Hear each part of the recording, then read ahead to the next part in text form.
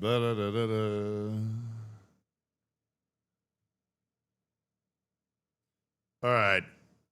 Good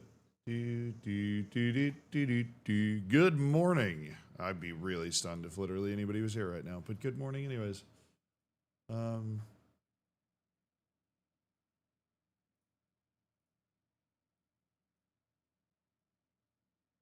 Oh, hey, what's up, Jumley? Yo, Jumley. You're like the first person here on YouTube. That's the first time that's like ever happened. What's up, Twitch? Hi, Goozy. Hi, Rehi. Rehi. Do you like Rehi or do you like Rehi? I don't even know. All right, I gotta get the watch along stuff set up. Good morning, my dudes. Rehi, but not bothered. I appreciate not being bothered. I can relate to that. Let me get my graphic stuff up real quick. I got Manchester United Sunderland on the other, Sunderland on the other screen. Obviously, coming in a little bit late today. But where's the game clock? Let me move the.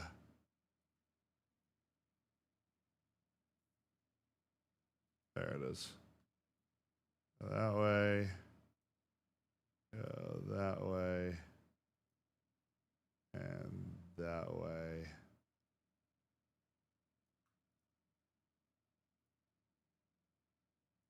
Okay, got to change the teams real quick, and then we can catch up.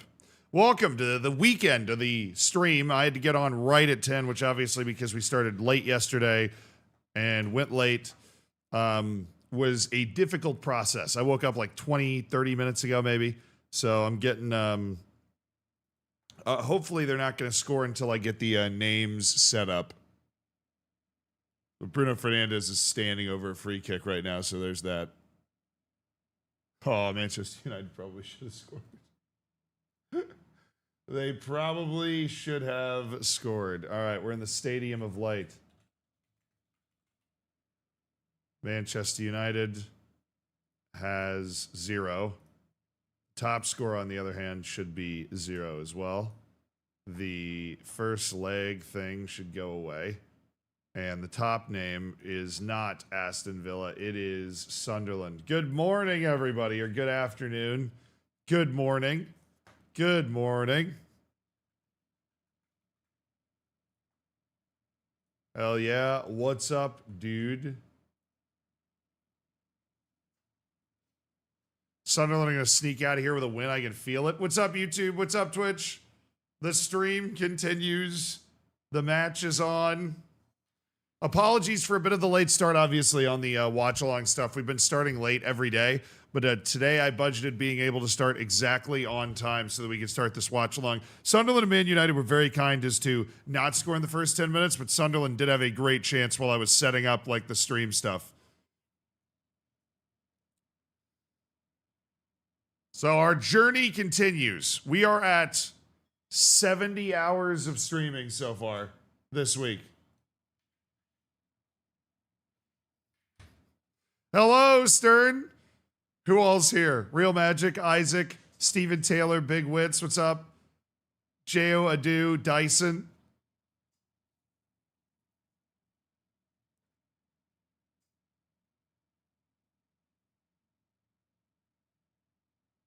Update the clock. Oh, I didn't update the clock. Oh, nice.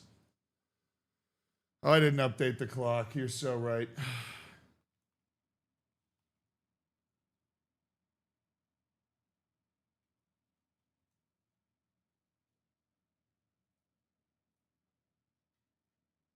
Hold on.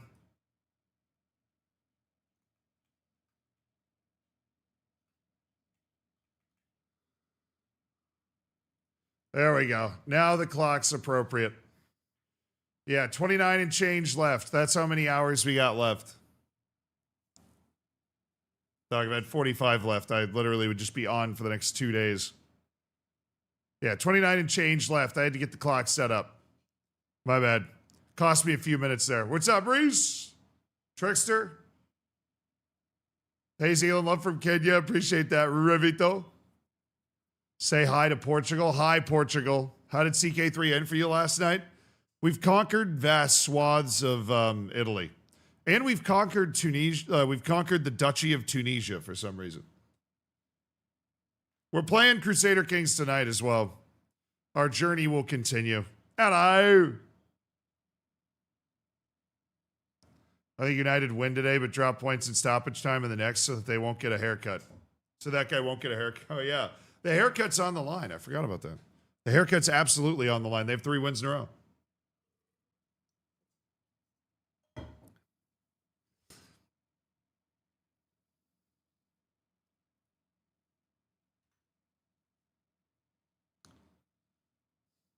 I have like double my registration wages and transfer money, but can't register new players. Yeah, the registration wage thing sucks. Fortunately, if you have all that money, it'll probably be fixed by next year. You know, your wage limit or whatever is going to go way up.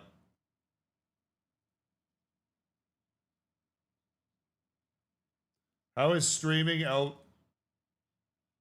Oh, he might be on.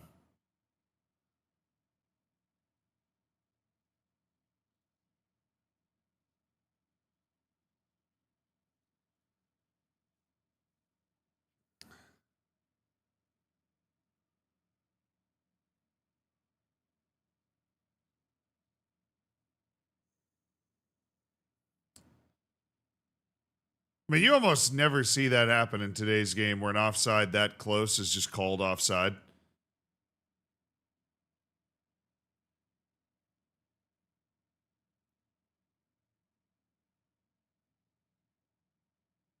Oh, here we go. Oh, that's a foul.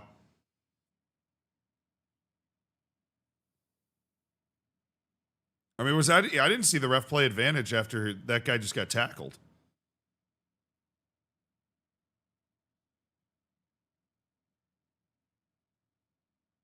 W Piracy Zealand. What did I pirate? I wasn't playing Windrose yesterday.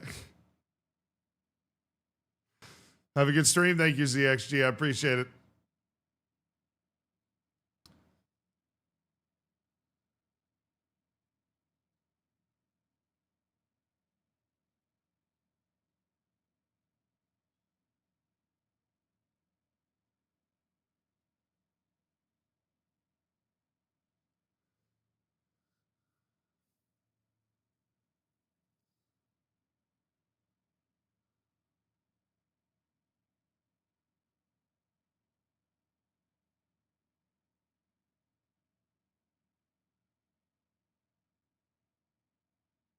Looks like an absolutely lovely day in Sunderland today.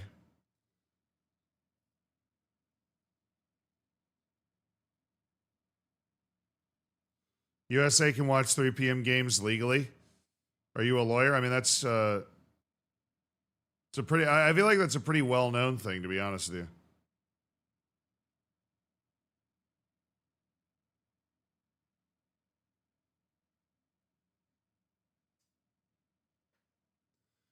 Like in the United States, yeah, this is on. This game's just on regular TV in the U.S. Just on regular television. Mount is awful. Honestly, I forget Mason Mount exists all the time, and I mean that not like as an offensive thing to him. I just forget Mason Mount exists all the time.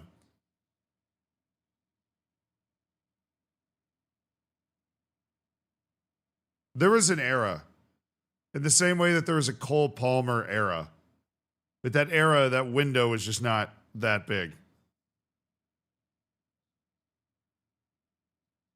Literally everybody but us can watch UK 3 PMs. Yeah, I think it's kind of wild that you guys just can't.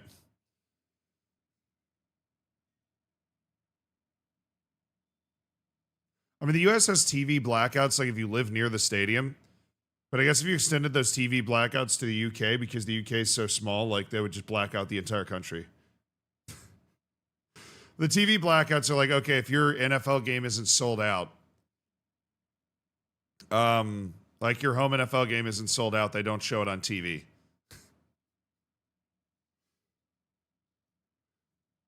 That used to be how it would be. So towards the end of the season, if your team was bad, nobody's going to the games anymore, you would have to listen to the radio. It was before the piracy days. You'd have to just listen to the radio. So I really loved the Bucks radio guy.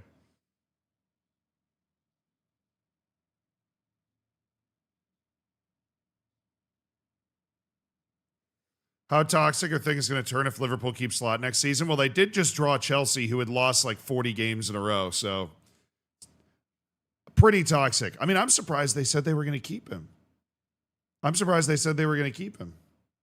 Xabi Alonso's on the market. You kidding? Oh, nice touch. All right, come on, try him. Come on.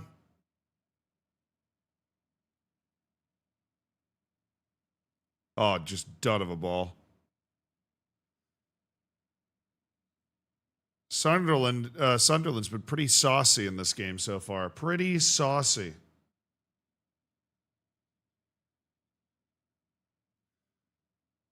Yeah, all this. I'm not gonna lie to you. All this discussion about streaming sticks, like people talking about streaming Fire Sticks and stuff. I have no idea what they're talking about.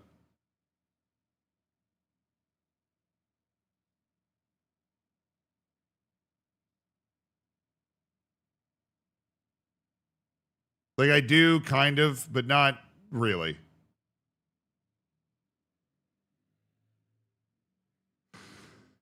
I love how there isn't that much of a shout for a penalty initially, but then a couple of the players go after a couple of seconds.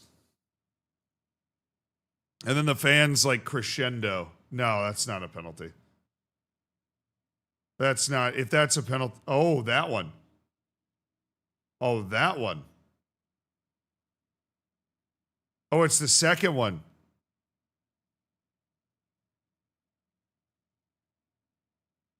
Oh yeah, it hits his hip and then his arm. This is so silly. Why do we have to do this every game? Why do we have to do this every game?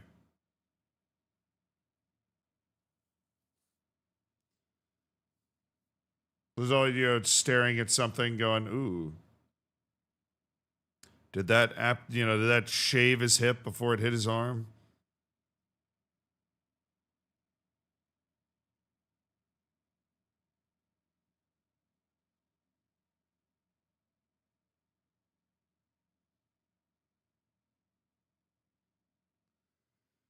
Are we continuing CK3 today? Yes, later today.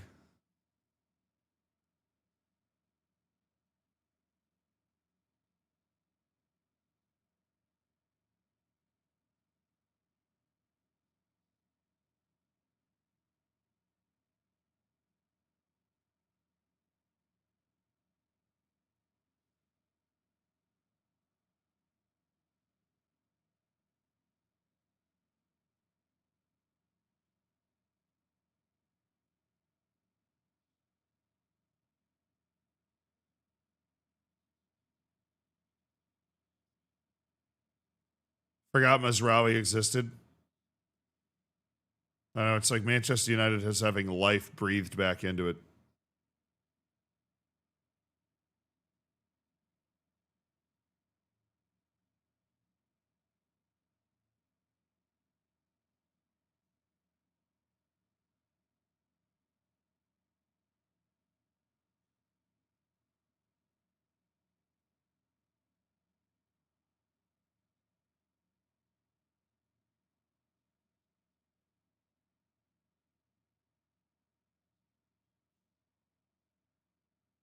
What a weird header by Bruno Fernandes. I can't believe that ended up working.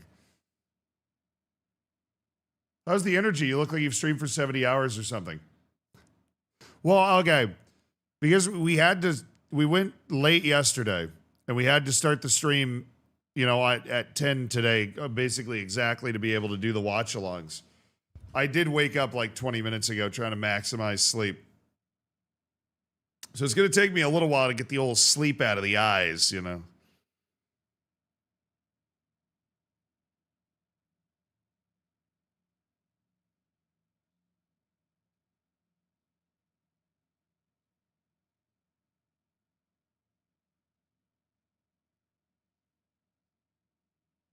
Costs anywhere from 60 to 70 pounds to watch in England a month. Yeah, it's pretty ridiculous. It's a lot cheaper to watch in the US. You kind of just need a TV. I mean, if you have cable or YouTube TV or whatever, then you're going to be able to get basically all the matches. Whichever ones you can't get, you'll just need a subscription to Peacock, which is NBC's streaming service.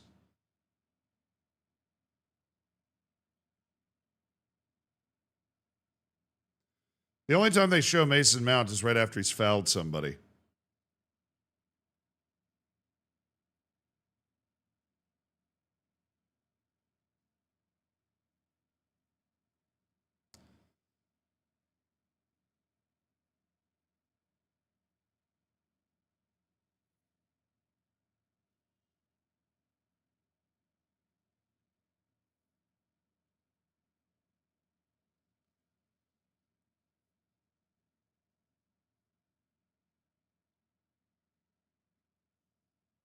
Good morning, Digital. What's up, my dude?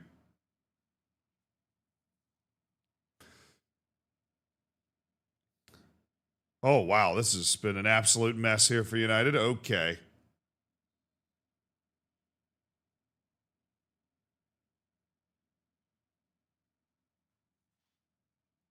That was a mess.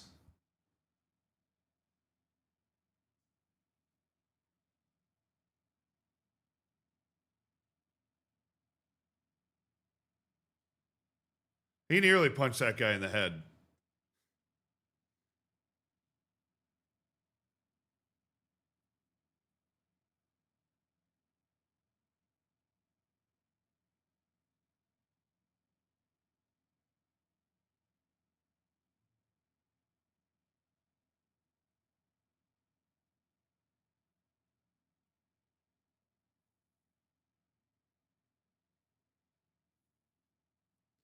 I don't know if you're following NBA, but what do you think about the 76ers and their clutch outplay of the Celtics? I don't know. I mean, they think the Celtics were missing their best player in Game 7. I'm surprised the 76ers won that series. I don't consider the 76ers a threat to be able to go do anything. I just don't think they have the consistency to be able to put enough rounds together. I was surprised they beat the Celtics, though. Lemons was such a good move by United. I mean, really, since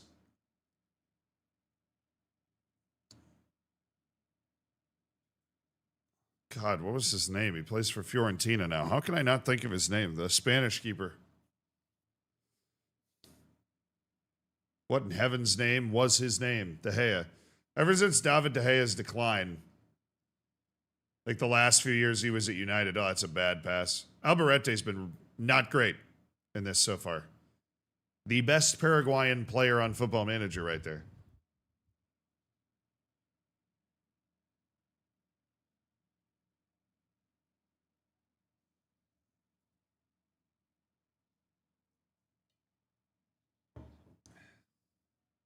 Have we restored Rome yet? No, but we've almost restored Italy, and we have taken Tunisia.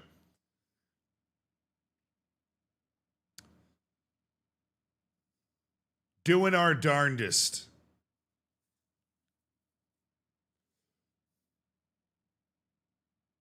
Oh, wow.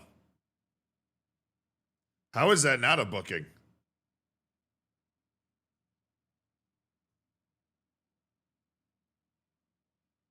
Afternoon, Z. What's up, Lewis?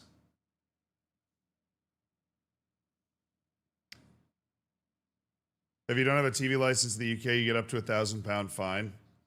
Yeah, I don't understand TV in the UK at all, honestly. People start talking about TV licenses and stuff, and streaming sticks.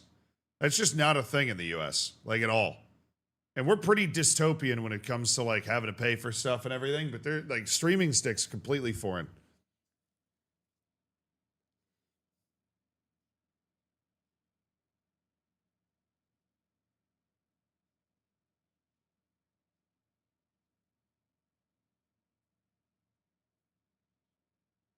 Foreign to me.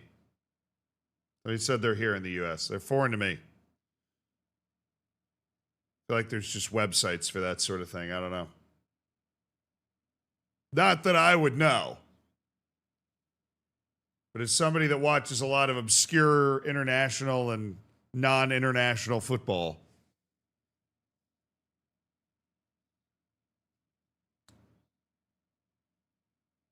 FM today? Yeah, no FM. We're doing watch-alongs, recording some isms, and then we're watching Man U Sunderland, obviously, right now. And then we're going to record an ism, because we didn't get to one yesterday. And then we're going to watch City in their game. And then after that, we're going to jump back in on Crusader Kings, is the idea.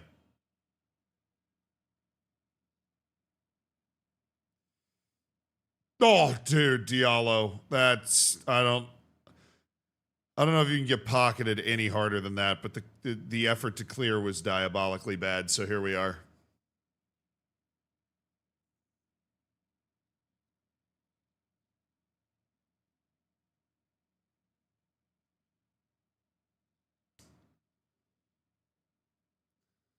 Hey, it's hard to head. He's got all that extra hair in there. Fellaini was able to make it work, but it can get away from you with that extra speed boost you get off the hair. No, Xerxes, that's... Not only was it inaccurate, it was also slow. Now, look, it's a really difficult header. He's running away from the goal, trying to, whip back around.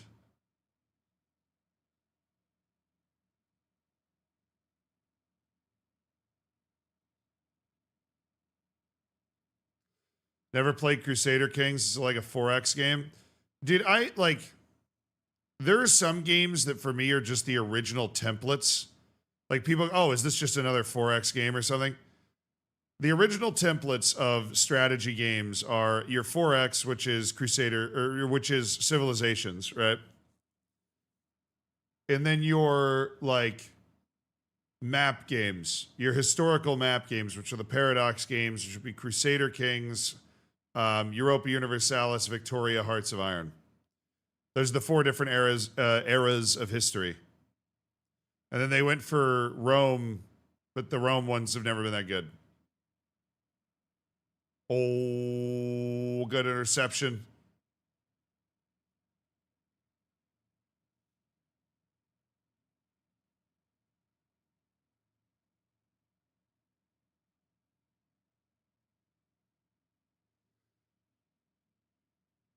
What was that call? Oh, yeah. Great refereeing. Great refereeing. Wow, dude, can we get this guy on a Champions League semifinal by chance? What a great call.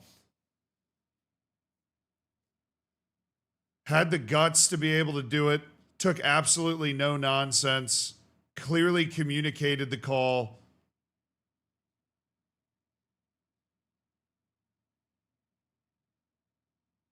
Yeah, okay, grand strategy game then. It's a grand strategy game. Yeah, but the plan today is watch along, some ism recording into Crusader Kings.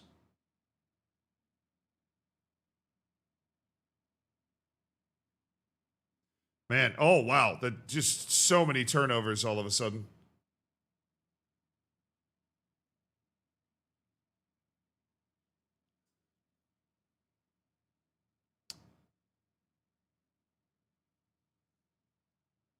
What are the repercussions of this game? I know Sunderland's got an outside chance to chase the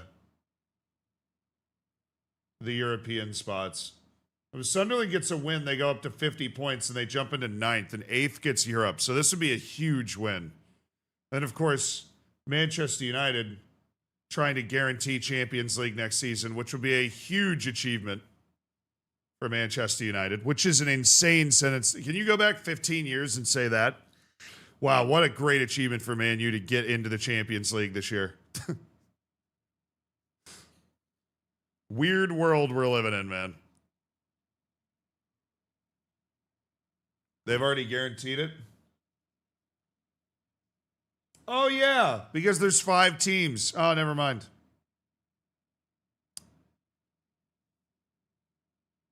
Never mind. Brain's still getting used to the old 5-teamer. The old 5-teamer.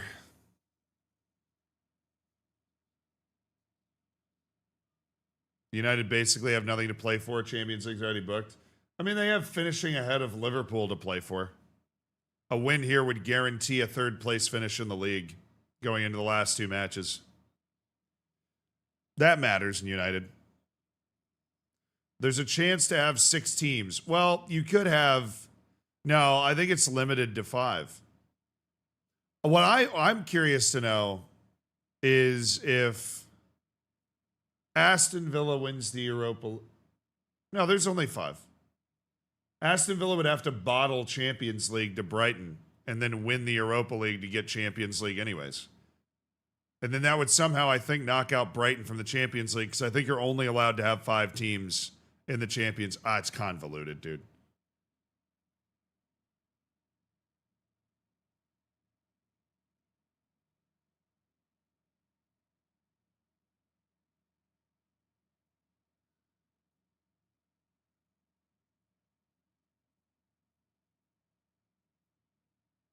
Just put the whole Prem in at this point. Whoa, that deflection. Oh, man. That could have easily gone in. That could have easily gone in.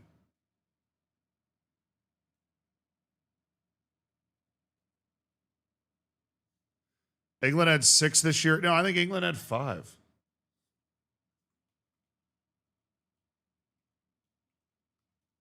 Because all 5 finished in the top 8. Yeah, England had Liverpool, Tottenham, Chelsea, City, Arsenal. There are only 5 English teams in the Champions League. There might be a limit, dog. Unless you're hearing that from like the BBC News reporting it, there might be a limit. I kind of remember that being a thing. Keep your eyes out for that. I said Tottenham.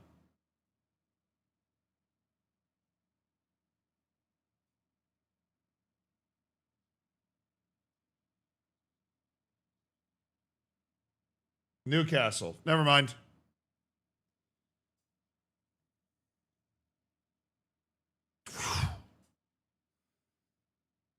Absolutely blind performance for me there. Newcastle was the team I didn't read. There were 6. 6 teams in the Champions League, man. Game's gone.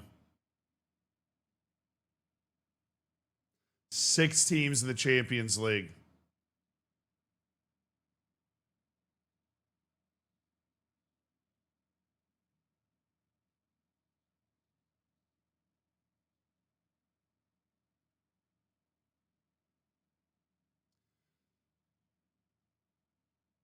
That was not a handball. Oh, yo, what a bad touch that was. Okay.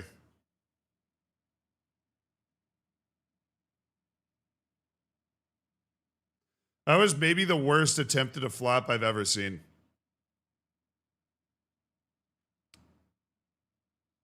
That was maybe the worst attempt at a flop I've ever seen.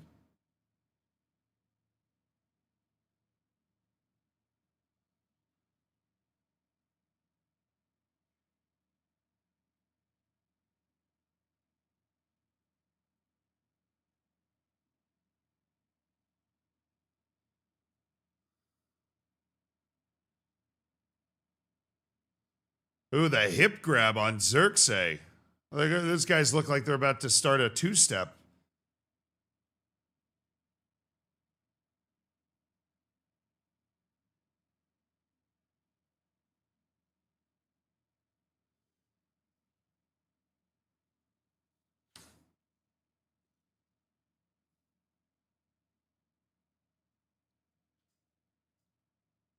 Liquid, thank you for the 17 months.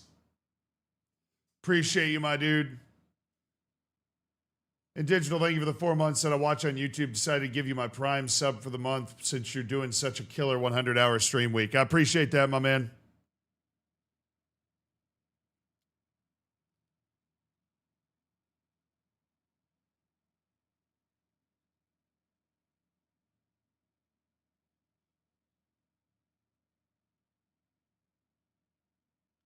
So here's my question, chat. Can the Premier League get 10 European teams? Because if Crystal Palace wins the Conference League, right, they get Europa League. If Villa wins the Europa League, they get Champions League, thus pushing down the spots, I guess, to Brighton, who would then get into the Champions League. So there'd be 6 Champions League spots. 9. It'd be 9. 2 Europa League spots and 1 Conference League spot after that.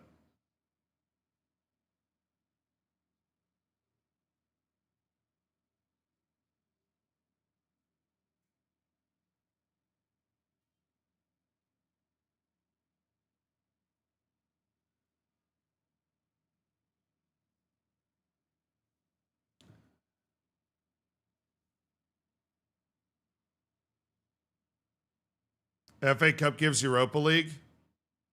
And who's in the final for that?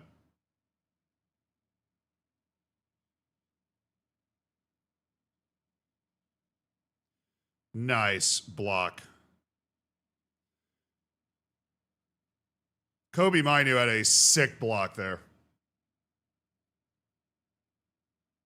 Chelsea and Man City. So if Chelsea wins the FA Cup, but the winner of the FA Cup steals a Europa League spot. So I don't think that adds a new one if you're outside of your European places. The way that's always worked is it just steals a European spot from the people above you. It's like if Chelsea wins, then it just steals the spot from somebody else.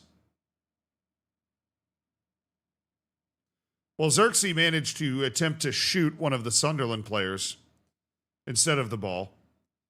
That's impressive.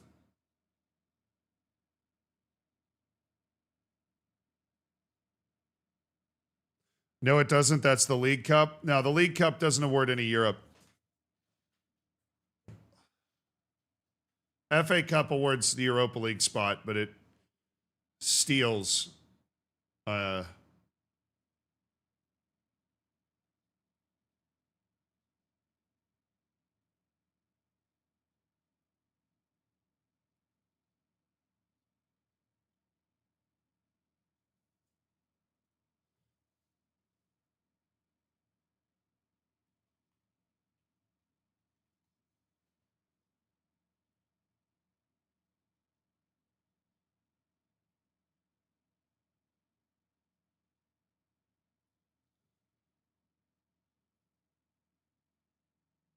I'm reading an article about European places on BBC.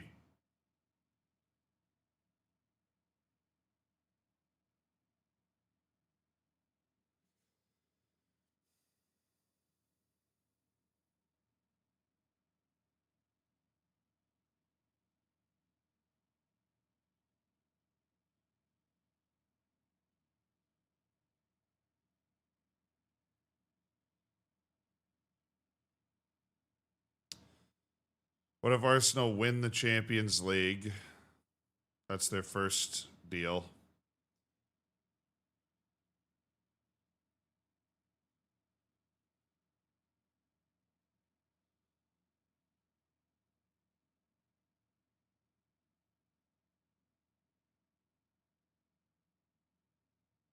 Yo, Shawnee, thank you for the 42 months, my man. I appreciate it.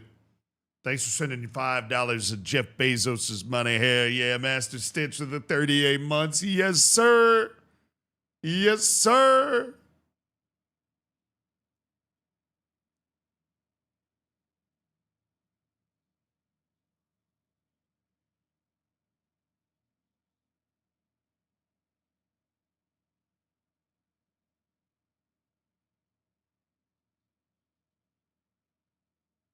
That was my normal route in New York City. I would make the pilgrimage to Central Park. I liked living there. Europa League winners qualify for the Champions League. All right. Sunderland on the move.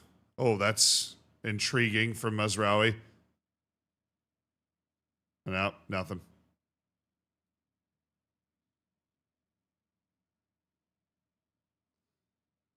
The place of the Champions League reserved for the Europa League title holders would pass the team in qualifying with the best coefficient. As it stands, that would be Benfica. If Villa finish outside the top 4, the Premier League will have 6 teams in the Champions League.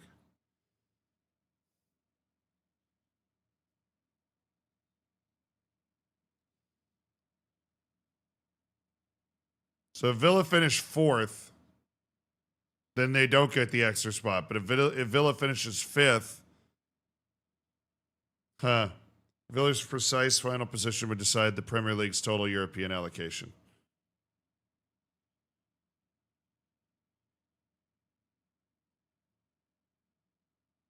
Okay. I'm just doing some light reading to understand the European places. Obviously, with the EPS or the extra European spot, things have changed. Crystal Palace will play Rayo Vallecano in the Conference League final on May 27th. What does that do? The Eagles win the Conference League. It's likely they take up an extra place in the Europa League as title holder. That means the Premier League has 9 clubs in Europe. Yes, okay.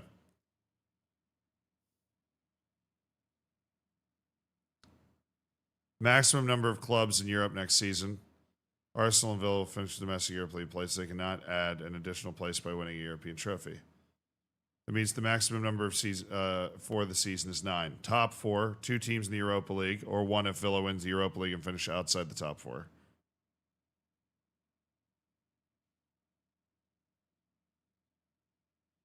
One team in Conference League. Palace is the winners of the Conference League outside the top 6, which is going to happen if they win. What about FA Cup? There we go. Chelsea will play Manchester City in the FA Cup final on the 16th of May. The winners get a place in the Europa League. For the European places in the Prem to drop down 1 place, the FA Cup winner needs to finish inside the top 7. That would definitely be the case if City lifted the trophy.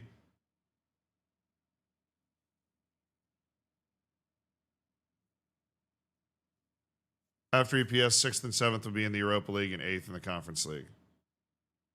However, if Villa beat Freiburg and finish 5th or 6th, or place in the Europa League would be forfeited. If Chelsea win the FA Cup, it's going to depend where they finish.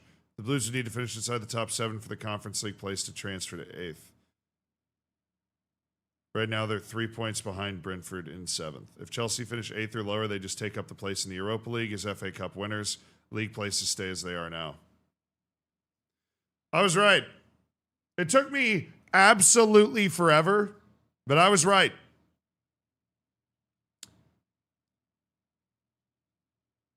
The FA Cup steals a Europa League spot if Chelsea's not in the top 7.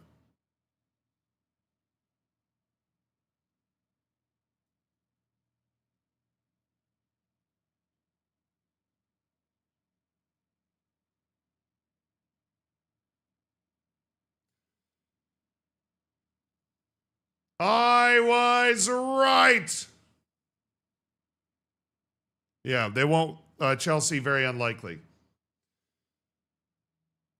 Chelsea, very unlikely, obviously. I'm just glad I was right because I've been wrong about just about everything this morning. Wow. Kobe Minu probably should have scored that or at least hit that ball convincingly. Only 1 minute. 1 minute of added time in this match that has been very chaotic, but also not very good.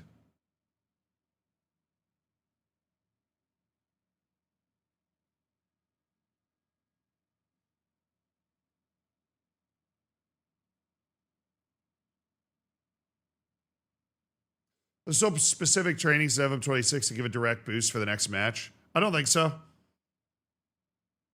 I don't believe so.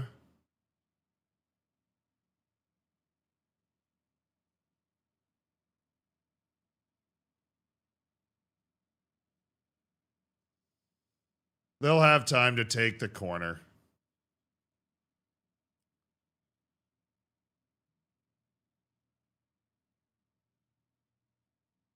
Oh, dude.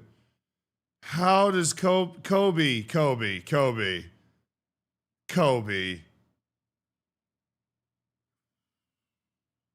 Wow, that was a hell of a chance. That was a hell of a chance.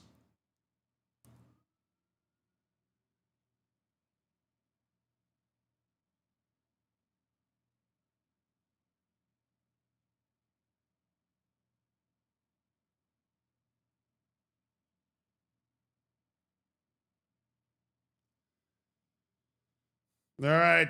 Halftime is here. Not all of them can be winners, you know what I mean?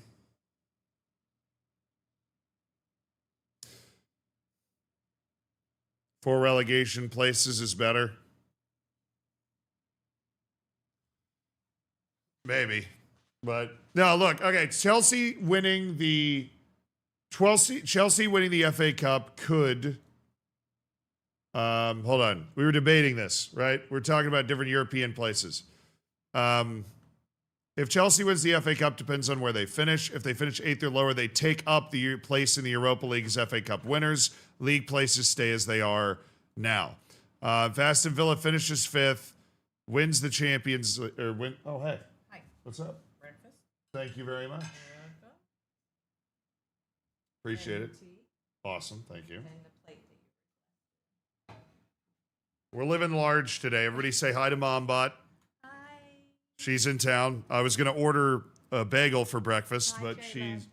she said that she was going to make breakfast, which is always the preference, always the choice.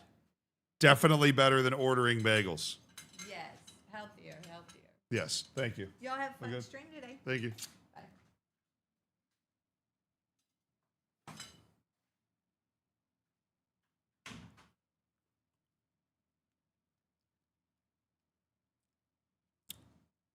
Good manners, everybody. Nice work saying hi. So today we have a fine selection. She's made avocado toast and scrambled eggs with some strawberries and blueberries. W MomBot. W MomBot.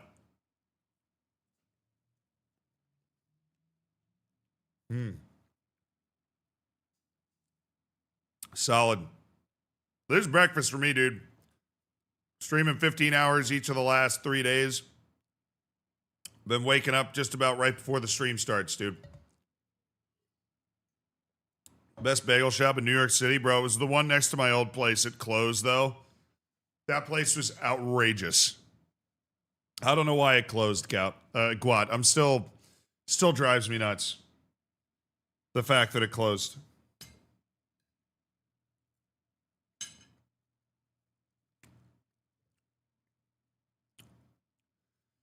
So in the Prem, there are 2 Europa League spots. There is 1 Conference League spot. There are 4 Champions League spots. 4, 5, 6, and then 7. Obviously, that's the basic. You get the extra spot, that means there's a 5th spot. Aston Villa getting the extra special spot. But if they win the Europa League, they get their own spot, and then the extra special spot passes down to 6. Meaning there's 6 Champions League teams, which is the same as what was happening this year, next year. Now, that would make 7 and 8 get Europa League, and 9 get Conference League. But let's say Chelsea walks out and wins the FA Cup.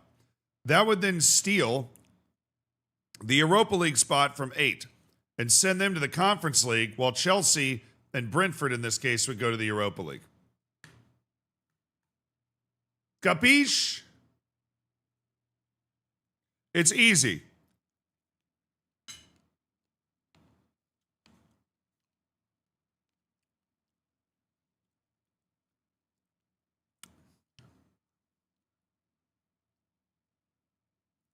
My head's going to explode? Don't worry, brother. I feel the same way.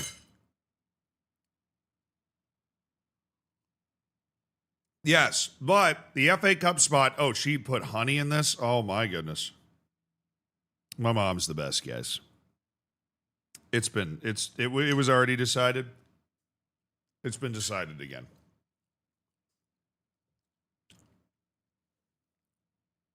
When was this page written? 5 minutes ago, and so it's probably already out of date. May 7th, 2 days ago. Is that recent enough for you? Yeah, no, if Crystal Palace wins the Conference League, hold on. There's a section for that. That would mean the Premier League is 9 European. If the Eagles win the Conference League, they would take up an extra place in the Europa League as a title holder. That would mean the Premier League has 9 clubs in Europe.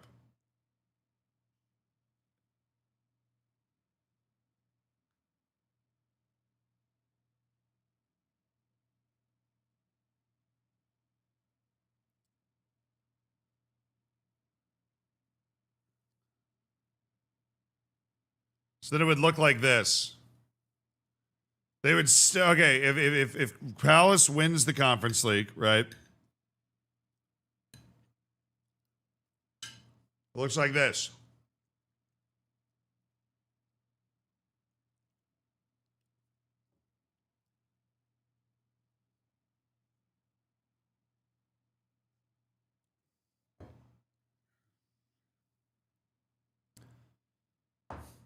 Dude, does League Cup winner qualify for Europe?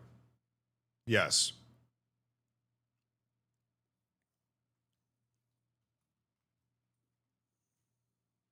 That's what I thought. Okay. So didn't want to say it wrong. So that is already, you don't have to worry about that math.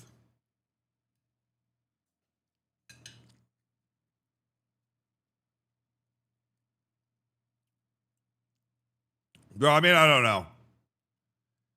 We had 3 European competitions. We got 2 cup competitions. We got the extra Champions League spot, which is awarded by, the European Vibes Committee.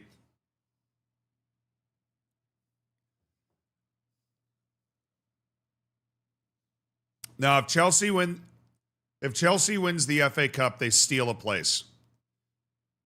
And so if Crystal Palace wins the Conference League and Chelsea wins the FA Cup,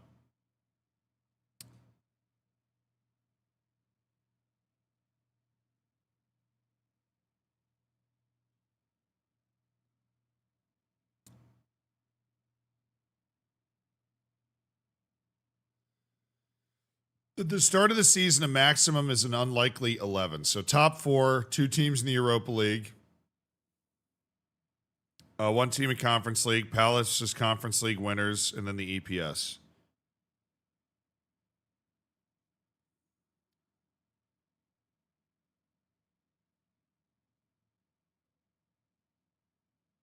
The maximum number for next season is 9. So only 9 teams can go in.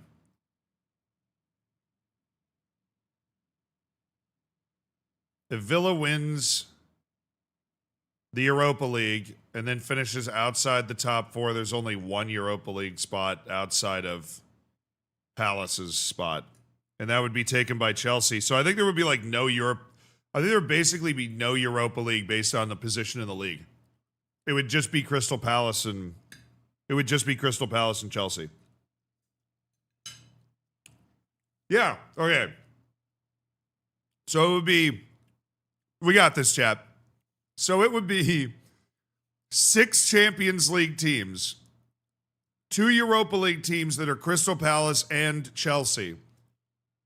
And then the Conference League team would be the 7th team in the league.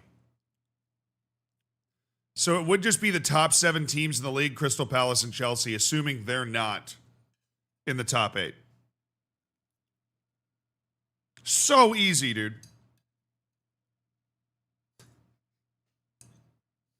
So easy.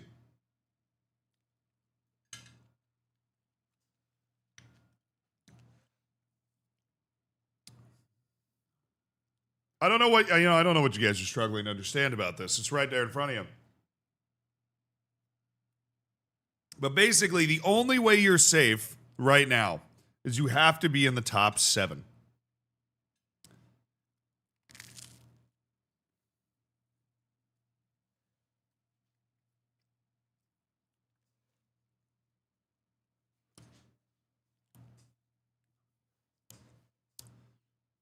No, this is the maximum for next season given the way everything stands right now. The maximum overall is 11. An unlikely 11. But for next season, the way it stands right now, the maximum is 9, and I'm detailing you how we get that maximum. The funny thing is, it doesn't matter if it's Chelsea or somebody else. Chelsea's Chelsea's win just takes a spot. Like if Chelsea just tanks the league, they can just take a spot, flip back in.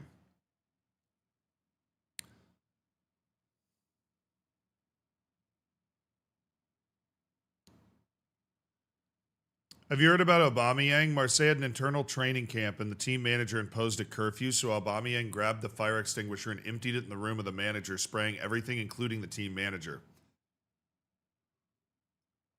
There is no way. Yep, definitely happened. Okay.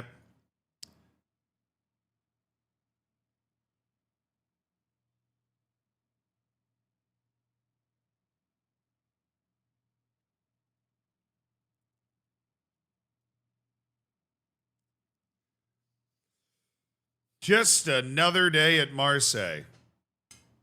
So how would you get 11? I'm assuming you need the League Cup winner to be in a particular spot in the table.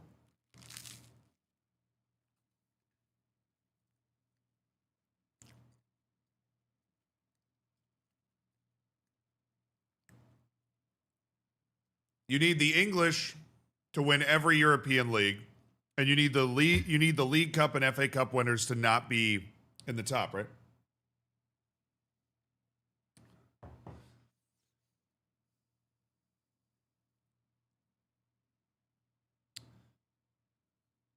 It literally says right at the bottom of the screen. Nice. If only I knew how to read, I'd be unstoppable. English teams need to win all 3 European competitions, with those clubs finishing outside of the qualifying domestic league positions.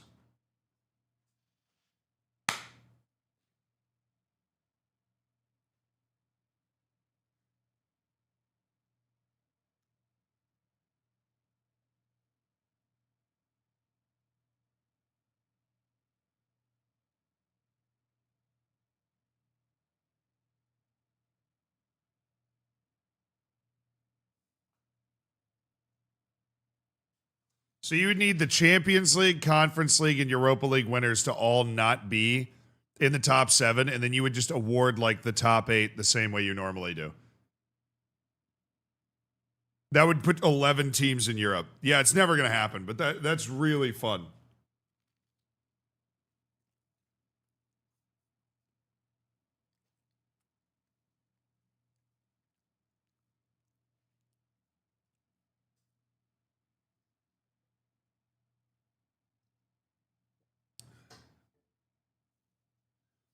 Technically, they have to finish between 9 and 17, because if they got relegated, then you wouldn't have 11 Premier League teams in Europe. That's true. The Premier League's crushing everybody else? Yes, it is. It has been for a couple of years, but people are starting to realize it now. Relegation-threatened Premier League clubs are stealing players from Champions League clubs in La Liga.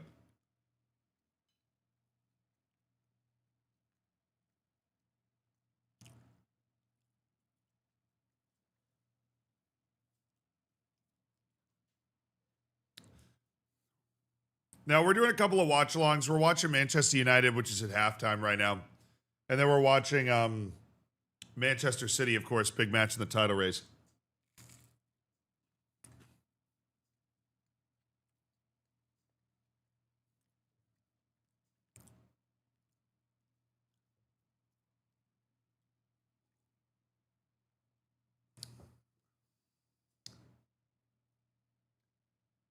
He sprayed his staff member with a fire extinguisher because he was as a prank. I believe that. He was just doing something funny, and maybe somebody took it the wrong way. It was like, you don't play as long as Mbappe has without being able to live with a curfew. Like, what do we, you know? But no, we're doing the watch-alongs, recording some isms, and then we are playing Crusader Kings this evening.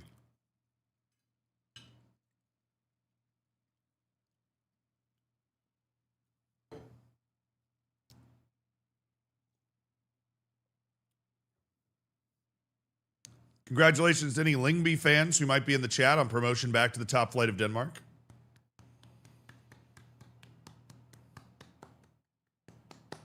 Congratulations to those Lingby fans. The stuff in fire extinguishers is nasty. I mean, I've never been sprayed by a fire extinguisher, so I guess I can't speak to it.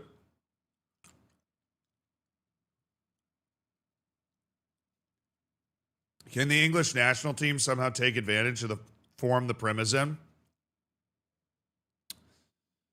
No.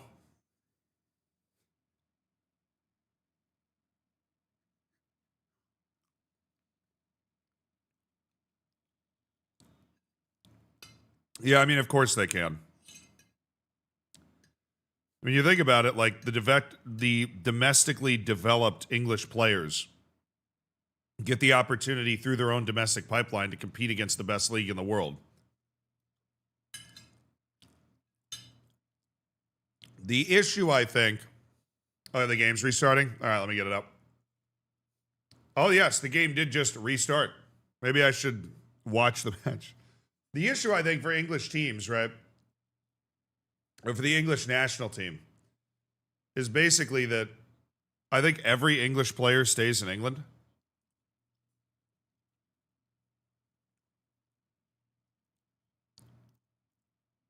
With the now notable exception of Harry Kane, still basically the case. And the result is they all play in the same system. They all play in the same way. And I think when you get to the World Cup, you get these teams that are able to play differently, that come up in different systems. Oh, Bellingham. Oh, my God.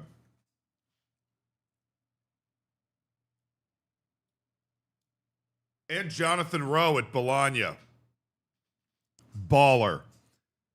Love Jonathan Rowe. Trent Tamori. Forgetting about Chris Smalling as well. I don't know. Maybe they're changing. I just feel like, I don't know. Every other country exports its talent more than England does. And England not being in the EU hurts that.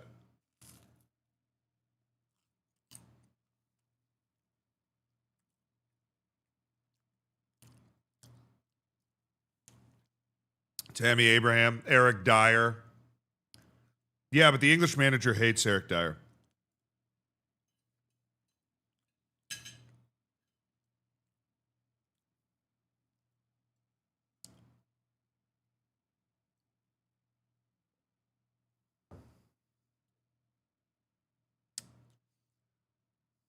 Yeah, maybe, I think more and more English players abroad is a good thing. I hadn't really thought about how that had been expanding, but like I obviously know these guys and know the answer. Eric Dyer hates Justified. That dude's had a really good career.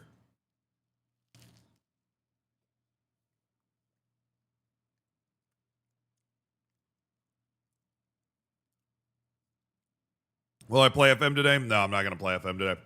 If I'm ever going to play FM, I'll announce it at the beginning of the stream. I don't want anybody to ever miss an episode of Malia.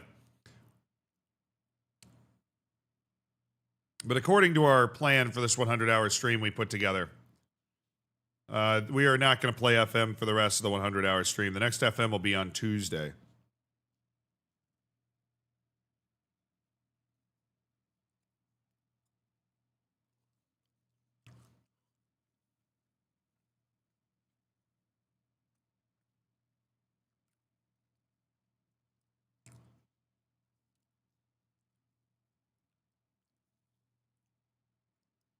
Can we bet on wars in CK3?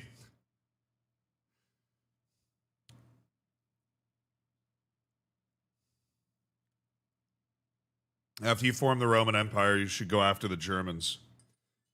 Varus, give me back my legions.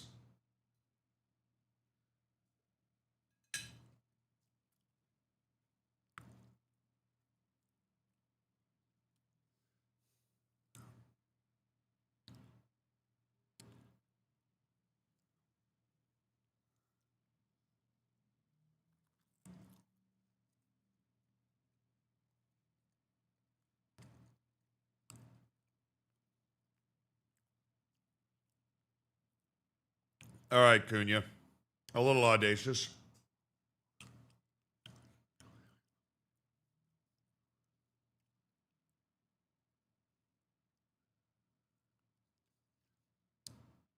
Might not be able to bet on it, but we can trade futures on it. Trading futures on the Crusader Kings Wars. Of course.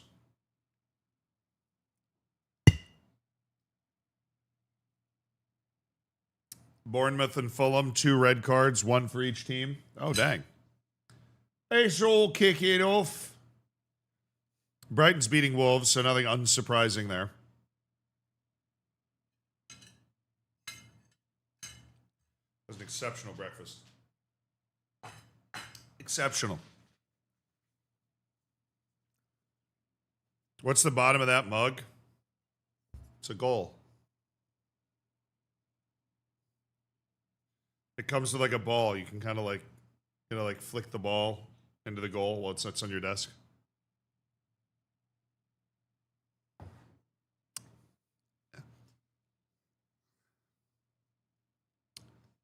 It's cool, all right?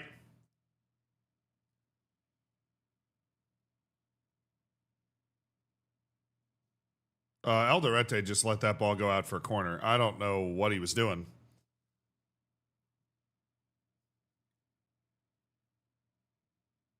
Do you follow the NBA draft? Who deserves the first pick? Dibonsa. Dibonsa should be the first pick. I don't think Boozer's a good pro prospect, and Darren Peterson doesn't like playing basketball.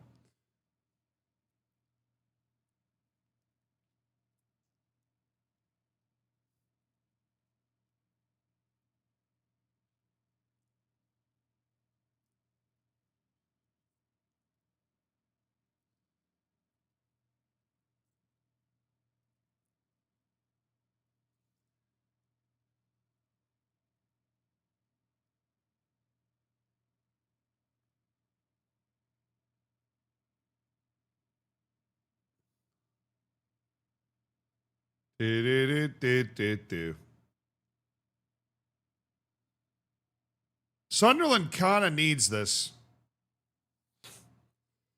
Oh, what a deflection. And what a bad play by Amon Diallo.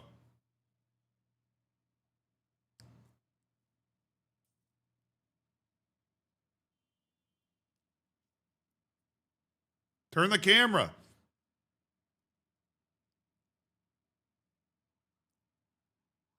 Dude, they're showing the replay when I know the ball's in play. I watched them put it back in play, and they're showing a full replay right now.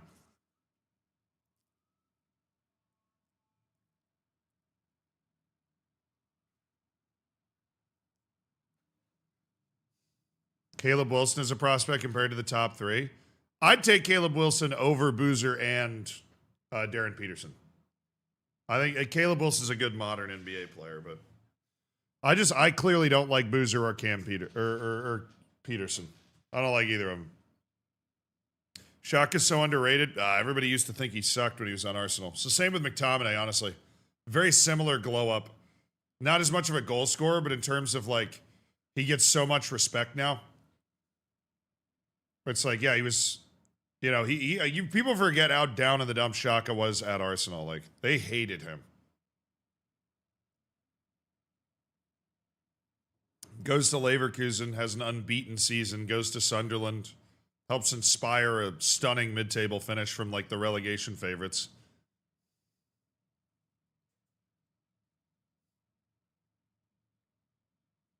Alderete's got them caveman eyebrows. Dude, I was watching a documentary on the Neanderthals like a week ago while I was cooking dinner. I swear Alderete was in it. I would have sworn he was in it. If not, he should be getting royalties because they stole his name, image, and likeness.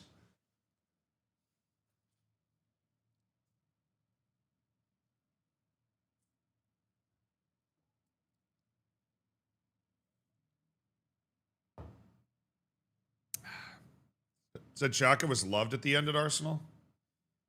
I think he was, man. Xhaka and Aubameyang were like synonymous with Arsenal's dark period. I guess he was, because he stuck around longer. And Arsenal started to be good again. you always view the defensive midfielder based off how the team performs, basically. Oh, flippin' time. Flippin' time.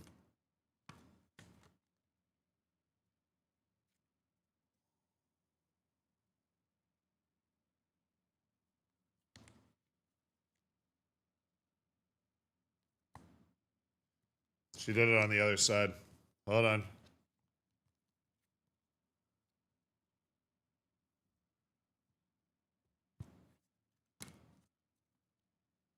Wait.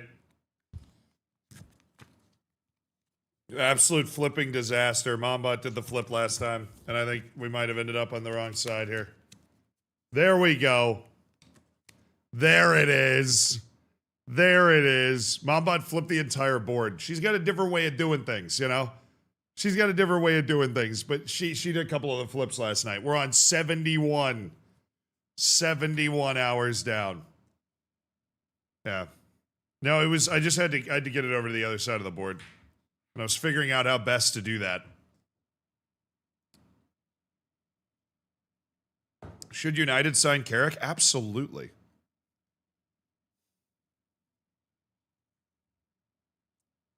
Manchester United, I mean, let's remember where they were in the first part of the season. First of all, Ruben Amorim was still there. Right, this has been, I mean, obviously the rest of the Prem, when you talk about like Chelsea and Liverpool, they've been just doo-doo, right? They've been terrible. But Manchester United has found a gear that has turned them into a comfortable, you know, top 3 team.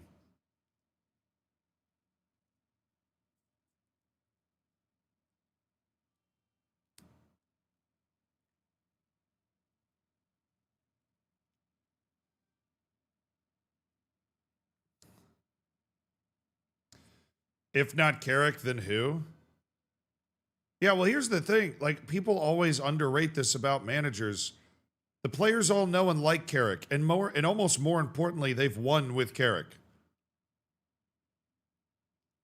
This is why the bird in the hand is always better than the one in the bush. Except in the case of Liverpool, where you're staring at a super sexy bird in the bush named Xabi Alonso.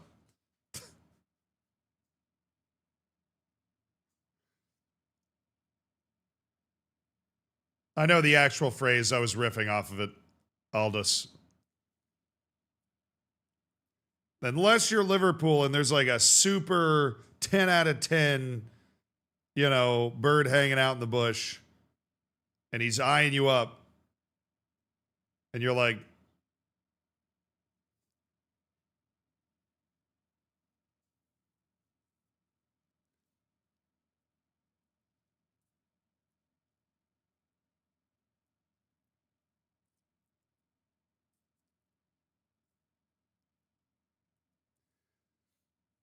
not gonna lie, Alderete has just completely pocketed Xerxes, and now he's angered him, and now he's gotten Xerxes a yellow, and now he's just kind of smiling.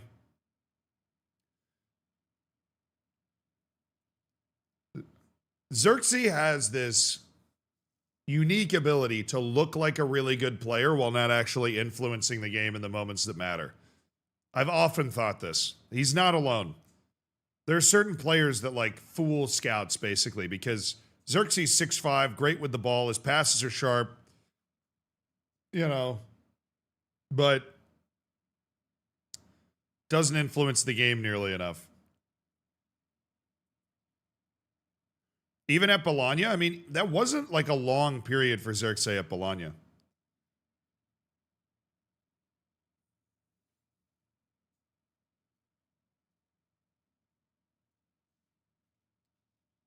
Let me look up the,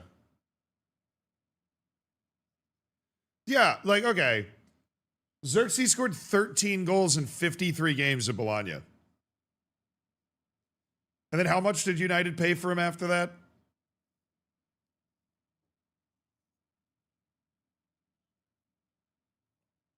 Him and Hoyland, dude. They spent a ton of money on alleged potential.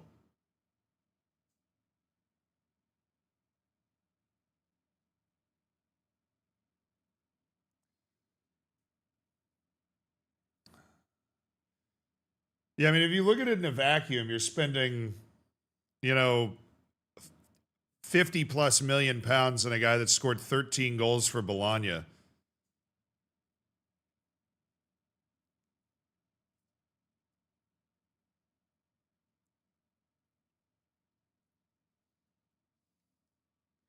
No, look, I think if Xerxes just, you know, I've lived long enough to see forwards like Joshua Xerxes before. At 16 or 17 years old, they come flying out of a youth team because they're already 6'5" and they have great technique. But they just don't influence the game in the way that you need. You know what I mean? Like they can hang, but they're not, they can hang because of their physical size and their technical ability, but they, you know. And that's the reason that he comes up at, what was it, Bayern? Yeah.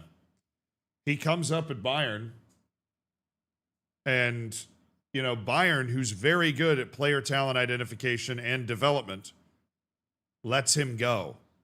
You know what I mean? Like they recognize after, you know, a couple years, couple loans, they let him go. And in Football Manager, you see these players are like, they come up like that and their potential's really high. But then all of a sudden, after a couple of years, their current ability is kind of near where it was when they first entered the game.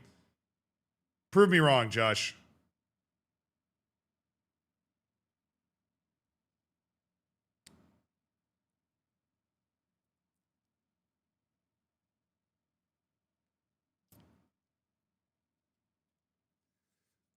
Manchester United needs some diving classes. Amad Diallo took a full normal step before he went down there. The ref's never going to give that. Oh, Discord ping would be... Dude, I forgot to ping the Discord. Oh, my goodness.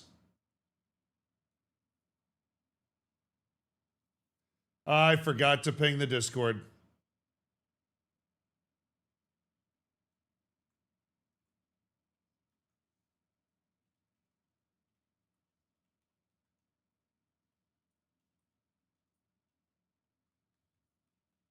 My bad. Yep, got to start over. We got to start over.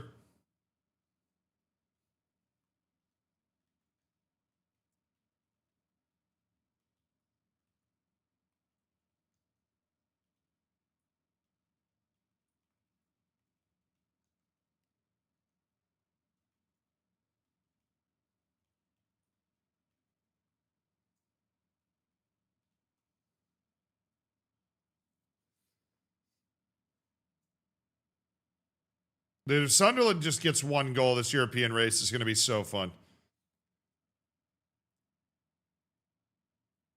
Oh, good save by Lamens.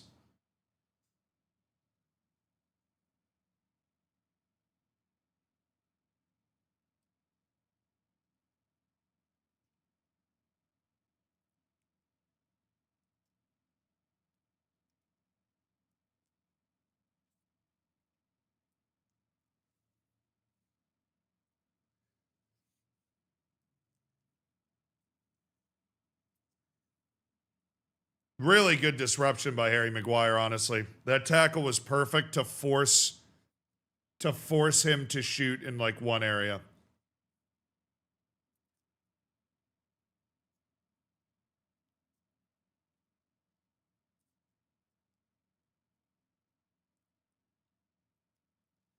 was trying to say he was hit in the face.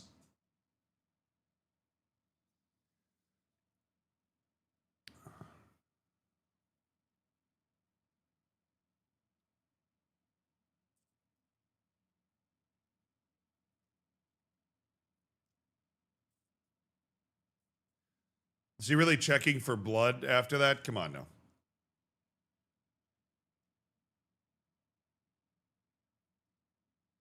I mean, Lisandro Martinez is about 2 feet away from punching him in the side of the head, but I don't think he really got to him there.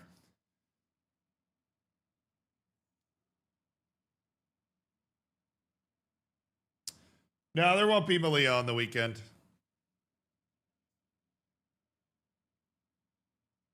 How'd you forget to ping the Discord? I don't know, man. I have no idea. Well, I do know because I was scrambling to get the stream started in time to start this watch along. That's how I know. I tried to maximize my sleep because we obviously finished late yesterday. And we needed to be on to start the watch along today, so here we are.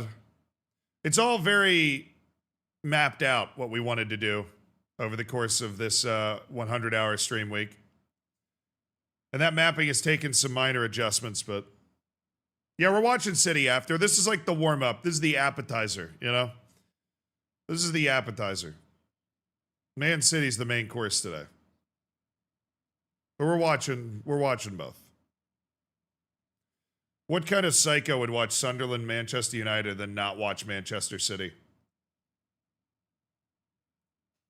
Man, you still looking like butt cheeks? Hey, they're butt cheeks, but they're in third. So, wouldn't you rather be a helping a booty cheeks, but in Champions League? I can't wait for Ineos to purchase a few new lunch ladies with the money they're going to get from the Champions League qualification. It's going to be massive. Nice touch by... Wow. That was a lovely play. Yeah, we're watching Classico tomorrow. Dude, of course.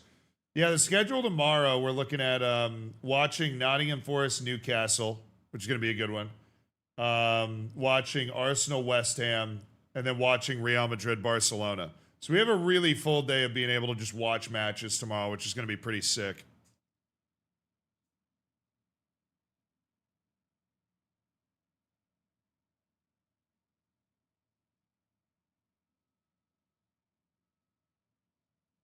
Yeah, watch them. Yeah, of course. We're doing 15 hours today, 15 hours tomorrow. So, you know, we've done 15 hours Wednesday, Thursday, Friday, and we're doing Saturday, Sunday as well. We also did 15 hours on Monday.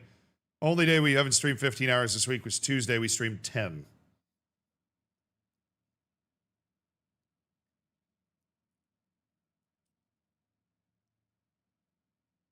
Barca win La Liga if they don't lose, I think.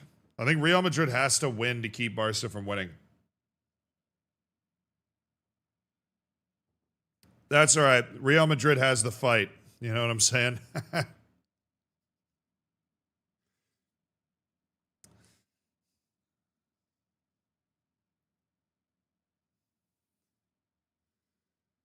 right, Sunderland, get one. Get one. I want complete European chaos in the last two match weeks, please.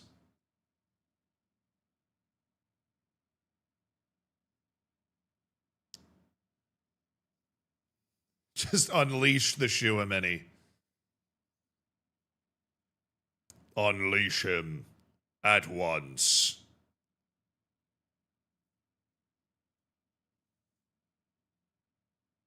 What a strange mug. A strange mug. It's got a little goal on it. So you can, like, it came with a little ball and a little boot that you can put on your finger and kick the ball into the goal. You're a strange mug. You know? What are my thoughts on Mourinho coming back to Real Madrid? Awesome. Must-see TV. Would love to be there. You want to watch Jose Mourinho try and coach this band of dudes? Jose Mourinho is going to start World War III if he gets anywhere near that dressing room.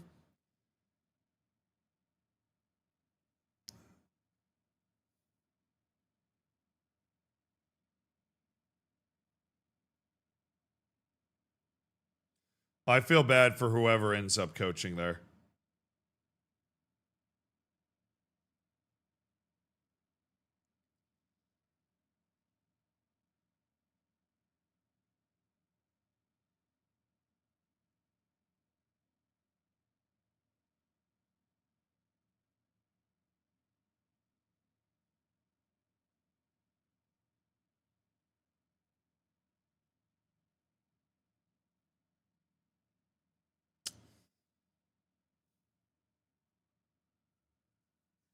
Sunderland with a draw.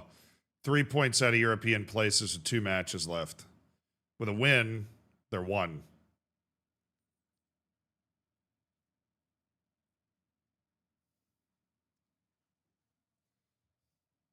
Happy birthday. It's not my birthday, but I appreciate it.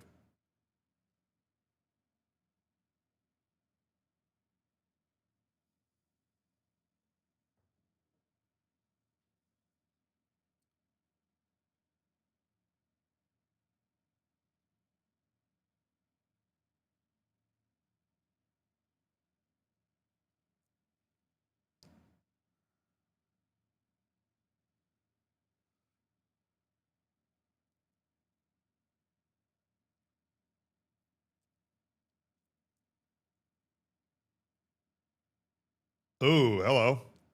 Hello. Harry Maguire, way out. Nope. Dude, the clamps from the slab head. Outrageous.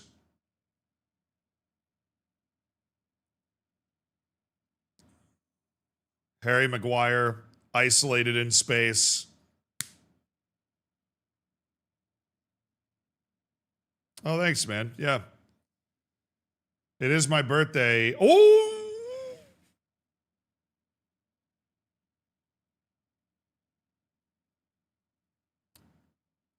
Wow. He's won it back. Okay. And there's nobody there.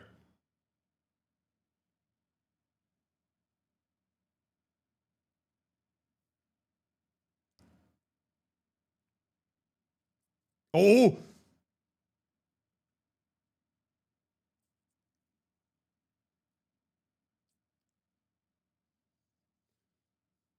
Yeah, thanks, man. It's almost my birthday in January. I can't wait. I appreciate it.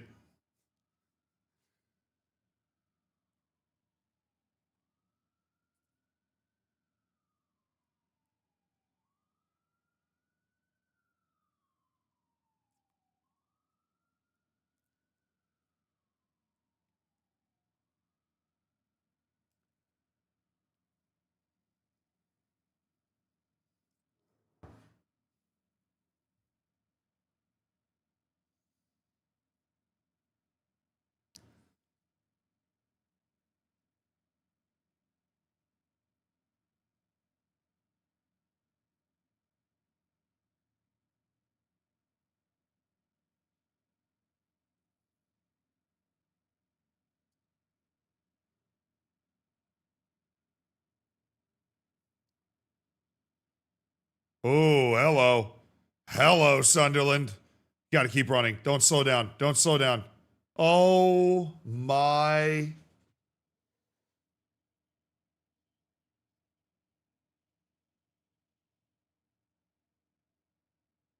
See, the only way a 2-on-1 works is if you actually ever pretend like you're going to shoot. That guy took an angle that was so bad. And then he was never a threat to shoot. The defender could just play off. That was hard to watch. That was brutal. Aren't both teams on the beach? Now, Sunderland's still in the European race. This is a huge match for Sunderland's European, contention here. Like, if Sunderland wins this match,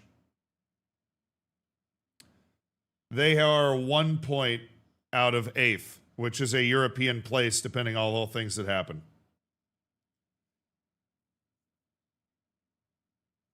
Oh!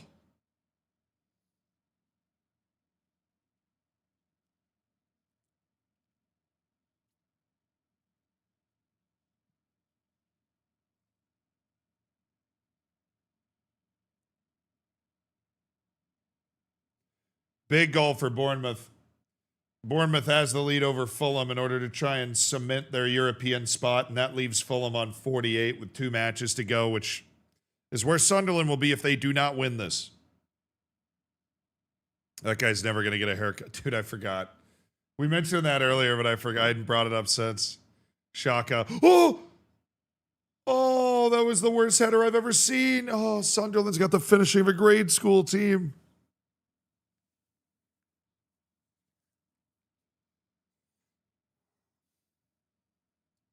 What is that? I mean, he's headed it to the corner.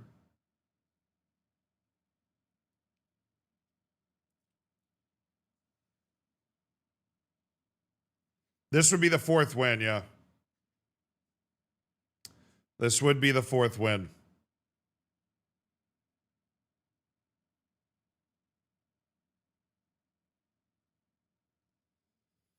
Everton win tomorrow would put even more. Yeah, I know. If Everton wins, dude, there's an absolute log jam for like 7th and 8th place. It's awesome. Oh, Sunderland. Predatory. On the move. Handball. What?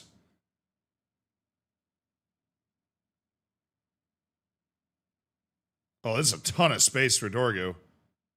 What is he? Dude, who's he crossing it to? Look. Pick your eyes up, man. There's literally nobody there.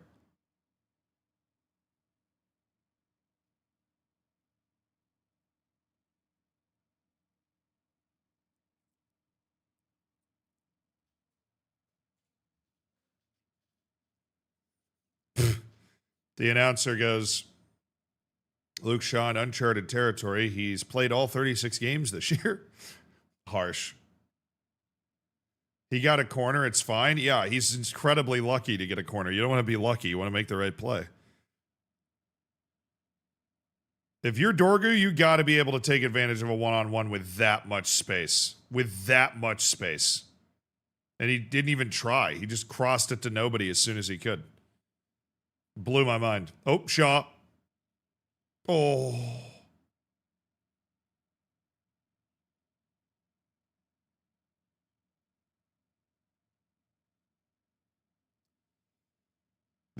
Manchester United might steal this and basically knock Sunderland out of Europe.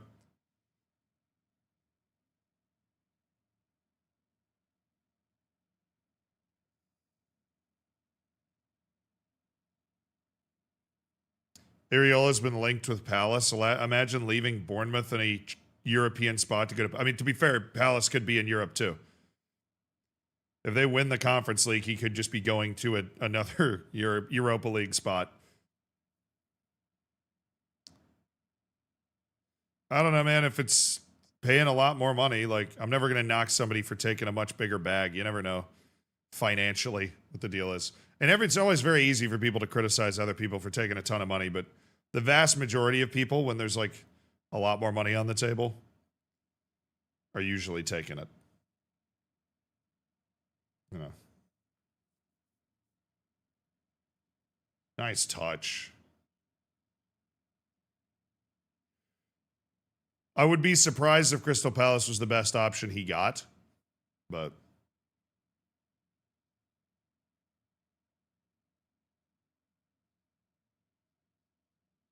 World Cup prediction for who Infantino will make his Salt Bay for the final. Random celebrity that has no place being there. Thank you for the £5 donation, middle-aged gamer. Who's the most likely... They should be doing bets on this. Who's the most likely Salt Bay-esque character at this World Cup? Ooh. Ow. Oh, Dorgu. That was nasty. Oh. Can we get a trainer or something? Like, oh, I show speed, bro. It's going to be speed. I think it's going to be speed.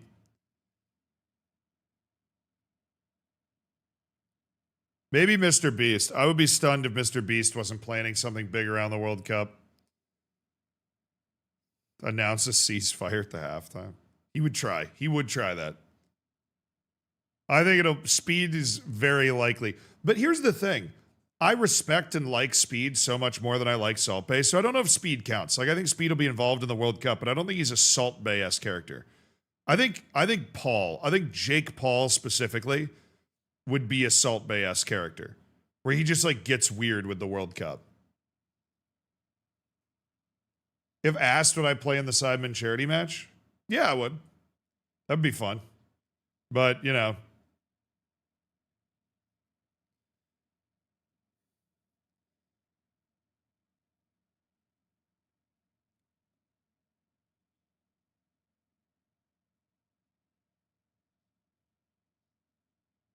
Yeah, like, I don't think you can compare Speed to Salt Bay. Speed is a content creator, like a streaming genius. Speed is so smart. I have so much respect for that dude. Not only is he smart, he seems like a genuinely just a very good dude which is amazing considering he's grown up in front of hundreds of thousands of people. He's way younger than I am. You still feel Sunderland's got to win in this? I mean, they've been the better team, but we get into the last 10 minutes, it kind of doesn't matter who's been the better team. It's who finds the opening. Yeah, speed. I show speed is still like 22, maybe. It's insane. The dude's got more nuanced opinions, more, I mean, goodness gracious. If you put the average 20-year-old American in the countries that he's gone to, the disasters that would have unfolded. Wait, you're the Marshall Islands' third goalkeeper. Isn't the charity match beneath you? Yeah, they probably don't want an international footballer in there. I feel like that might be unfair for everybody else. He's 21. That kid he's got great people around him for sure. I don't know if it's his parents or friends that he grew up with or, an agent that he met early on. He's got great people around him. And he is a uniquely good... Oh, hello! What the hell?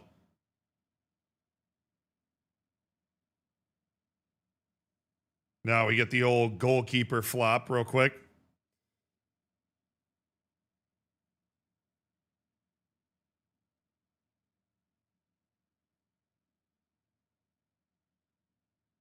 Nice, nice little dribble move. That's what Dorgu should have done instead of crossing it to nobody. I don't want to go at Dorgu too much. He just took a knee to the face. You look ruined? Nah, it's just what I normally look like.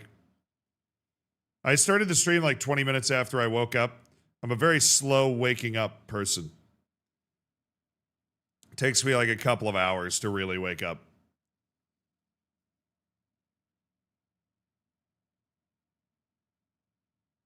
Handling a following that size at his age is very impressive. Yes, because people can't even begin to imagine the amount of pressures and the different things that begin to happen in your life when you get a following, let alone a following the size of Speed's.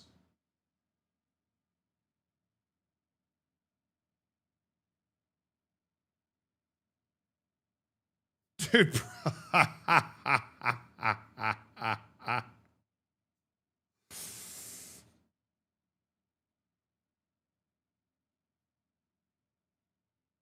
I think Broby's being punished for being stronger than the guy he's playing against. I think this is very Holland-esque where they're both just attacking each other.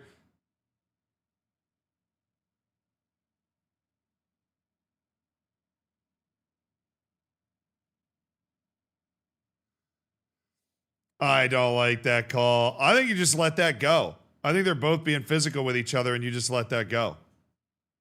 Broby's being punished because he was able to manhandle Shaw. I think that's very similar to the Gabriel Erling Haaland matchup where they were, I mean, if they're both going at each other, given as good as they're getting, I think you just let it go.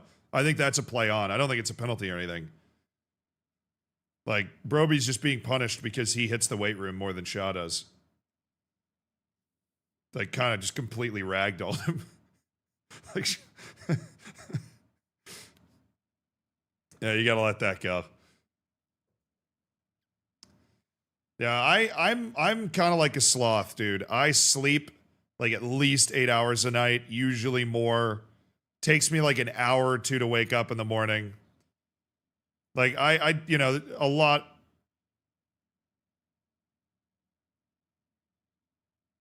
It's been flagged for going out. They got it.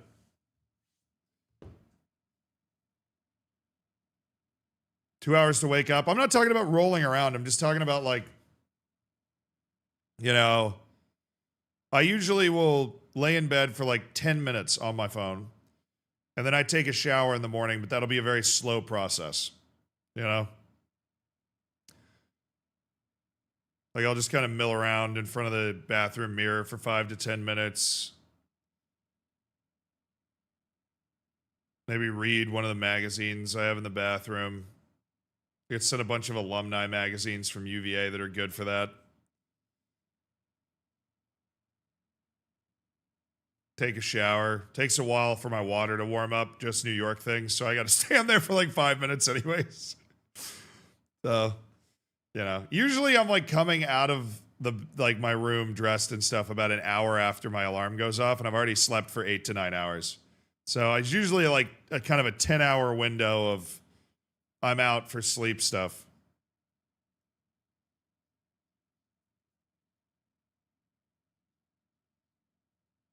Yeah, we're doing CK3 later.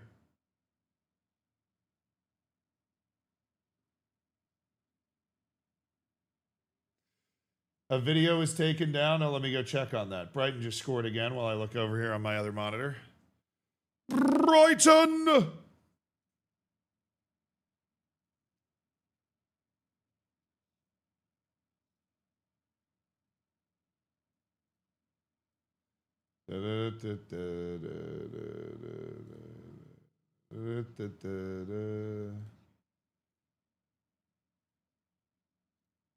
All right, I am. There are 2 episodes that are currently down due to copyright stuff. I'm editing both of them.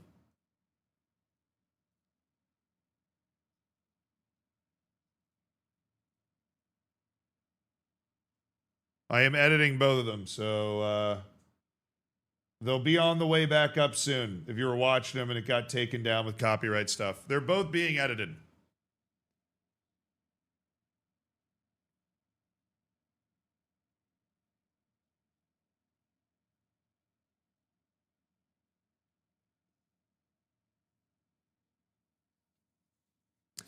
Those calls have been made against Proby for at least 5 years now.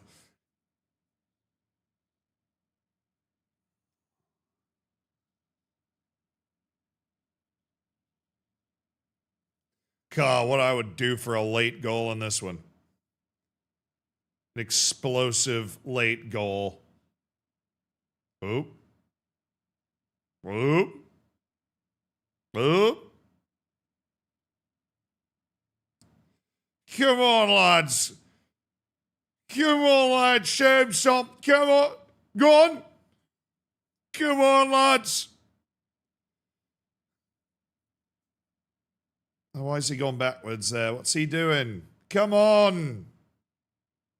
Get the ball. That's not where the ball is. Come on.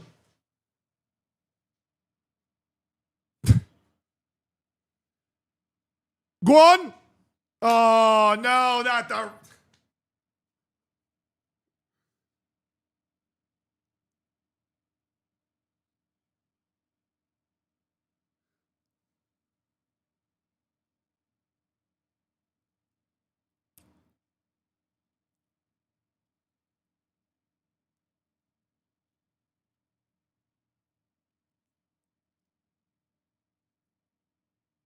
Ooh, he covered his mouth. He covered his mouth.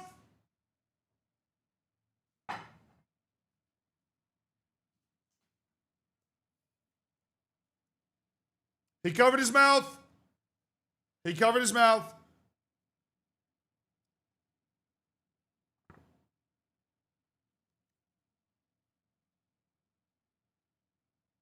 Ban him for life.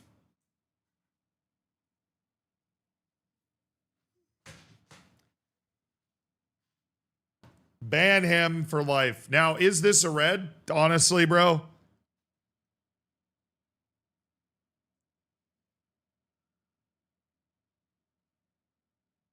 Granted, Shaka, I don't know if you're going to be able to sell this one, man.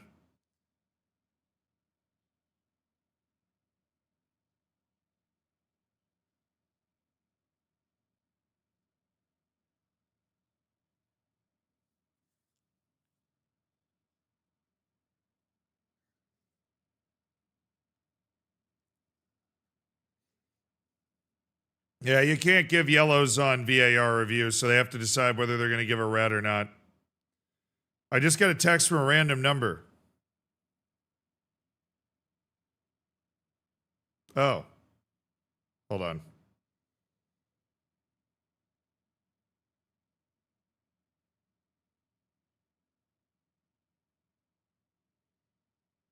It's actually somebody I know. I was about to make a joke, but...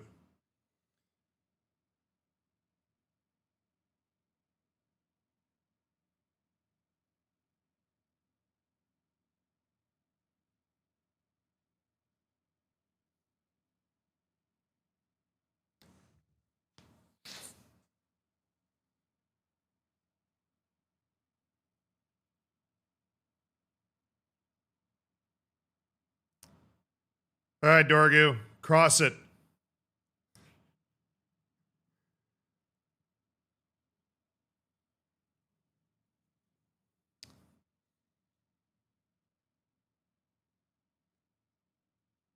Oh, good. It would be Man U's first 0-0 of the entire year.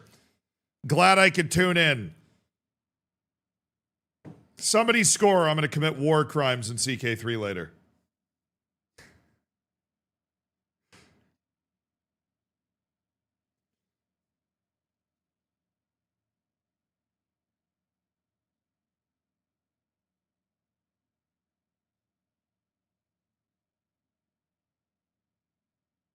Oh my goodness. Oh, will you just shoot it with your left foot? What are we doing? Will you just shoot the ball with your left foot? If you're a lefty, you can have no right, but you can't be a righty with no left.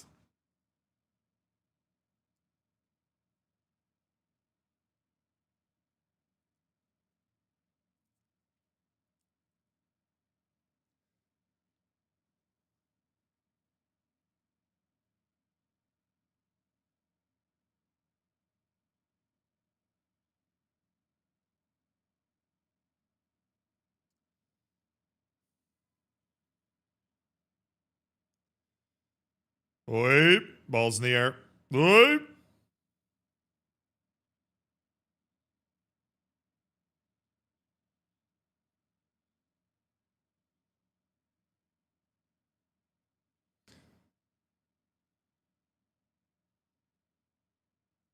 Whoa, Luke. Never mind. I don't know why I even made that noise. Okay.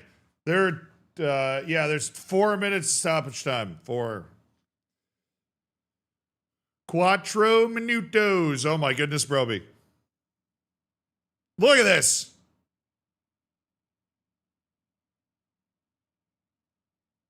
That I actually don't think was a free kick. Oh my goodness, this keeper's at sea. This keeper's at sea. Oh my goodness. That was the best chance of the entire game.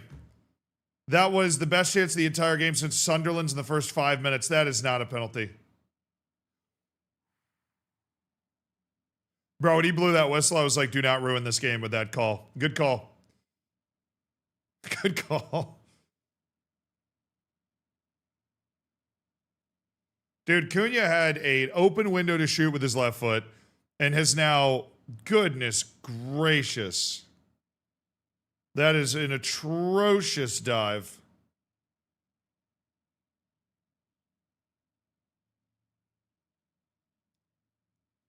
This cutback to Cunha, bruh. He hits the goalkeeper in the chest.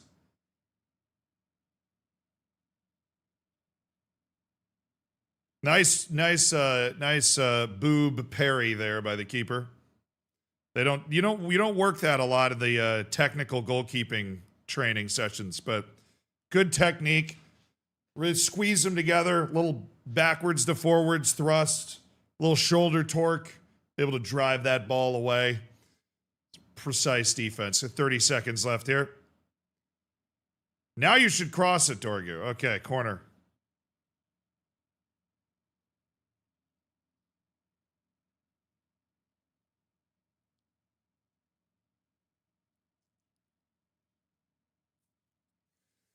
Yeah, well, the Manchester United fan is now going to have to keep his hair for the entire offseason unless Manchester United score right here. This is his last chance to cut his hair before the entire offseason. He'll have to cut his hair after the World Cup sometime if United doesn't score here.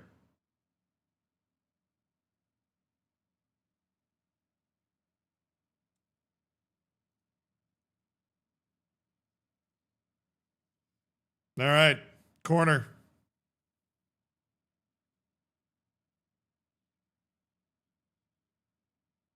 Pretty well worked play there. There it is. The hair stays. And Sunderland's a real big long shot for Europe.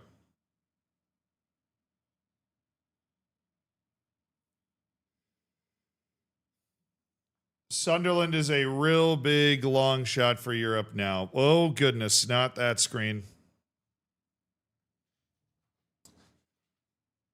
The haircut, toast. Well, that game was an absolute nothing burger. What do you say we change the names, huh? What do you say we get the names changed to the game that everybody's waiting for here? The big one.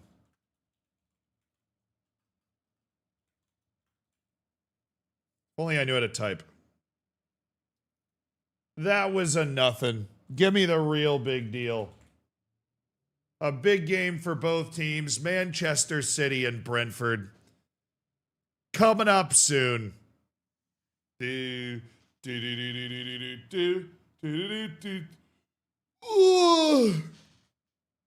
So, that game is going to start at 12:30. We've got about 35 minutes. Now we have, very importantly, figured that stuff out. Hold on. We got this somewhere. There we go. Just looking up Xerxes stats. All right, but we got to record an ism in the meantime. Because we didn't record one yesterday. This one is going to be set to literally come out today. And it's going to be about the Turkish national team. A preview of Turkey going into the World Cup.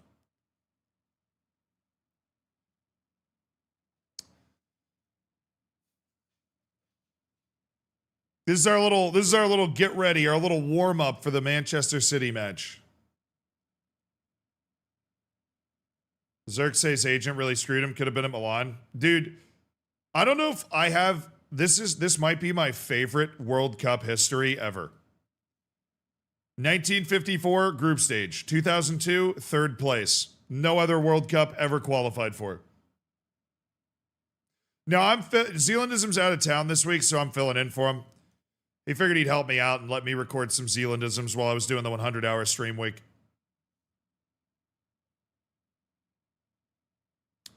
Well, I use Chrome as my browser. A lot of people hate Chrome, but I'm just too lazy to change it, I guess. Yeah. Nice wallpaper. Yeah, Last of Us. Favorite game of all time. It rotates sometimes. It's actually been The Last of Us for a while. Yeah. The poor Turks. I don't know, dude. They've been to 2 World Cups ever. Everybody uses Chrome, yeah, but I feel like it's one of those things that's like hated on a lot. I don't necessarily know why, but it is. Like people with bigger brains than me or with more tech knowledge than me talk about like Chrome's just not great or whatever. Weird, I thought they were at more. Exactly. Like you feel like Turkey is such a relevant team, but they didn't make a European championship until 1996.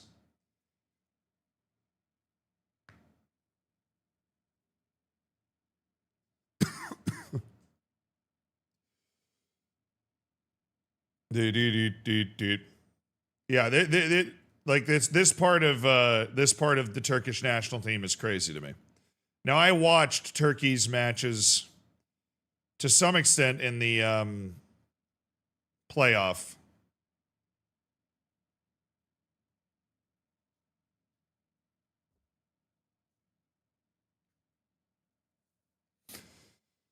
This team has some freaking talent, though, dude.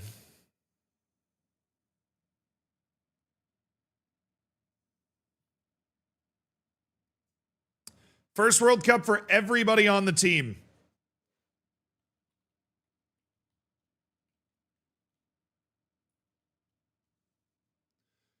Ba-da-da-da-da-da. Where's Turkey's group? Oh, yeah, they were like with Spain. They played really well with Spain in qualifying, didn't they? Like really, really well. Were they even in UEFA? Yeah, they were. Turkey's been in UEFA the whole time. The Turkish national team has never played in another continent than Europe. I mean, Turkey's a European country. Historically speaking, it is.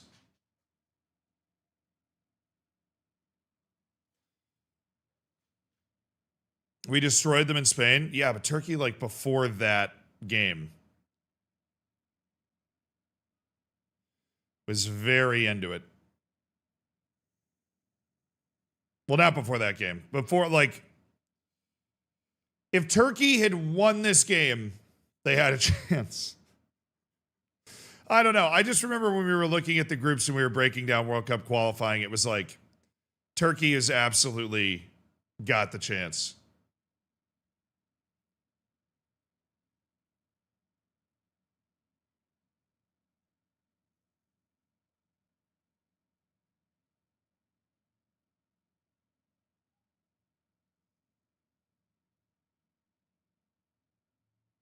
I feel like Kosovo mentioned coming.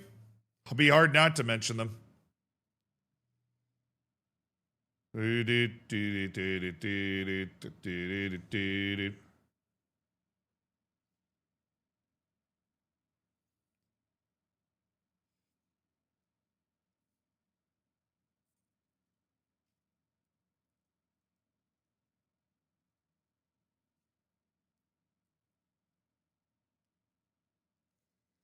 I love previewing these European playoff teams because you get a really, really, really clear idea of how they want to line their team up.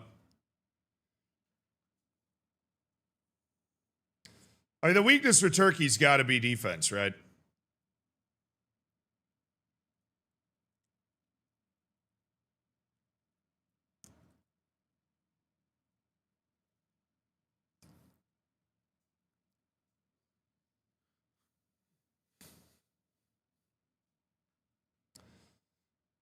Because going forward, this team has Keenan Yildiz and Arda Güler and Hakan Çalhanoğlu's tying it together in the midfield. Like, that's a team.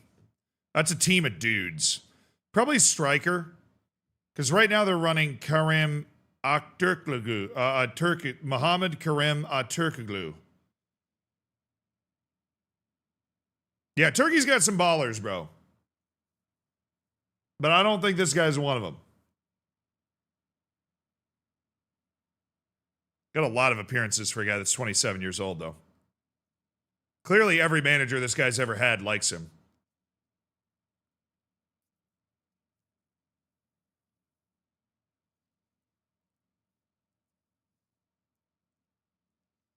He's good. Did anybody watch him at Benfica or watch this guy in Europe?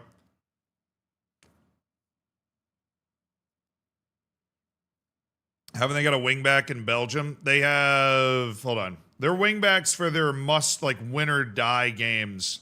They played a back three and went with they have Zeki Çelik. Zeki Çelik is, for lack of a better term, a real player, right? Zeki Çelik is at Roma.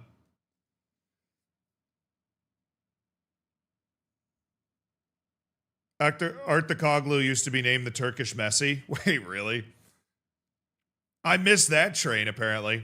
Dude, they didn't start Mary Demiral at all. Like, they've got some kind of... They started the same guys here.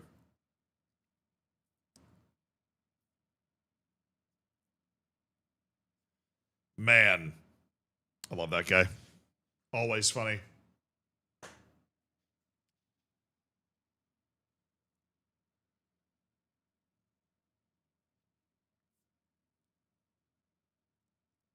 Yeah, I mean, he did not drop a good match rating in this one. Barış Alper Yilmaz. Says CKIII guys started both of the really important games at left back. So that's their only left back option. Or at least that they feel comfortable with. All right, Ferdi CKIII. Well, that's... Oh, my God. Sealan, you know him! Recognize his face.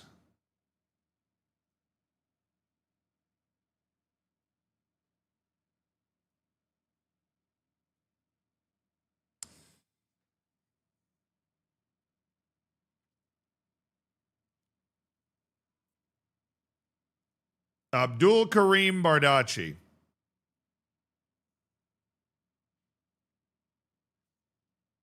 Kabat, Yüksek. Yeah, it's a bit of a revolving door defensively for them. They played these two big matches, and they had Kabak, Yüksek, and Bardacci. Bardacci, Akaden. Yüksek moves up to the midfield. This was the first game. So Yüksek up in the midfield. They're like more defensive in this game.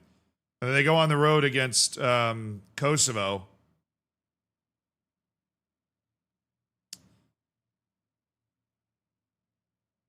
And their goalkeeper. They're not. Bayındır is not their keeper. It's Shakir from Galatasaray.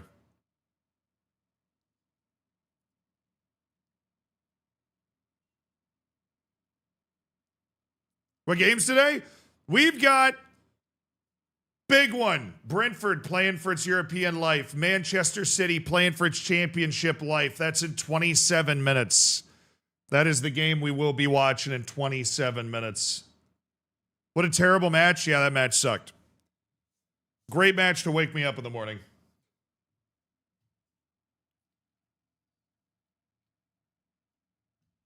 But we did get to see Brian Broby toss Luke Shaw like a salad. So it wasn't all, it wasn't all mudded. All right, let's see if there's like any good World Cup previews on them. The Longmont Times Caller. Sorry, bud. Men in Blazers preview. Betting odds. Everything U.S. men. There we go. Little athletic article.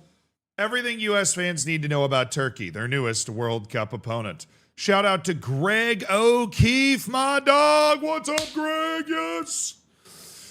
Love the Athletic. Okay. How did they qualify? I already know that. What is their World Cup pedigree? Not much. Who's their coach?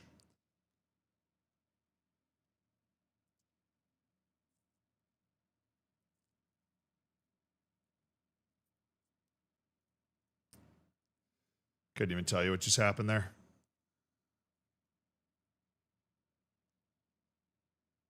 Vincenzo Montoya.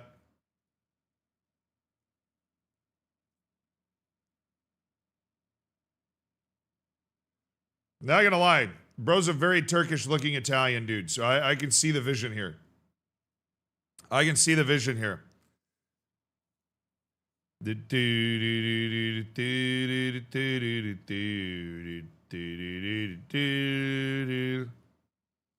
A Euro 24 only Germany could count on more support due to the huge Turkish diaspora in the nation.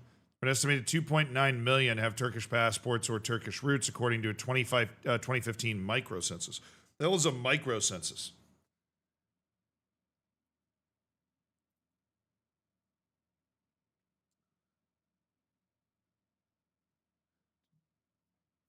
I actually went to, let me pull up Euro 2024 actually.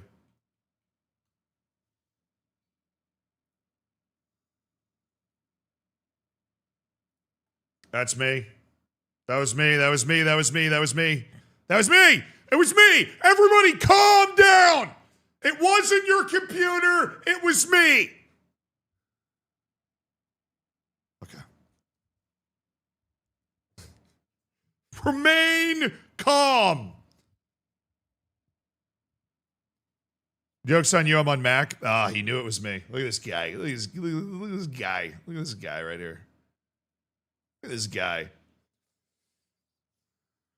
UEFA Euro 2024. I went to this game, or I went to one of these games. I went to Turkey, Netherlands.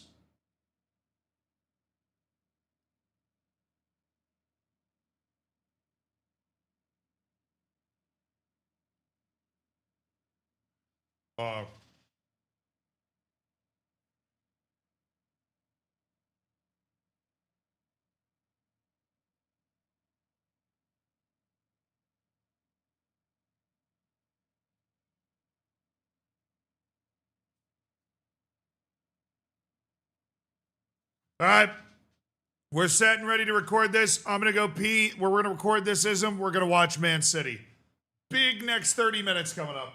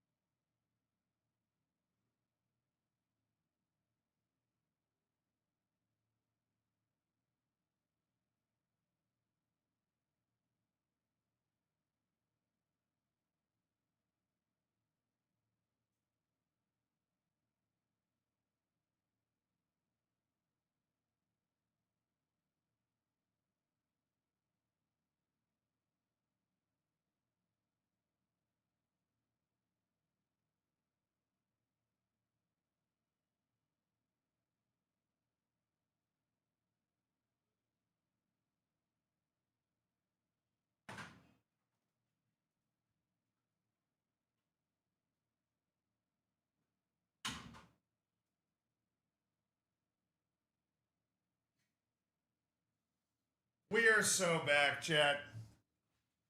We're so back. Were we ever not? So, who's this, Tate McRae or something? He says like he doesn't know exactly who it is. Yeah, we're doing a little World Cup preview of Turkey. Got to go up today on Zealandism's channel. Zealandism's entrusted us with it, so we got to knock it out now. You guys ready? It is Tate. Nice. Our inevitable march to the World Cup. Now I got distracted by John's sub. Thank you for the 62 months. Please, the subs don't distract me at all. If anyone knows how to reverse cheap plastic surgery, I'm all ears.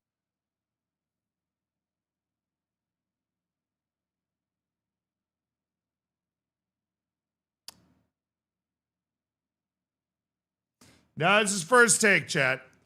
That was a B+, John. I really like that one. That's a high quality dad joke there, Johnny boy. All right, first take.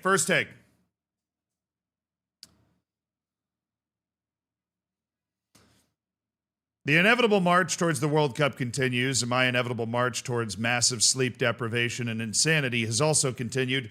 Hi, I'm Zealand, covering for Zealandism, who's away for the week. I'm in the middle of a 100-hour stream week, and it's time for us to preview the next team at the World Cup. We're previewing one a day until the World Cup actually gets here, and it's time for the last team in Group D, the group that my beloved United States is in, and so is Paraguay, and so is Australia. That group also includes European playoff winners Turkey.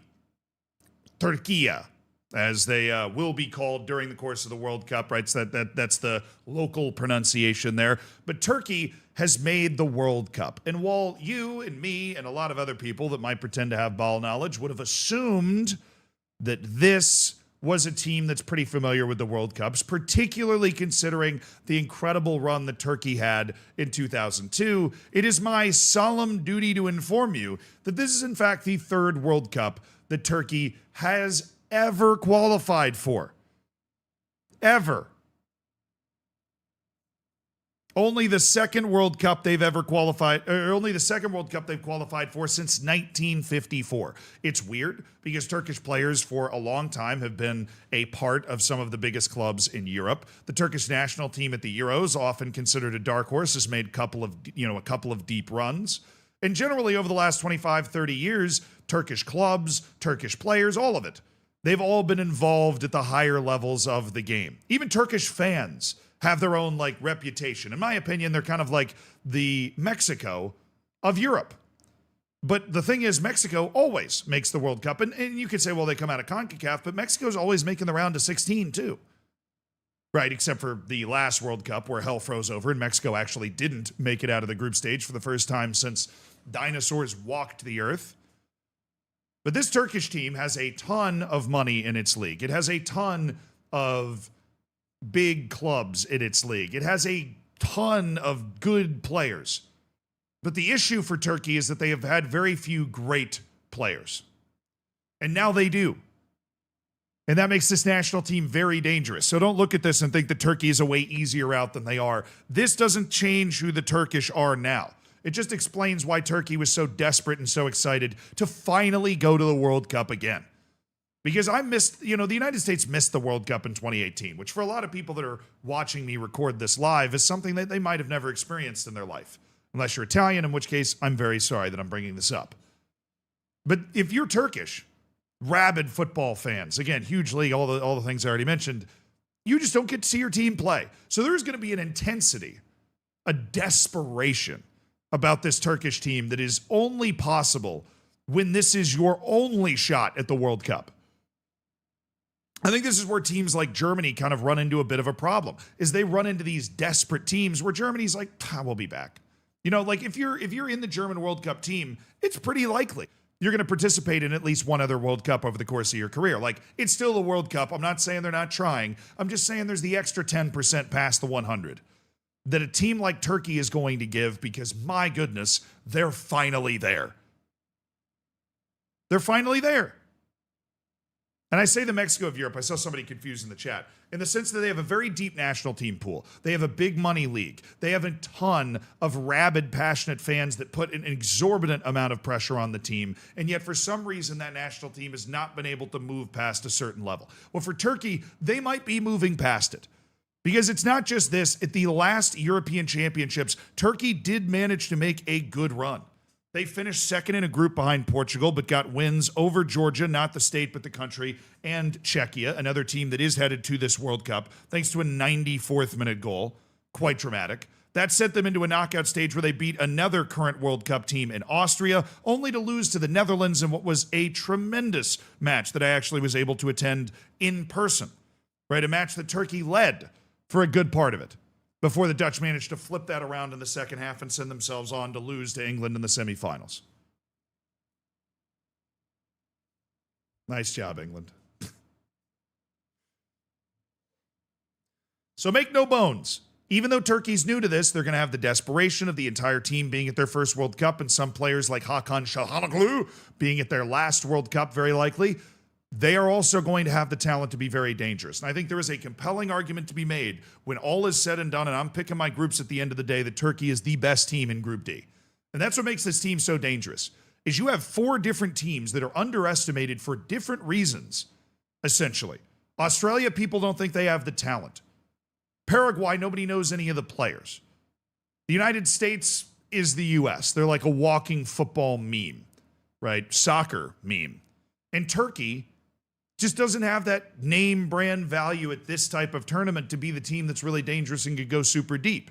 Where I think all 4 of these teams could win this group. Dead serious.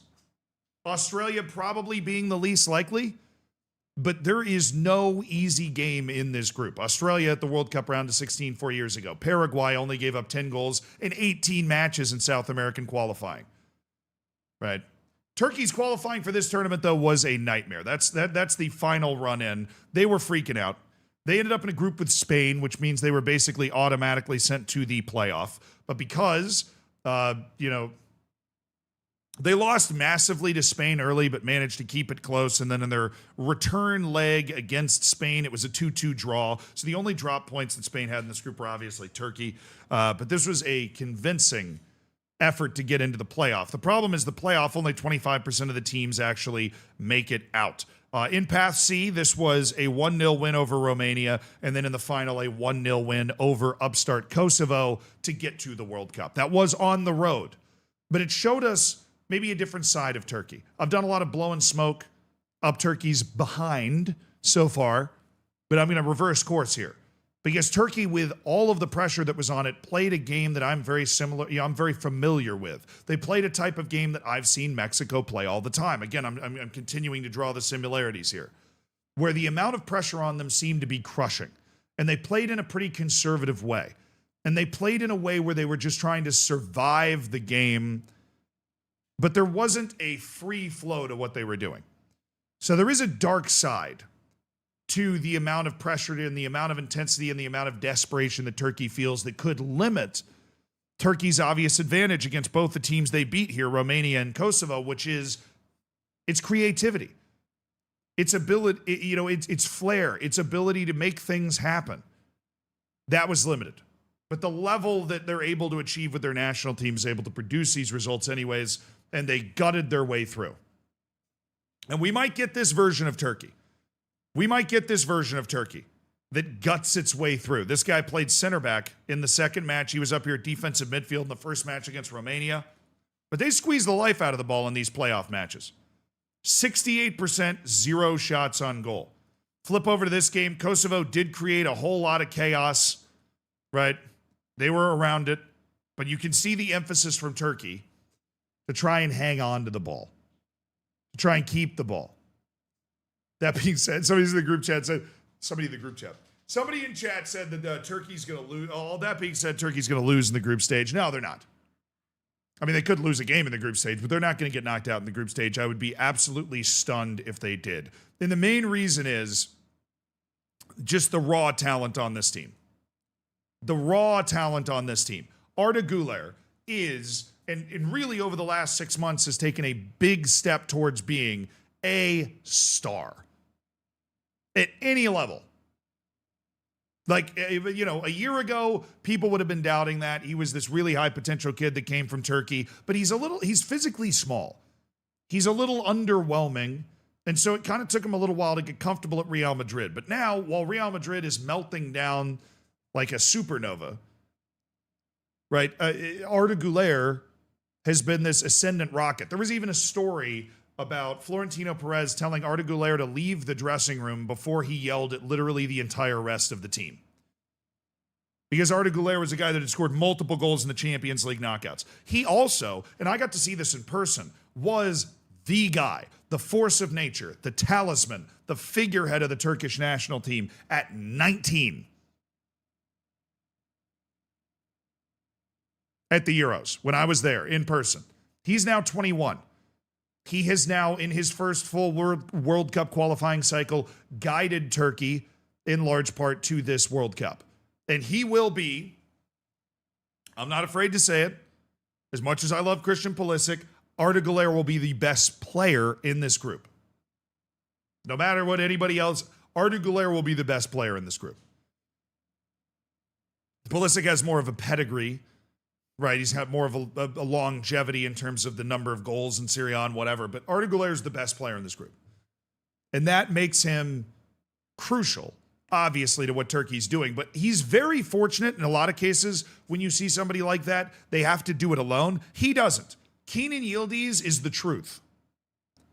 This guy is the wonder kid everybody's ignoring when they talk about well, they don't ignore him, but they talk about Arda Güler. Even I talked about Arda Güler first. They've got multiple guys. And if you look at the way they line up, these guys are able to play off each other. Let's go to their match against Kosovo. This is the one that sent them to the World Cup. They've got their striker up here, and they've got Güler and Yildiz playing in those half-space, like, winger attacking midfielder roles. Right? The guys that can just be up there and make plays and make things happen. And look who had the better match rating in the decisive game, Kenan Yildiz. Arda Güler carries the weight of Turkey. Kenan Yildiz is like Robin right now. But he is good enough, right? This is a guy that has 96 appearances for Juventus. He's 21 years old. He's good enough to become Batman by the end of this. He is. He's good enough to become Batman by the end of this tournament. Because I think in most of the way there, it's a matter of public perception. That Arda Güler was like that great wonder kid that went to Real Madrid, and Juve's not quite in the same spotlight. Weird side note, he's teammates with one of America's best players, Weston McKennie, so they're going to be playing against each other at the World Cup. That's always like a fun thing to keep an eye on, how that goes. See if Weston McKennie puts in a vintage 2-foot challenge on him in the first minute, set the tone like Kobe Bryant at the Olympics or something, I don't know. But this 1-2 punch of Kenan Yildiz and Arda Güler is a problem. Right? And it is by far the best 1-2 punch you're going to get at the wings, you know, in this group. I think the United States can hit second, whether you go with Pulisic and Aronson, Pulisic and Tillman, or Pulisic and Weah. Right? I think that the wing combination the U.S. is going to be able to put together just gets in ahead of Paraguay for like what you're going to get in this group. But Yildiz and Arda Güler is just one step ahead of that. They're really good. But obviously their whole team isn't made up of star boys. They just have 2 star boys in the exact spots you'd want those star boys to be at. The other absolutely main guy here is Hakan Çalhanoğlu. This guy is a midfield master, a guy that, you know, earlier in his career would have been playing a little further up the field, but particularly with Turkey is going to end up playing behind those 2 other guys. He's a veteran. He's also, obviously, because of what we talked about earlier, he's playing in his first World Cup, but he's been around the block, right? He's a familiar name to football fans, you know, soccer fans, I think, all over the world. Great ball striker. He's one of those guys, whether it's a pass or a shot or a dead ball, he hits the ball incredibly well. It helps him open plays up if he's able to find the right passes. But he is a real goal threat as well. He's going to be coming from deeper in the field, so that might be more limited in this tournament. Tons of experience at the top level here. AC Milan, Inter. Dude's been playing in Serie A for basically an entire decade. He's been playing top-level football in Europe for longer than a decade. He's the type of guy that you want keeping control of possession in the midfield. It's going to be very difficult for teams to deal with this. If you create a trio of these three guys, which is what they did against Kosovo, right? Able to get those three guys in the midfield. The fullbacks are good. Zeki Shalik plays at a high level. Ferdi Kadioglu plays at a high level. Both of the, Kadioglu plays for Brighton. Zeki Shalik plays in Serie A. The real rotating cast is going to be at center back. And the goalkeeper is still a bit of a question because Shakir plays in the Turkish league. Turkish league's good.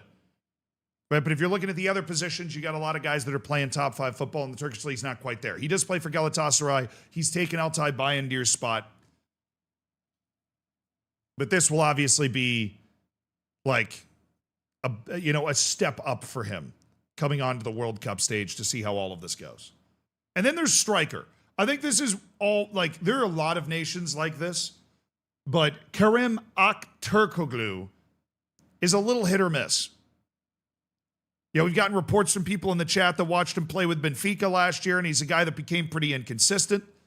And I think it's more just relative to the rest of the attack that you're going to be getting, whether it's the fullbacks, whether it's Çalhanoğlu, whether it's Yildiz, whether it's Güler. This is the striker position, and this reared its ugly head against Romania. This guy sucked against Romania.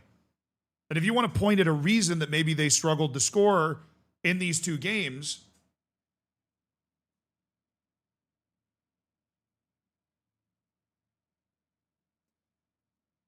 but he's the guy that scored the goal to send them through. It was a weird goal where it looked like he was offside, but he wasn't. So there's a lot of initial controversy swirling around that. But he was able to slot it home. The type of finish that he needs to make, and they're just kind of need him to make that finish a couple more times at this World Cup. Like, if he plays well, there's no weakness going forward for Turkey at all. The only weakness at that point for this Turkish national team would be right here in the way they approach the game. Right? They have that Mexican national team, Arsenal, used to be Atletico Madrid kind of, let's fight and survive the game. And I'm telling you, based off the players they have, they don't need to do that. Maybe it's just an effort to protect their center backs. Right, because their center backs and the guys that feature back there are guys that play in the Turkish league. They have Meri Demiral. He's now playing in Saudi. Right, maybe they're playing that way to try and protect them, but I don't think you necessarily need to protect them if that hamstrings the rest of your team. So Turkey's a really fun team. They're a new team to the World Cup. And, I hate to throw around the world dark horse, but I don't think there's any team in the world that's entirely comfortable playing a Turkey team with all of these guys fit and humming playing together. And they have every chance coming out of pot 4 in the European playoff to win the group they've gotten. They should be very happy about the group that they have. You get a pot 2 level home nation in the US. You get Australia. You get Paraguay. This group's going to be one of the most fun at the entire World Cup. It's not necessarily a group of life. It's just a group of being incredibly tightly clinched the entire time. And Turkey's a big reason for that.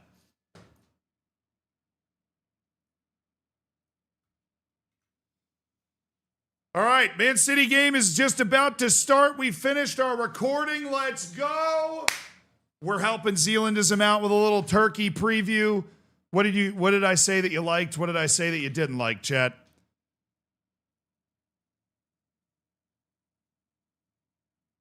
Yeah, the match starts in like 2 minutes. Let me get it up right now. Your impression of ism was spot on. It was flawless. Let's go, dude. Hell yeah, hell yeah. All right, I'm getting the match up right now.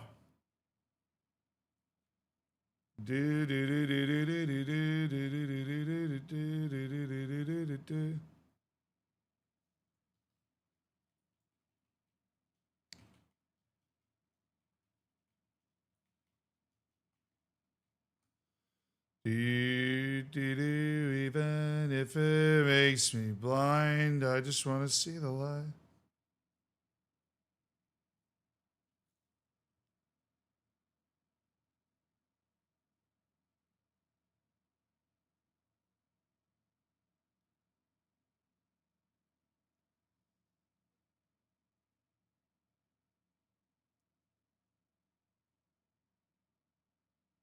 They don't really play that well on reality. No, I tried to say that basically.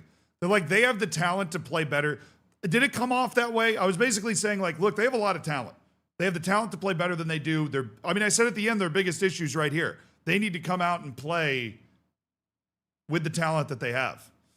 Is Germany next? No, we go into Group E next.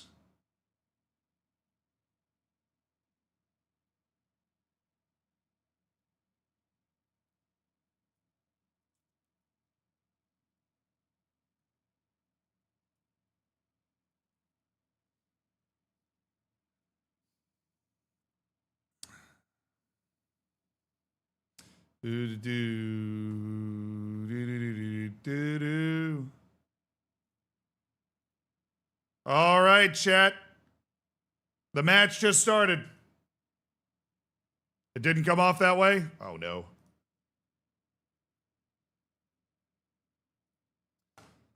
All right, I got to move this around here.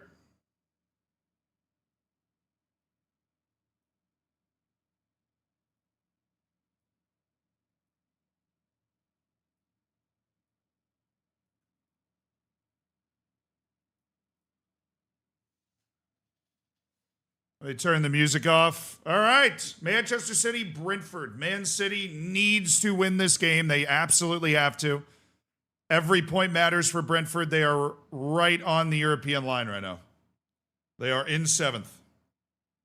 Or in 8th, actually. Sorry.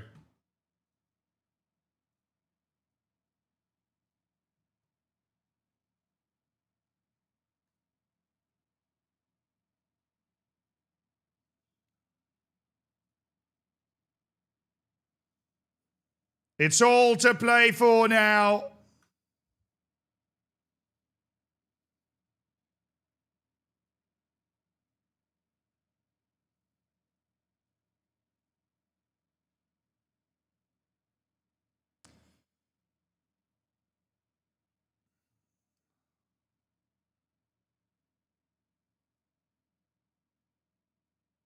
I love how quickly Cherky got up after that foul.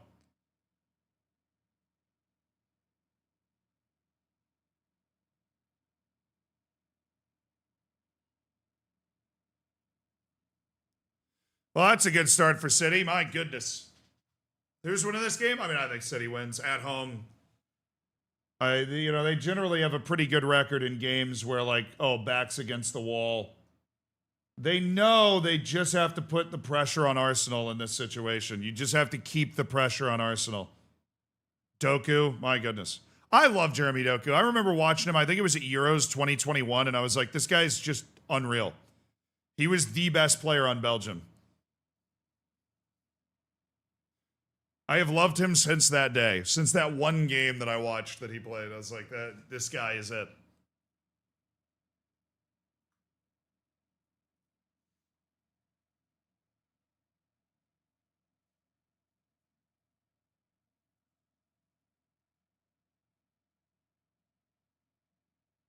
Wow. Okay, the right side of Brentford's defense is getting eviscerated in the first 3 minutes, dude. Eviscerated.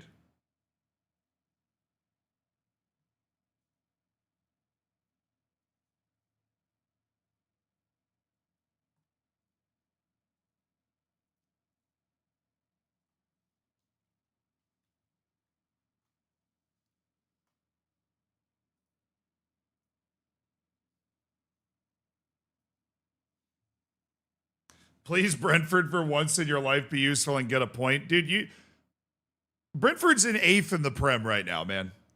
You know where Brentford was not that long ago? Brentford is such a well-run, successful club. I love the fact that they cut the reserve team to use the resources in the first team. And then I eventually had to reform it because of the rules. But like they really just optimized the team. They moneyballed.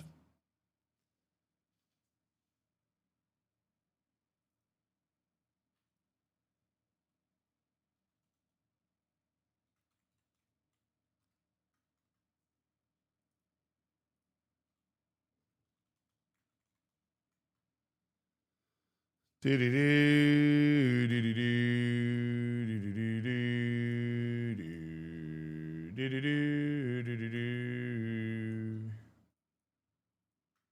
for them to finish this build up here.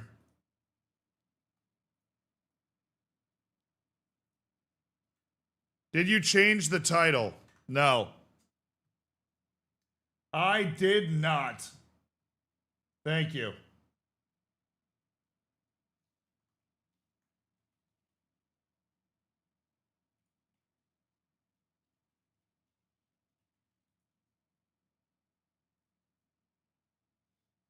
I did not change the title.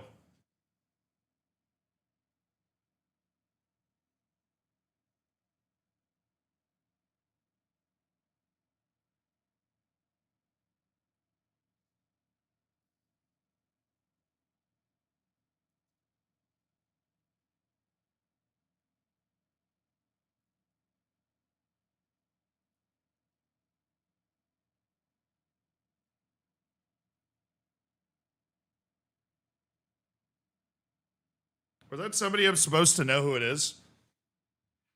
Oh, do a flip? Oh, dude. We missed a flip by 35.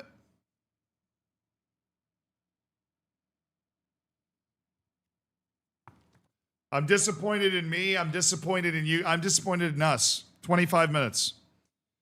We missed it by 25 minutes. No, okay. I know it was 25, chat. I said the wrong number. I know it was 25. I was reading 35 off the screen. You're recording? I've done it before. Where are the Flipaniacs? Where are the Philippe Coutinhos? Where are the Sir Philippes II? The Flipadelphians.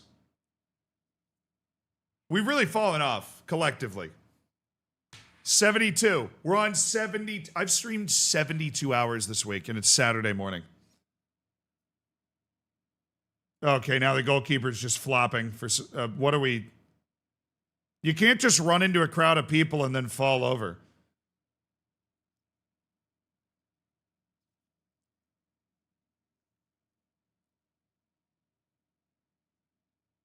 Don't put this on us. Oh, don't just put it on me. All right. That's the first time we've missed a flip by more than 5 minutes. We're all washed together.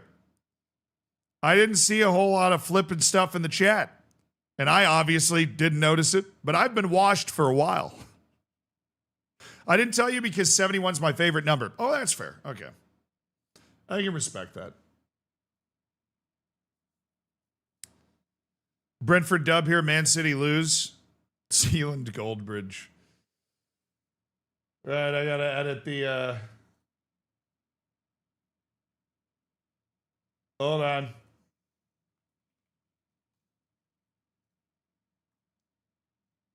Hold on.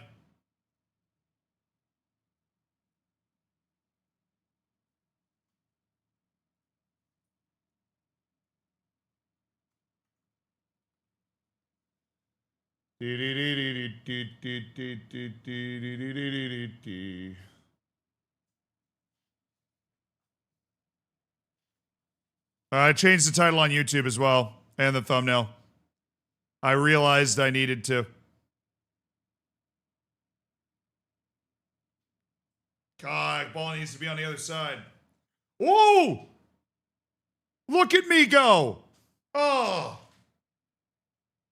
We're getting an ad in the top left right now.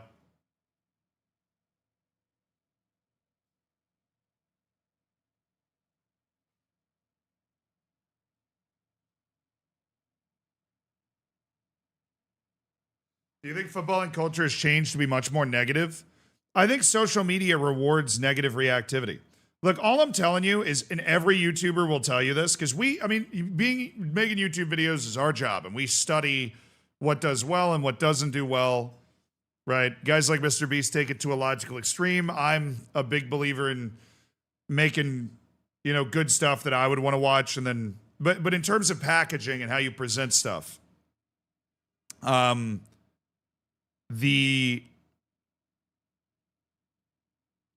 people react more to negative stuff. And that's because of the way social media works. So I think football culture, that was an embarrassing dive by Donnarumma, by the way. I think football culture is affected pretty negatively by the existence of social media because it's so like slander. I mean, just look at Hater Central, the Twitter account that just absolutely exploded, right? Or look at those Instagram accounts that'll collect like the 20 funniest posts about a game or something. Like the slander culture's become an art form. It's like gone all the way around to being like people don't take it that seriously anymore. But being negative is like it's just a better currency on the internet. And everybody lives on the internet now, so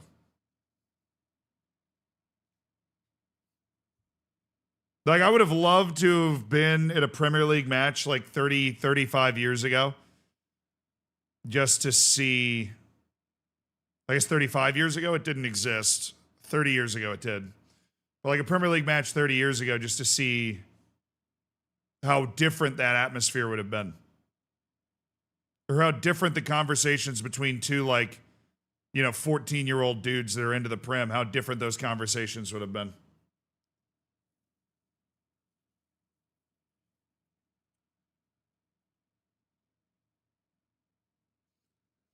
I think because of the quickening attention spans, like over the last 20, 30 years, everybody's attention span has gotten a lot smaller. A lot less people watch the full matches as well. And so there's a lot of people that react based off of like, they'll just be reacting based off of different stats that they've seen that could be totally made up.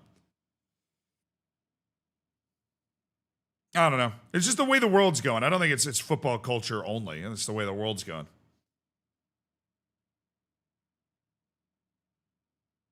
Oh, what a pass.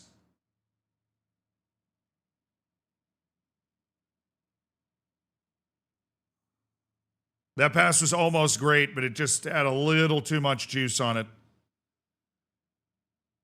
Oh, man. He just needed his angle needed to be a little better, and it would have been an unbelievable ball. Would have been absolutely insane pass.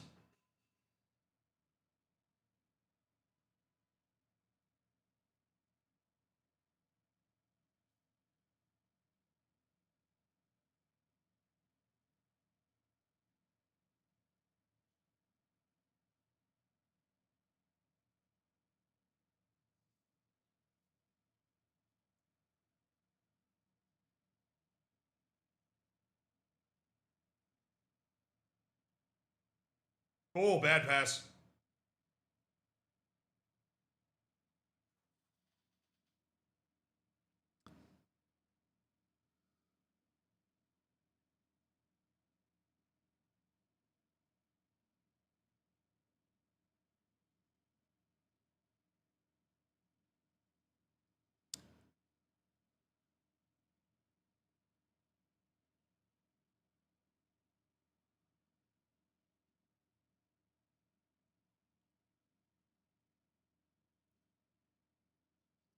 Also, the price and accessibility to watch the games.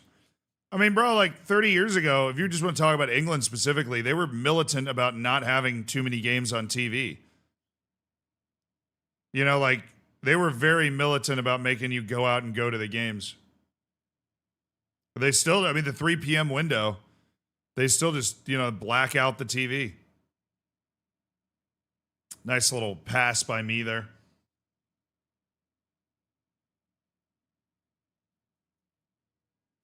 27 and a half hours, 2 days to go. Yeah, no, I've streamed 15 hours a day on Wednesday, Thursday, and Friday. And so I've already, I don't have to like increase the number of hours that I'm streaming this weekend. I just have to stream the same number of hours this weekend that I've streamed the rest of the week. Just kind of puts in perspective how many hours I've been streaming every day.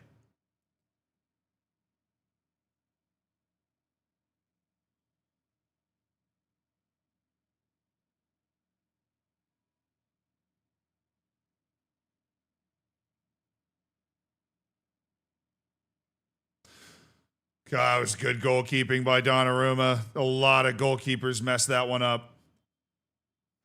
God, if Donnarumma never had to kick the ball, he'd be probably top 2 goalkeepers in the world. Is there gonna be Malia after this? No, there's not. You'll never, Football Manager's never gonna sneak up on you. It's always gonna be very obvious in the announcement that we're playing Malia. I don't want anybody to miss an episode of the Malia experience just because they weren't reading the tea leaves, you know. All right, Brentford. Ooh. Couple of decent looks at this for Brentford. The Bees! Who else is buzzing?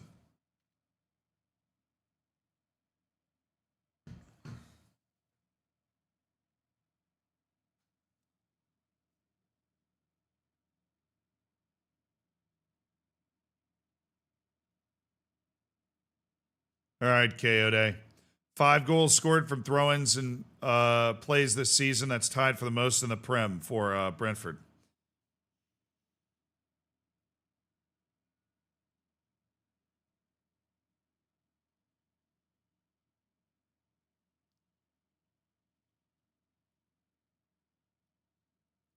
Offside. All right.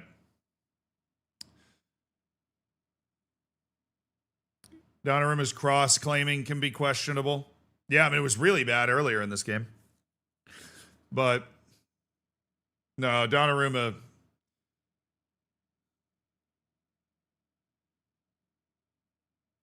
He's just like a sensational shot stopping goalkeeper. He won Italy a European championship.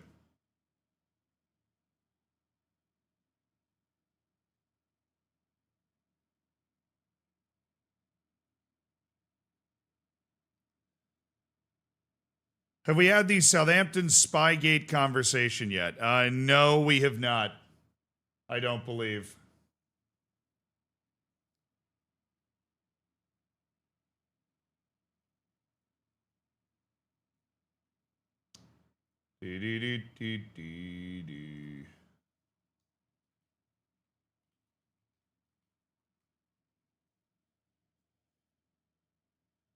Come on, City, apparently.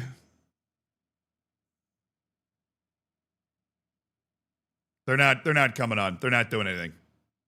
Good morning, Tarman.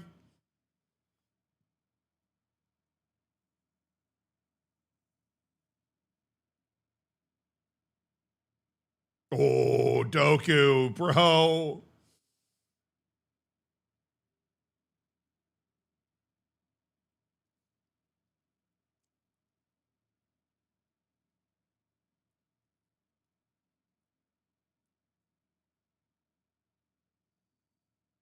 Yeah, Doku. I love Doku. I've already said it twice now. He's such a good player. So direct. I like direct forwards. Oh, Bernardo. Which means normally Man City, at least in the past, would have annoyed me, but they have Holland and they have Doku, and that's just like such a direct pair.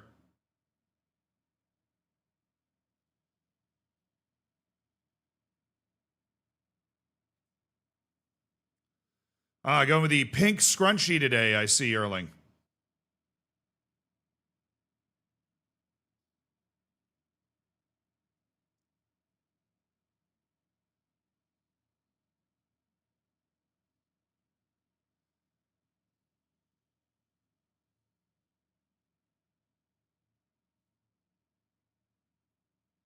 I'm assuming we spoke about Marseille's new transfer target, the Bournemouth fullback.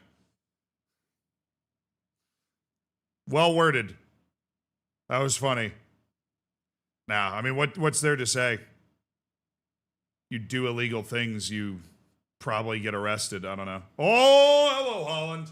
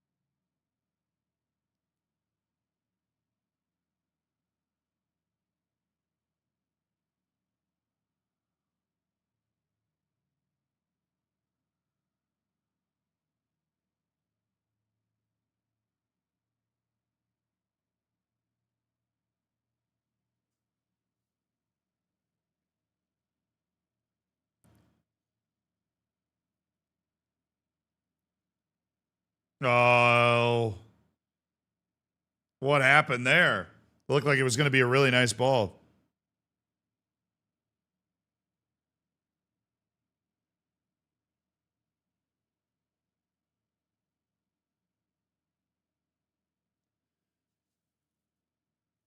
Reacting to the Asian Cup draw? I didn't know that that had happened, actually. I love the Asian Cup. What's that next year?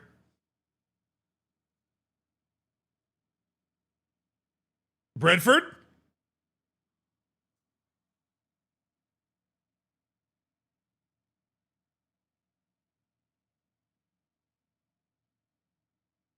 Can I see that play again?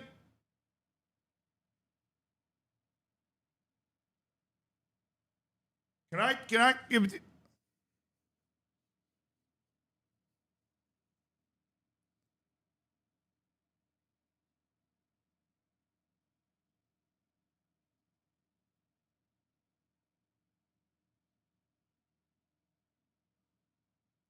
Thank you, finally. Oh my dude.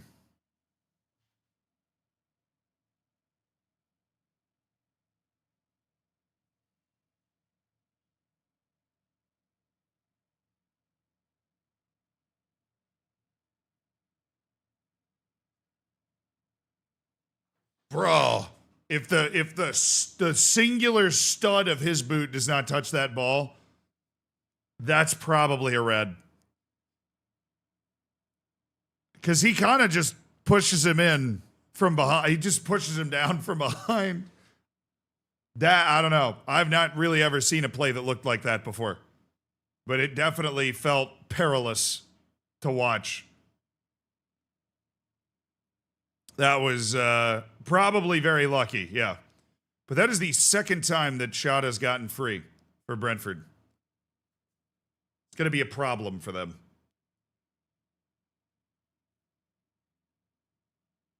You know, if they give him like 5 or 6 more chances, he might eventually get his touch right.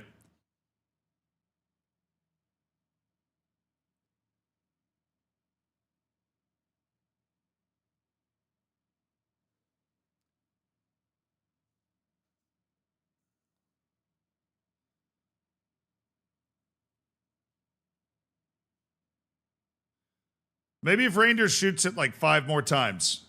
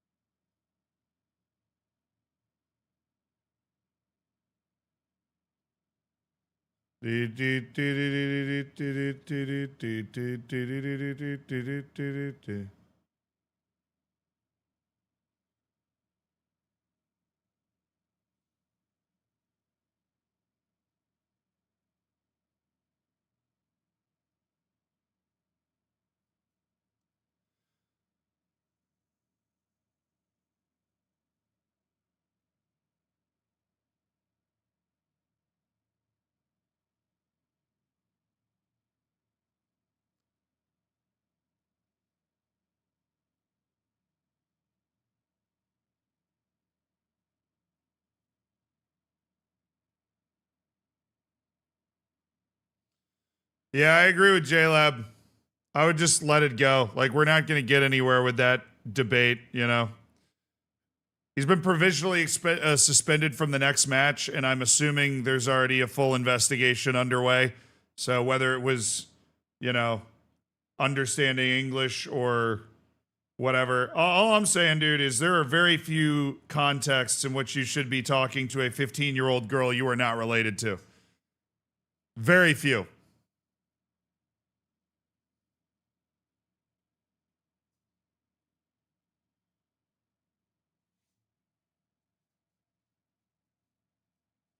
But I would just leave it there.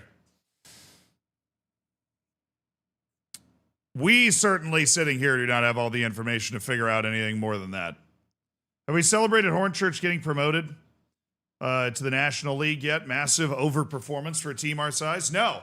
I've actually never heard of Hornchurch, which is hard to do considering how much time I've spent wallowing around the leagues, the lower reaches of England, you know?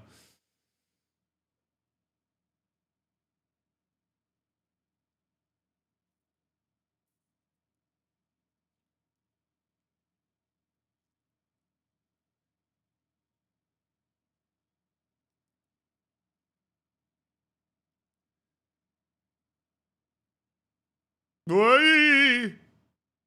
Somebody on YouTube said, any other Brentford fans here? Lucky luck. How big is Brentford's fan base? It feels like a smaller club just because of, obviously, the quick ascendancy they've gone through.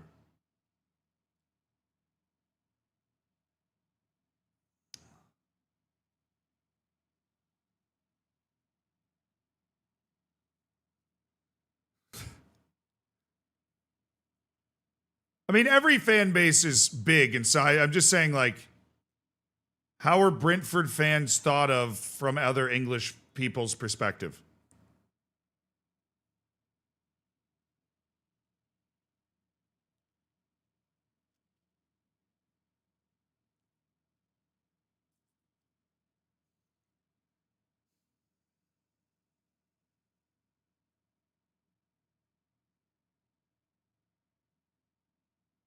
Oh!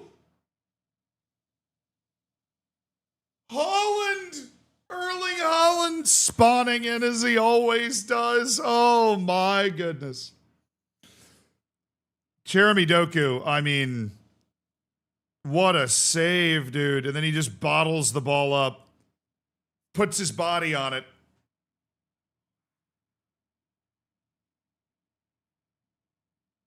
Wow. Erling Haaland. Got a soft spot for Brentford. My first FIFA career playthrough was there. I got loaned there and helped them earn promotion. Nice.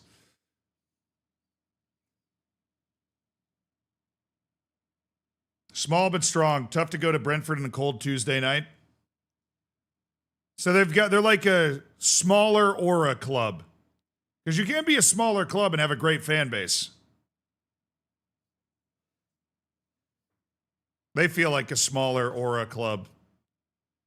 Holding their own right now, but Erling Haaland's still looking like Erling Haaland. That header and then that shot right there. But Brentford's had a couple of moves forward. They're not like totally getting crushed in this game.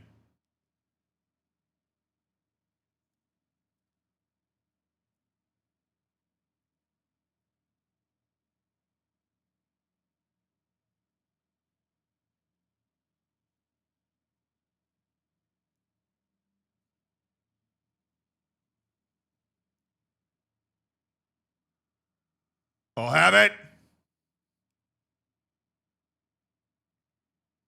Yo, Bernardo, time to hang him up. I've seen enough.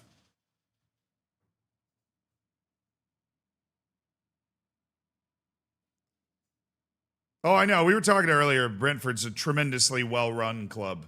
Very well-run club. Any thoughts on playing Civ again?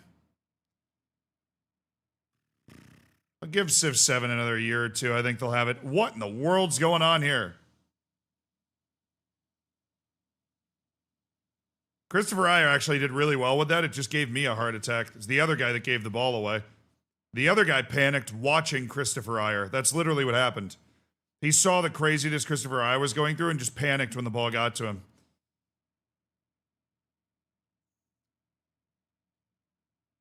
Ooh, good defensive header. All right. Now City's starting to put the pressure on. Who's my favorite team in the NBA? I don't have one. Didn't grow up with an NBA team. The NBA is more players and storylines than like the teams. Who would be my favorite storyline to win it this year? The Knicks, baby. I do have a soft spot for the Knicks. Living in New York for a couple of years.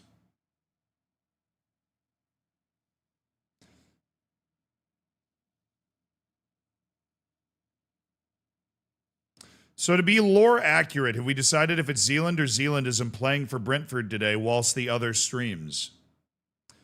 Now I thought Damsgaard was me. I don't want Zealandism to be able to steal the fact that I play for Brentford.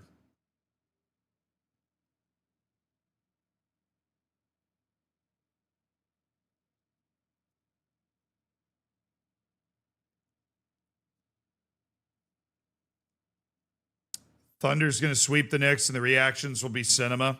Probably. I mean, the Oklahoma City Thunder are by far the best team. And they have more first, they have a ton of more draft picks to use. They could still get the first pick in the draft or something.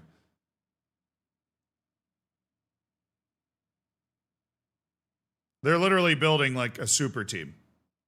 Oh, decent ball. He just knocked out his own player. I think you just kneed him right in the head.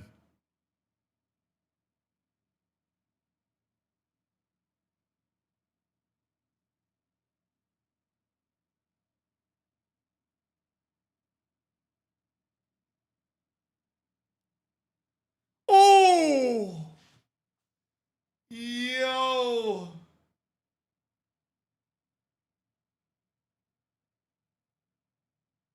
Damn, dude, that was right on the corner.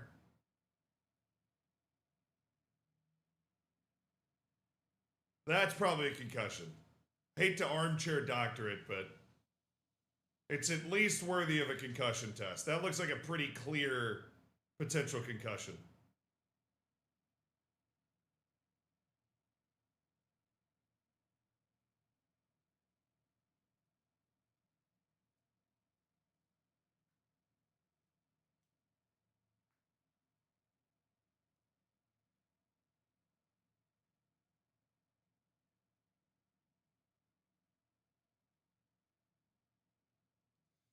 What's going on now?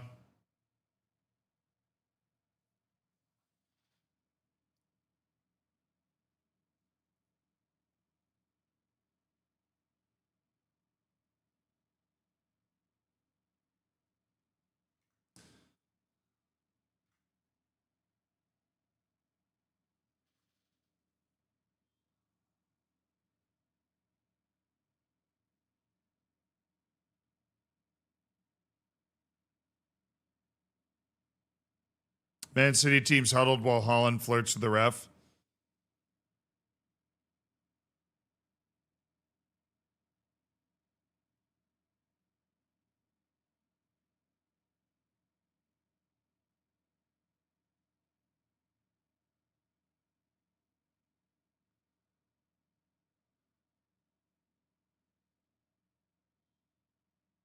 Whoa, that was fun. Rayon Cherky's great. I'm glad that he's finally flourished. There was a year or two where people thought Rayon Cherky was going to be a flame out wonder kid.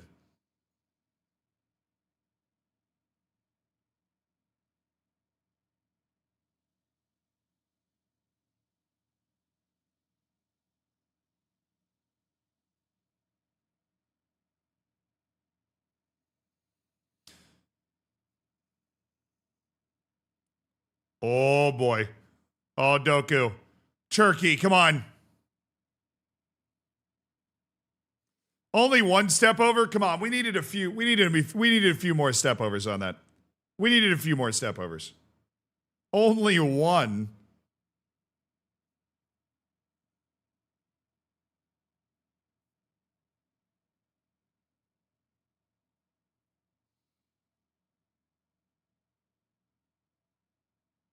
God, Doku. Just taking his time. They've sent 2 defenders. I mean, there's going to be openings there, but he probably needed to be somebody else other than Rayon Cherky. Because Rayon Cherky is just going to try to do the same thing. How did he get there? Like, I think I think Ake kept that in, but how? He was so far away from that. Doku's the best one-hit wonder I've ever seen. I don't know. He's displayed some good passing in this game. Oh.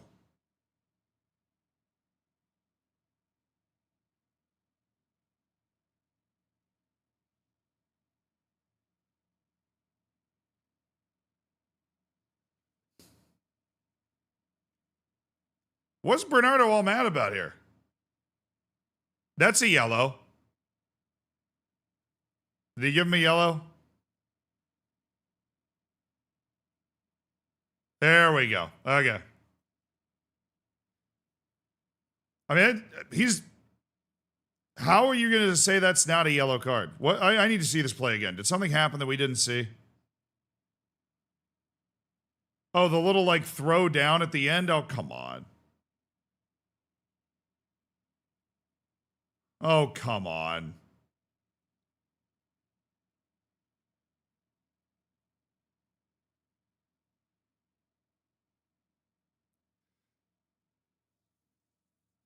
I don't know why Bernardo Silva's so worked up about that. He was already kind of going down.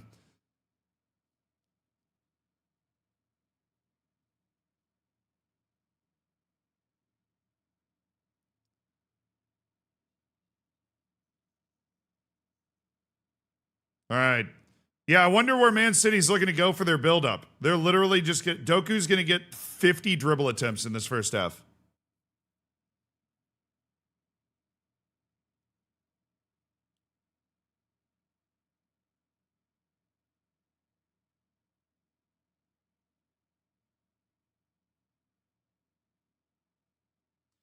Yeah, it's a foul. That's a striker's tackle right there.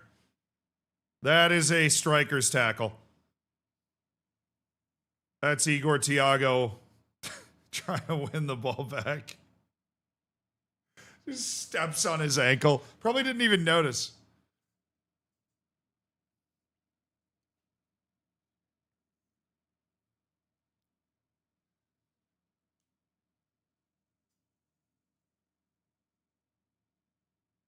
Bet you there's going to be a goalkeeper howler in this game.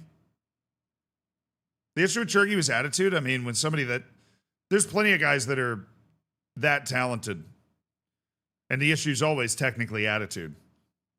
But Ryan Cherky was a kid that when he was 16, everybody knew he could be great. And then for a couple of years, it looks like he might not take that next step. And then he has, which is cool to see. You know? Definitely cool to see.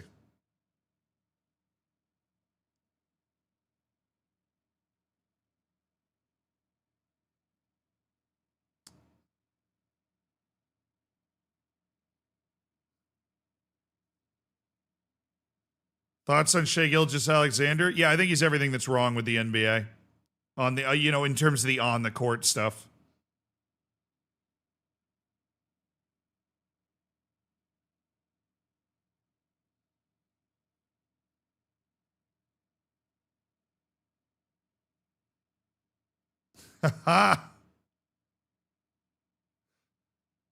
He hit Erling Haaland, bro. Yikes.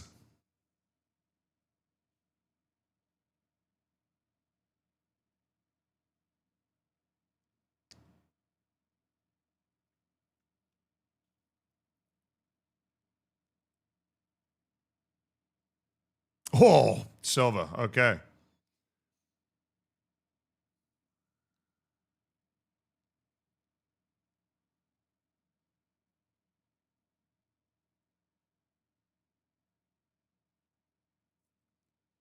That was good defense. That was a great timing, bringing the second guy and just bottling Semenyo up. Ooh, bad pass by me.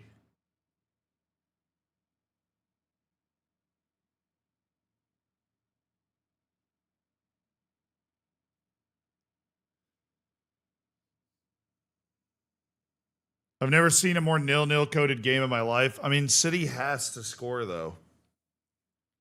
Like, what's really entertaining is I woke up, started the stream within like 30 minutes because we got to get our 15 hours in today. Obviously, it's part of the 100-hour stream week. But we'd scheduled the whole stream week out, and we wanted to watch Man United Sunderland, see if Sunderland could do anything to move towards Europe. And that was the appetizer for Man City Brentford, because this obviously is a hugely important game for both teams. We are closing in on 3 halves of football with 0 goals.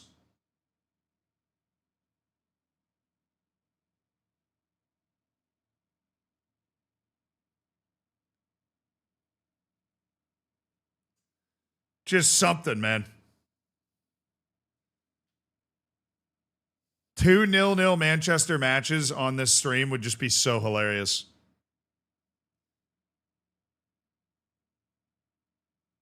Yeah, maybe the reason I'm playing so poorly in this match is because I'm trying to stream at the same time. I should have known that wasn't a good idea.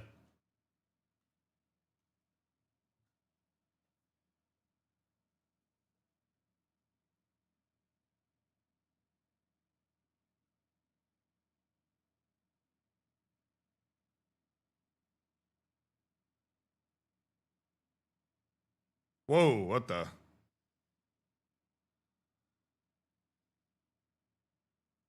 Igor Thiago getting a little upset.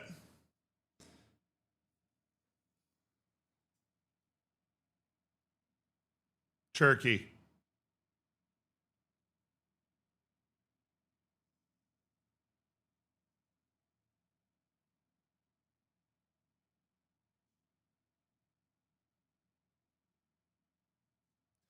We're taking a trip to Flippistan.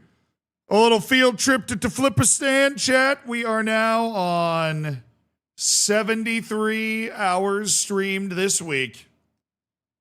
A short little trip to Flippistan. Yes, sir. Yes, sir. 73. A lot of you guys weren't here last night for the funny numbers. We hit both the funny numbers in the during the evening sesh. But a little Calvin Wright Phillips. You know what I'm saying?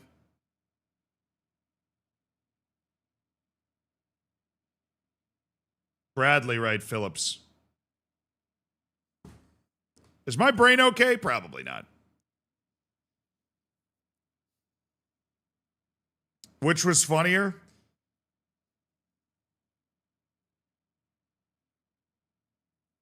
Probably 69, because we were on that number. That was literally the last hour of the stream. Ooh, here we go.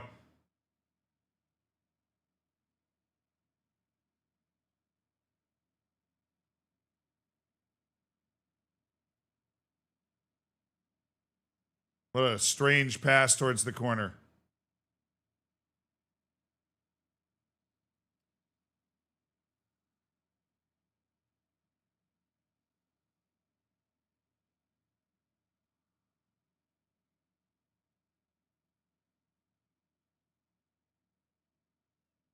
What's Keen Lewis Potter saying?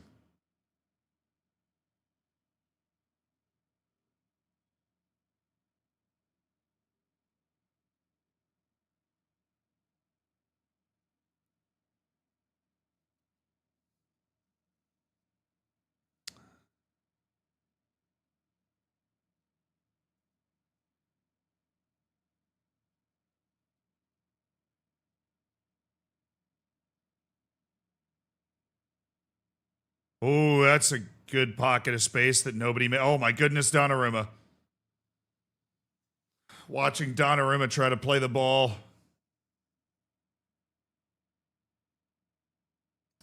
Donnarumma would have been the best goalkeeper in the world in like 1980.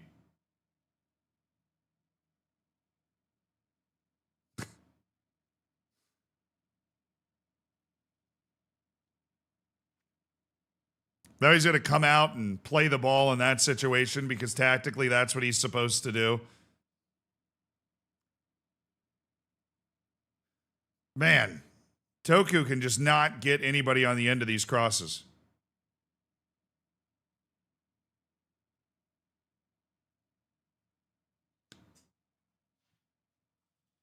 That was close. That felt like it was close.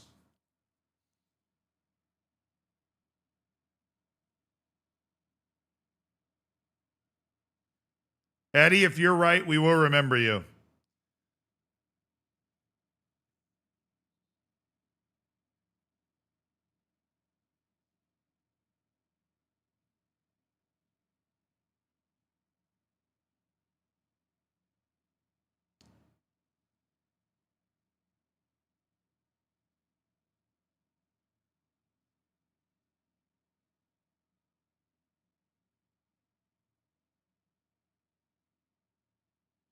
I don't know some about that shot they just showed at Pep Guardiola. I don't know what he was doing with his tongue. Do you have like sunflower seeds in or something?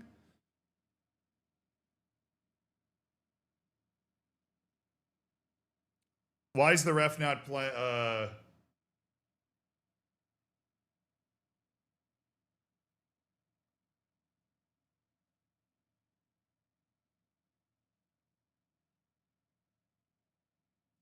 I don't know what he was doing. He's gonna have a stroke on live television. He might.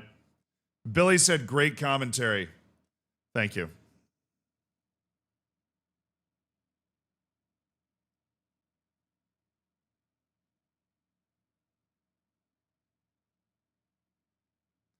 He's definitely got, yeah, he's got something in. I think it's sunflower seeds.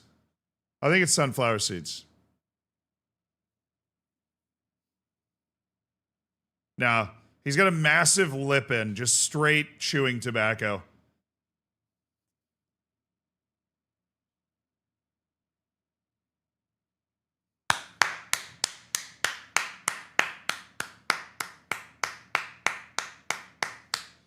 Did you knock your camera? Oh, yeah, I did actually. I did knock my camera a little bit. I knocked it with the monitor. It's right next to the monitor, and I hit the monitor and I hit the camera. All right, halftime. What do you know? It's 0-0. It's what we do. Another 0-0 match. Could you score for Brentford tonight? I mean, I might. Brentford looks like it's got a chance, but that chance seems to be evaporating as we go through the half.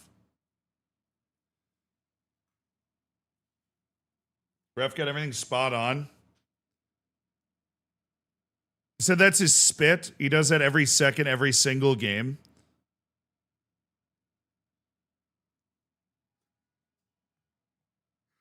I mean, like he's always been a strange bird. Arsenal might actually do it. So what's the situation if they don't win, right? We can pull up the table here. If they don't win this game, it's 4 points with 3 matches to go. If they win, it's 2 points with 3 matches to go. Arsenal obviously plays tomorrow.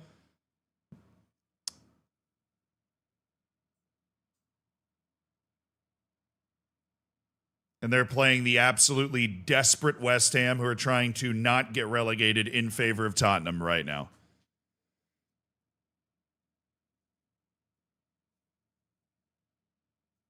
I mean, Arsenal's remaining games.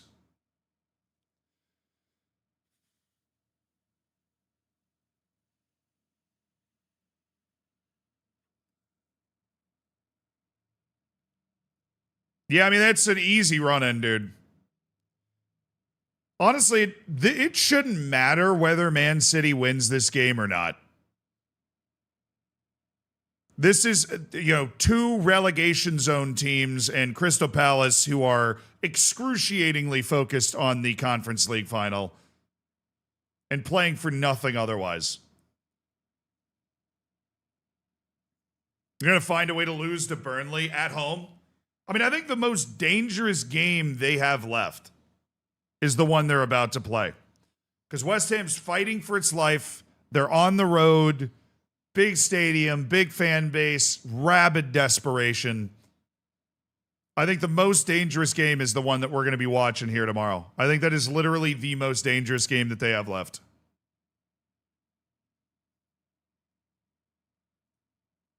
Arsenal made the finals, yeah, but they're going to be very, Arsenal has a chance to win the league. Crystal Palace isn't playing for anything on that last day. So there is a big difference in that. Now, for Man City, they have the FA Cup final, which for some reason is not. Why did they move the FA Cup final to before the end of the season?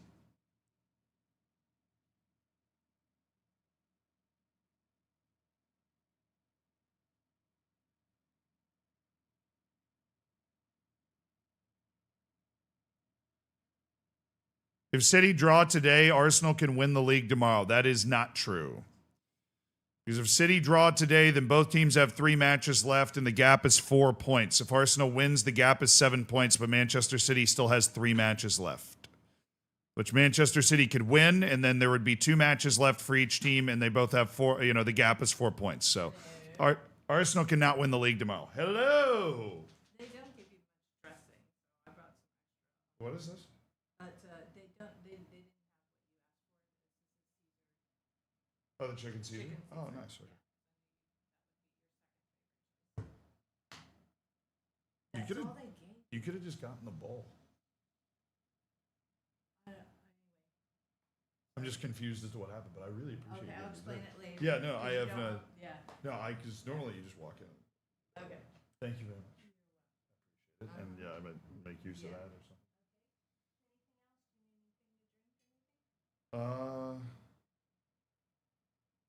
No, I think I'm good. Oh yeah, no tea. Thank you very much. Thank you. Isn't that a cool cup? Yeah, they were enjoying the cup. Right? Yes, they were. Yeah, thank you.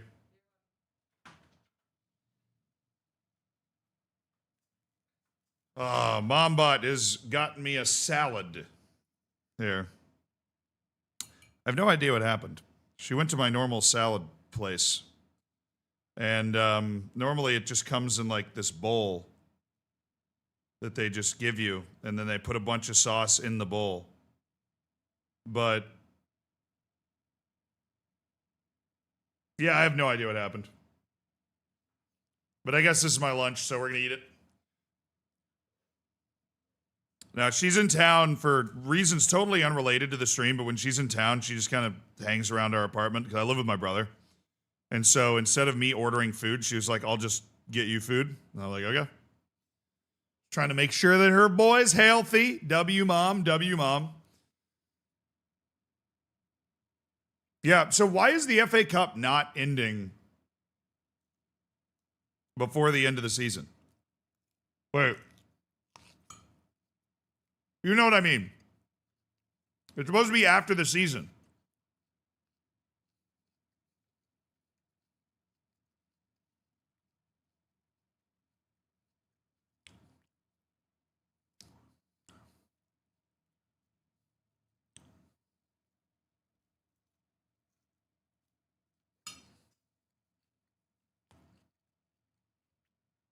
Money.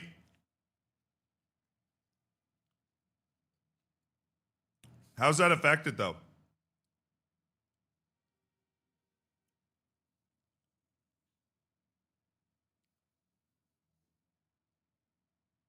All right. I'm actually out of waters. I'll be right back. But if anybody can figure out why they moved the FA Cup, you get a gold star.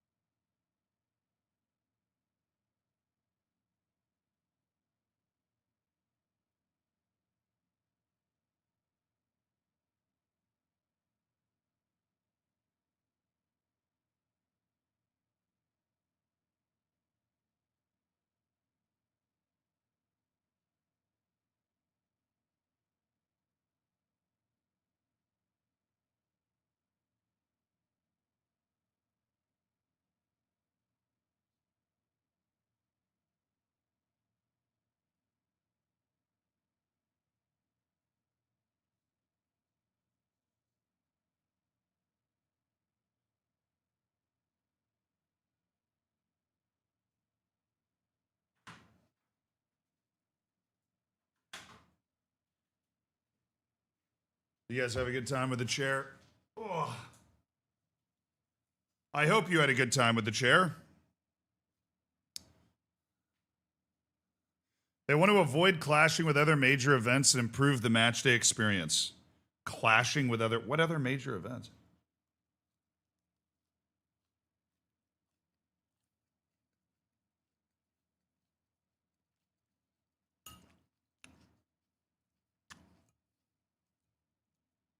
The FA Cup wants to have its own exclusive weekend. It should. I mean, it's like, you know, the traditional historic thing. That's the Football Association trophy. That existed before anything.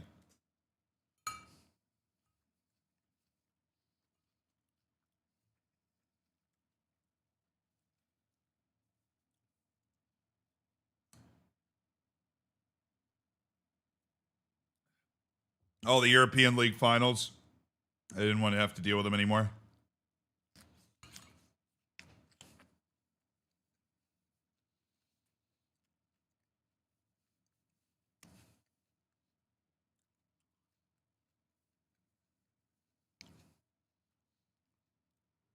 Now it's irrelevant. I don't think the FA Cup's irrelevant.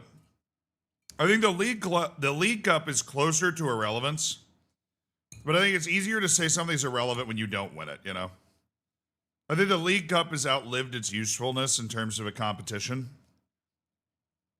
but the FA Cup is still like every country in the world has something very similar to the FA Cup now, because it's the overall, you know, footballing championship tournament of the country.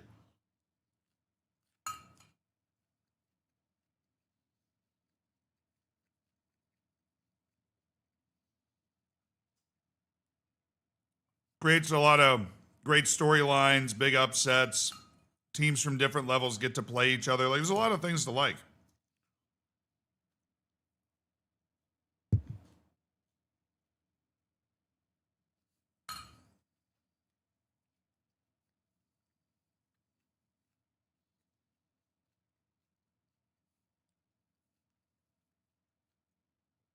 Do you think anybody will win the quadruple anytime soon? No. The way that the finances and registration restrict roster construction in the Prem, I think it's just really, really difficult to have a team that is deep enough and talented enough to be able to win all 4 competitions.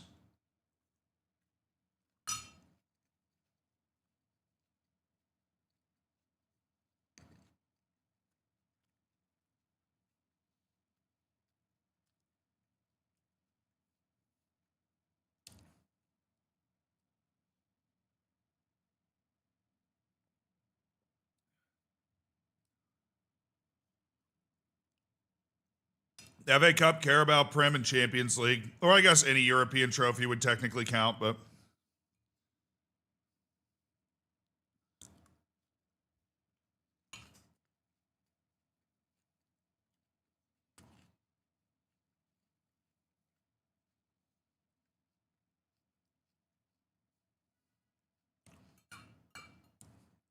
Man City had a chance. They did.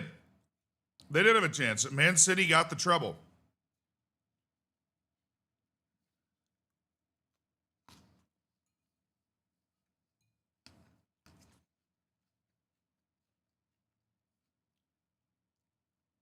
But I think maybe once a decade you'll see a team get reasonably close. Because I think you need to be lucky with injuries. You need to be a generational team. You know, you have to have a lot of things going your way.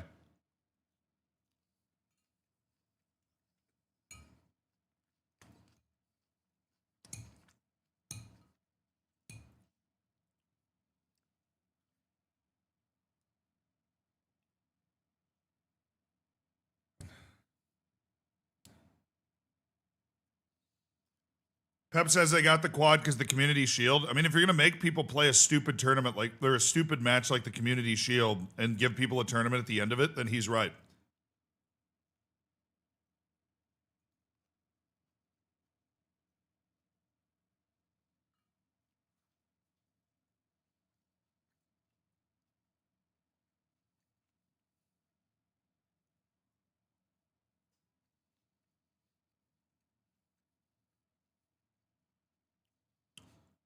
I mean, the Carabao Cup, like, I just think it's outlived its usefulness, and the Football League just doesn't have the desire to get rid of it. But it used to be like the FA Cup was every football club in England in one giant tournament. And then there was the English Football League, which was this, separate entity of professional clubs playing here. And so I wanted a tournament of all of those teams in the English Football League. But now, I mean, like, what the English Football League is basically just a monetary distinction, from teams from the 5th division to the 4th division in terms of how much money they get falling down. And so, yeah, I think the Football League it doesn't need its own cup tournament. You know what I mean? It doesn't need its own cup tournament.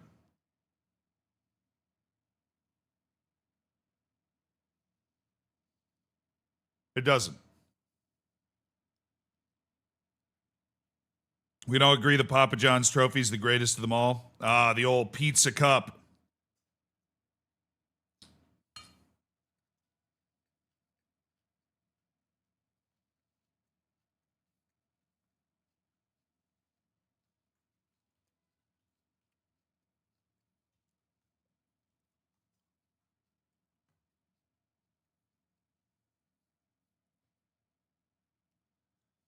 The Rochdale-Borehamwood playoff final is tomorrow. Really? Guy, you know what I'm gonna say? I hope Rochdale wins. I hope Rochdale wins. They need to win.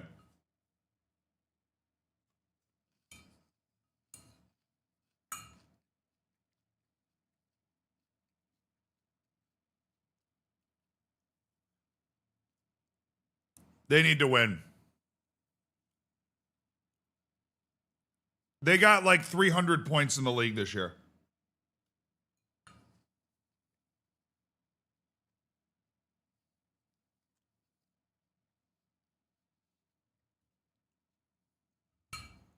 Didn't realize I was on the wrong scene. Whoops.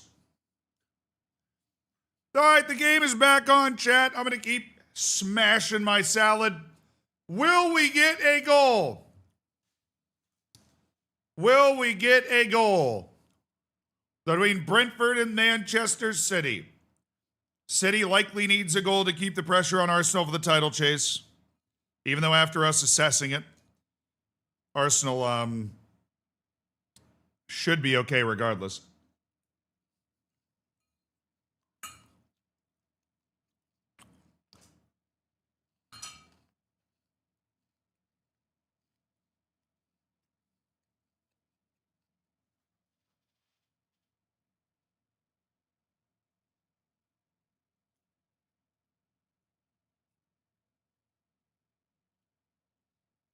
Not a bad idea by Cherky there. Yeah, and Brentford need a goal to stay alive for Europe. Not stay alive. They're currently in 8th, which as things stand right now would be a European place for them.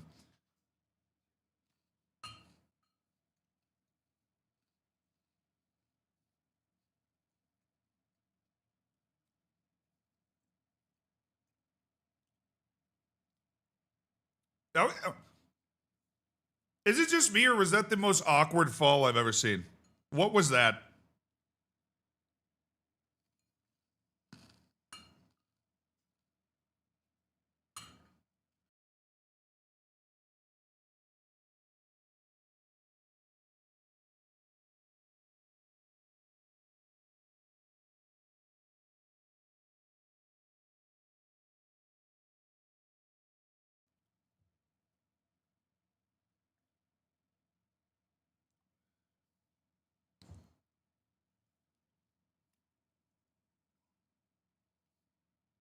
Keep it moving. So what do we got here? Flat back 5, 2 DMs in front.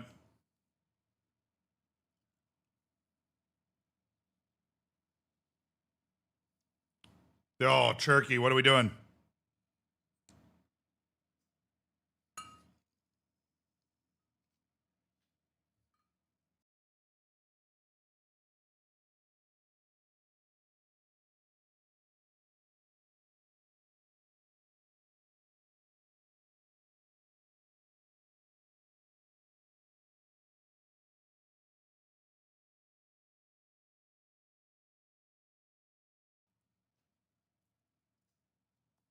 I mean, City probably should be up already. Holland's had 1.5 really good looks at it. He had a header that probably should have done something with.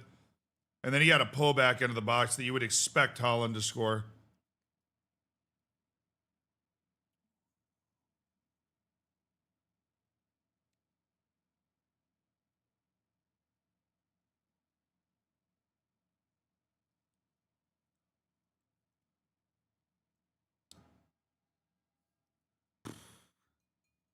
Yeah, the announcers are talking about the European places right now.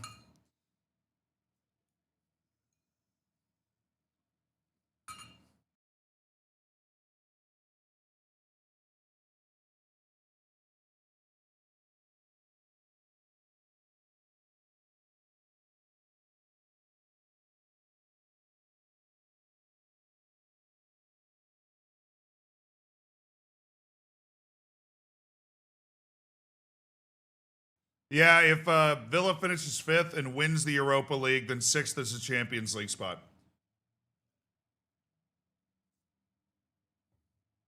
Oi,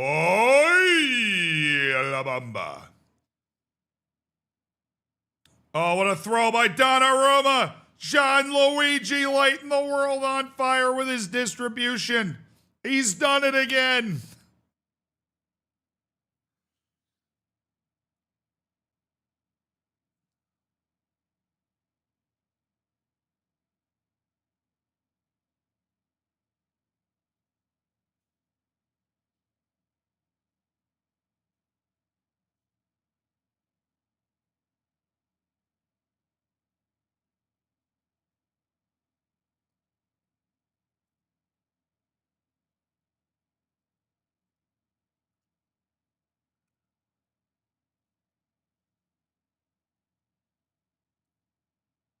Oh, boy. Oh, boy. Brentford. Oh, don't slow it down, me.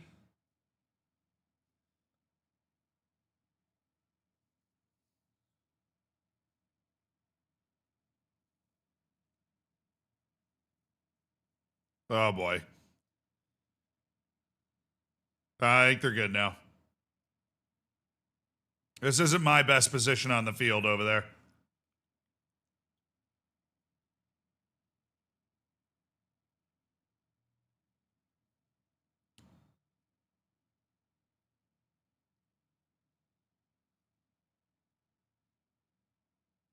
Oi, and a corner.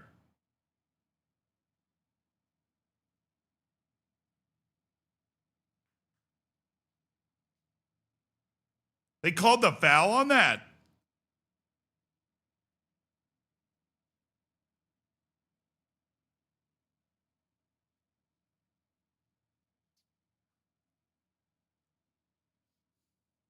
That looked a little soft to me there, ref. They called a foul on Thiago on that play. Kind of a wild call.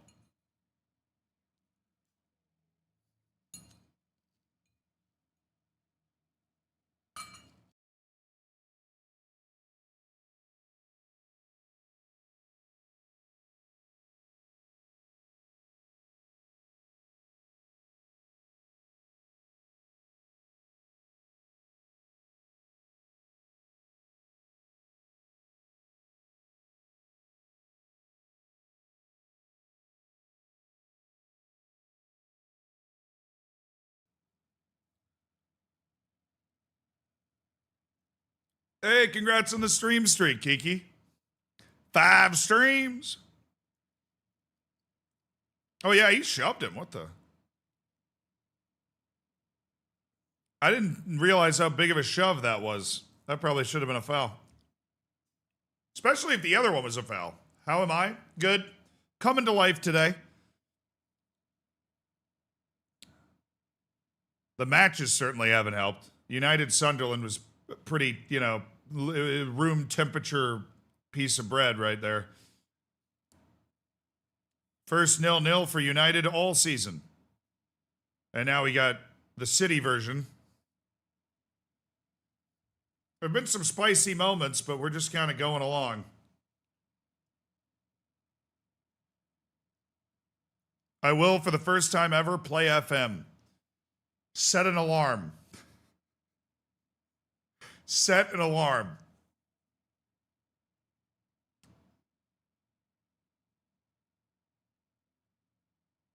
Summon you! Summon you! Oh. I tried to hype him up so that he would have a better shot. It didn't work.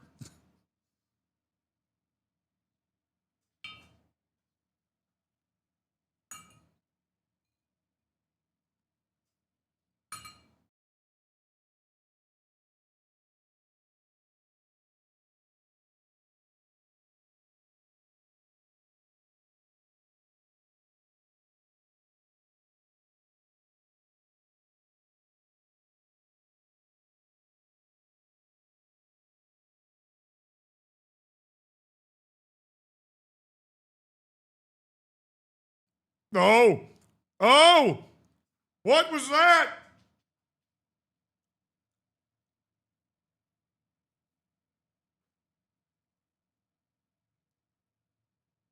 I thought he was going to score. What a pass. That save was really awkward from Donnarumma. What was he doing? It's like he changed his mind about whether to go for it with his foot or his hand. And he ended up parrying. Donnarumma got lucky here because that ball came off his hand and hit him in the leg. That ball could have gone basically anywhere. That was a really awkward save.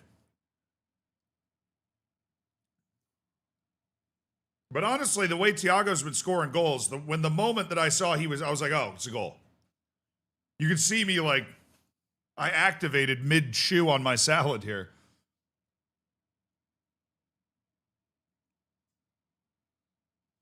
A little shot across the bow for Man City there.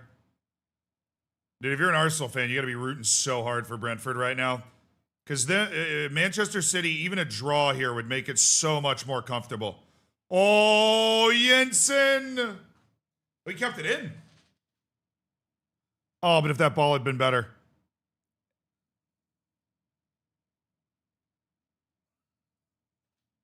That's a terrible pass by Lewis Potter. Wow. Okay. Hey, that was better from Brentford. Maybe they're going to be the one. Maybe they're going to be the one that finally gives us one goal on this fine Saturday. This wonderful Saturday.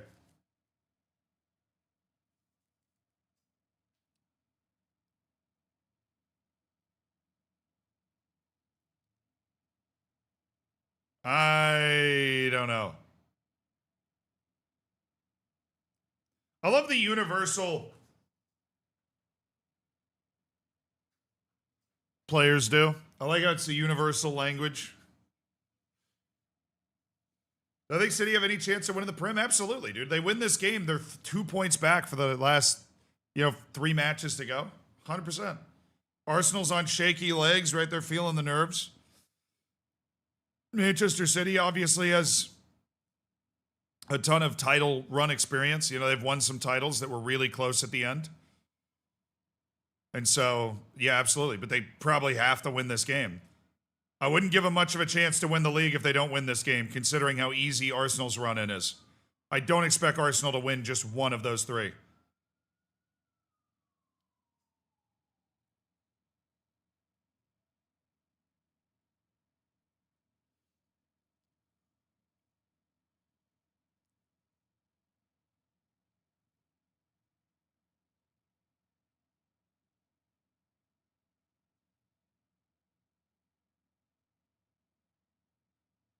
Yeah, I mean, like if City wins this game and then Arsenal draws, then we have a sensational title race on because City would be 3 points behind with a match in hand.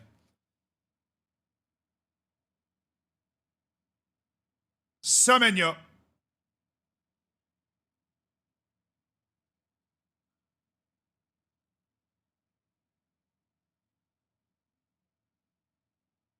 Oh, Doku.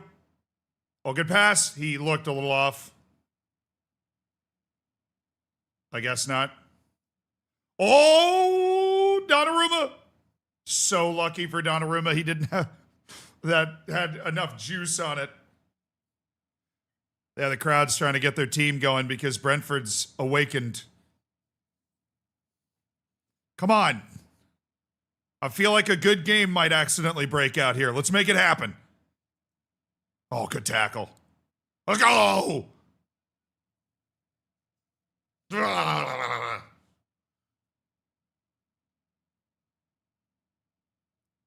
I've been terrible today. Look,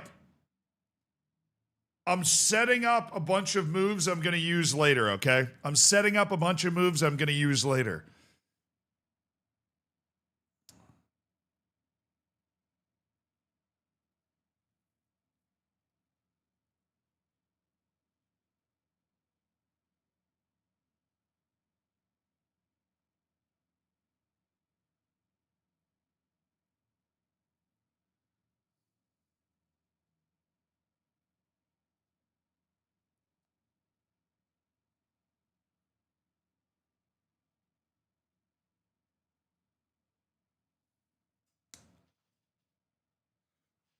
There it is. There it is. That looked too easy in the end. That looked too easy in the end. After all that, Brentford just kind of opened up.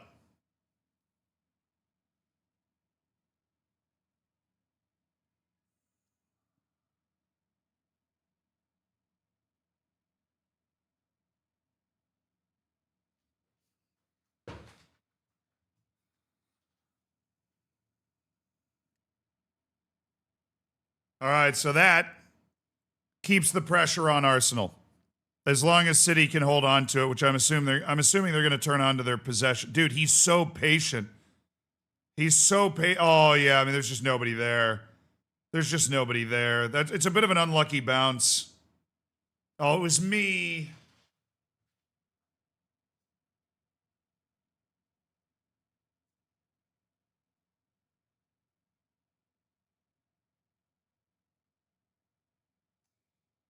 It was me. Oh, I completely misplayed that.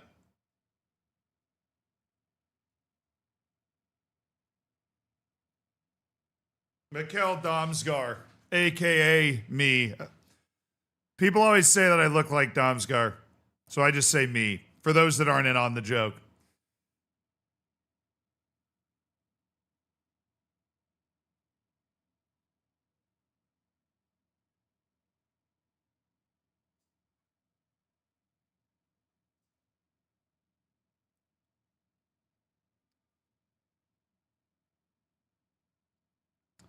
Couldn't hold. No, I mean, the real killer is that Brentford's had 3 or 4 really promising looking moves that didn't end up producing a goal. And that could have changed the game so much. Oh, great throw by Coyote. Wow.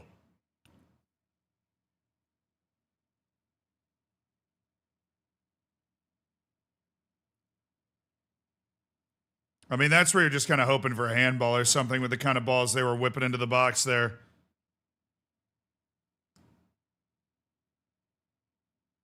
I mean, why are City fans upset about this at this point? Because you're wasting time, but you're in the lead. I think they just haven't rewired their brain yet to be like, no, it's actually okay. Brentford doesn't want to waste time anymore. Oh, the score. Oh, dude. Oops. High-tech professional streaming. Questionable boys, thank you so much for the tier 1, my dude. Enjoy the bacon, enjoy the emotes. Welcome to the Hammers. Hell yeah.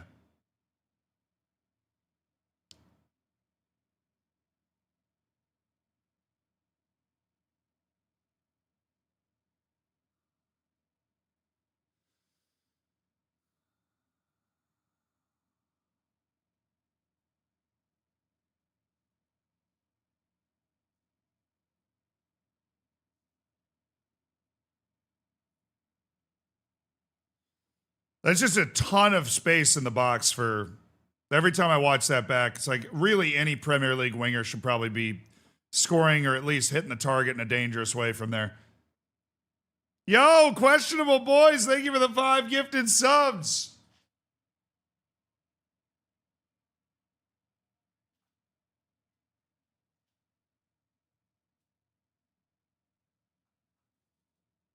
I appreciate it, man.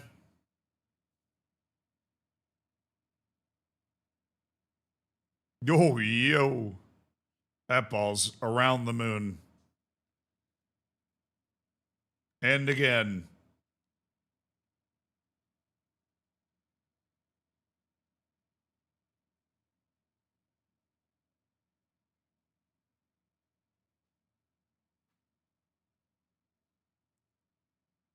Yo! That boy questionable. Thank you for the 10 gifted, man.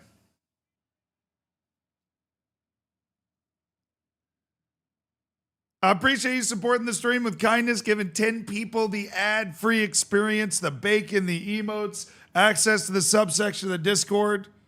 Hell yeah.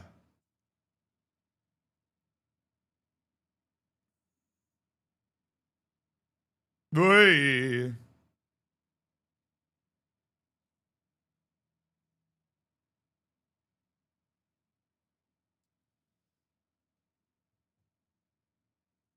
Feeling generous. You've been a legend for ages. Dude, I appreciate it. If you got a gifted sub and you are here today, say thank you. Or else you're banned. I don't make the rules. I don't make the rules.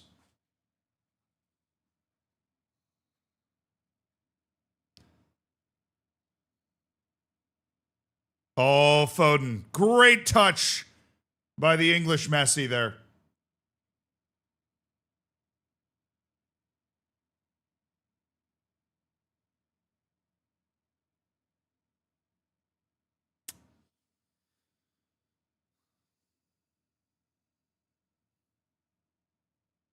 Damsgaard's actually playing for City. Yeah, we had CK3 on the docket later.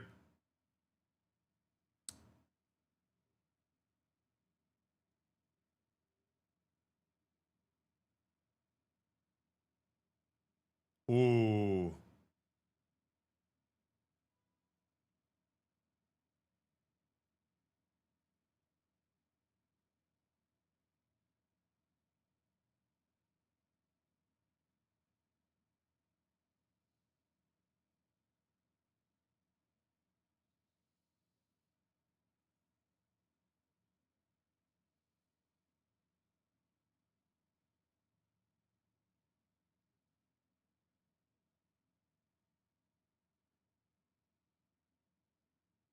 Wow. Manchester City's dropped more points from leading positions than any other team in the Prem since the start of January. It ain't over till it's over.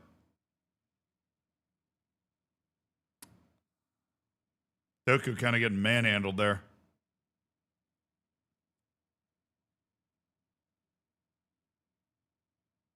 Oh, Doku literally missed the. Oh boy. Foden! Wow, that should have been 2. Wow, that should have been 2. It should be over. It should be done and dusted right now. That was Phil Foden with a full head of steam. Good save. Good quick feet to make that save. Wasn't the easiest, but yeah, City. It could come down to the goal difference. If Arsenal draws, they're right on pace, and the goal difference stays a factor. Like if Arsenal draws against West Ham tomorrow, then these two teams are on pace for the same number of points, right? City 3 games left, 3 points behind Arsenal with 2 games left. Oh, Doku.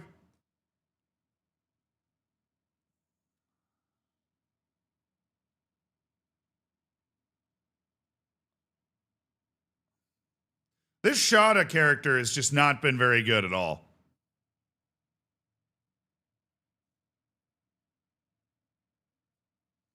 Will Foden go to the World Cup? I think Foden will go to the World Cup because of. I don't think he. I think he will because he's Phil Foden. But I think if you just look at the level every English player is playing at right now, like if I'm talking about a tournament that is potentially up to 7 games total at this current moment, I'd rather have Jonathan Rowe from Bologna than Phil Foden. Like I think there's enough English, more forward winger attacking midfielder types that are playing at a really high level. Yeah, but like he's Phil Foden, he's One of the chosen English kids.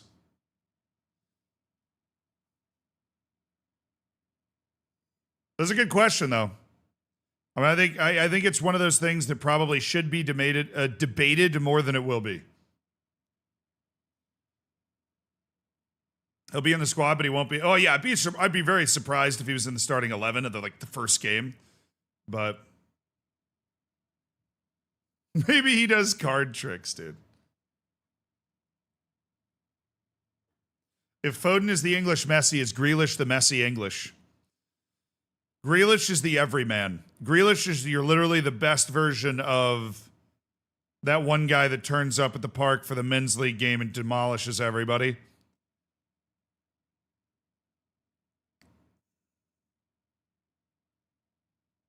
But then goes out with everybody for a beer afterwards. Has a Greg sausage roll for breakfast. Holland almost got that. Ooh, yeah.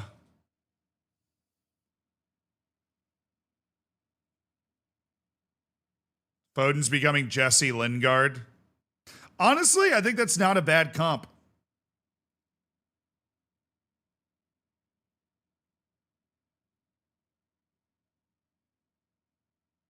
I don't think that's a bad comp. I think Foden and Lingard were thought about I think Foden was probably a little more hyped than Lingard overall when he was coming up.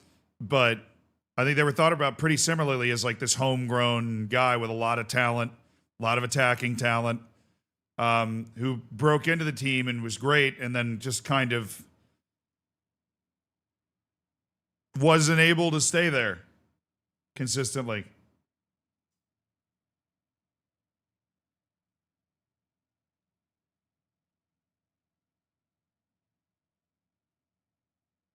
When's Grealish ever demolished anyone? I mean, he was even pretty good at Man City for a while. Like, oh, Thiago.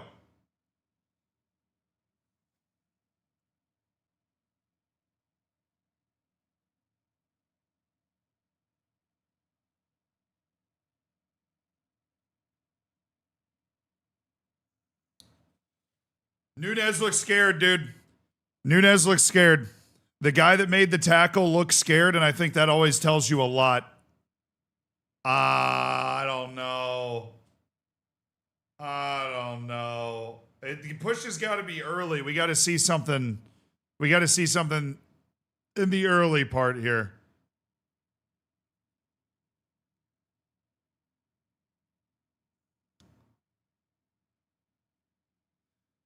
Yeah, I think if there was a shove, they did not get a good camera angle of it at all.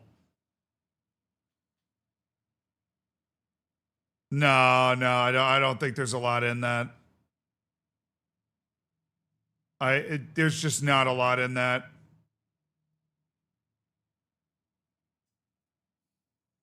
I mean, trust me, I would have loved for it to have been a penalty. I just don't see it. He might have been off, but I think he might have been fractionally on too. It was very close. It was very close. Oh, I needed to see the replay live. It looked like, oh, good save. Oh, I thought the goalkeeper was late to that. I didn't think he was getting there.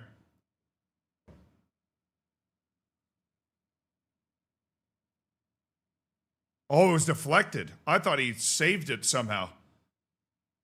That was an optical illusion. Yeah, no, if Malia was through like that, I'd be begging for the penalty, obviously. But once I saw that replay a couple times, it's like, you know, you got to be reasonable. You can be a fan, but you got to be reasonable. That would have been a really soft pen. And I think the announcer, like, he fell down because the ball was behind him. Oh, Kelleher. Okay.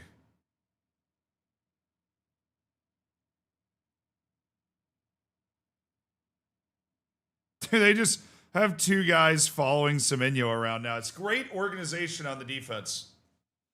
Really, Damsgaard, me, the only person that's kind of messed it up.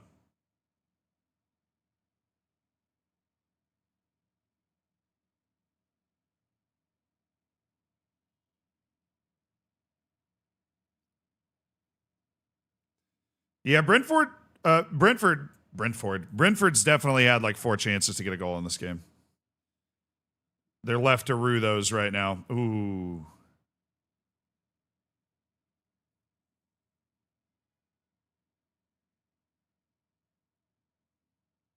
Was that dangerous of a play that you needed to do? Like, I didn't feel like that was that dangerous of a play that you needed to do that.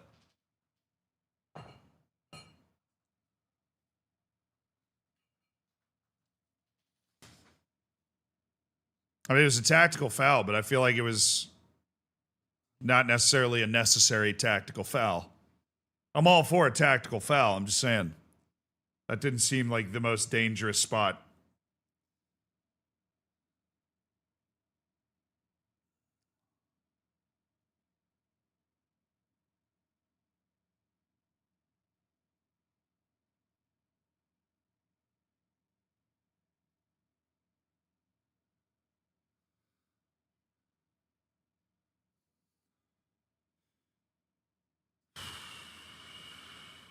Oh, Semenyo. Whoa, Holland! Shirley! He just finds a way, dude. Okay, that's it. That's it for Brentford. And Brentford's going to be in a dogfight to try and get itself a European place at all. Champions League might be a little out of reach. What was that, goalkeeping? I mean, I don't think there's a lot he can do in this situation. Let me see the replay because I was just kind of watching the scramble towards him.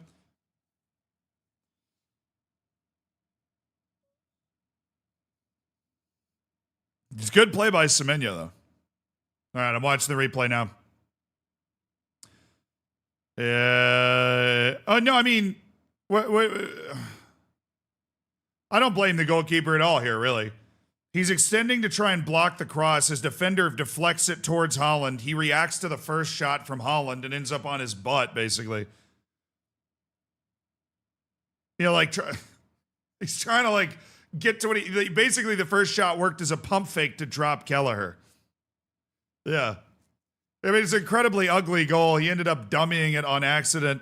But Holland just has that spidey sense for being able to knock the ball towards the goal. Just had a feeling, even after it turned into a dog pile, he was just going to find a way to touch the ball in. Ooh, that's... All right. That could have been something. Gotta love the random ads they play in the top left corner during the game.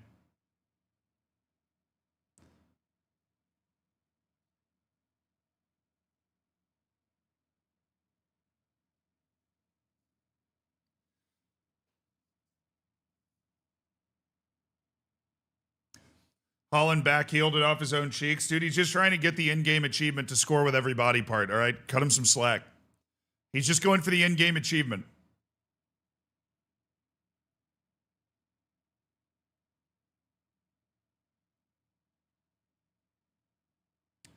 Nice. Come on, Brentford. Do something crazy. Do something crazy.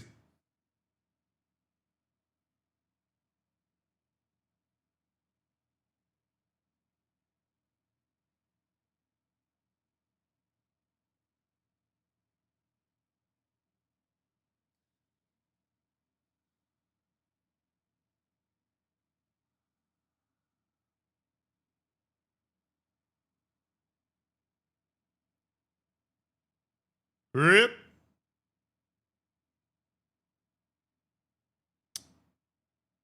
I can't believe that ball stayed in.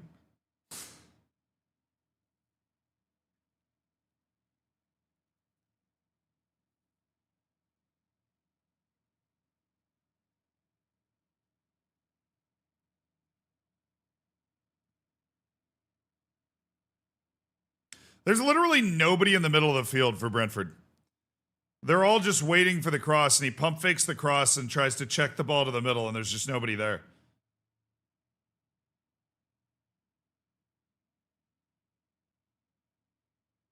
Man, Brentford in the final third today has been diabolical.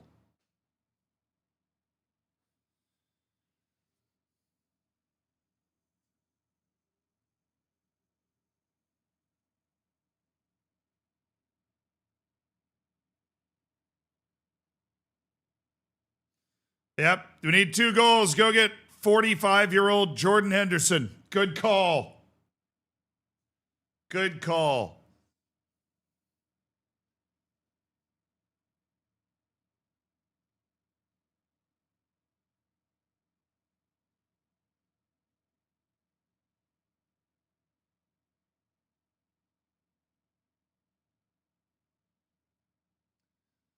It's better than MLS games where they'll do the picture-in-picture ads and shrink the game. Yeah, those suck.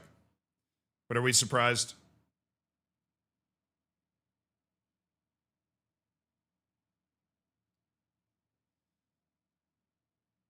Good to see Marmouche playing. Guy's been kind of a little out in the cold. World Cup ads are diabolical, guessing from FIFA. I mean, yeah, FIFA's approach is basically if it's legal, we'll do it to suck a dime off the floor. And so, you know, in the US, it's very legal to do all that stuff. I also think that FIFA is aware of the fact that branding-wise, they can push some of that stuff to the US. But be like, the US will get some of the heat for that being, like, for, you know what I mean? Like, the US will get some of the heat for there being all those commercials in weird spots and mandatory water breaks.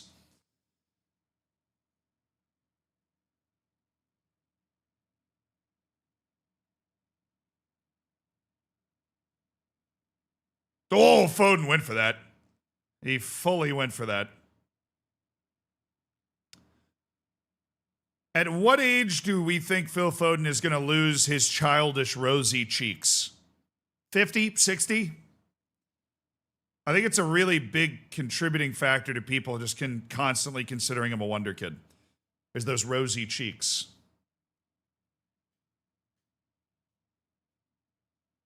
No, FIFA has put ad breaks in the World Cup, dude. You just don't know it yet. The water breaks are mandatory at this World Cup, meaning after 25 minutes, there will be a mandatory water break, no matter the temperature. And that means there will be an ad break. They will play ads during those water breaks. They have now turned, they're turning the matches at the World Cup into 4 quarters. Even for games in Canada, yep. Every game at the World Cup will have mandatory water breaks. Does not matter the temperature. Now that has nothing to do with the US or Canada or Mexico. That has everything to do with FIFA just FIFAing. I mean, the water breaks with a temperature requirement are fine, but saying that every game will have water breaks regardless of the temperature is a big difference.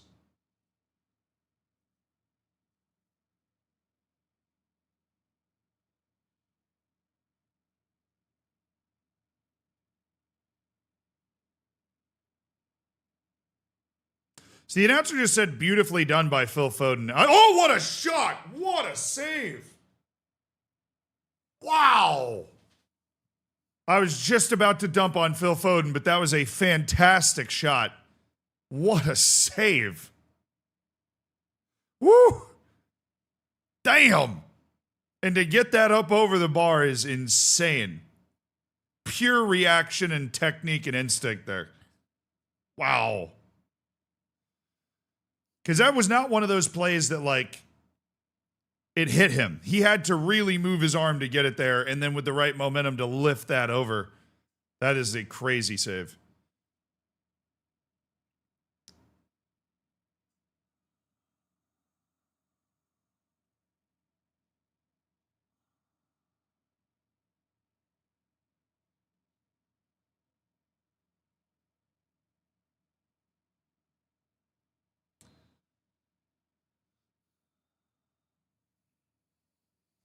Coyote taking out 80 minutes of anger on Jeremy Doku there.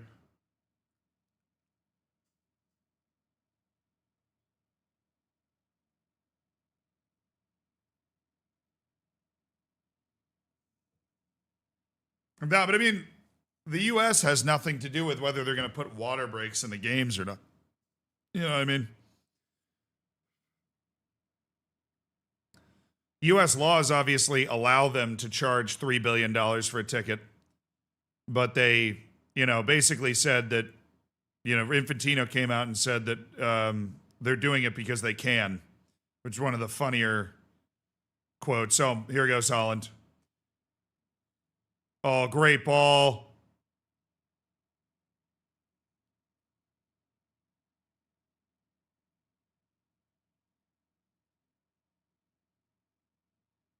What's wrong with him? What's wrong with Marmouche? She was like walking away. I just see this replay. Oh wow, that's good time. That's good timing.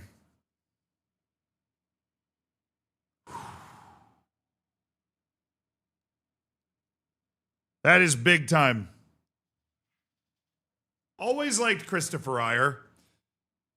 A little flip Foden as he takes the corner. We have now streamed 4 hours today and a ridiculous 74 hours this week. A little Philip Foden. Oh, Doku again. What a touch by Thiago. Okay. Nice. Didn't the FIFA president say he'll buy those that buy the tickets, a hot dog and a Coke? I didn't hear that. I did see him talking about, like, he defended the ticket prices, basically saying, you know, the laws in the country allow us to do this, so we're going to do it. And it's like, all right. All right.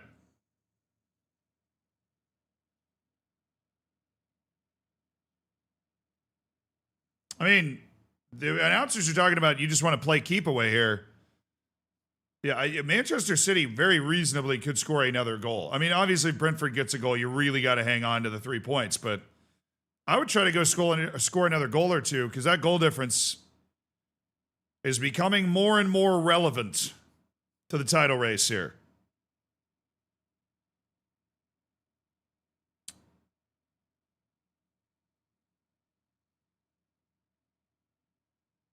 Yeah, I remind you once again that FIFA is a non-profit organization. Non-profit.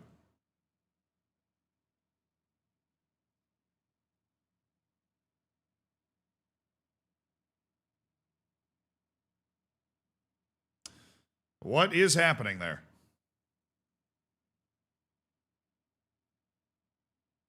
Pretty good pressure here from Brentford. I don't know if that was a foul.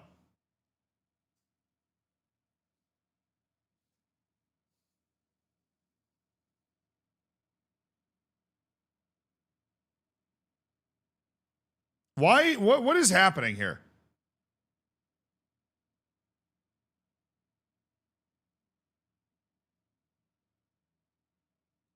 If I'm Pep, I'm subbing Bernardo off. He's got beef with half the team at this point. What's Donnarumma doing up here? Donnarumma and Igor Jesus are about to come to blows on the back end of this. What is happening?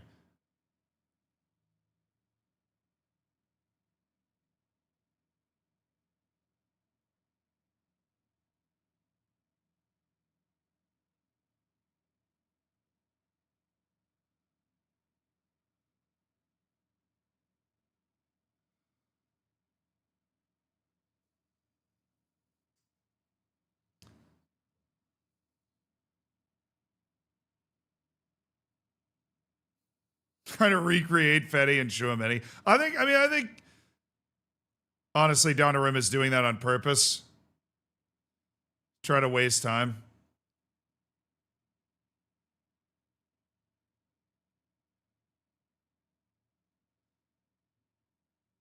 Donnarumma looked at Igor Jesus like he was going to punch him for a second.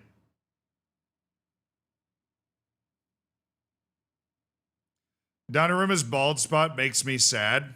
I don't know why. He's kind of iconic. Like he has kind of an iconic bald spot.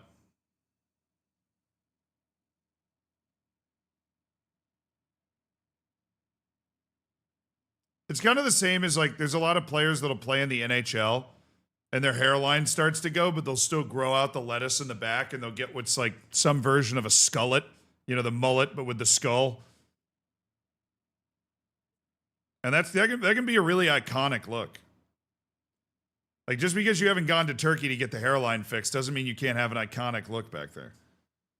Donnarumma just looks like an aging Italian man.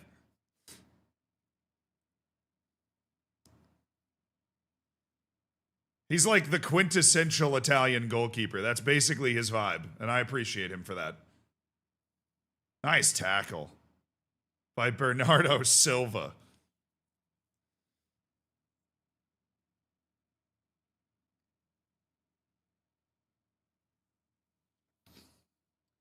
Well, the rest of this match is going to be occupied by arguments.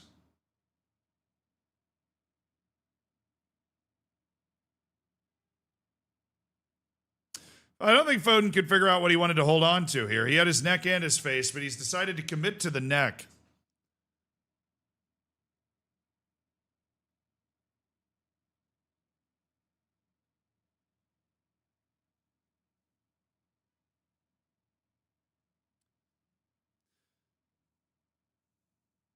Donnarumma having just turned 27 is what's mind-blowing to me. I mean, that's just like what a normal 27-year-old looks like. Obviously, he's large. He's a very big guy, but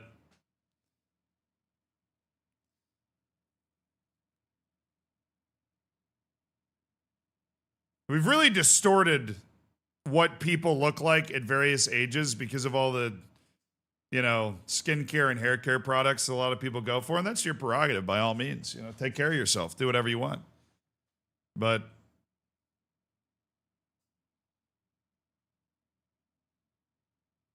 I chat with YouTube, yeah. I have the YouTube and Twitch chat. Yeah. I have them both up. The Twitch I can only show the Twitch chat here if I'm going to stream on both. But I have both the chats up. I got you.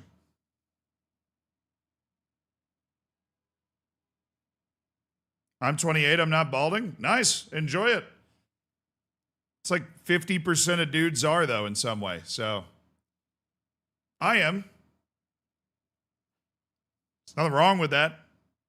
Eventually, I'll run out of hair on the top of my head. Not too much I can do about that, and I don't really care. I take care of myself. Work out some, get a haircut, shave. My hairline has retreated to some extent. The forehead is expanding, is the way I prefer, glass half full kind of guy. I think a ton of guys deal with it. It's not like a bad thing or a weird, like watch Seinfeld, dude. The bald guy in Seinfeld's supposed to be like under 30 at the start of the show, if I remember right. Oh, what a finish! That could be a huge goal for the title race, bro. That could be a huge goal for the title race right there. And it's Omar Marmoush. I'm happy for him. I always like Marmoush. And he's not gotten a ton of time, but that was a really, really nice finish.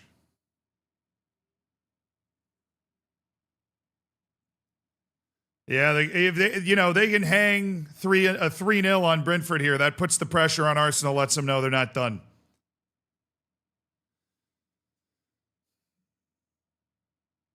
I'm buffering. Okay. Oh, now we're back. I just missed the highlight because of the buffer. And 2 goal contributions for Erling Haaland. I mean, look, this scoreline does flatter Man City, but it still makes a huge difference for the title race.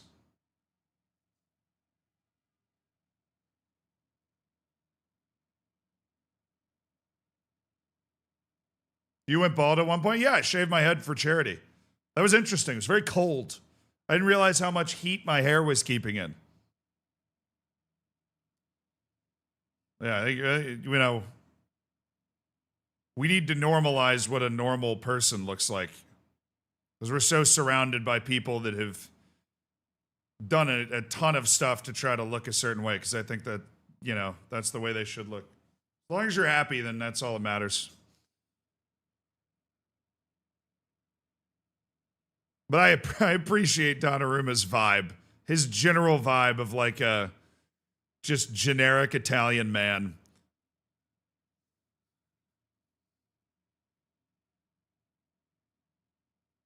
Away! Oh, hello. Why is Donnarumma so dirty? Oh, that's his jersey. Oh, the score. Oh, God. Sorry, after the first match today, I'm so not used to the fact that goals happen. Having a bald head feels like something's missing. Yeah, you kind of do this a lot initially.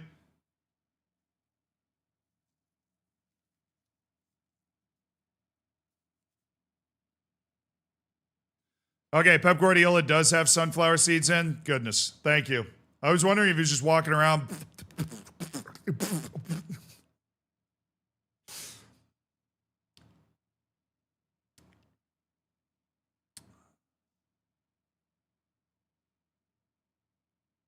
What a touch by Keller.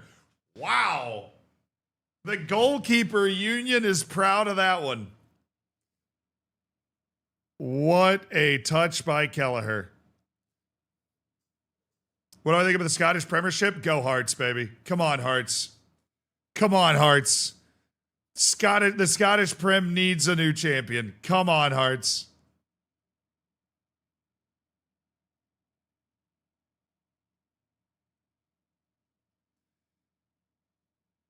Oh, Semenyo. Yeah, that was more dramatic looking than it was. Well, what a flurry to finish for Man City, and that's going to tighten up the goal difference there, too.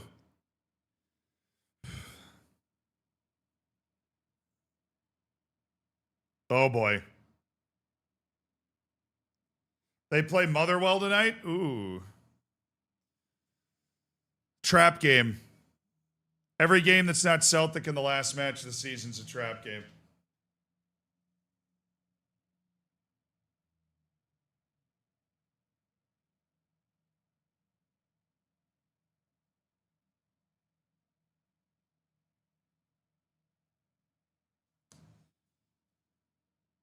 All right, it looked like City might be in trouble, but now they are here. The goal difference is just one off, which means if Arsenal draws and Manchester City wins by one, they in their match in hand, they will go top of the league. That third goal was huge. That third goal was absolutely massive. Because now it is literally if Arsenal draws and City wins the match in hand, that gets us to the last two matches with Manchester City back on top of the table. Obviously, a loss makes it even worse, but that third goal is massive for Marmouche. As for Brentford, yeah,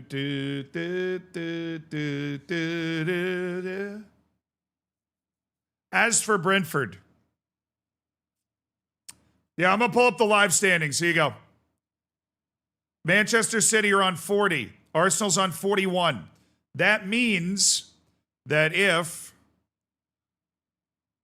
Arsenal draws 36, 41, 77, they win by one goal, 36, 41, 77. All tied, it would come down to goals for. Headed into the last two matches, City would have the advantage by 5 on goals for.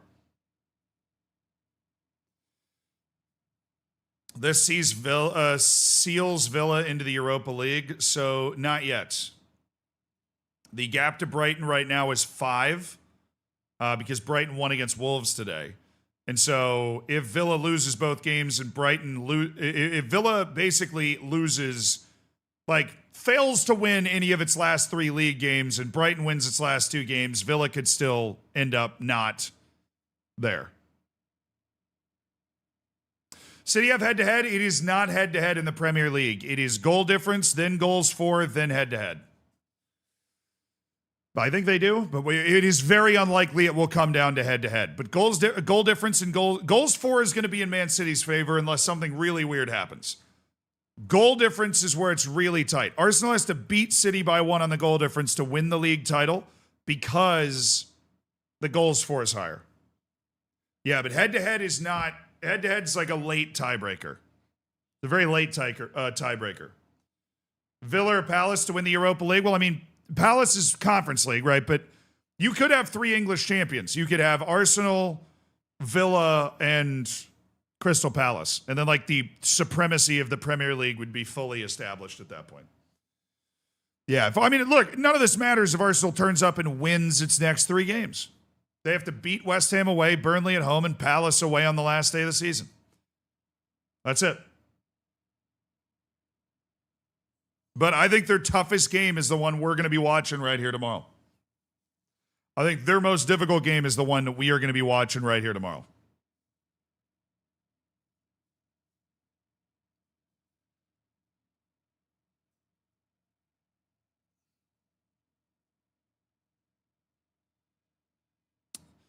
What's Palace's schedule? Well, I mean, they have the Conference League match. I actually don't know when that Conference League match is. Oh, dude. It's 3 days after the last match.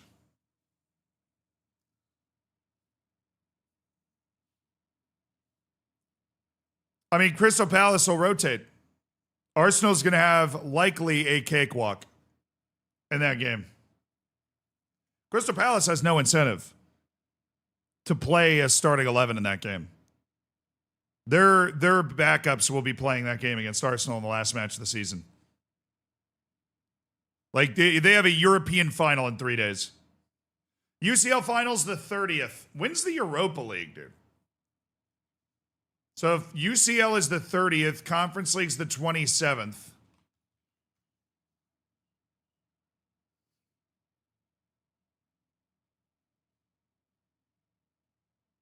It's before the end of the season. I thought the Conference League was the one that was before the end of the season. I don't know. Everything keeps changing every freaking year. I can't keep track of it. Everything keeps changing every freaking year. Now Villa's got the Europa League final against Freiburg on the 20th, the midweek before the last match day. Can't have it later because of the World Cup, I guess.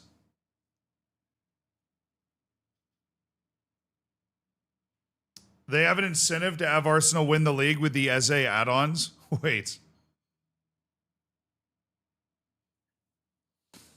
Crystal Palace is incentivized not only to rotate, but also to have Arsenal win because they'll get a payout because of the Eze contract. Like the Eze contract add-ons. Hold on.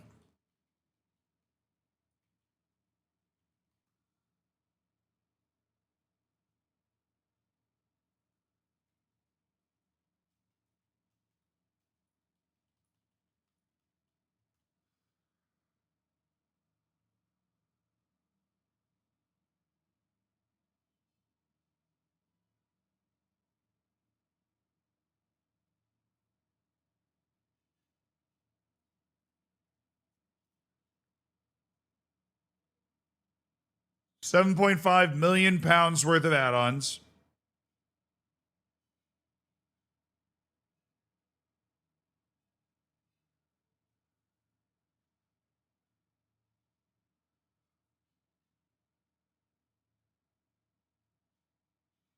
I just needed to find, like, it's speculated.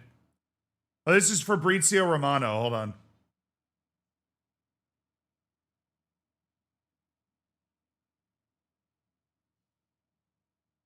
This is this is the Fabrizio Romano group.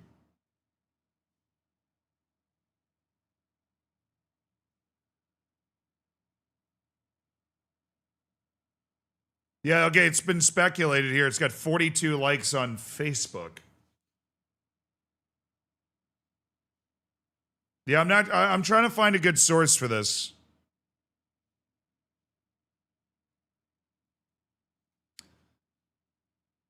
As a Premier League winning clause. Arsenal, Crystal Palace. Let's see if we can find this out.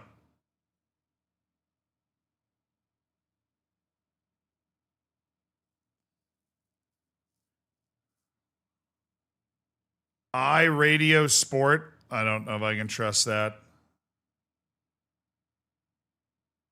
All right, did the Guardian thing mention anything about winning the league?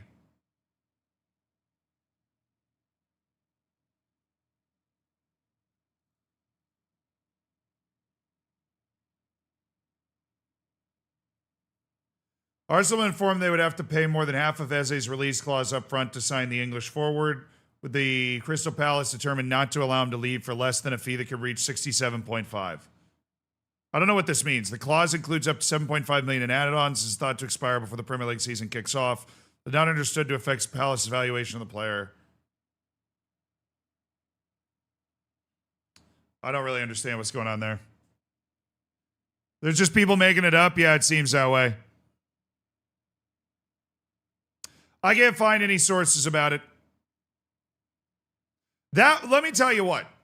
I wouldn't be surprised if a part of the add-ons had to do with them winning the title or some sort of success-based add-on, because add-ons are usually pretty normally in that category. Like, he plays this number of games for the club, we win the title, whatever. Like, there's a very small category of 3 or 4 different things that you usually work off of for bonuses.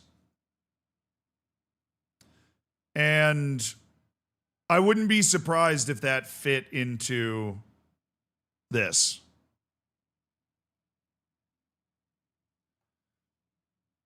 Those types of add-ons should be illegal between teams in the same league. I mean, yeah, I think it's just nobody's ever realized or thought about a situation where a team that could potentially financially benefit from blowing a game, and they have complete cover. Like, they've got Rayo Vallecano in the final 3 days after. Like, they have the cover to just play their backups. But there's also no confirmation that that clause was there.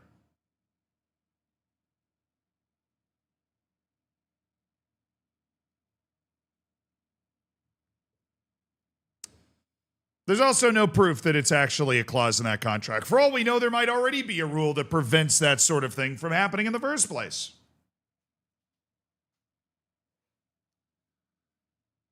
So, thank you, Taylor Swift. You backing me up on this? Got the Taylor bumping?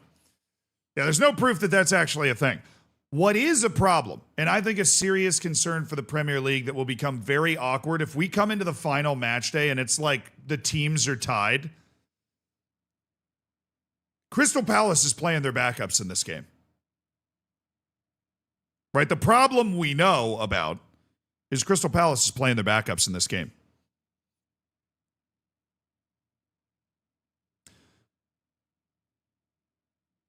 That's awkward for the league. Because Crystal Palace has every incentive to play its backups in this game because they have a cup final 3 days later. But then Arsenal might have the chance to run up a 3-4-0 against Crystal Palace's backups, who are also playing for nothing. And then City might be sitting there like, oh, we have to play, an actual team on our last match day. We're playing Aston Villa, who's, might be playing for, at that point, they might be playing for their European life. If they lose the Europa League, they might be playing for a Champions League spot altogether there, right? There's a lot of things that could be on the line in that match.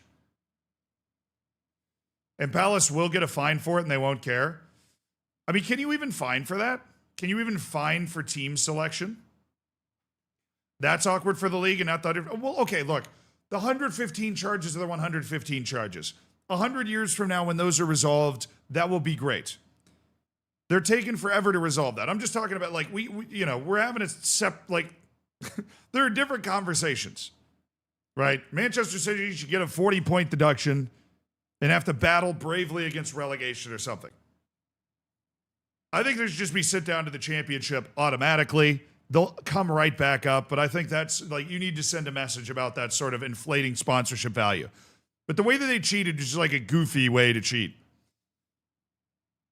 But yeah, I wouldn't be surprised. Obviously, there are teams in the title race that have come up against teams that are playing for nothing, that are already safe in their position in the league. This is just like a unique situation where the reason this is a unique situation is that this feels preventable. It feels preventable.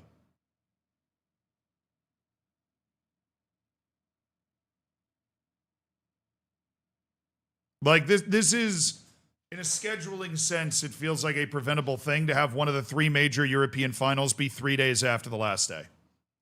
I don't know.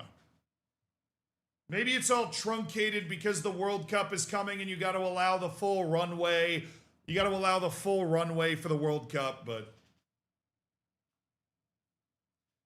yeah, they just decided to ignore that, and now Crystal Palace ends up playing Arsenal on the last day. They're the team in the Conference League. They've battled their way all the way through the playoff round to get all the way to the final, playing Vallecano. Yeah, the Europa League final's not even after the season ends. That's why I said, like, if they lose the Europa League final, they then play the last match of the season, like, fully aware of their European situation. So Aston Villa is probably going to be on fire.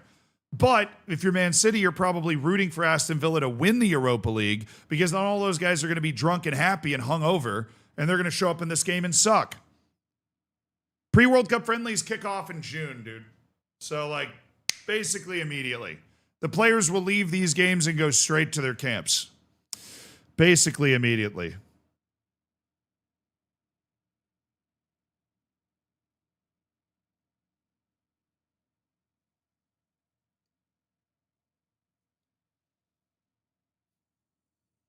I wouldn't blame Crystal Palace for rotating their team. Yeah. This match congestion is insane. Something's got to give. I agree completely. Get rid of the Carabao Cup. And I think you just got to start the season earlier, to be honest with you. If you want to play 38 games in FA Cup and have Europe midweek and whatever, like every other league figures out how to take a winter break, even just for a little bit, like a week or two off. But the Premier League just blasts matches through the entire season and wonders why these guys are exhausted and tearing all their hamstrings at the end of the year.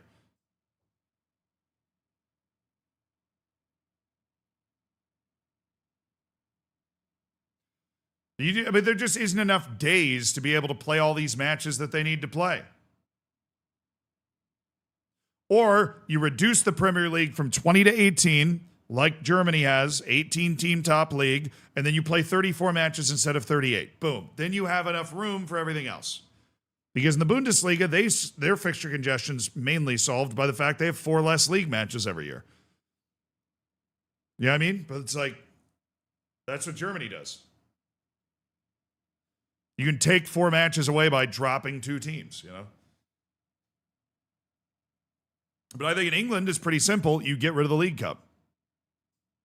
If you get rid of the League Cup and start the season a week or two earlier, you now have the space to be able to let this breathe a little bit.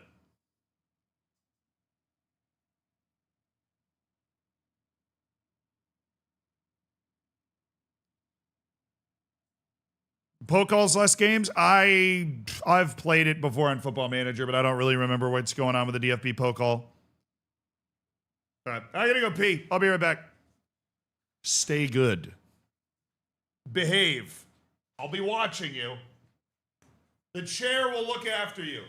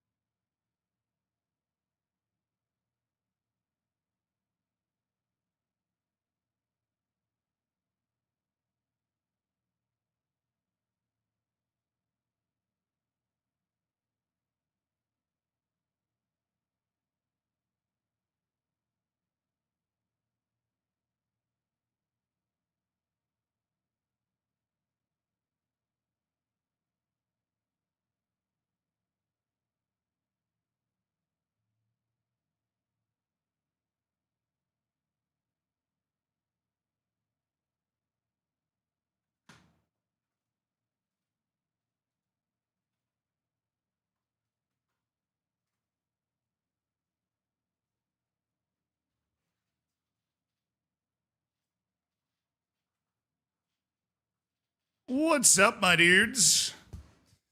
How was the chair? All good? All good, I hope. I don't know, I gotta send something along.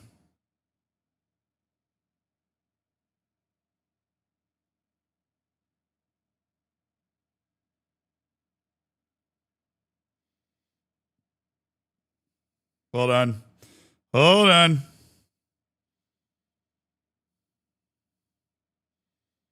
Do do do do. Do do do do do. All right, chat. You know what time it is? Now that the matches have concluded into the Premier League today, it is time for us to play the Crusader Kings. It is time for us to play the Crusader Kings. How many of you guys tuned in yesterday for our beautiful Crusader Kings run?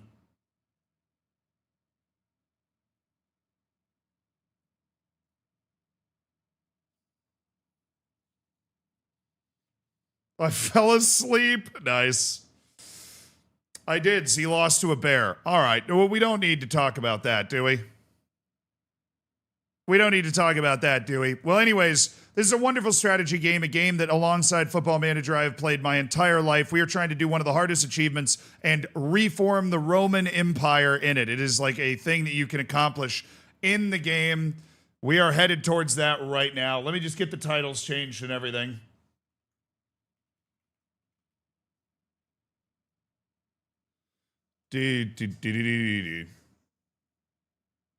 Me, still have no idea what you do when you play, though. You can always ask questions. I'll try to answer the questions and everything. You know?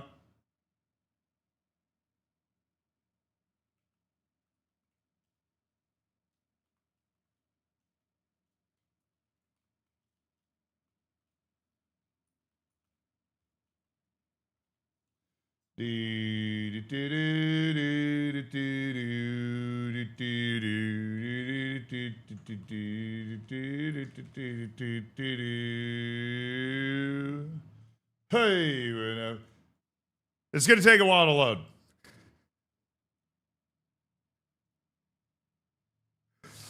It is going to take a while to load.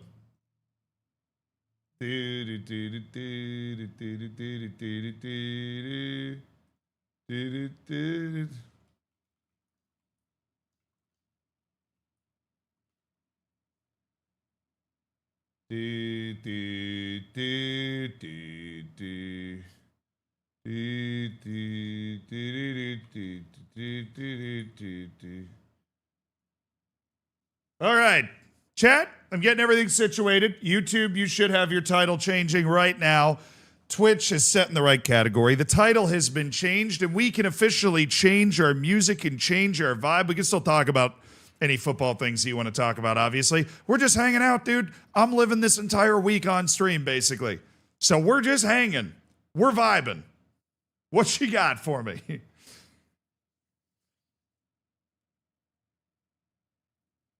Give me some Crusader Kings vibes right now. There we go. There we go. Z told off his son and immediately died. Yes, I died of a heart attack while disinheriting my son. We've had some serious aura deaths so far in this run. Like just massive aura. No, we've had a very fun week. I mean, we have had day one, we played a ton of Malia. We played Malia all day. And then we had, 3 straight days of kind of Malia European watch along and then fun game after. Trying different games. And that was a lot of fun. Yesterday, we had a full CK3 day. And today and tomorrow, we've got watch alongs in the morning, CK3 in the evening. So, having a great time. Brief, how far are we? We've started to expand. We're on our 4th ruler of the Romulus dynasty, trying to bring the Roman culture and the Roman Empire back. We have expanded and taken much of central Italy, and we have really created a strong economic base and a strong legitimacy base. We're seen as really virtuous, true rulers. We've had multiple people join our state through offering to become vassals, and we just took the former city of Carthage, very Roman thing to do, and Now we own the Duchy of Tunis. We own Sardinia. We own almost all of Corsica. We lost Majorca. We had Majorca.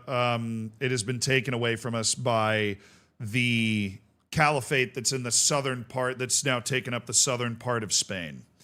Yeah. The ruler I'm currently on, King Julian, is about to die. We are on death's doorstep, so it's going to start today with like an instant death, basically. It's not Al-Andalus, it's a different state now. We've had a couple of surprising things. One, Croatia it had this weird religion, but there was a conqueror that was born in Croatia, came into the middle of Italy, conquered Rome, and converted part of the Italian peninsula to this unreformed faith from the Urals, the Taltostists, or some Taltosists. I can't say it. But we've managed to finally drive the Taltostists out of Italy after like 70 years. There was the 70-year Taltostist takeover of the Italian peninsula. Manny, thank you so much for the prime, brother. I appreciate it. Hell yeah, hell yeah. Do, do, do, do, do, do. And, we had the bubonic plague happen so early. So it happens like randomly just to keep you on your toes, And we got hit with the bubonic plague in 939, which killed 8,000 in-game characters. We lost a few counselors, but because we were on an island, we were able to seclude and we didn't lose any direct family members to the bubonic plague, which is incredibly lucky. But it leveled the development of the entire world the way that it does, like reduces humanity back to the Stone Age almost. We've been able to rebuild really aggressively out of that. How does the game even have the number of characters in the game is crazy. Like you see the size of the map, each one of those, the whole realm and everything. Yeah, we got the face masks out in time, 100%. We secluded early. We took care of just about everything. It was great. The faith held by their holy order and nobody else. Yeah, and then we've lost a couple wars, but we are trending in the right direction. We have a very august ruling family, and we are about to become a woman. My daughter Maxima is set to succeed me. It's very difficult to do that in a Catholic society, but through feudal elective, I needed to bully 2 people late last night on the Kingdom of Romagna. Just wanted to say that the fun week this has been, not been able to watch every hour. I mean, who has, dude? If you've actually been able to watch every hour, I'm concerned for your health. Bodo Glimt playing Braun in the Norwegian Cup. It's 3-3 in a penalty shootout. Ooh.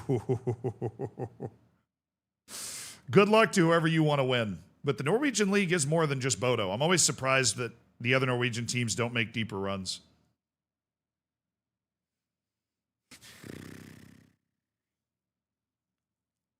Yeah. But we've had some aura deaths. Our first ruler died. He was killed by a bear in single combat during a hunt. Our second ruler died in his sleep. I guess he would be the quiet loser, but he's the guy that conquered Majorca. And then we lost it, obviously, later. And then the third guy died telling his son that he was being disinherited.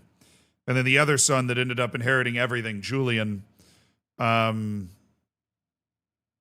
was good to go.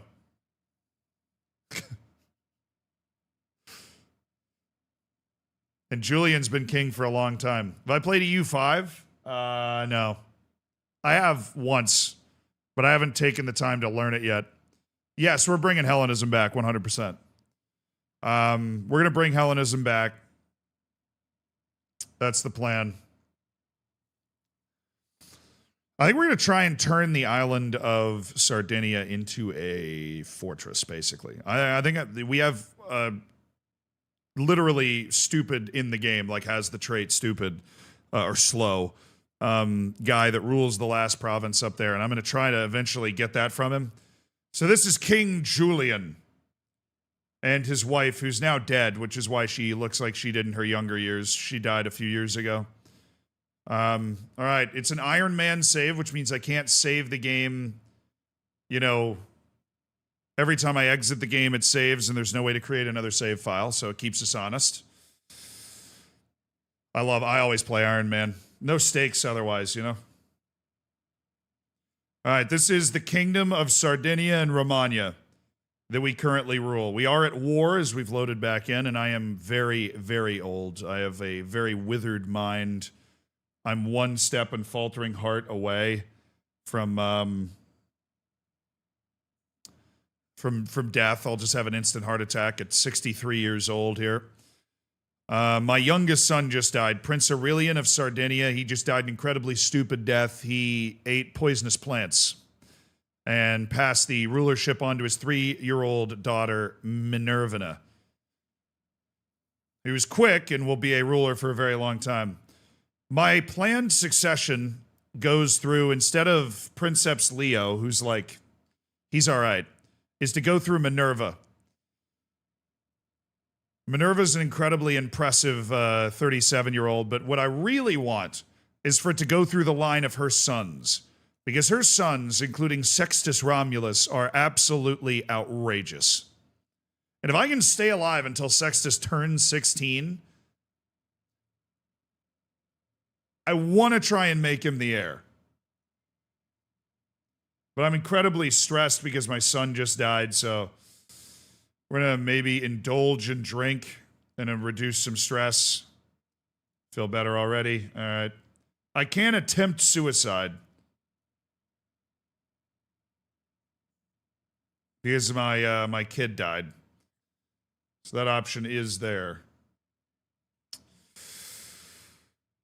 But right now we're fighting, this guy decided, his dad, who pledged allegiance to us, died, and so he decided that he wanted to declare war against us to try and get his independence. He was going to be joined by this guy, down here, in the county of Benevento, but then this guy had died of a minor illness at the age of 35, leaving it to his 6-year-old son. So we ended up with a much quicker war than we expected. Inheritance is completely clean right now. It is all going to my daughter, Maxima. And that is because apparently Maxima's son, my grandson, is not available as a potential, person to be nominated. I wish that he was, but he's not. And so we are going to give it to Maxima, and so it will be passed down my daughter's line. Yeah. But we have all of the votes are in place here. Corinius Romulus, my grandson, and the daughter of King Urien. Well, why, King Urien of Lyon? We don't get any alliances from that. Also, I'm not doing any alliance marriages. I'm about to die. Those won't get passed down.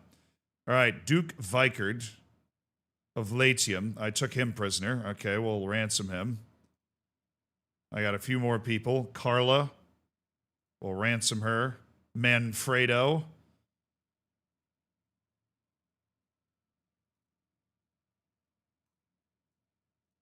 A lot of titles that could be created, but I'm good right now.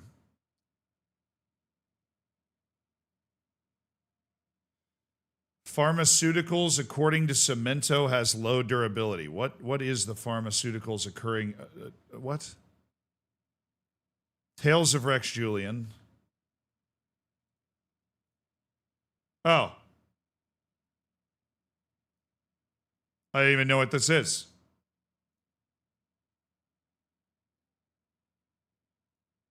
Costs 75 to repair, but gives us a bit of a plague resistance.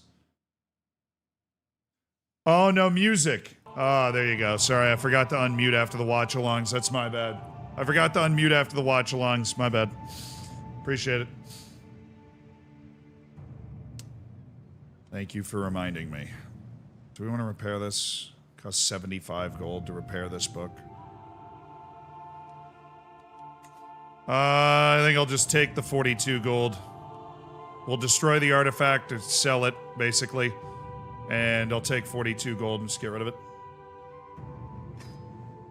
See you later. But my daughter, Maxima, who is about to succeed me, did craft a wonderful mace to be passed down for the family. Alright, let's check, let's see. I might just die almost instantly upon start, but we are moving now. We are officially moving. So let's march the men-at-arms down here, leave a few knights and a smaller army over there to take care of the siege, to remove this unruly vassal. Continue to make money from these right here. Okay, we'll ransom her. And ransom little Manfredo as well. Okay, we just beat Italy in a war for Pisa right here. Alright, just turn around and be able to defend. They might just be trying to bait us and then walk around the other side of the mountains. Just spook them away. Alright. We've lost our wet nurse. Well, Lamberto, we could get a lot of money. Active elections for the Regna of Romanum. Yeah, don't worry, I got that under control. We fine, we fine, we fine. Alright. Wet nurse.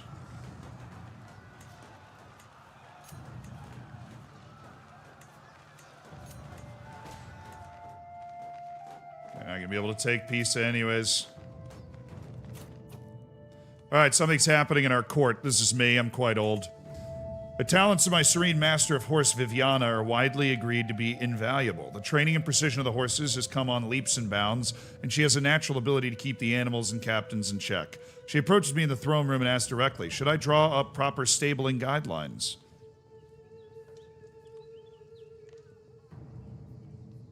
This character's cavalry officers are the constant focus of a skilled master of horses' energy. Trained commander's counselor task is more effective. Or we could scrimp all you can on the horses. That reduces the maintenance of heavy cavalry for 10 years. Yeah, that'd be nice. Or you could do can you do both, which I'm not likely to win because my brain is basically gone at this point. Found a good wet nurse, though. Keep the kids taken care of. No, we should have... Yeah, that guy. Just one more ransom left to pay out. A caravan master. Neither of those are good.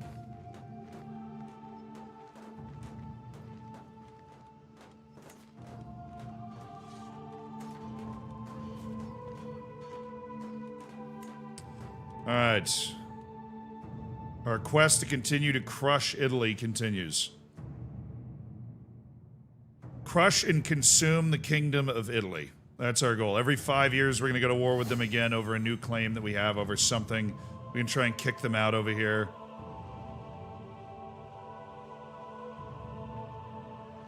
And we're building up like a basically a superpower on this island. Like, you know, the development's 15 in the capital. Rivals the city of Rome itself in terms of development in areas, like, because we've already had the bubonic plague, so... yeah, that bubonic plague wipes out a ton of development, which is just the level of technology and infrastructure and, like, basically the size of the city in, you know, that area. It's a good way to think about it. Alright, we have defeated this young kid in his independence war that was massively ill-advised. Okay.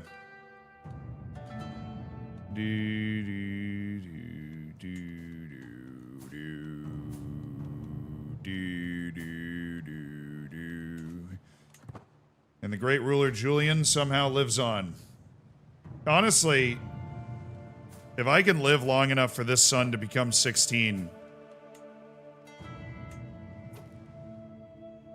like, I might try to see if I can switch all of the votes to put Sextus Romulus on the throne.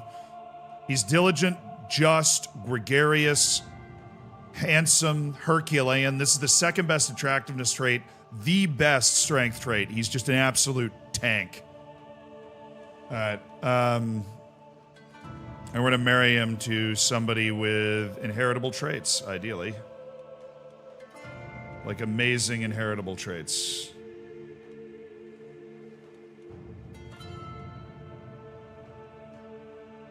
Gotta be brain traits, though.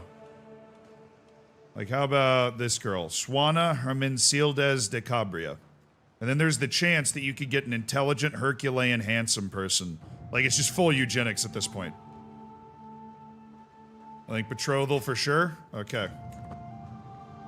Oh, my army. Go home, boys. Go home. All right, let's build. Let's keep building.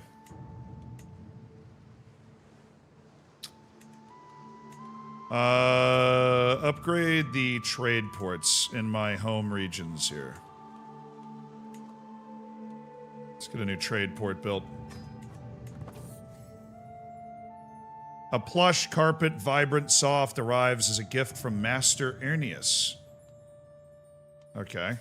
Who's Master Ernius? My rival. Because I took the county of Teramo from him. Okay. He's gonna poison me with a carpet? Joke's on him. I'm gonna die anyways. I better get rid of it. I'll take 55 gold. I'm good. Accepts the betrothal. I'm not married. Not worried about that. I'm on death's door, man. But I'll try and keep myself alive as long as possible, I guess. Pay ransom for Adalberta Mantua. Yeah, sure. She's all yours, bro.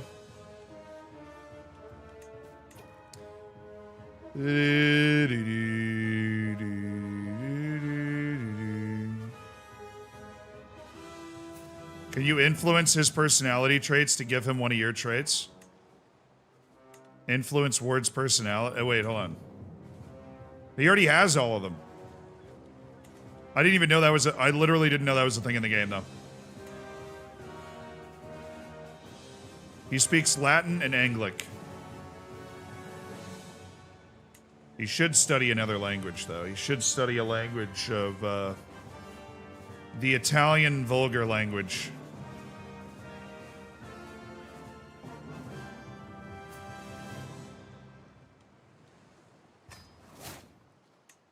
Focus on that.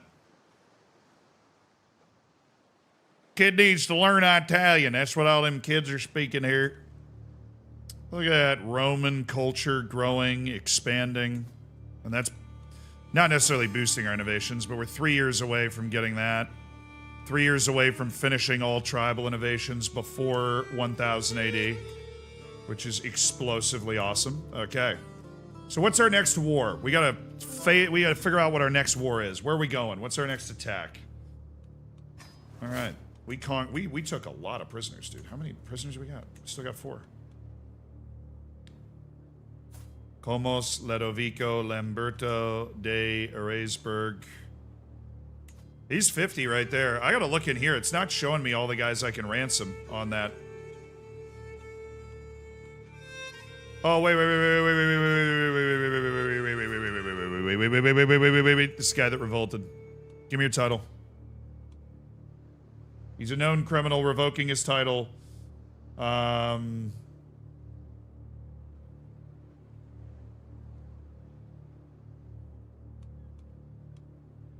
Actually, let me release him. I don't want to worsen my relationship with the Carling houses too much because they own, like, all of France and Germany.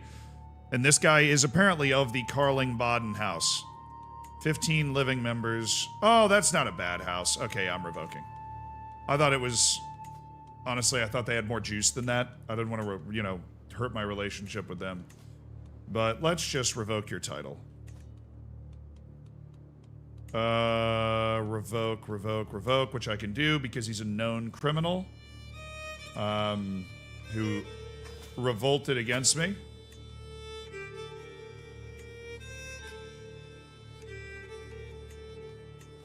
And then we will keep him in jail. In fact, we could move him somewhere else.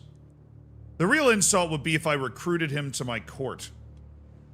But I think I might. He's 18 and a military engineer, which is incredibly useful. So you have to renounce your claims and then join my court and be the executioner, which he would be average at.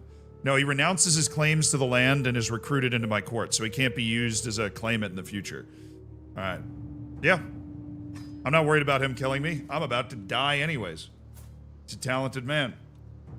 All right, I cannot ransom this kid. I cannot ransom this kid. I've captured 2 children who are in house arrest. Well, sorry. This is part of the Duchy of Emilia. Okay, weird duchy. My son and knight, Princeps Leo of Sardinia. He should rule some land. But what if I gave it to Sextus Romulus? What if I gave this land to Sextus Romulus?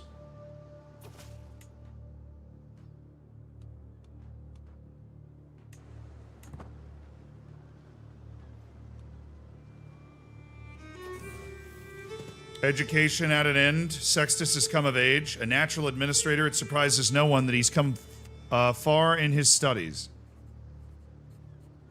Not content with understanding the flow of wealth and people, he seems capable of predicting it as if by instinct.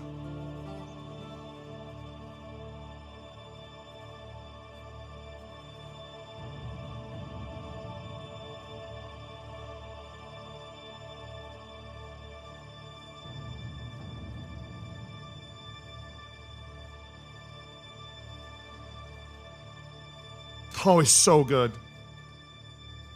Oh, Sextus Romulus is so good.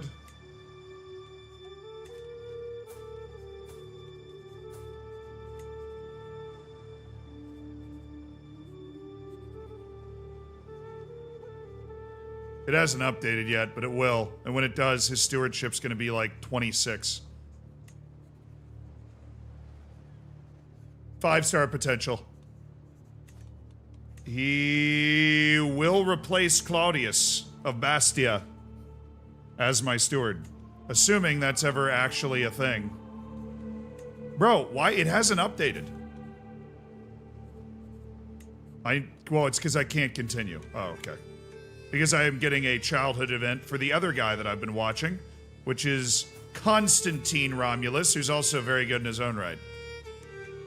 Archambault brought my grandson Constantine to the market, and he was giving everything away. Well, if I get rid of the trait generous, I will have a heart attack and die. So, he will stay generous. Even though I hate the trait generous. And the reason that he's going to do that is because I want to continue just a little bit to be able to appoint Sextus Romulus as my steward, my grandson Sextus Romulus.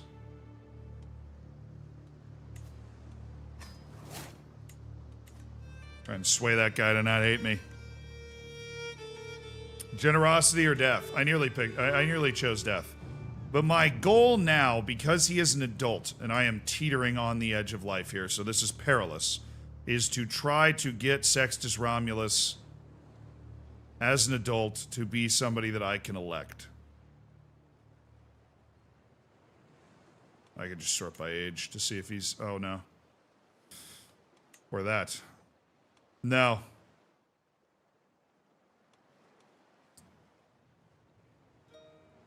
Close family, claimants, and electors. And he doesn't count as close family. It's close family, claimants, and the electors themselves of the realm. No, we're giving it to his mom. Give him land? Yeah, but if I give him land, then I don't think he'll be an elector for both. My concern is, obviously, if I give him this land, it's not even in the Kingdom of Romagna. So I might just be throwing him out there.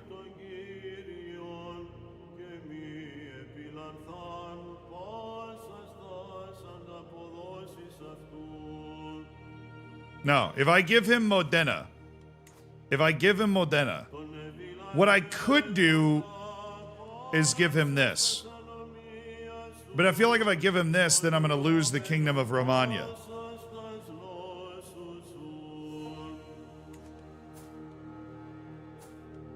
Can I nominate him as heir on profile?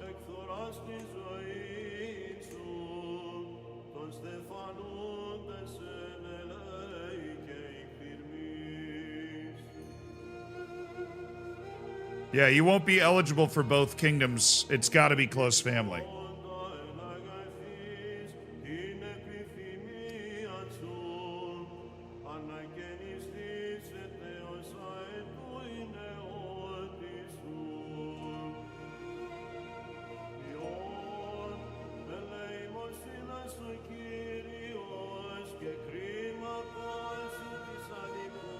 Oh, a little to Flipperstan, a little field trip to Flipperstan. A little field trip to Flipperstan, baby. Absolutely gorgeous. We are now 75 hours down, chat. We are 3/4 of the way done with the 100-hour stream week. It has been an absolutely delightful journey the entire way. Wouldn't have it any other way. Thank you so much for being here, and I'm glad we're all having so much fun with this Crusader Kings run, dude. Everybody seems to really be enjoying it, so I appreciate that. I've been enjoying it. What a journey it's been. It is. I feel like I've lived 8 lifetimes in this week.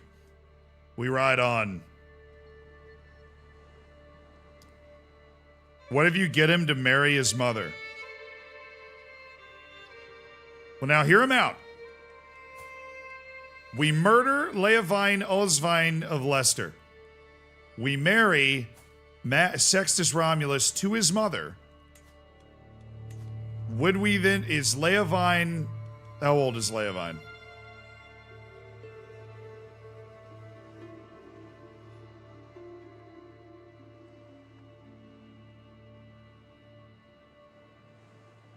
If he's on here, that would actually be a hilarious, ridiculous solution.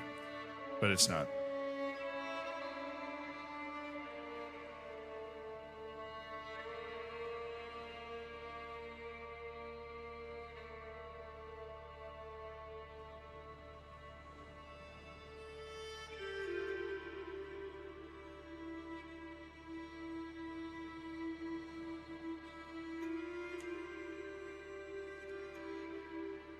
Yeah, I don't think there's a way for us to get him to be the heir. Unless we change multiple succession laws, which we aren't going to be able to put together the prestige to do. And so we give it to his mom, and then he is basically the next in line at that point. In the meantime, we might want to give Modena to him anyways. I don't think giving him Modena causes any problems. We might want to just give him some land anyways.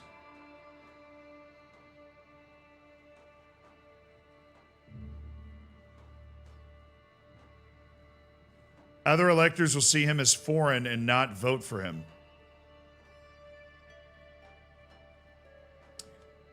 All right, well, I am going to give land to my son, Princeps Leo, then. He's going to take the land in Modena.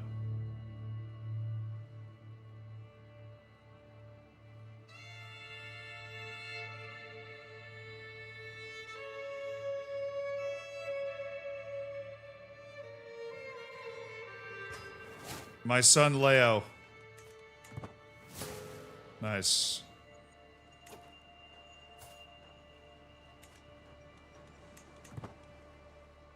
Darn. Lean stabling was nice for a little while.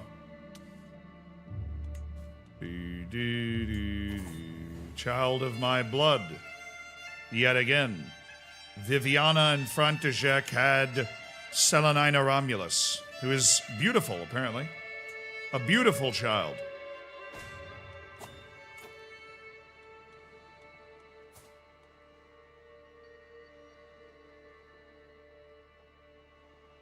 Count Justin of Tivoli tripped and fell to his death, but before his death, he did manage to have 2 kids, so it passes to his 0-year-old son, Justin II.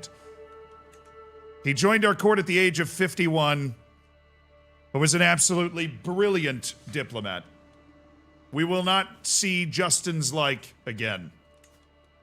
A one-of-one diplomat, that is for sure. All right, let's see if there's somebody in our court that can marry out to find a new diplomat. Asha Luke.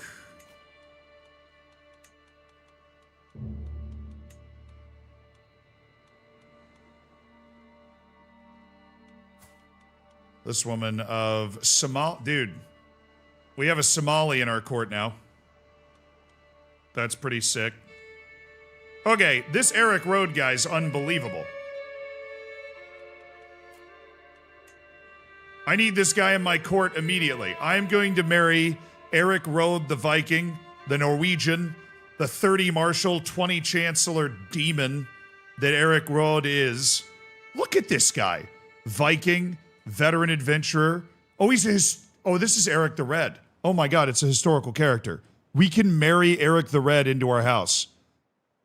Drunkard, berserker, military engineer, a Varangian veteran, a high-level campaign planner, a brilliantly skilled tactician, brave, diligent, and ambitious. We can marry Eric the Red in.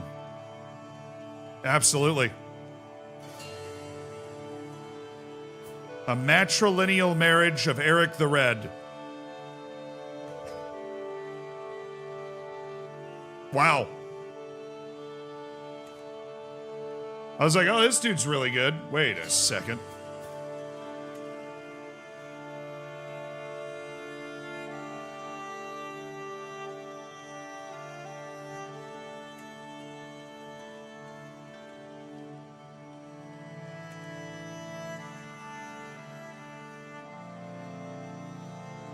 Ulipia. Who might be there?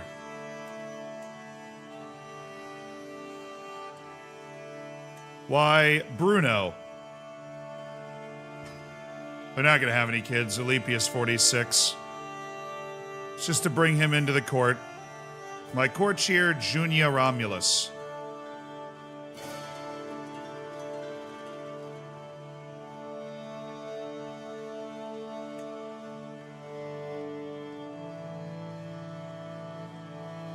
We just need more Roman kids. I can marry her.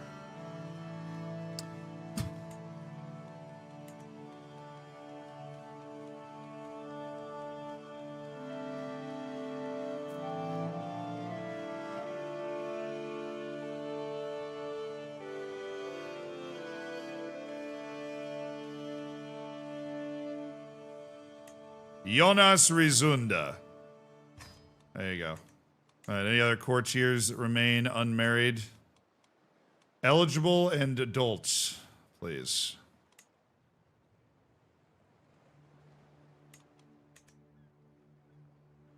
My sister-in-law, Clemencia. Shiltancia Biambreed, she can leave if she wants. Okay, my Archbishop and I, Almoner, he can't marry anybody. My wet nurse, Palatina. Well, what position might we be looking to fill?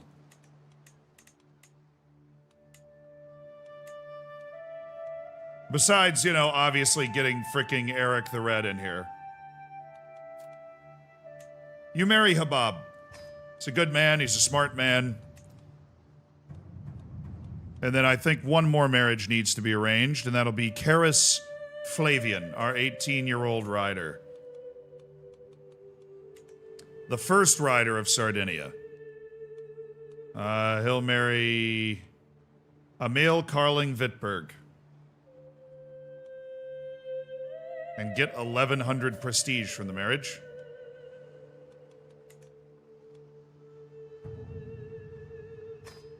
The Roman Flavian house will be strong, Caris. He's good. I'll probably end up giving him some land at some point, so. Let's get all those marriages hit, and then we'll go on through. Oh, they have 100 gold for Lamberto. About time. Gotta let that guy free. We got some internal peasant revolting going on. Might I offer some help?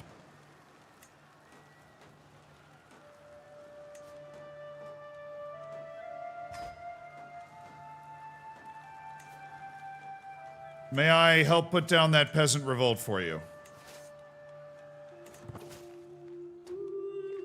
All right, Eric the Red is in our court, chat. Eric the freaking Red is in our court. He is now my marshal. The great Viking himself, Eric the Red. This is going to be the first battle he leads right here. And Bruno will now become my new chancellor. And my 16-year-old grandson, Sextus Romulus, presides over everything. I stay not married, that's true. Eric the Red. Lead the men, Eric. Crush this peasant revolt in the name of your king! That's so sick that we got Eric the Red to come to Sardinia. Carolina de Benevento.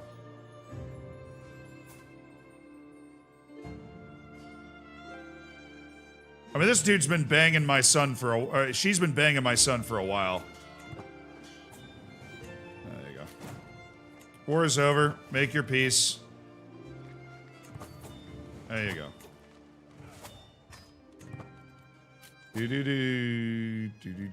How do I turn off these question marks from popping up? Is there a way to do that? Because I hate that they pop up so consistently. Yeah, that sounds wild. He's had a couple of kids out of wedlock with that woman. Clearly, they're just, you know, Vrabel and Rossiniing it up right now.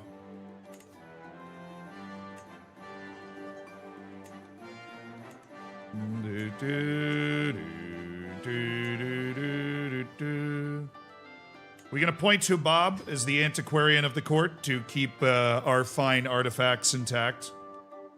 Improve artifacts. Every year the antiquarian has a chance to improve an equipped artifact. Search for rare artifacts. Every year he gives a chance to give someone at court an adventure inspiration. Or just exhibit illustrious artifacts.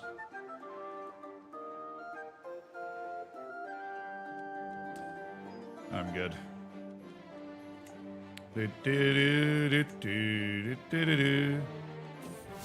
My mind is withered. Oh, I'm about to die. You ready? This is my death right here. By the will of Jesus, why am I so sore? I slept well as I usually do, but whenever I stretch, I can feel my bones all but sparking as they scrape against each other. I stare down at my hands, closely observing the nails yellowing with age, atop skin that's wrinkling more than I'd like. It's difficult to imagine that youth once surged through this flesh, hot and vital. 64-year-old King Julian, the son of the drunk King Hadrian, King Julian the Righteous of Sardinia. I'll die of a heart attack. Yep. All hail! Queen Maxima! Huh!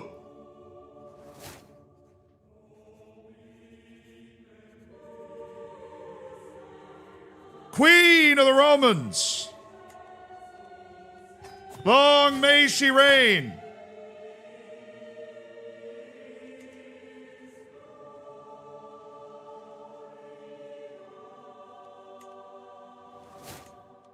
Long may she reign!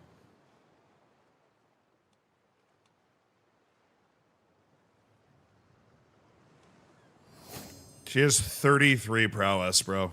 Oh my. Okay, there isn't like a huge penalty of, how's my right to rule?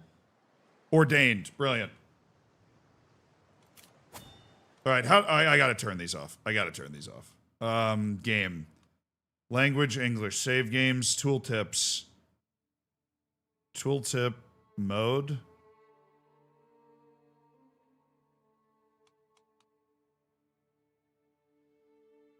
Timer, oh, timer lock.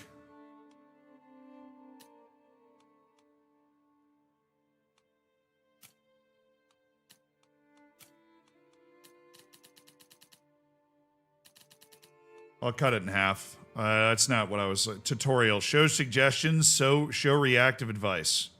That's gotta be it. It just keeps popping up. Yay!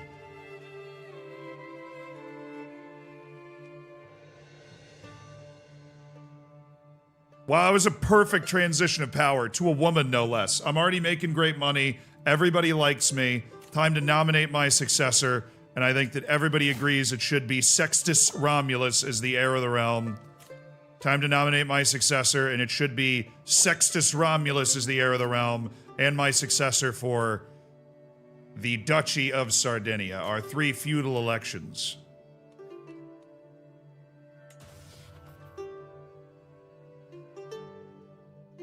All right, we're working on. Oh, dude, she's got some sick bonuses already. Sway phase length 20% faster. Monthly prestige per dread goes up with firm hand, and monthly prestige per knight. We have a good amount of knights. Increases bodyguard aptitude. Inspiring rule, monthly prestige is plus 4% per powerful vassal in the council. We have at least one. Prestige per legitimacy level is 0.15. We're top legitimacy. Writing history can commission an epic.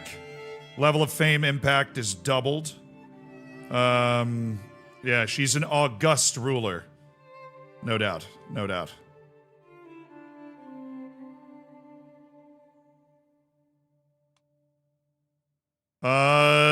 We can just do majesty focus. Her prestige is crazy.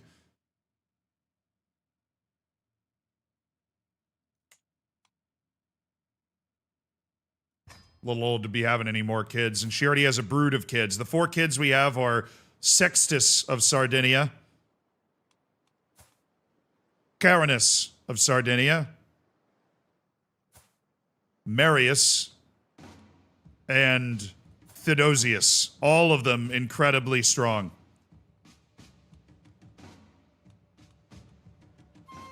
Marius and Theodosius also have the strength. What's our education on?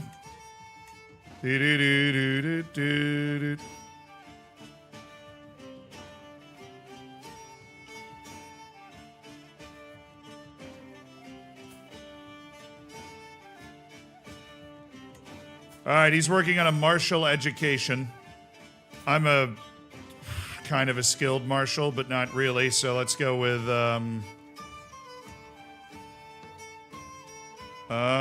we could go with Eric the Red. I mean, he's nuts.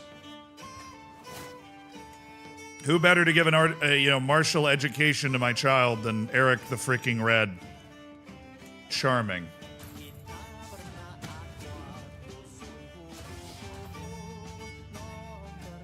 Smart and strong. That's where you're going. We need a smart kid in here.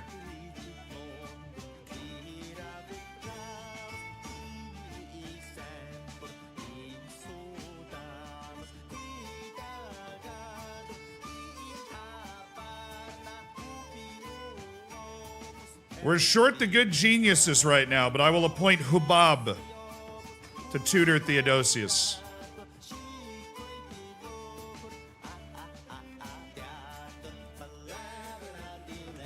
Long live the Queen! All right, let's get the frickin' work, boys. We're making even more money than we were.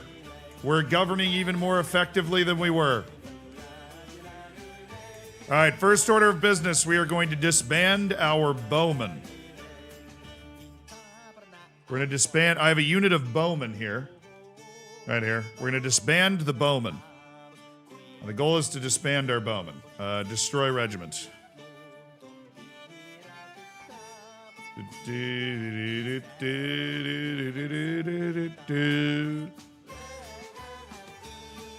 Upgrade the mine? I can't. I don't have the technology, chat. You want to upgrade the mine? Check it out. I need keep building. And manorialism. Which we can go after in a second, but we, don't have it right now.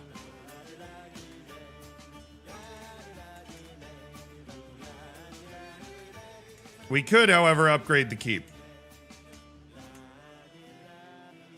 No, I don't have the battlements innovation. So we can't upgrade our keeps. Anyways. Keep upgrade's always nice. Up that fort level a lot.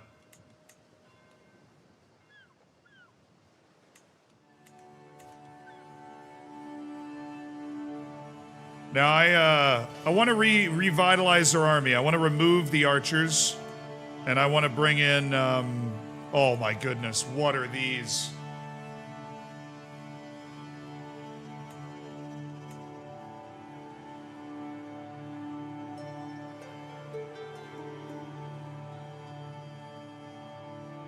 I don't know why I can get retinue lancers.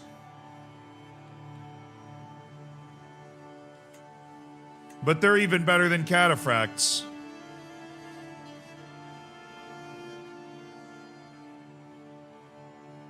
Oh, it's part of the accolade? Holy Moses, bro. We got to be working on those. Those things are insane. I'm just going to get one of them. We're to destroy the bowman and get one retinue lancer for 300. 8.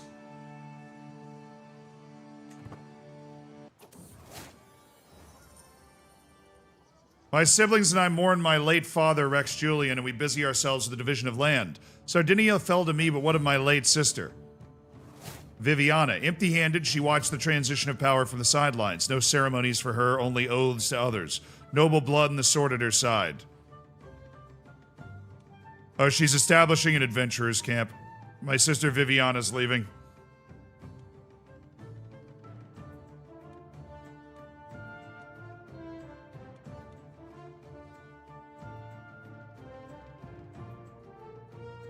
Yeah, no, I know she didn't die.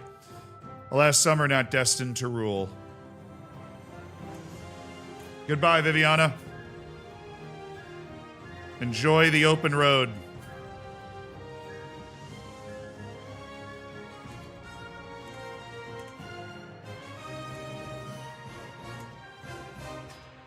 My tutor will be Paulinus. Casimir actually, Sextus of Sardinia can be the master of horse here. At least I'm transferring gold to the person that I'm assuming I will play as later. Lady in Waiting. A lady in waiting is an assistant companion to the queen, attending to her every need. Interesting. I've never really been a female ruler before. I'm going to fire Archambault. He's a terrible high almoner, and we're going to appoint a nobody. Court musician. Average.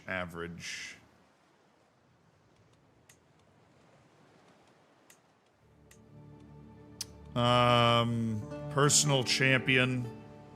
Yeah, I think Eric the Red should be my personal champion. Feel like that's a good one to have. Gives you a prestige boost, and I'm a prestige farmer right now. Master of the Hunt.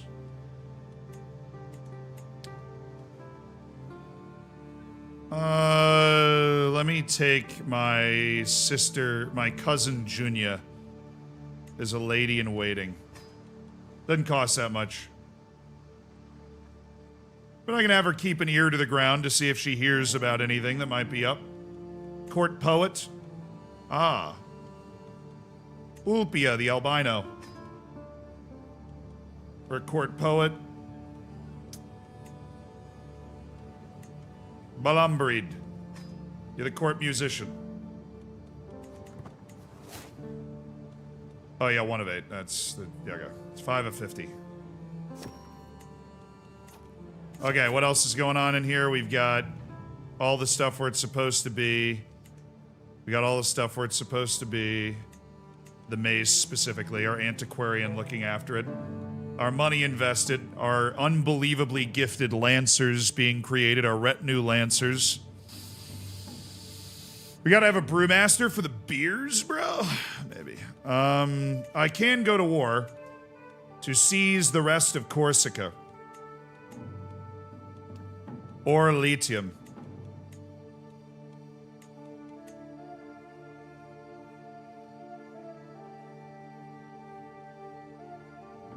Yo, this dude Ludovico, by the way, has a claim on the Kingdom of Italy.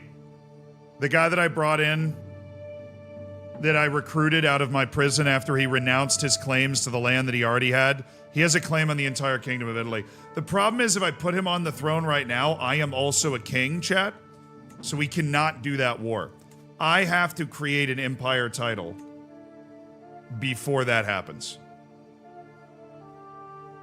Yeah, so we're not doing that war. We are, however, going to go to war with Italy. I think they're soft. I think they're Charmin ultra soft. We need Eric the Red to rally the troops. You're working on integrating title. Become a de jure part of your primary title, which is Kingdom of Sardinia.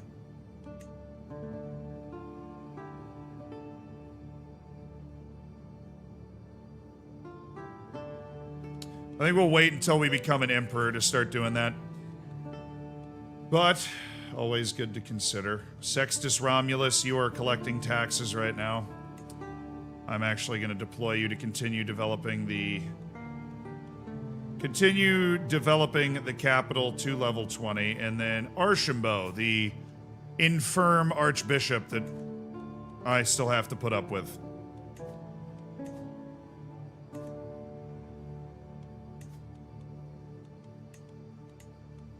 Claimants on this duchy. Vittorio de Siracusa. He's aghast. Oh, brother. Brother, come on. Bro, we just gotta sway him a little bit. We'll be able to go to war for the Duchy of Sicily. Create another little border with the Byzantines. Continue to be annoying. Remember, we own this land down here as well. Okay, it's always nerve-wracking hitting continue when you're in this position, but we need to station these guys. Okay. They go to Oristano, is where they reside. Our retinue lancers. Oh, I can also increase this size here. I think we're going to want to go ahead and do that. That doesn't cost a lot of money. To get 20 more onagers. Alright, let's get our troops together and get ready to fight. Alright, what's happening in my court? My thoughtful architect, Marcella. It's Marcella Romulus, my cousin. Marcella's the daughter of... Oh, Liberius. Oh, the older brother who is disinherited's only child. She's been deep in thought this past week and at last shares her quandary. Highness, in my work I've noticed ways to streamline your building projects. But my efforts might be better spent aiding the expansion of the villages. We can do civil oversight, which boosts increased development in county task progress 10% for 10 years, which is incredible. I'm definitely going to boost that.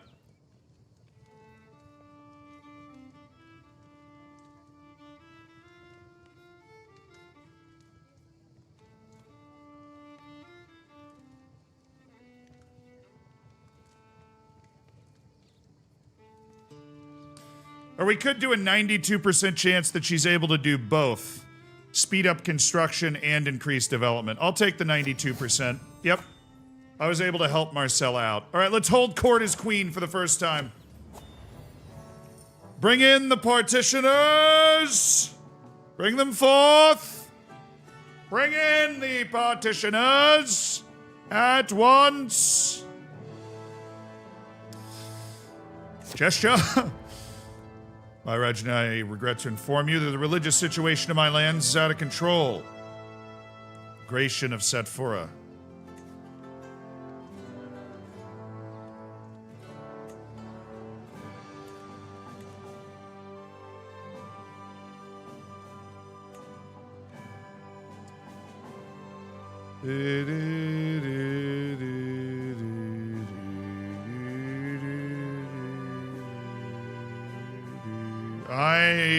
I don't know where this is.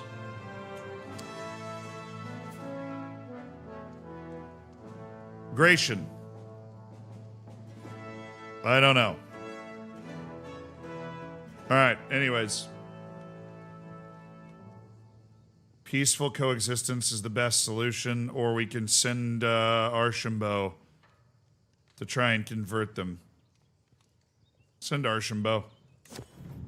In a brief moment of silence, I see Princess Philomena, seeming uncertain before realizing it's her turn to speak. My liege, she says, giving her some precious time to finalize her thoughts before continuing. Smiles and laughter are a great indicator of a lively court.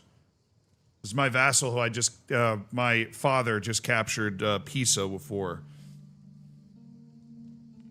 Thus, I have a suggestion for someone who would make a great gesture to entertain us. My liege, if I may, said Domitian, speaking up from the sidelines. A gesture will ruin the sophisticated air of the court and replace its refinement with crude humor.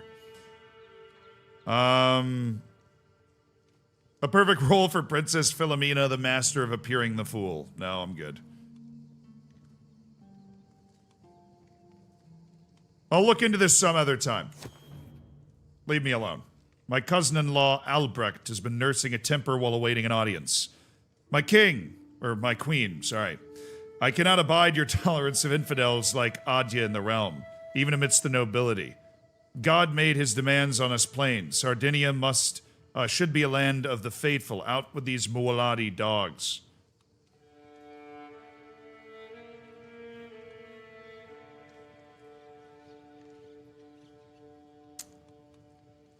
He must convert. No. By Allah, I now see the truth and I just convert to Islam. Okay. I judge a man by his quality, not by his beliefs. Aid is actually a really, really smart guy. I like Aid. I'll defend him in my court. He rules all the way down here. Not a bad thing to have somebody with the local religion there. Alright, let's see what this project is all about here. We gotta do all this stuff to be able to fund everything. Po River flooding relief. Bologna.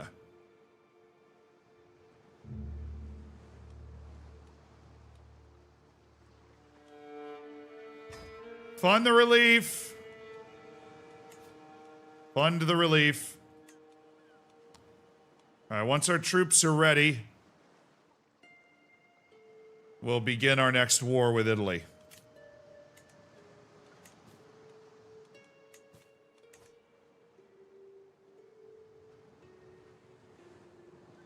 You can ask vassals to fund it. Oh, so I don't have to pay every time?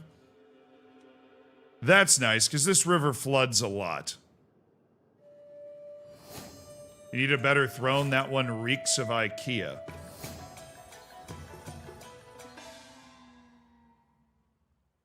Nice.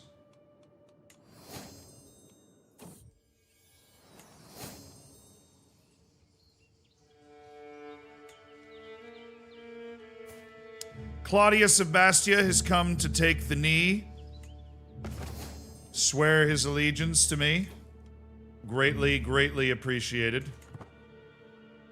We're still getting our retinue lancers trained up. 50 outfitted super tanks of the ancient world. The retinue lancers. I am now unbeatable on planes. We have 400 cataphracts, and we'll have 50 retinue lancers right in the middle of that formation. Flanked by spears and with onagers to disperse their formations. Click the icons. Then I can find the vassals. Alright. Alright. And then we have a war for Sicily after this. But first, I would like to explore whether there's an opportunity to sneak one of these claimants out. Don't think so there. Already have Pisa. Genoa has no claimants.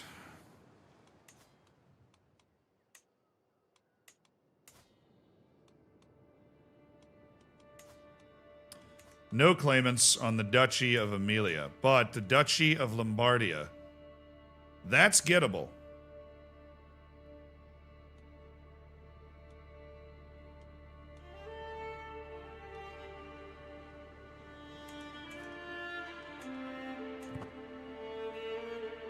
Maybe.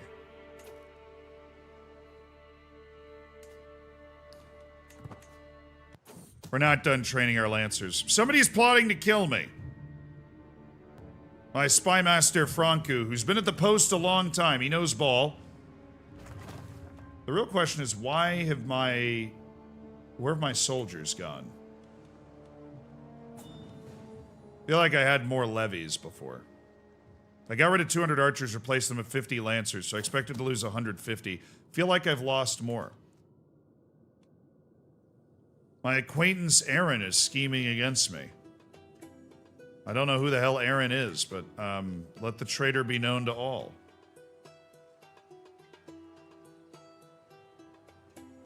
A fishnet weaver's station has been constructed in Tortoli. Glorious. And the scheme to kill me has been abandoned. Would I be super bent out of shape if somebody killed me? No, I wouldn't. I would not.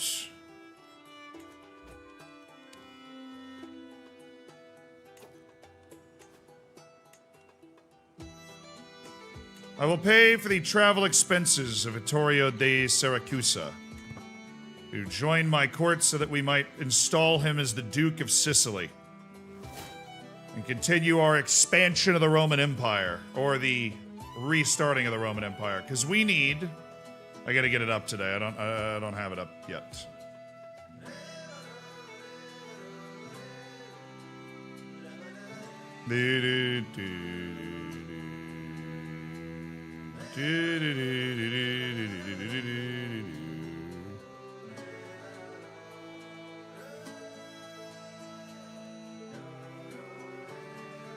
That's what I need.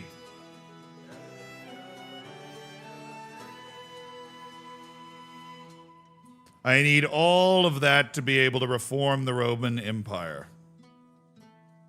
And the first fight we've got to end. We got to get all this, stabilize it, and then the war with the Byzantines can commence. We also might want to just march North Africa, too. But then North Africa is hard to take and hold because of the huge religious difference.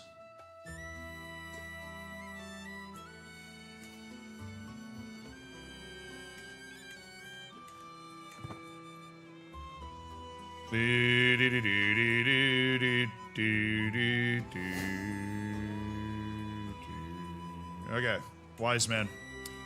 To war now, to war. I have lots of claims that I want. First, I want to seize Ajaccio. I want to seize Ajaccio.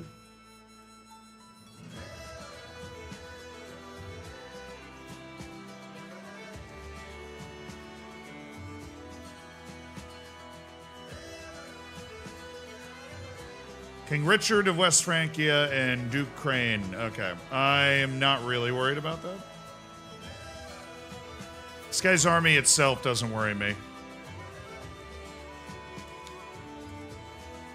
We also should be able to rip walls down pretty impressively.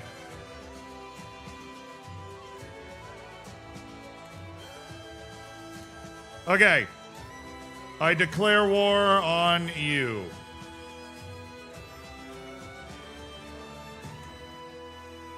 For the county of Ajaccio. Alright, King Ezio. Let's do this thing, man. I've got Eric the Red commanding my army, too, so, like, good luck, honestly.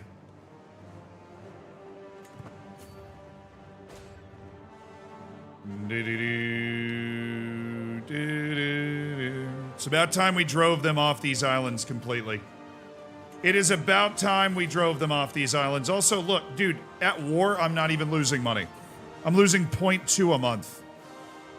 0.2! It's created a cadet branch, okay? I have incredible siege weapons and a great siege commander, so we should be able to make quick work of this and head over to the mainland. Carinas has come of age. Oh! He's an elusive shadow. Is there an alliance that we can forge with his marriage?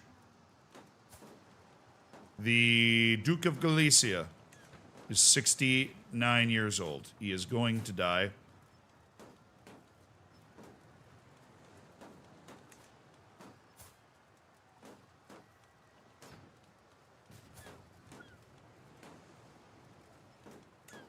The county of Abov.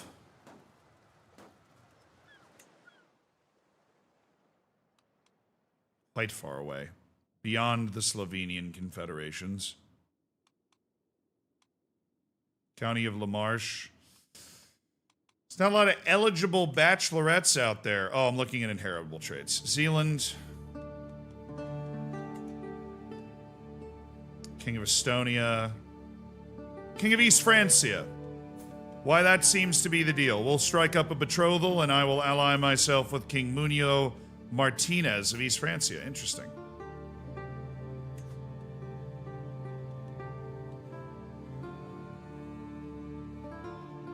How does the King of East Francia have the same culture of Northwest Spain? Interesting. Interesting.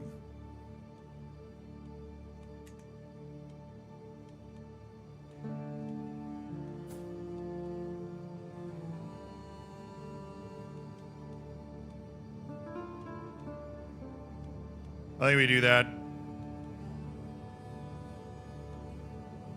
The Kingdom of East Francia is a good ally to have. Strike up the deal.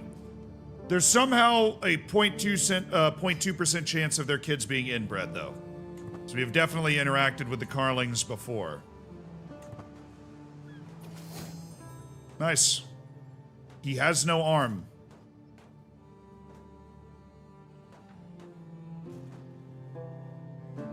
Oh, this dude get run over by a freight train? He's missing an eye? He's missing an arm?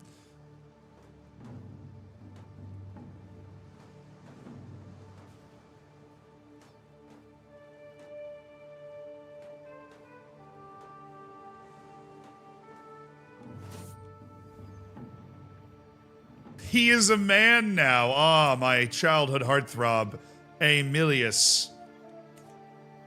I'm still infatuated them, but I must set aside these childish thoughts. Just a flesh wound. She has pure-blooded? Oh, I didn't see that. That's sick. Alright, win this siege, then we got the Italian army, right? Where honestly we can get all the whole army right together. Whether they're on the plains, that's beautiful. This fort is really good. Sextus has learned Italian vulgar. Good. Trappings of majesty. I stand above my subjects as a sovereign ruler, unequaled in the realm. Dressing the part with resplendent garments and jewelry should serve as a subtle reminder of how great I am. But I'm generous. Oh, that's where my money's going. Minus 10% monthly income with that. Local fashion have symbolic meaning. Let's stick with the local fashion, shall we?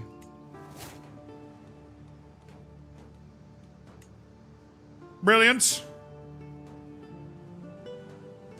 Yeah, tough fort. Fort level 6, simple earthworks, county capital, much. They have built something to make it even more difficult to take. They knew the danger was coming. Alright, we need to win this and then sail over there. But it's gonna take a little while. Comes Domitian's friendship.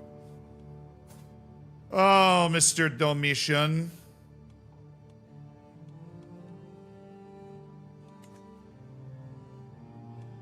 He still has a certain charm. I should be friends with him. There's nothing wrong with this guy. I mean, he's scaly. That's why other people look away from him. But he's a great ruler in North Africa. That I put there. My dad put there, specifically. Alright. They're taking serious attrition down there.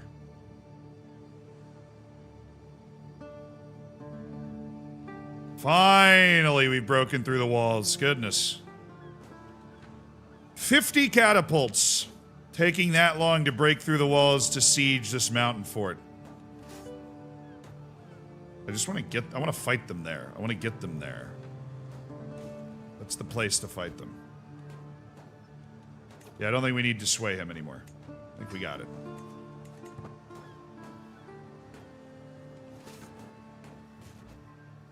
Any day now. All right, we took a lady.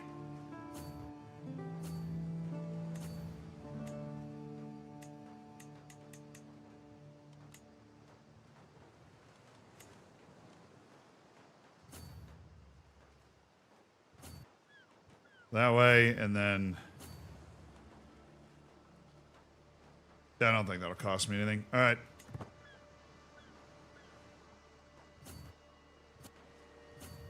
Yeah, that's the way to go. Alright, let's go. Get the boys in the boats!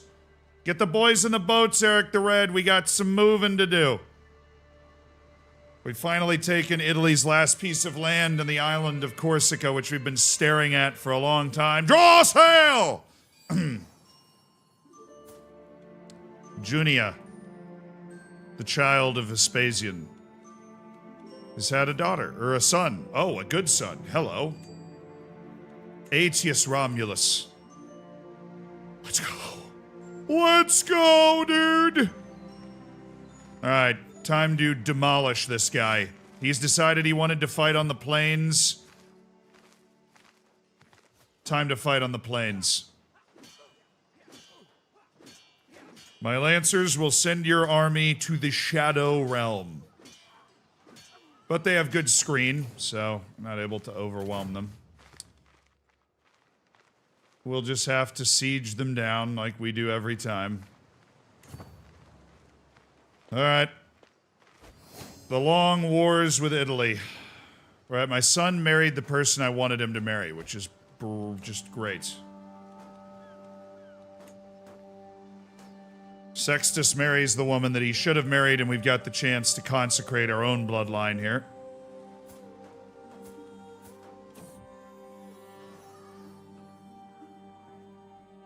How do you know she has a... Where's her bloodline thing, dude?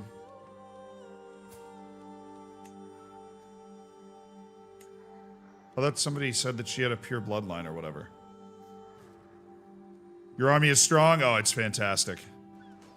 We've invested a lot in growing our army up. We, however, do not have a lot of levies. I wish we had more levies.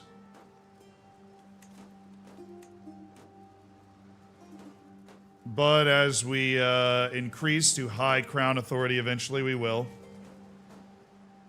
Keeperman, thank you for the $2. Said CK3 content is peak. Honestly, we might be doing more CK3 streams.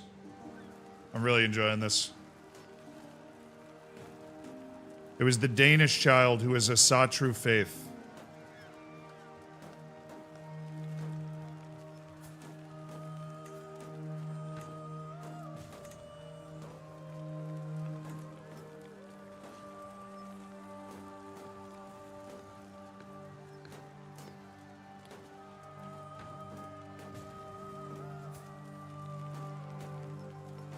Gale is not, obviously.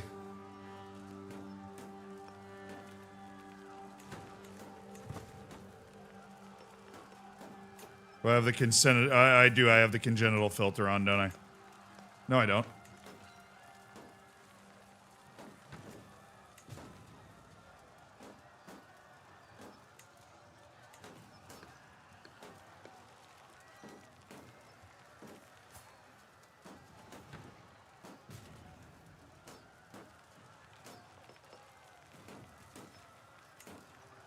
I'll get a betrothal with Marius, my second eldest. Good comms.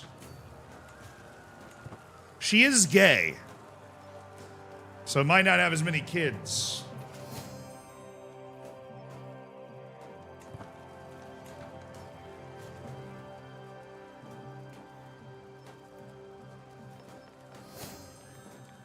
We've discovered the coinage fascination. The Roman culture's innovations continue to astound the world. Unregulated currencies are difficult to control and lack stability. Minted coins, measured to specific weights and stamped with the royal seal, give new confidence to commercial transactions. In 993 AD, we have the official coinage of the Kingdom of Sardinia, plus 10% development growth in all lands. And I can grant coinage rights to a vassal to help their development. Now there's mangonels, horseshoes, which speed up army movement, the arched saddle, battlements, reduce men-at-arms maintenance and unlock early medieval fortifications. Household soldiers gives us men-at-arms expansion. Castra gives us early medieval buildings, and increases levy size by 5%. It's not bad. Chronicle writing, communal government. Chronicle writing gives us, you can press several of your claims in a single war. That's incredibly useful. We might want to do that. We might want to boost that. There's a lot of things I want. I want to expand the development cap to 35 in our counties. We have Podestas. Hereditary rule can enact the partition law. Of course, manorialism will allow me to upgrade the mines, which would be huge. But it's two things. It's so for the mine, I need the keep building.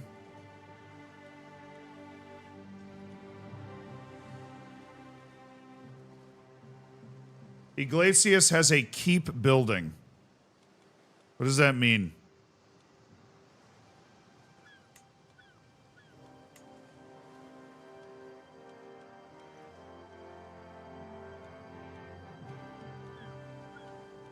Castle upgrade. Oh, I gotta... Okay. It needs a keep. Which we would need battlements as well. And then if we get battlements, we can build a keep. And once we build a keep, then we also need manorialism. And then we can upgrade the mine. So it's a very long way off, chat. It's a very long way off. We'll see where our fascinations end up. Our fascination's on barracks right now to be able to build tribal-era military buildings. We still don't have that. That's a fascination we're getting from the Sicilian culture. Several of your claims in a single war would be just monstrous. But I think communal government's one of those things that stacks. Raising the development penalty to 35 allows us to continue to develop the lands of the Romans, like, just extensively, you know? We're very development focused, and I think that's something we need to keep hitting. Royal prerogative gives you get more taxes from your vassals and stops them from fighting each other. We can get up to high and absolute crown authority to get, you know, more control over everything. That's true, because when I go up to high and absolute, like, this gives me, if we go to absolute crown authority, our vassal tax contribution and vassal levy contribution are just monstrous. They're massive.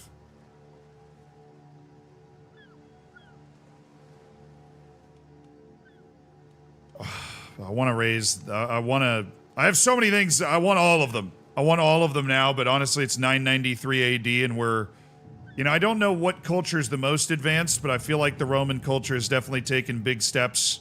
We're going to be done with all of the tribal era stuff before 1000 AD.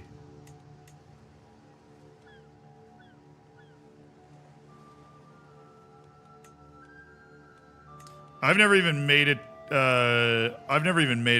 like late medieval stuff. 1050 AD high medieval opens up, and that's 1200. I've never even really messed around with the late medieval stuff. Yeah. Okay, let's try and get more control over our vassals with royal prerogative. Our vassals can't fight each other, and they send more stuff to us. And it's also only 32 years. We get a big time boost on that, where this is 258 to 40. This is 257 to 32. That's 233 to 49. So the best use of our focus as the head of the Roman culture here is to focus on royal prerogative and the dignity and power of the ruler.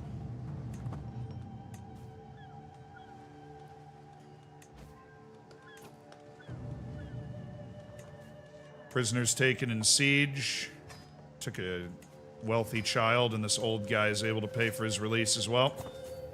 All right, we'll just keep sieging our way up this coast here.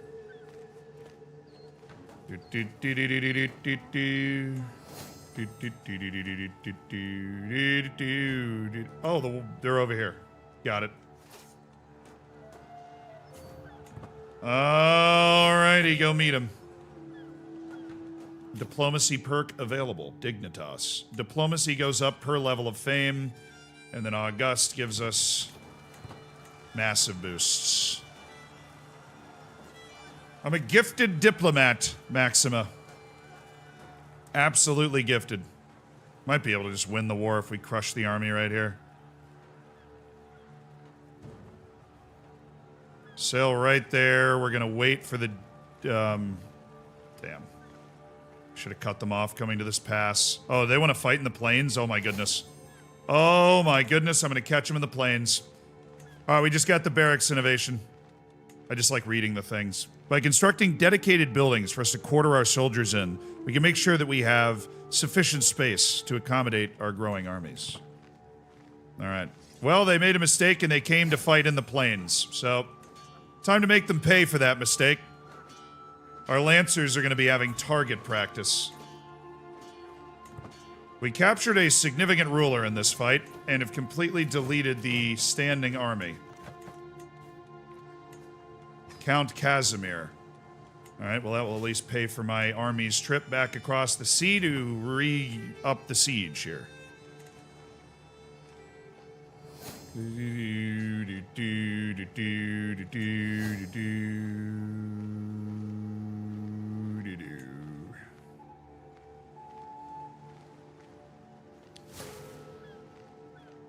lost efficient oversight.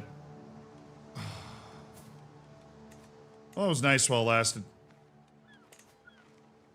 Hey, you're supposed to be up in development. What are you doing? What are you doing, man? What are you doing? You're supposed to be up in development. You know what I'm saying? You gotta get this bad boy up to like 18 right here.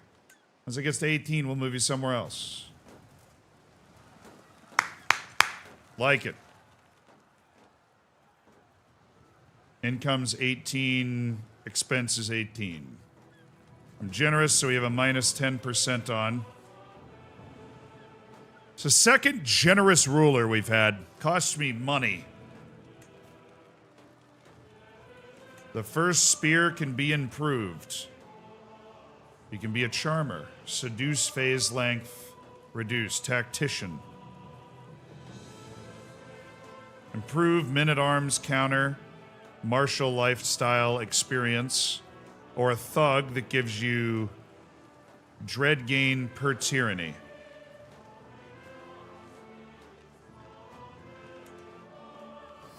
I don't know. Still have feckless squires.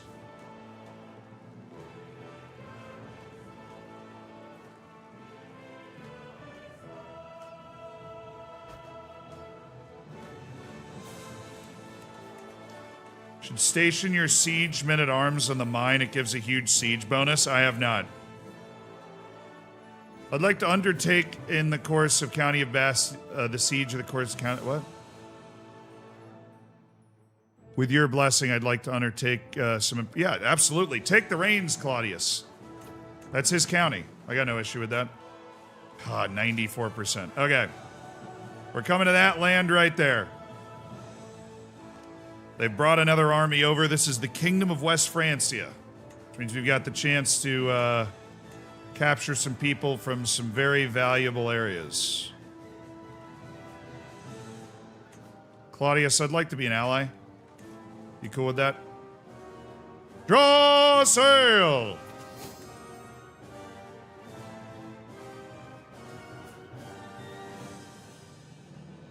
Clementius' son believes that he has a claim on everything. And he is willing to go to war for it. I just allied with Claudius. There we go. See, I just allied with him and it disbanded. Okay, we're good. I'm buddies with Claudius. I'm a great diplomat. I don't need this. I don't need this. Oh yeah, they're withdrawing to the mountains over here. Eric the Red, lead the men. Fight them to the bitter end. We won't be able to annihilate them, but we will still beat them handily. Tougher for us to maneuver our big horses in the mountains, but we still have lots of pikemen. There we go. Hold on. Nobody, really.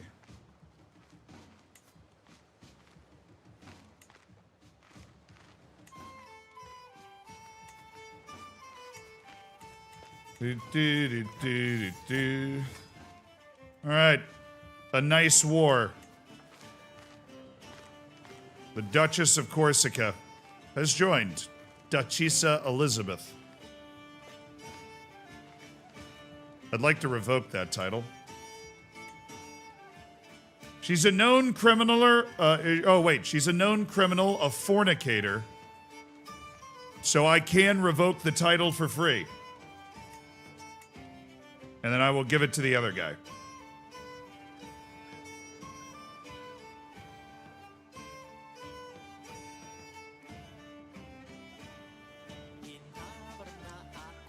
Sounds good to me. She will not accept and declare war instead. She has 3 troops. So my army is required just to sit this lady down real quick. At which point we'll throw her in prison and be able to revoke the title of Duke of Corsica and give it to our strong friend Claudius.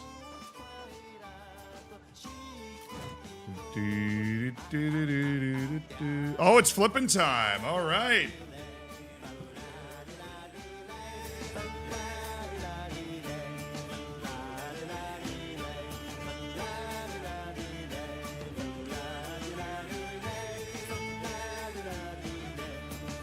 Da, da, da, da, da.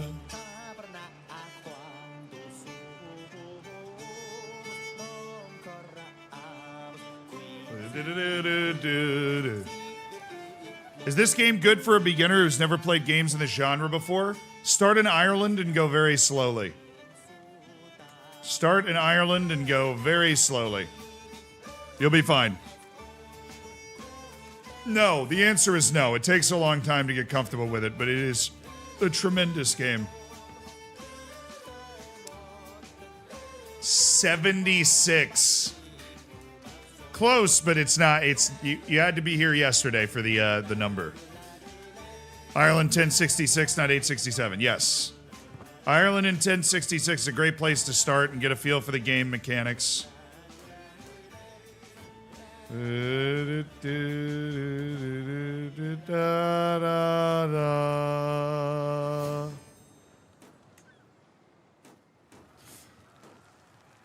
867, you'll have Vikings all over you. What if that's exactly what you want?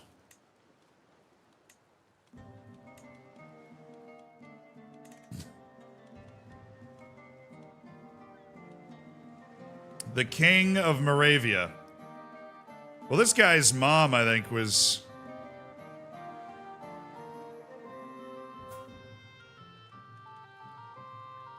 Lucilla. Yeah, his grandma was Lucilla, who was part of our family. But my sister, Clementia, makes a good match for an alliance with Greater Moravia. Brilliant. Beautiful. Glad we could arrange this pair.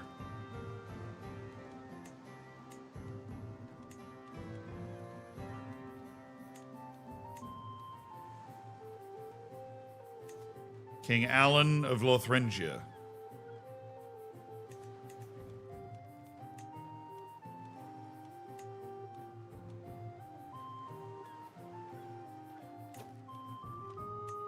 Dux Domitian. Ah, Domitian's become the Duke of Tunis. Yeah, there you go. Mad respect, dude.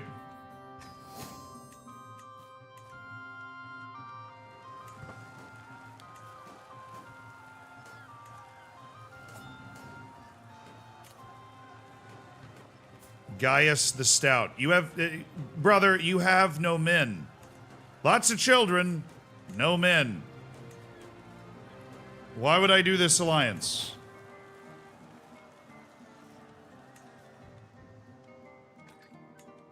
All right, we've sufficiently subdued this unruly lady who calls herself the Duke.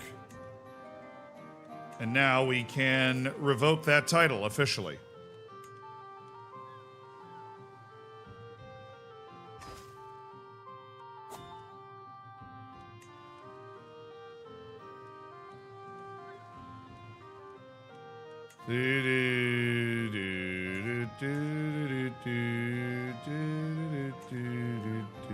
And you become the new Duke of Corsica. I'll tell you what, though. I am going to give this title to somebody else. A noble of Roman culture. Been granted to Callistus, who is 75 years old. Wouldn't have been my first choice, but whatever. All right. He's going to get that land in about 5 seconds. Okay, we have given the Duke of Corsica his land, and that family has been friends with ours for a very long time. They will stay friends of ours into the future, or counting on it. Okay. Now, you said stationing these. Literally does double it. That's crazy.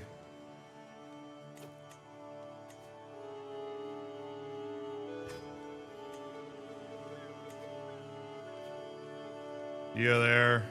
You go there. Now where might we get the biggest boost here? There. Little boost math going on for my men-at-arms. But that stuff matters.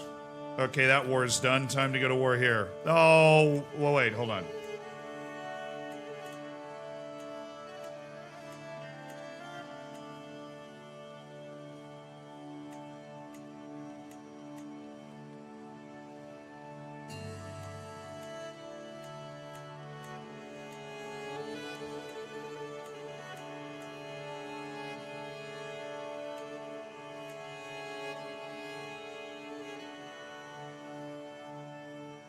Well, we can still go to war for it. Go for the duchy, just holy war. I could just holy war for the duchy. Are these planes? Yes. They got 3 things in there.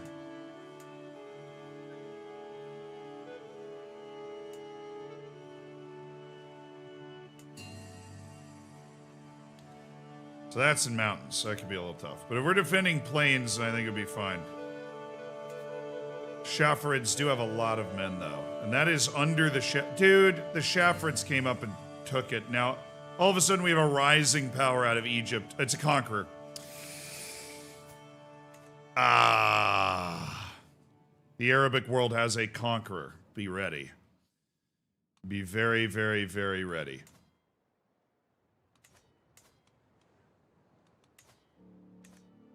A lot of men. 800 special soldiers, but he's got Akriatai and Skutai.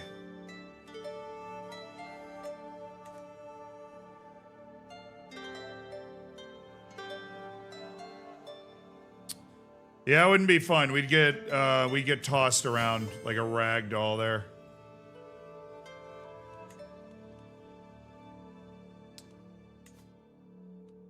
Get our troop numbers up. The Arabic world's definitely rising. The Caliph of Al-Sark is on the other side there. We got to be wary of whatever happens in Sardinia. I do have great allies. That should insulate me from getting into too much trouble. Dude, what is going on with my levies? Archambault finally died. Did we get a good priest? This dude's 70. You appointed a 70-year-old new archbishop. Albrecht has come to take the knee. Brother, I don't know if he can, but he rules over here. We appreciate it.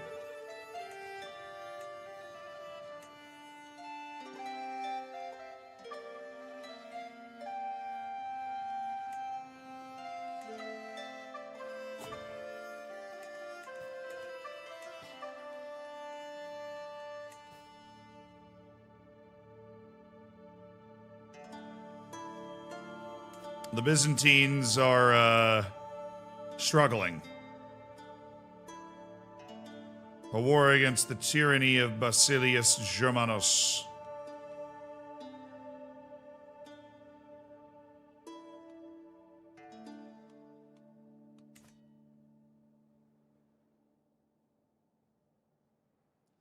I think your levy situation has to do with the contributions you made during the flood relief. Well, then when is it going to go away?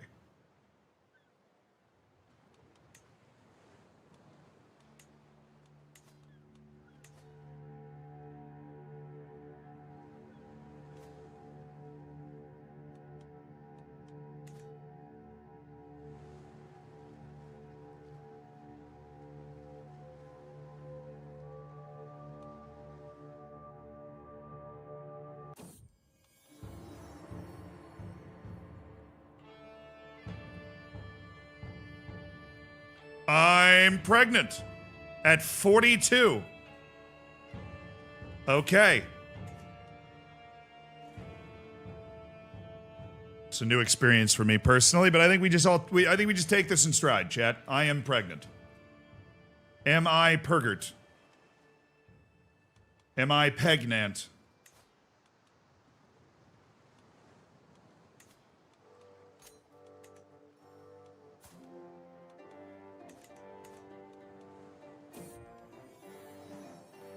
My daughter-in-law, Shuana, has given birth to a child. With Sextus Romulus, this kid could be perfect.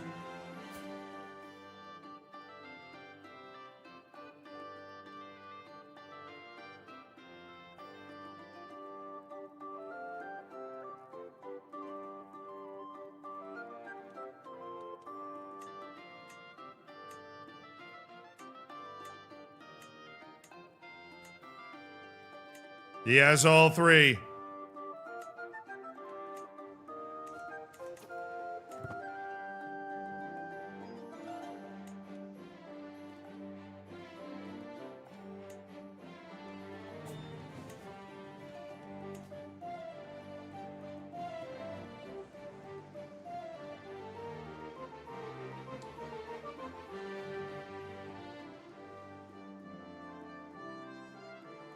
Oh, I can revoke his title. Okay. I don't really want to do that if I have a little more room to grow. Ah, somebody can finally pay a ransom for one of these kids I took in the war. All right. Whoa, whoa. Lots of war breaking out in the Byzantine Empire.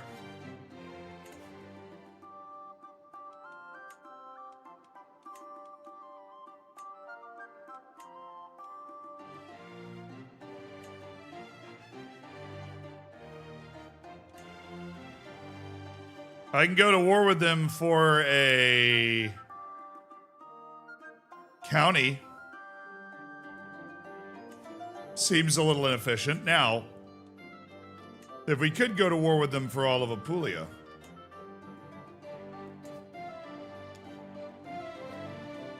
Or if we could go to war with them for all of Salerno. Or perhaps Calabria.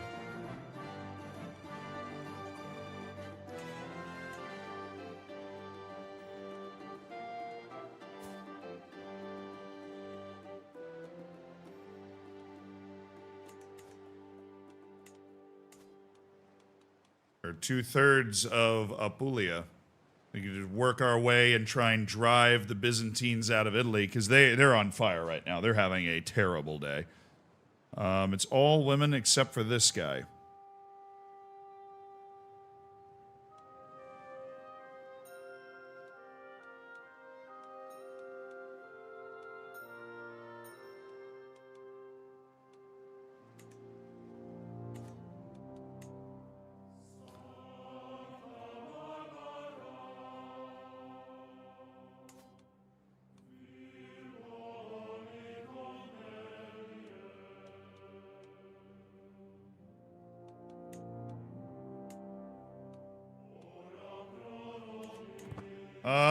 Yeah, this dude's coming for Tunisia.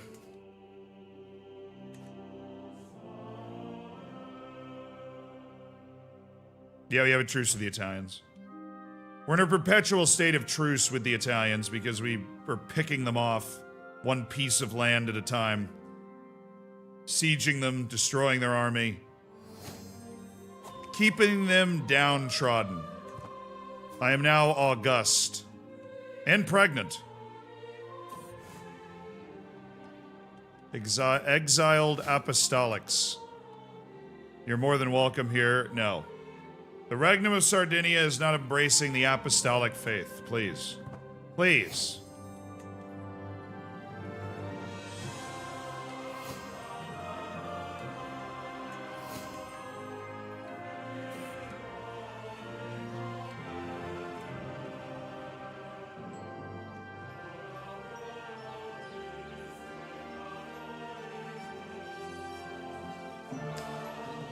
I'm not able to do anything there.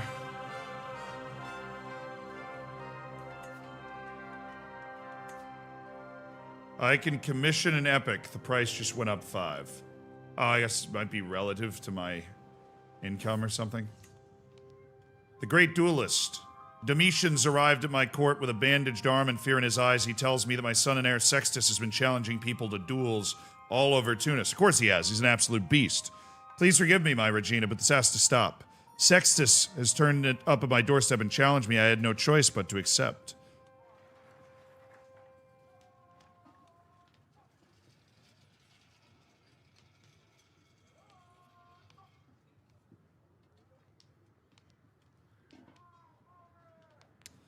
Ha! Your mother will show you how it's done. And I duel my son. 94% chance to win.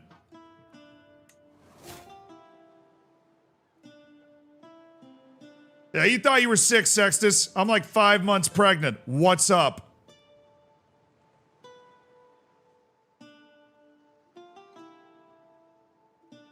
What's up?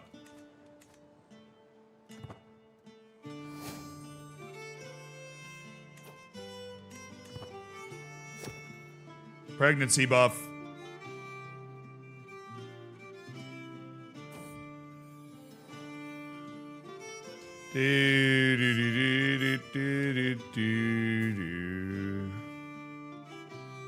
My daughter Minervina.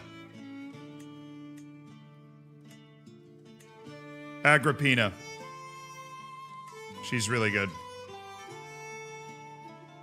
I thought I was paying to... Honestly, I thought I was paying to give the other guy sword lessons, the guy that got beat up. Oh well.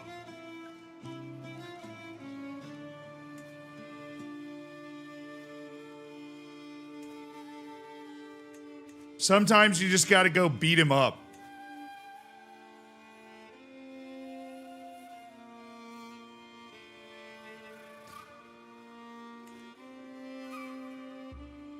He needed to learn that he's not all that in a bag of chips. I think he'll be better for it in the long run.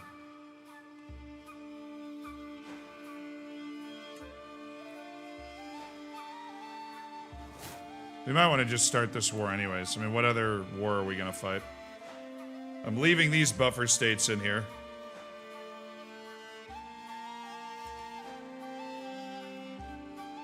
Leo's all beat up. Leo, my bro, what's up?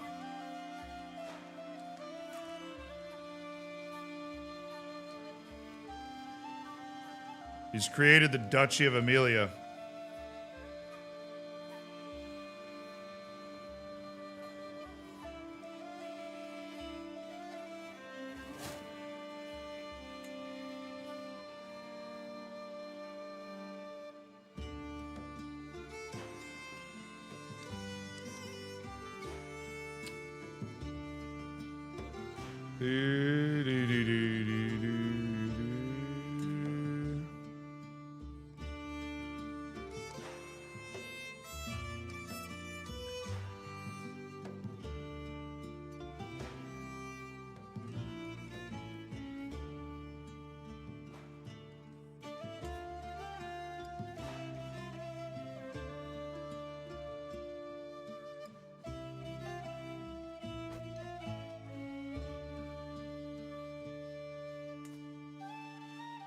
It's a united France under King Richard. England is surviving quite well. Scotland is thriving. Scandinavia is plowing its way into Europe.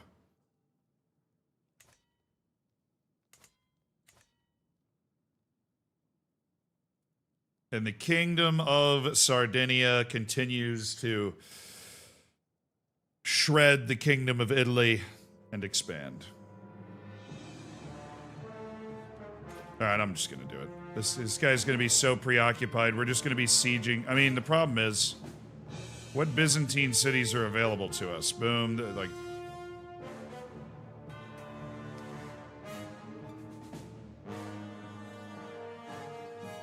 I don't know, but I know this guy's not going to be able to beat us in this war, so. He has good troops.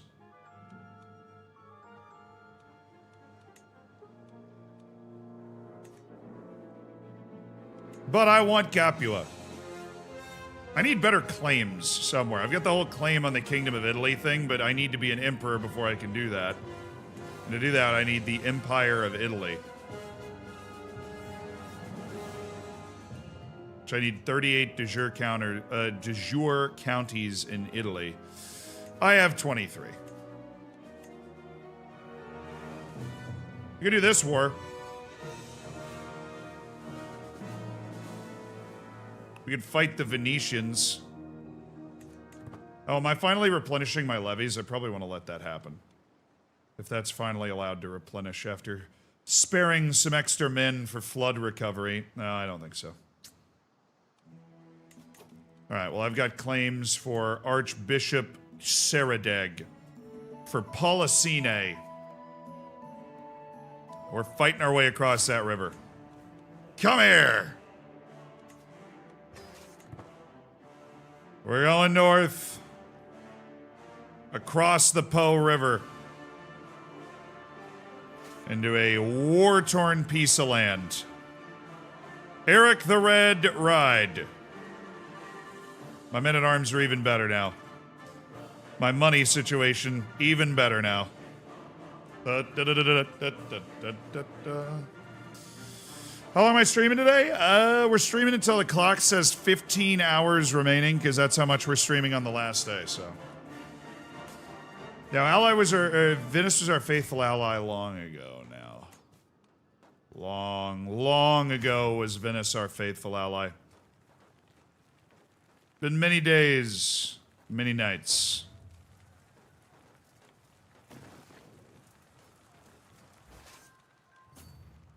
Since we fought alongside Venice in a couple of wars.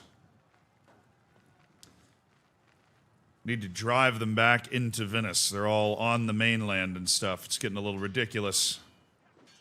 Oh. This is an extinction level event for them. Got it. Well, I think their army's gone, so what do you say we just walk to there? And then we should be able to walk in and siege Venice if that's necessary. But yeah, Eric the Red's got this under control.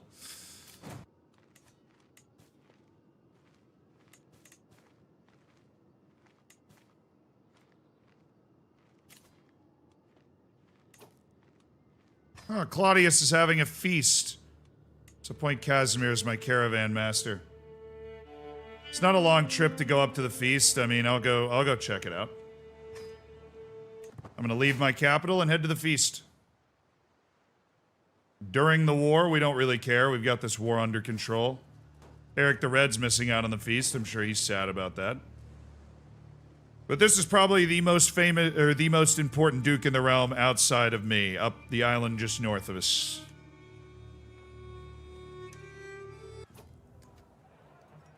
Hello, Mr. Claudius, how are you? I'm the honorary guest. Well, of course, I'm the queen of the realm. Everyone's gathered together and the feast begins. What started as an ordinary feast becomes an exceptional one thanks to the presence of Comes Domitian of Abruzzi. We spoke all evening about all manner of subjects, and all things would have it. And as things would have it, we seem to have a lot in common. What a good evening. Okay.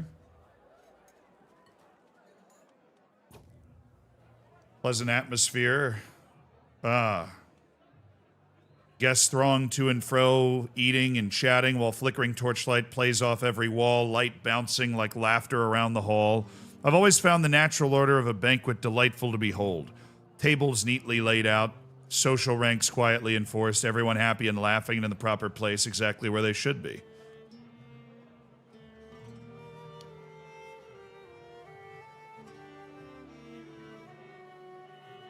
Good folk to mingle with here.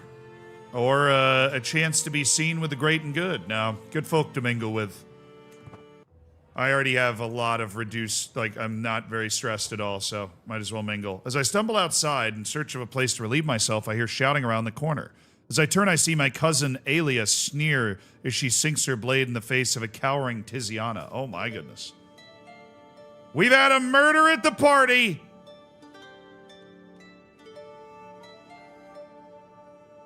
The wife of my new friend.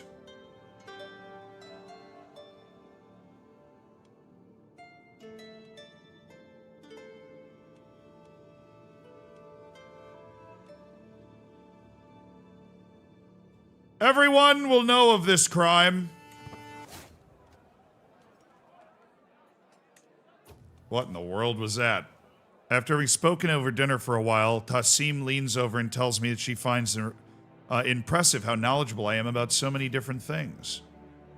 Who are you? You're lucky to be here, I say.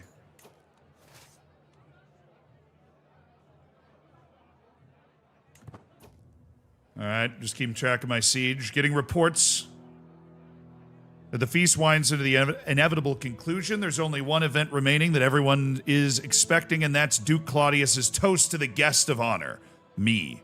It's a lovely moment, one that I've rather been looking forward to all evening, and it's appreciated. Thank you, Duke Claudius. It was an honor to attend, but now I shall depart.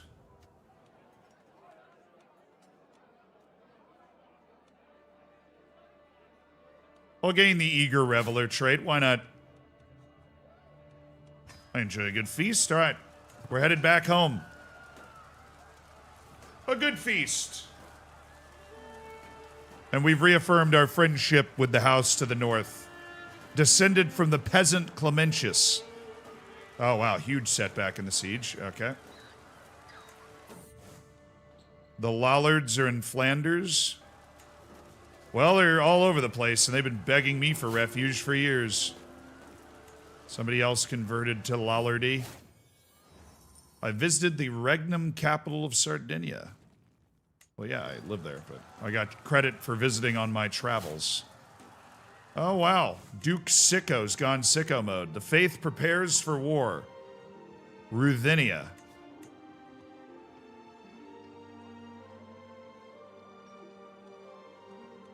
My warriors will be ready to fight. I'm not quite sure what we're doing up there, but... Also received a call to war. It's an offensive war.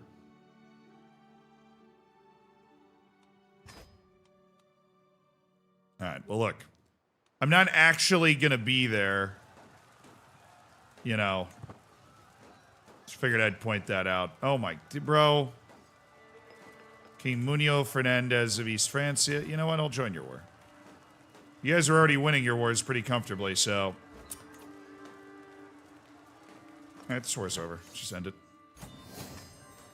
We could have gone and fought a bunch, but I don't think we need to. And now I got two other wars going on. The war against the tyranny of High Chief Kettle. But, like, let's see. If I wanted to go and help you. You are in central Sweden.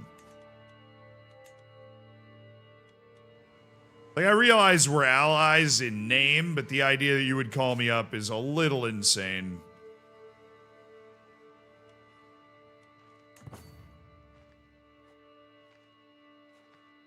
Alright, march them boys back.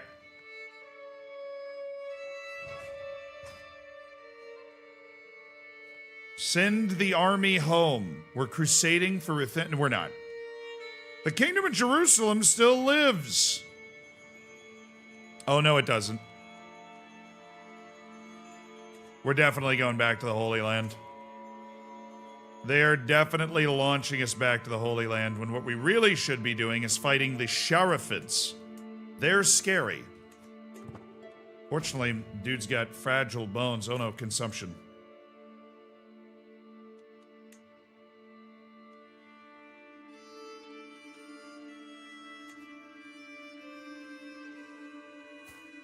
Dismiss him from my court.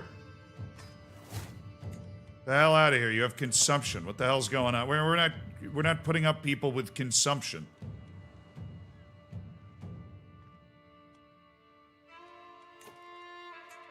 Any claims to these duchies? I suppose we could try to play our way in over here. No. Ma'am?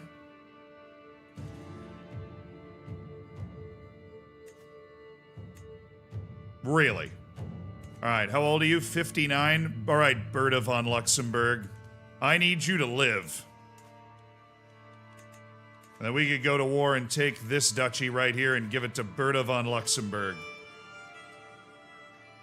That would put us on the other side of Italy as well. Alright, Bert. Bertie, old pal, we're gonna try and sway you. You are a claimant. That's going to be a lot of help, is what you are. I have 10 knights. Eric the Red has 38 prowess, by the way. 38. Gotta fire my court tutor as he has gotten too old, but Shuana Cantabria is a better court tutor. Oh, Paulinus. Oh, he's got a withering mind. Oh, he's infirm, dude. Paulinus, you must be removed. That's why prestige is very nice to have. Got lots of prestige. Eric the Red could be my personal physician, but I feel like his talents are better used in other areas. Can I recruit a new one? And I'd like to invite some claimants. It's expensive, but we need claims places. I need people with claims on duchy titles specifically.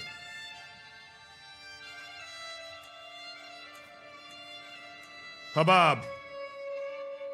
It's yours until further notice.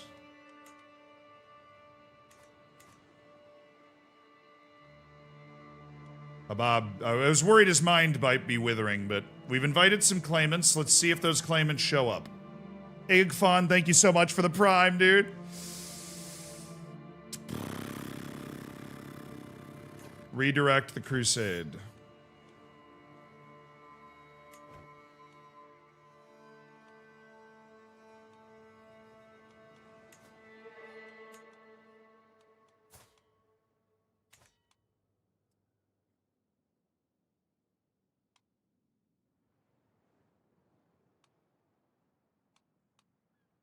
I mean, the problem is I think it tells you the wrong place, because it's told me we were crusading for Rome before, and then we just crusaded for the Holy Land. He's totally just going to go to Jerusalem again. That's just what he's doing.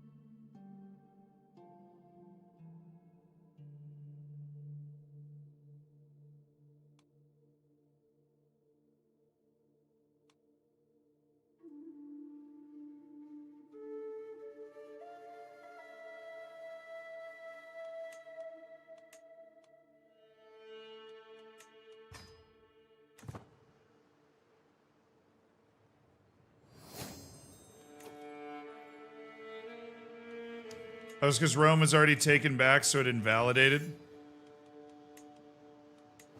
Alright, if I redirect the war to the kingdom of...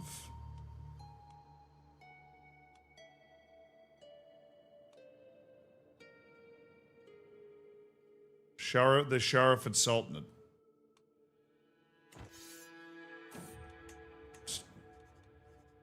The lore of language. Ruling the multicultural regnum of Sardinia comes with its own set of challenges. Time to hit the books. I could learn the Baroness language. Oh, the Berber language. Oh, okay. Could hire a tutor to instruct me and it would help. Or I just hit the books and 50% shot. Or I can continue the studies later. All right, we want to crusade the Sherifids.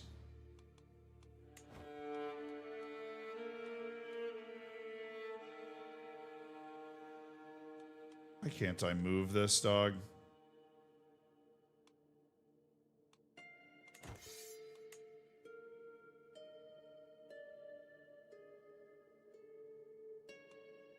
Yes. Redirect war.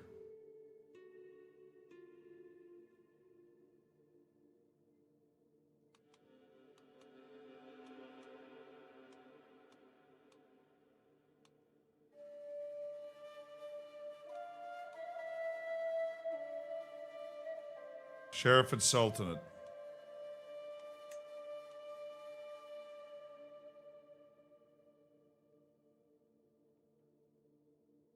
Alright, got it.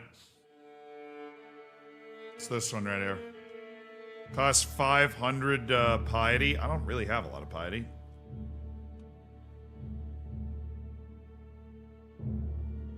How's the Roman Empire, guys? Sextus Romulus is goated. He is. He's absolutely goated.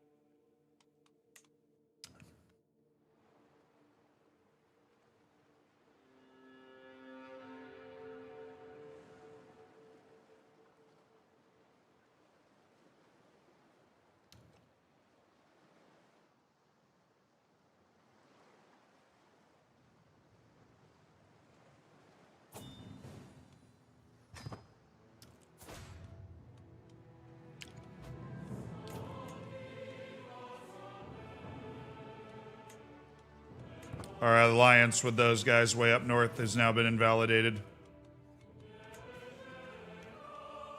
Hey! I learned the Berber language. Wow. All right.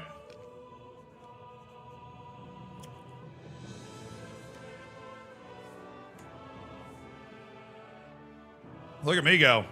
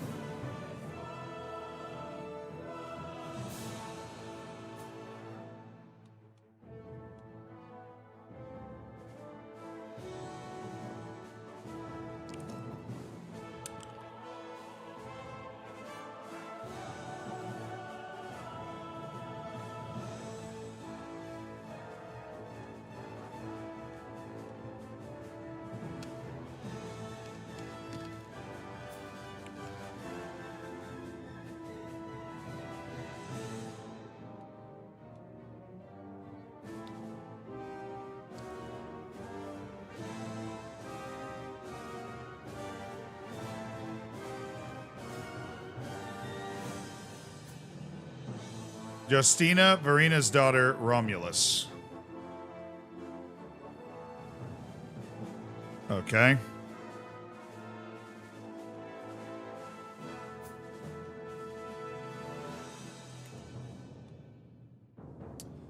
You select that guy.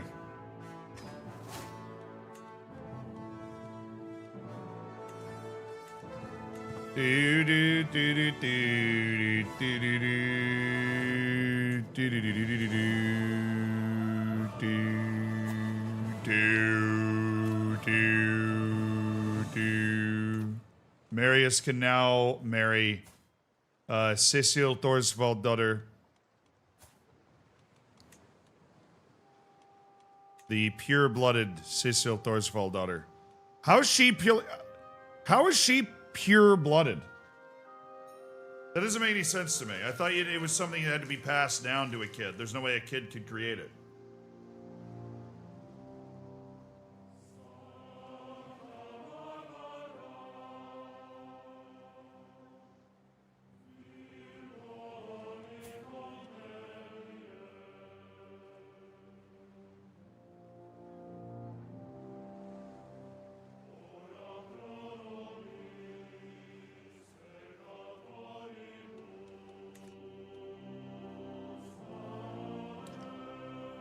At least one parent has this trait. So her dad's just not her dad.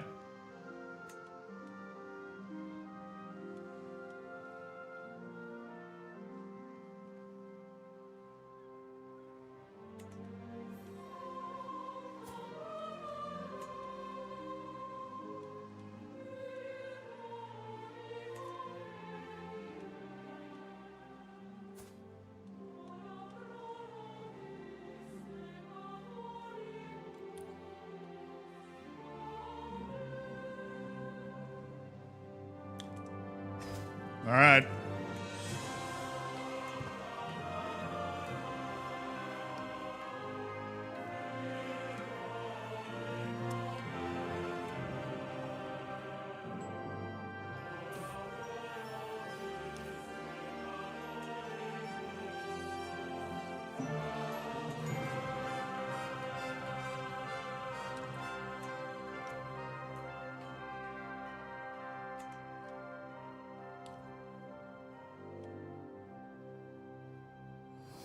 It'd be a good time to do a little army reorganization.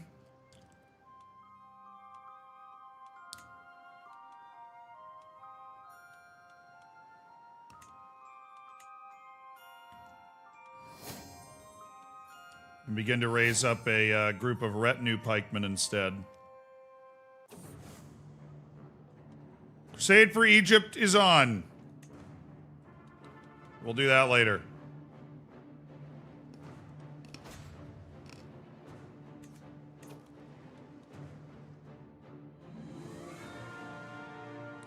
Da-da-da-da-da-da.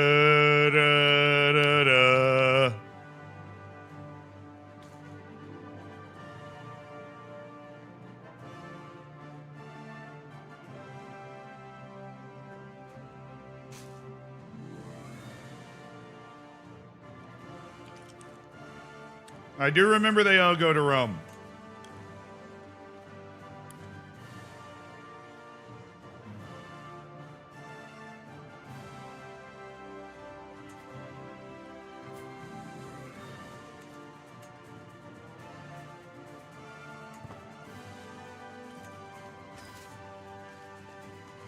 Raise the banners!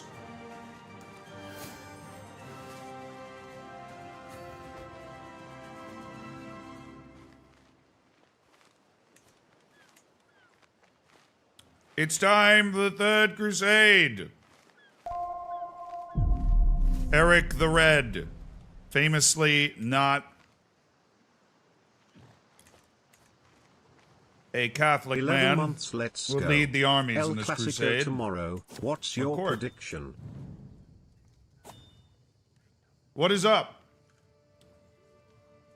Emir Kusel of Kusalid has bestowed a magnanimous gift.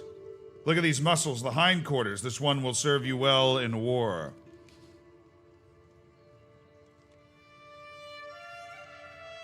They've given me a horse. And I can train the horse myself. Or I can sell it. Now I'll train the horse myself. Thank you, Emir Kusil. You're welcome in the court anytime. I've properly trained the horse.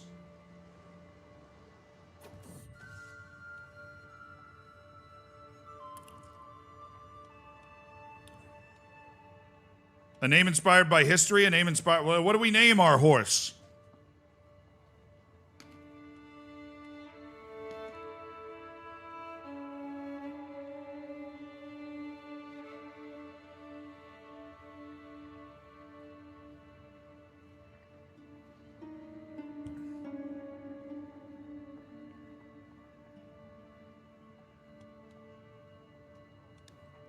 A name inspired by mythology. I think mythology. We can't...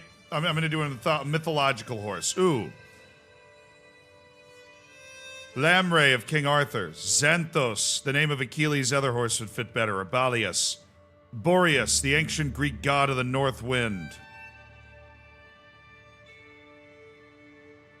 Let's go with Achilles' other horse. Xanthos. For sure. My horse, Xanthos.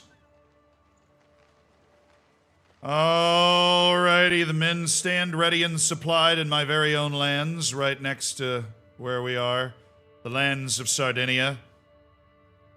To make war on the Saraphids. And we're ready to brawl, man. We are ready to brawl.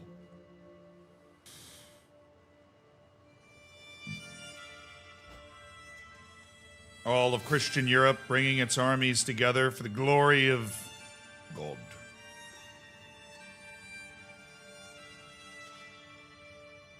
Alright, the war's over. End the war. The East Franconian de jure war for Zurich. End the war. Come on. Negotiate the end to the war, man. It's over. Let's go. Thank you.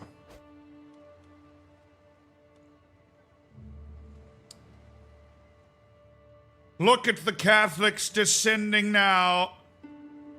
How brilliant it is to be of such a religion. Who's come to take the knee? Aemilius the Silent. Well, thank you, Aemilius. Emily. Oh, I've had a second child. Maxima. No.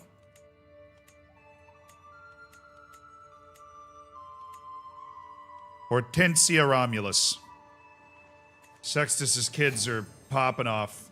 I'm very well known. I'm illustrious. Well, it's about to go absolutely crazy after I deliver hammer blow after hammer blow as part of this. Come on.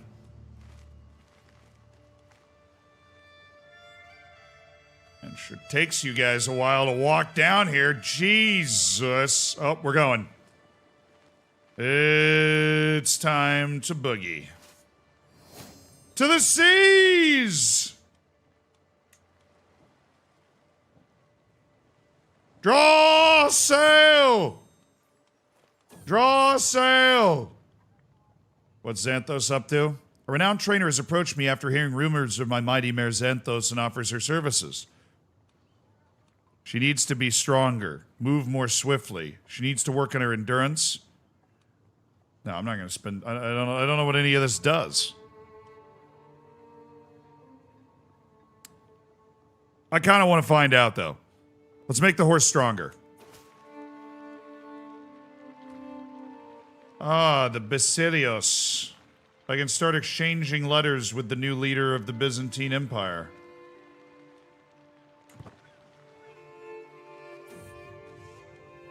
Money well spent. Now it's a strong warhorse that gives me 10% levy size. Yo. That's crazy. All right, draw sail, and we move. Thank you for your response. I'm looking forward to our correspondence. Pick the first subject to discuss. I'll share some war stories from my younger years. Sail!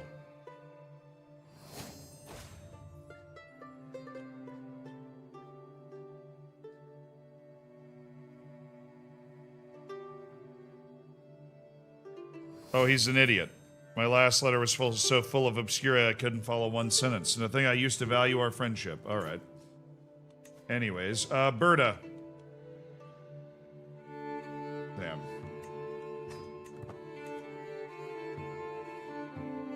Well, I'm preoccupied anyways. Where are they going? Agrippina's first words, my young child. Sail!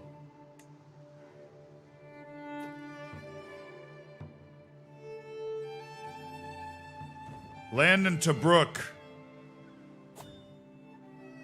Ready yourself for war. Okay.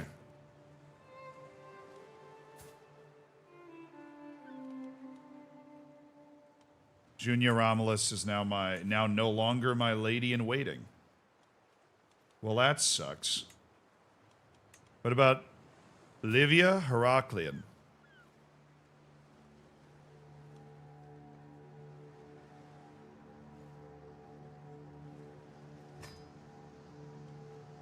Why, yes, of course.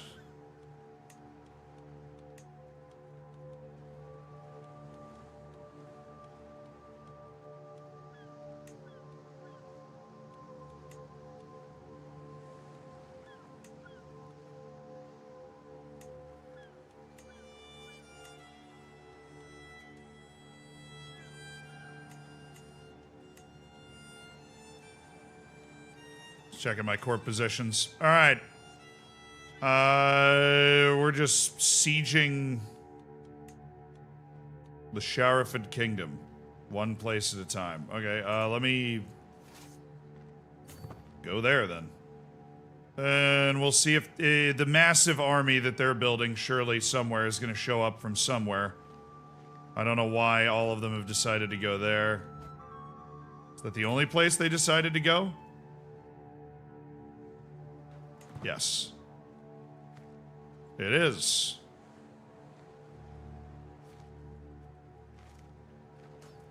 This is no doubt an incredibly stupid decision, but Eric the Red's an incredible fighter, and we are on flat desert right now.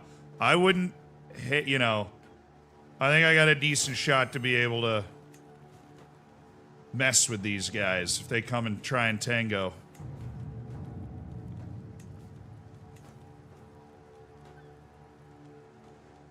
Situation. My warhorse is a situation.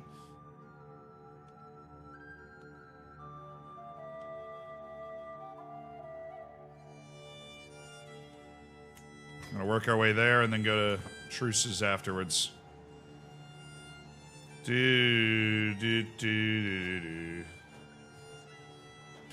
Gotta get that war score, baby. Gotta get that war score, baby. Gotta get that war score, baby.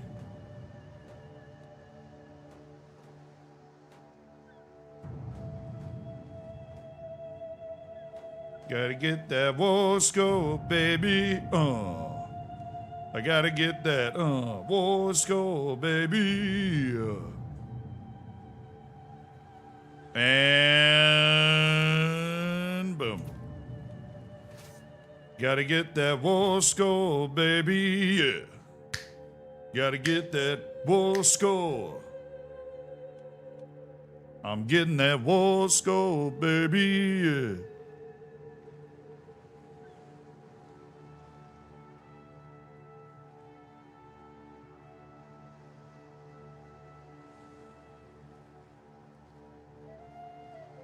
Some sort of kerfuffle in the Czech league.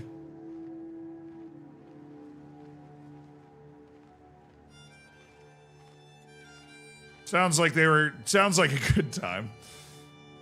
War scorned 7 years ago. The supply situation for the Crusaders is about to become disastrous.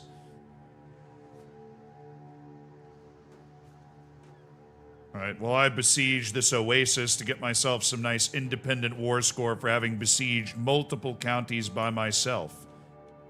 See if I can get my friend awarded the title of King of whatever. The problem is, if that happens, it doesn't come under my rule, does it? He'd just be the king of the area. I don't know. I'd get a ton of money and prestige and piety, though, so I really wouldn't care either way. I'd love to get the land if I could, though. Are you sure the way? Yeah, we might just be experiencing some sort of mirage out here. I don't know.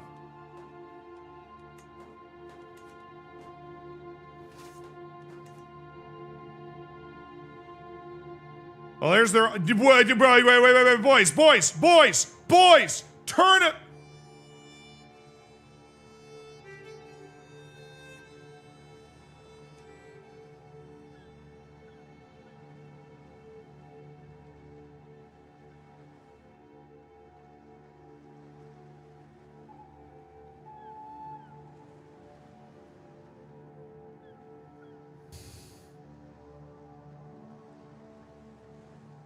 I figured this was the safest place for me to be.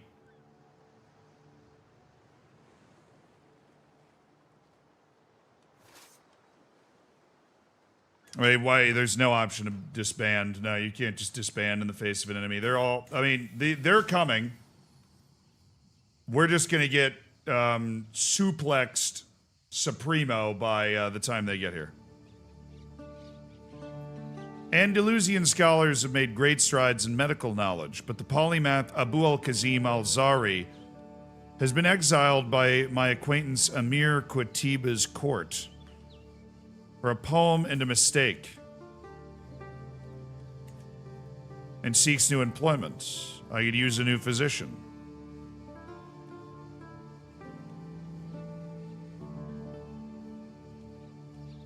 My health is fine. You gain rolling in filth for 5 years? What the? Why? I could send him back in chains. I'm generous and just. Or I either get rolling in filth for 5 years, I get 40 stress for sending him back in chains. He's 60 years old. He's a sodomite. Nice. Whatever floats that boat, man.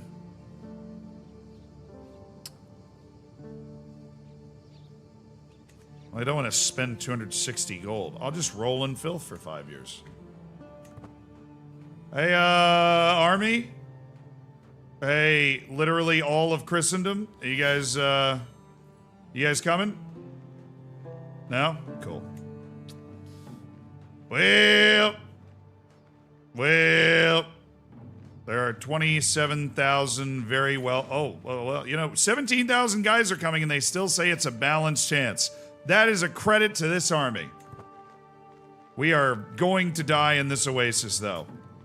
We have won the siege. That'll help the war score.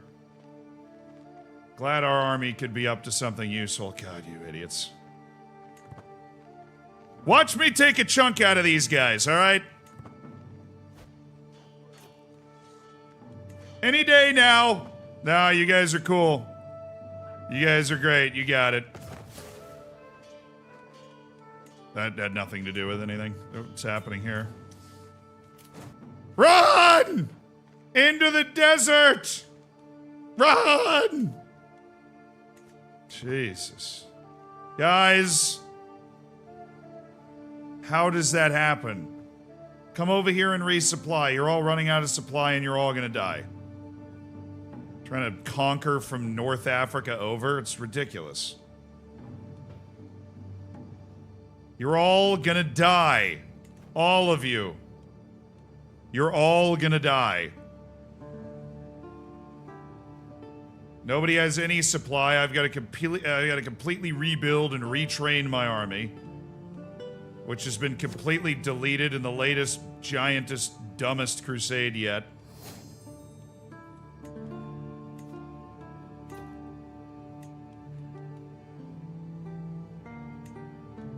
Destroy this regiment of pikemen. I'm creating another regiment of retinue pikemen.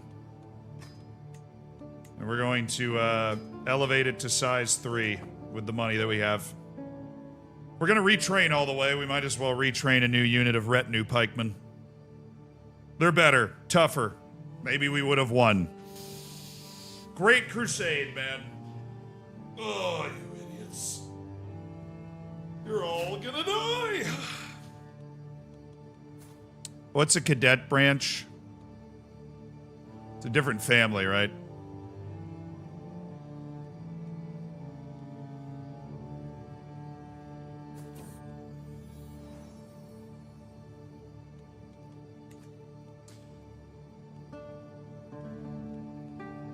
Marius has had a kid.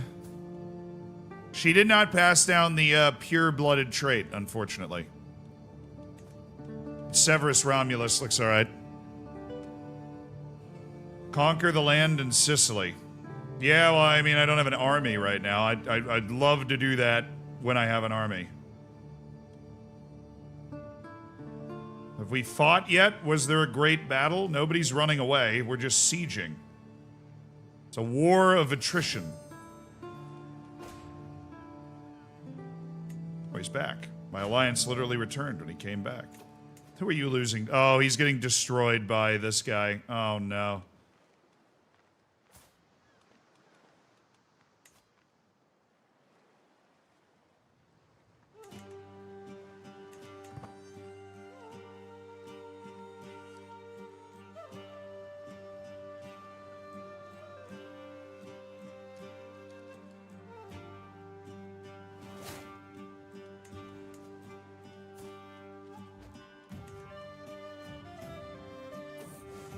Scandalous priest. My Archbishop Saradig was torturing a servant boy under the floorboards. That's the second one that's been torturing a boy under the floorboards. Can we not, guys? All right, now the big battle's coming. Now that they've, you know, taken a couple of these things, they're relieving the pressure over there.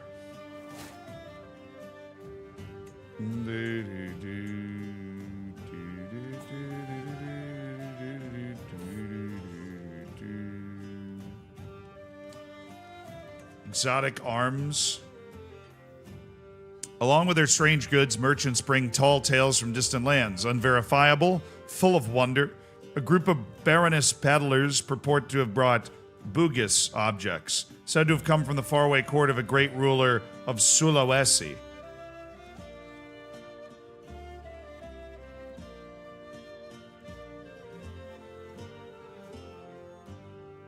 Where's Sulawesi?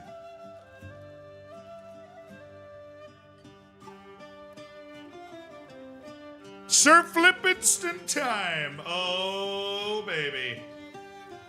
It's in Indonesia? Oh, come on. Oh, it's 240 gold.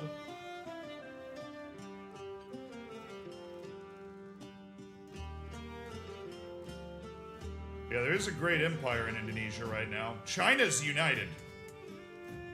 A horrifying thought.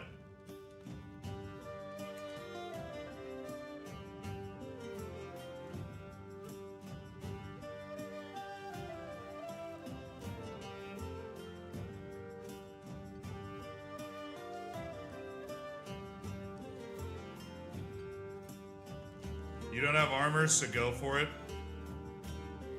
It's unique armor. I guess. I didn't realize that it was... Yeah, that makes sense. This work is indeed Sulawesi and high quality.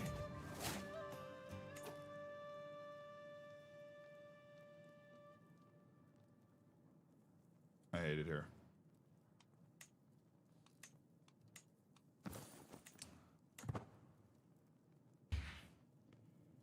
Scammed. There's your flip. Double sevens. We got scammed. We got... I gotta go get a snack. What the... What the hell, man?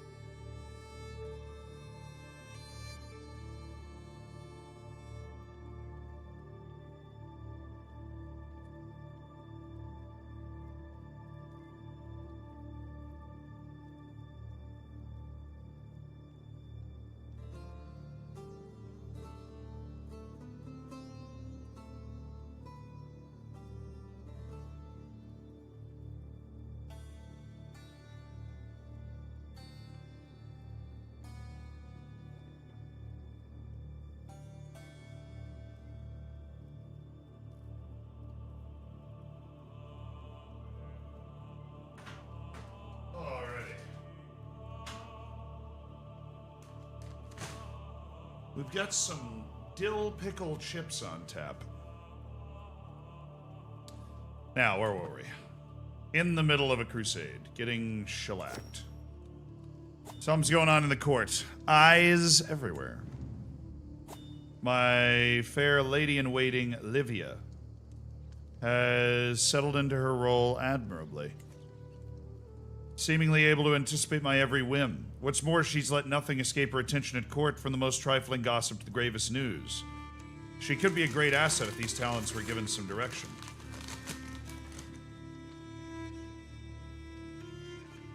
I gain moral support, which boosts my personal scheme potential. Find secrets, counselor task progress, within the realm, +10. Or I can do both. Let's do both. Then we can start find secrets. There's somebody that doesn't like me.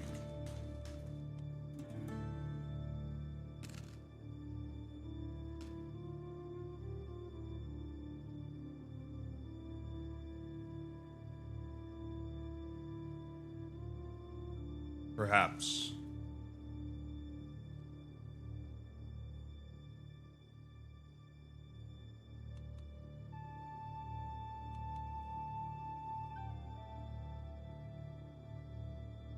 Now everybody likes me, I guess.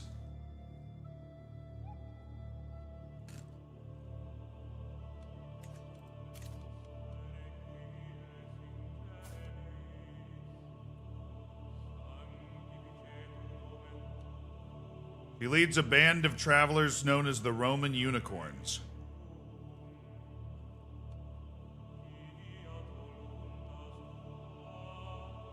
Why? No.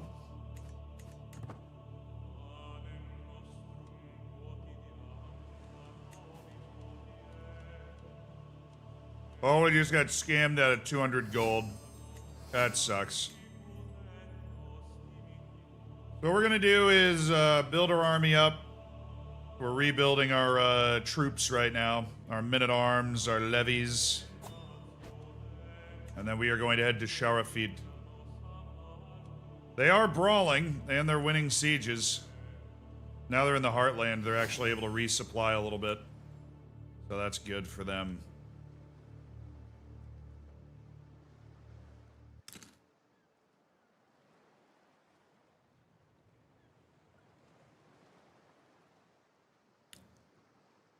Is this the best place for me to be here?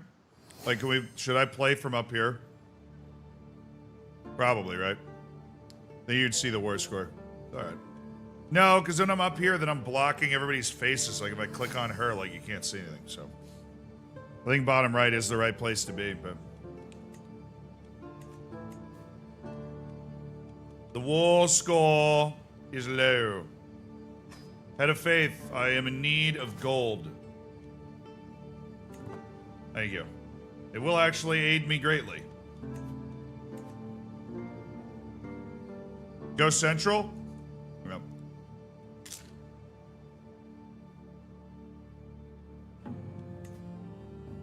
I mean, top right, I'm going to be blocking things too. You're just blocking things everywhere in this game, man.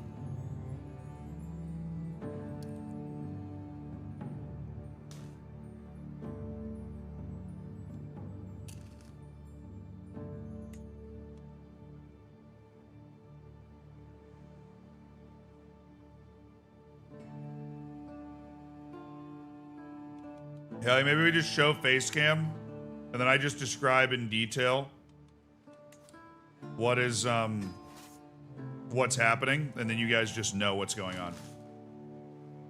How's that sound?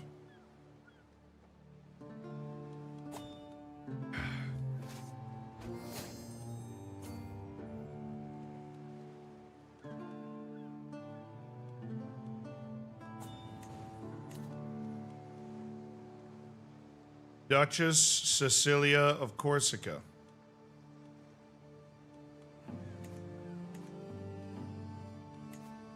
Who? Oh, the wife. No. Why would I ally with the wife of the Duke?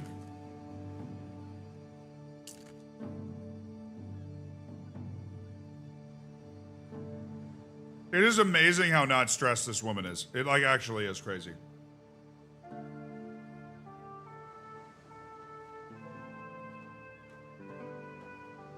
She's so unbothered. It's insane.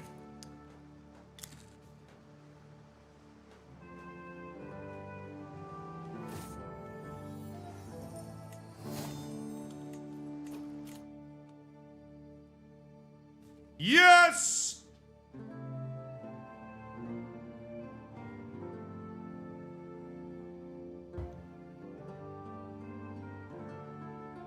This is for our entire family.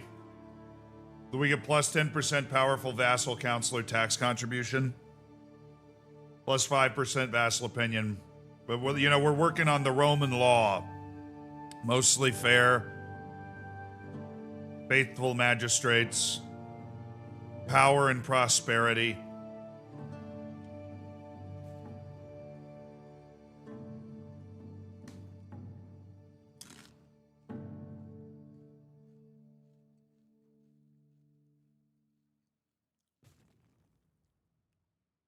W Maxima?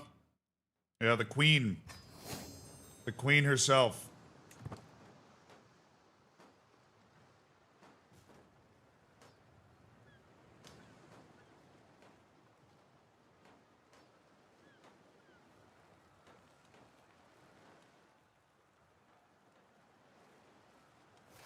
All right, Eric the Red.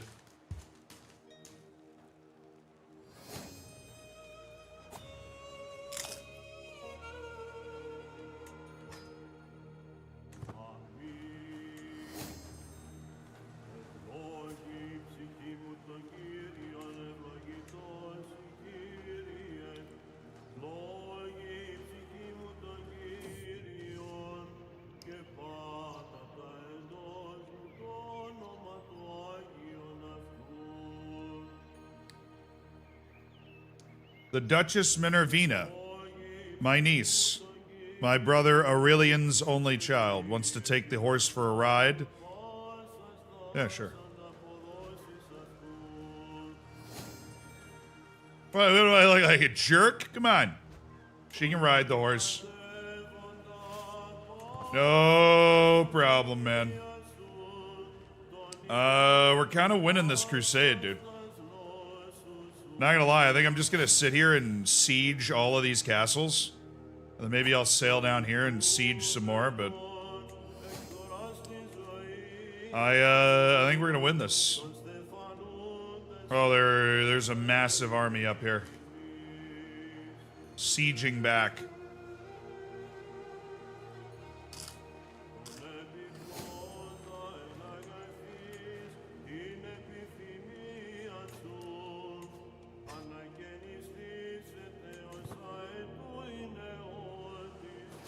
Bad news bears, guys. The siege army's here. And Eric the Red's trying to take a lot of prisoners and make a lot of money, so you guys better watch out. Oh, we took another prisoner. Sending him back. Pay me gold and maybe I'll let him free. Thank you.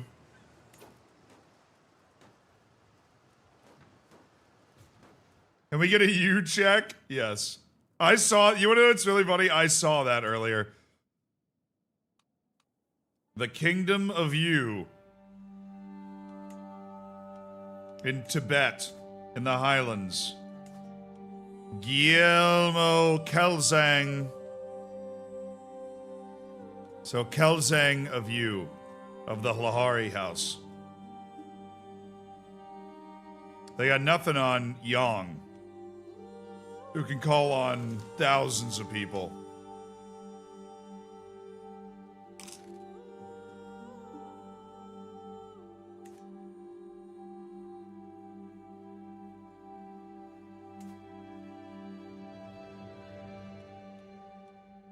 The Kingdom of Ooh. Oh, look at that. India's got a conqueror. Maharaja Vakpati the Hideous.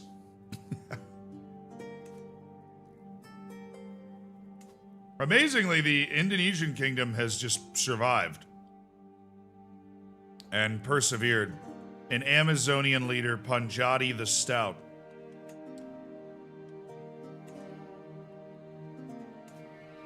There's a confederation up here in the Philippines. Japan is staying strong with a 77-year-old. Okay, he's 77 and was brutally mauled. This guy is on death's doorstep.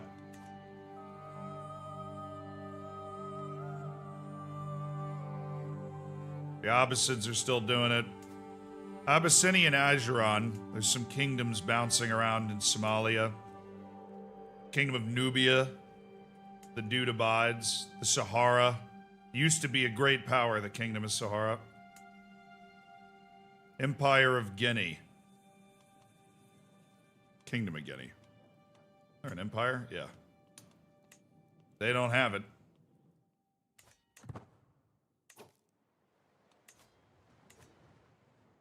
Alright. Well, let's just continue sieging these things down.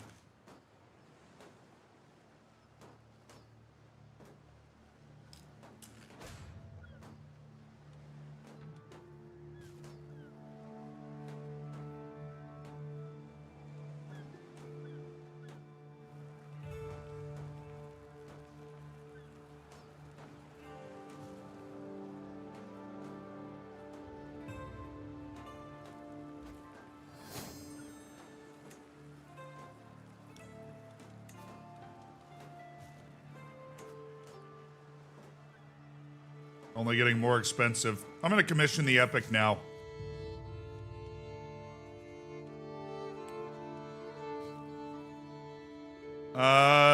Commission it with a tremendous writer. Drusus. My courtier Drusus will write an exceptional epic. Ideally. I don't know. The price of the epic was rising, so... Family epic. Perspective. My family epic seems to be progressing well, and some lines already sound like they will be quoted for decades to come. He has a lot of questions to where to focus the story.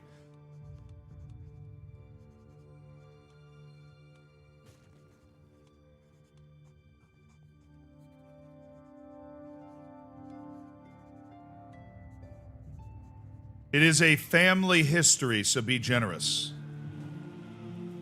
That'll give us more family renown, which gives us the opportunity to get more family-wide perks, and those are always really good. They help the entire family be able to expand. All right. Yeah, I'm just doing my part for the... I'm doing my part for the Crusades.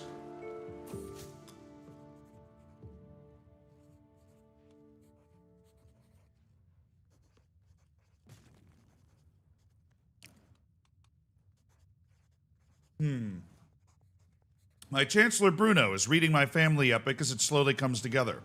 A lot of it is not very plausible, such as the part with the hewing of the mountain. On the other hand, who's to say what the past was like? If you're already doing embellishments, why not take it as far as you can?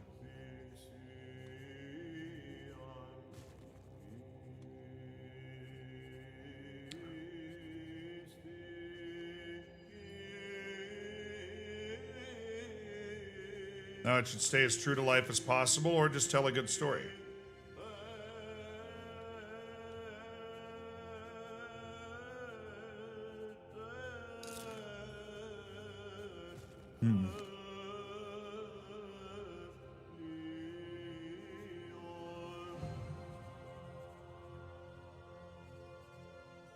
What do we want to do with it here?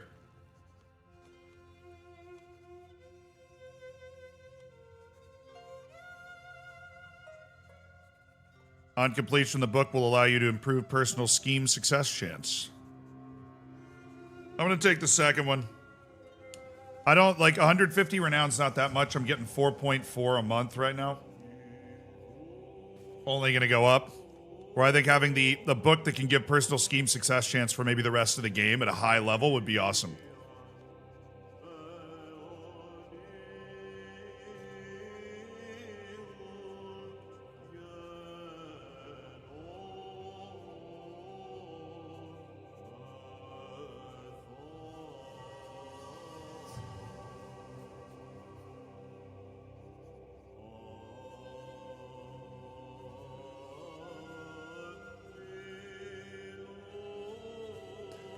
Personal schemes can be the matter of life and death.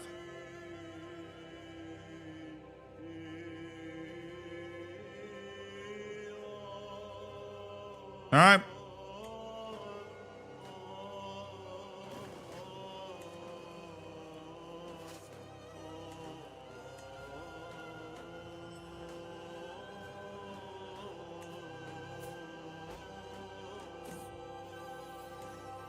Child of my blood. Corinus Romulus and Eldara Carling Durin have had a son.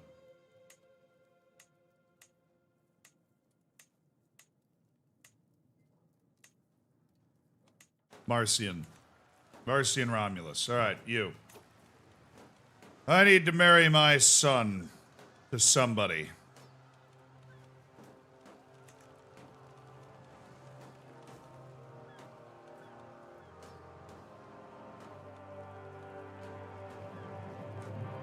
My niece. What an opportunity.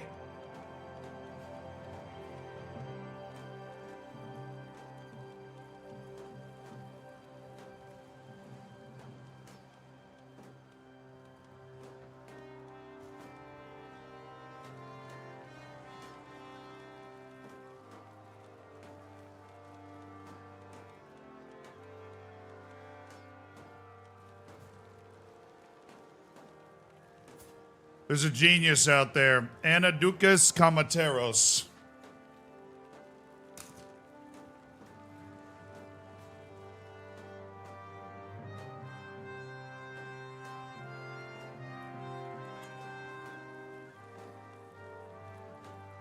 Perhaps a betrothal fit for the house.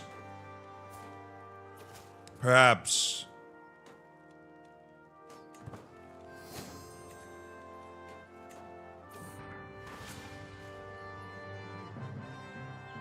As the renown of our dynasty grows, familiarity with the glorious Romulus sigil spreads too. My family's device is now recognized in the regional circles of nobility, counted highly amongst the prominent Roman bloodlines.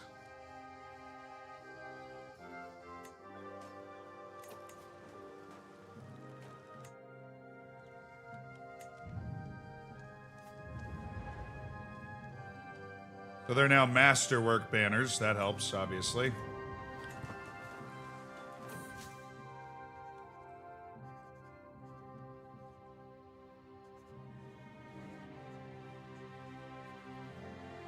I don't know whether to be relieved or disconcerted about the enthusiasm my Archbishop Seradeg shows after reading the completed parts of my epic. Dynasty has always seen greatness when advised by the clergy and darkness when it's failed to heed that advice.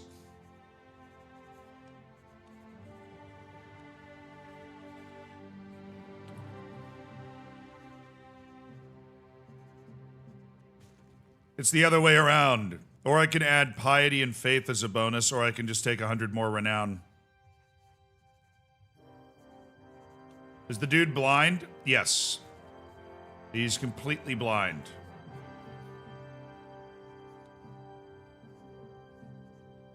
So I might wonder how he read the book. Perhaps, chat. It's a really simple solution. Somebody read it to him. Come on. Somebody else read the book out loud.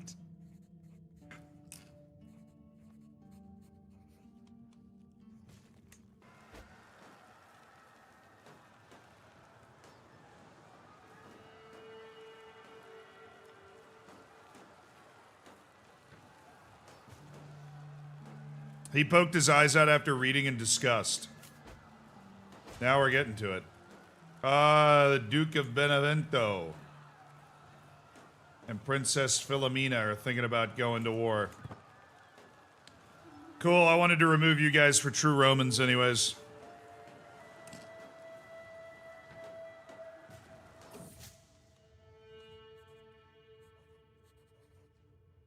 Drosis has taken a number of liberties in the family epic regarding warfare and battles. It makes for dramatic scenes, but I worry my marshal's been offended as he furrows his brow. I'm almost relieved when he finally shares his thoughts. It's all nonsense, but this part with the hewing of the mountain has given me some ideas.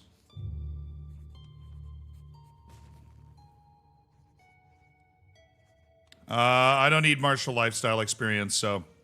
Wherever inspiration can be found, we should use it. And it gives a combat advantage as well, this book.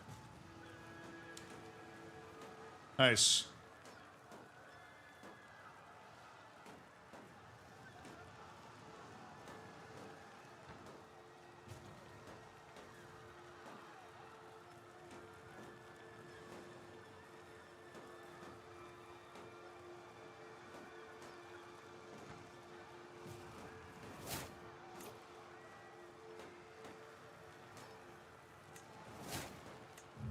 Hubob has died from a fall. Dang it.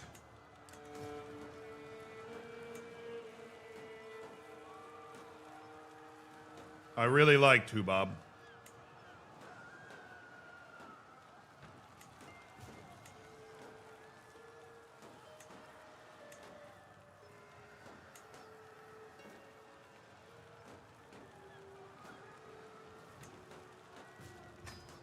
Would you like to be my antiquarian, Aldara? You look like you have a real set of skills for this sort of thing.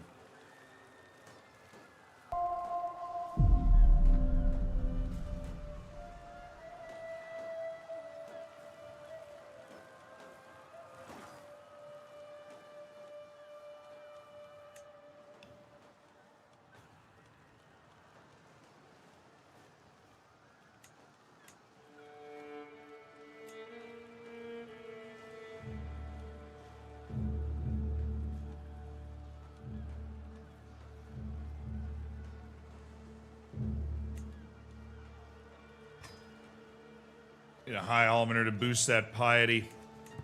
All right. Thank you. Any other sieges we can partake in? Making a lot of money from these. And we're adding a ton of war score. My spymaster Franku seems to be the latest person to have read excerpts from the family epic. Franku's been in that post for so long, dude.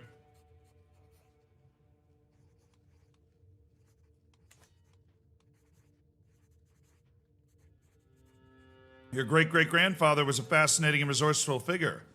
If we let it be known that you are even half as underhanded as he, people would think twice before acting against you. I gain 11 dread, hostile scheme resistance boost. Or no, I'll take that. Why not?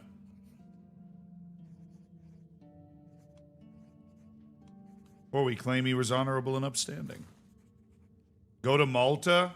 Dude, I always forget about Malta. True.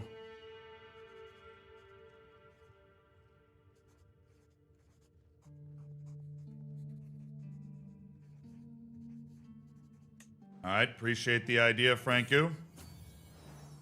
Sextus has had another kid, Constantius. Okay, this kid sucks. Luke.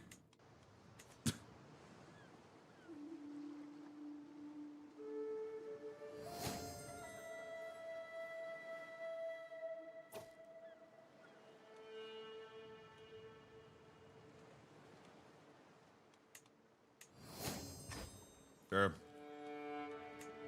I'll join your war, sir.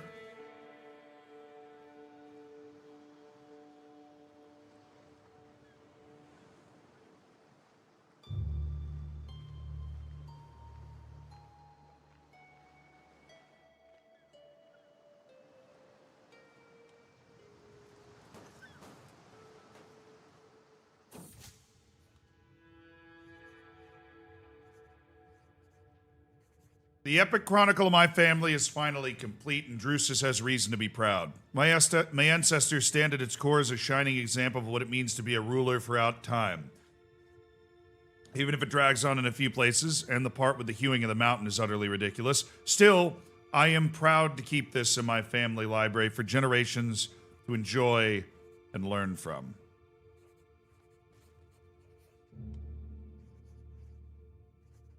What a story to tell. What a story to tell. Let's throw that over here. The Romulus Annals. It's a good looking book. Look at that. Big old book on the pedestal right there. The Romulus Annals. Plus 0.08% per month renown. Enemy hostile scheme phase length is 16 days slower. And we get a controlled defender advantage.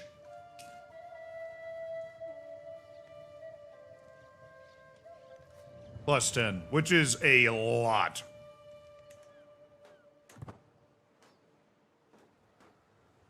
That is a lot.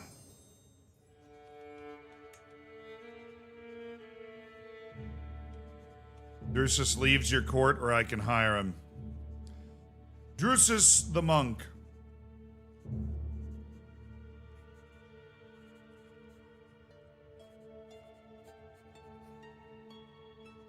The lustful monk.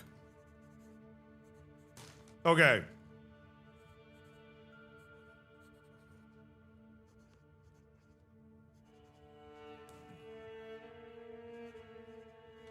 $120 gold for this guy? I don't know, man.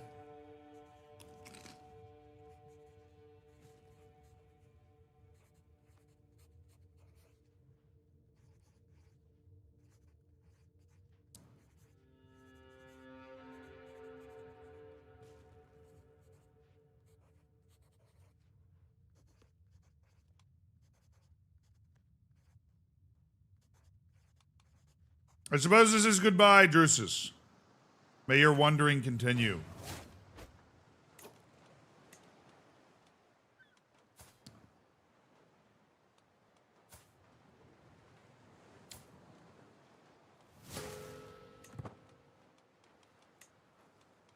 wasn't bad. That looked ominous, but it's not that bad. Okay, we are missing our... What was that? Our antiquarian. Theodosius, take care of my jewels and stuff. Okay. We need to find a new position. Please.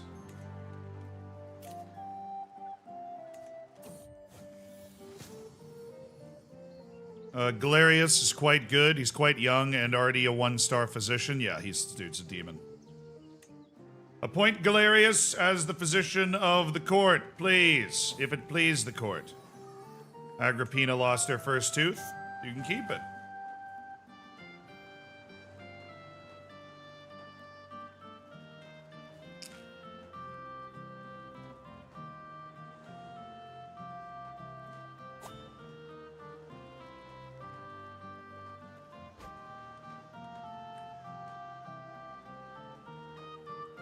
Alright, our ability in defensive wars is fantastic now then. We took somebody with a funny hat prisoner. I have no idea what was going on there. Alright, that's a realm capital. To the boats! You know the deal. Go sail!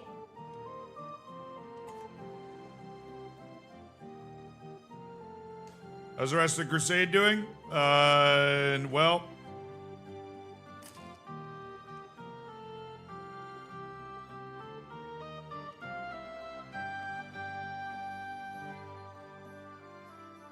Not that well.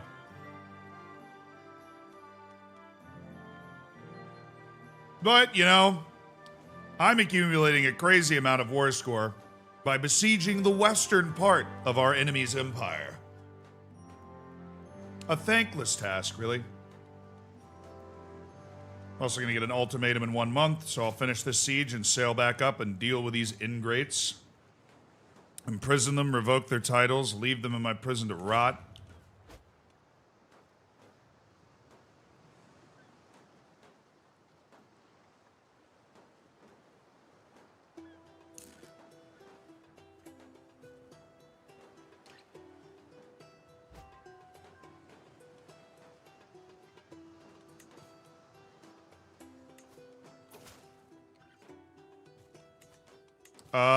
No.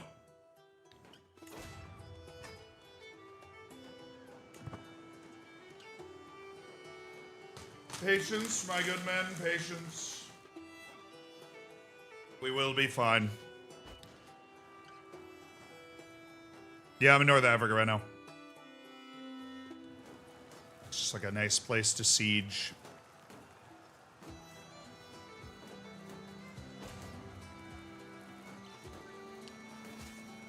Do you really want to fight Eric the Red in the field? You don't. I can tell you right now, you don't.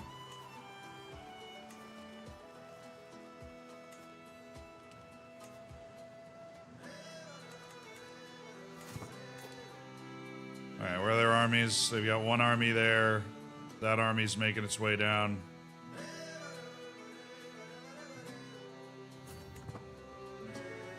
Draw sail!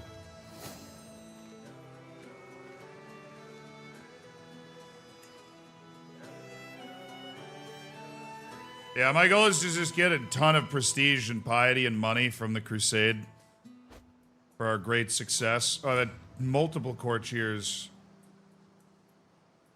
Duchess Eugenia of Verona. Who the...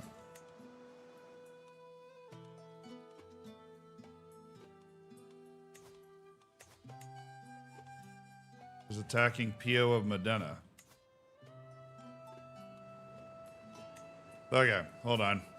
In a second, my nephew Lothair Fontaines has come of age. He's quite good.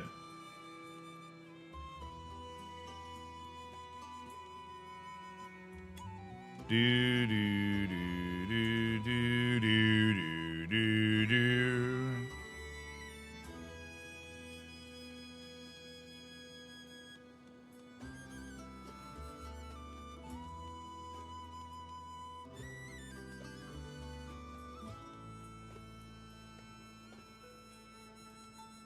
Marry Nasa. She's Nubian. We're gonna introduce a little spice into the bloodline, you know what I'm saying?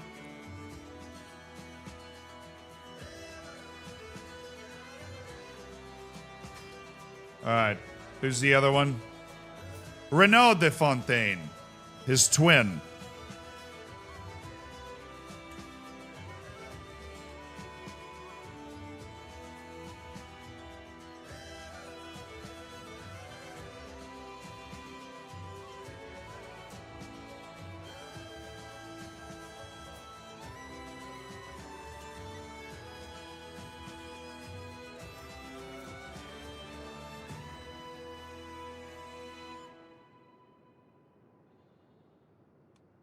All right, Renault.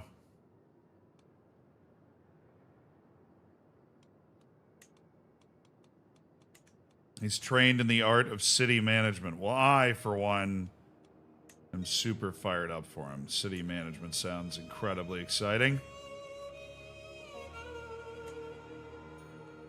Petronia Romulus. No. Bring somebody else into the court.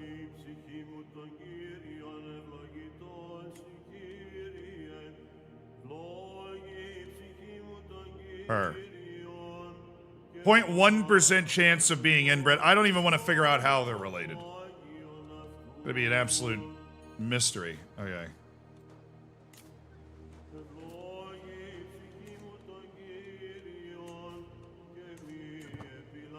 Alright. We in the boats? Draw sail!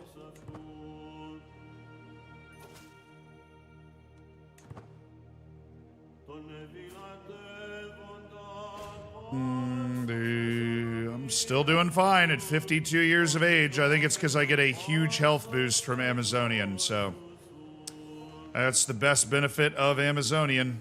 I'm crazy healthy, ready to live a super long time. All right, you. Eric the Red.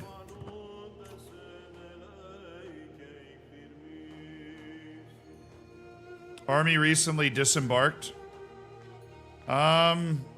You know what? I think we can overcome that. It's worth it to be able to chase them down and fight them here. Oh, Franku died.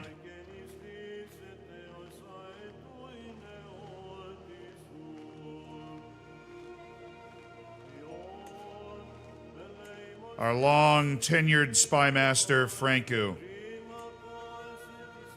will no longer serve as the master of secrets.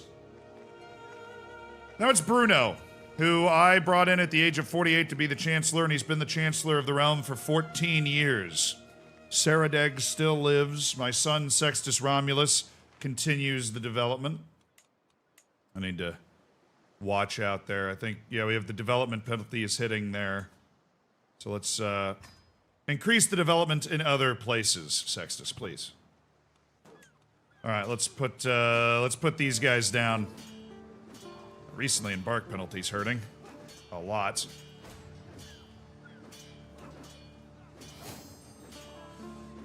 I'm gonna go out and help out with those wars in the north. Guys, you know there's a crusade going on, right? Unbelievable. All right. Well, the good news is I can march right on down and siege this place.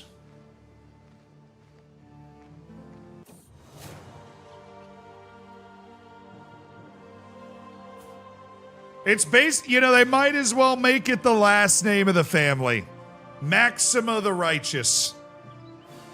Queen for now 15 years of Sardinia. They might as well make it the family name, man, I'm telling you. Maxima the Righteous. That was the war that I did not participate in. It's a changing of the guard on the council. Franku and Bruno have both died. We appreciate Bruno's great contributions. The health and safety of the realm.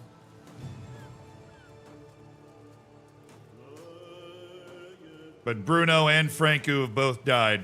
Combs Emilius has joined the council as spy master.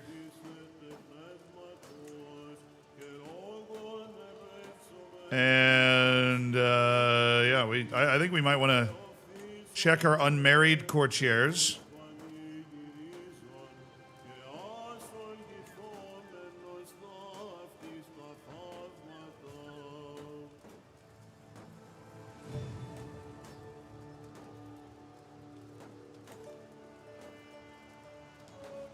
Petronia Romulus,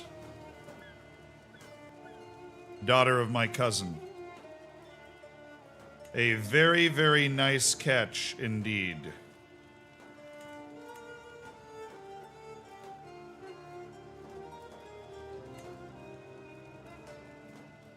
Actually, let's go back.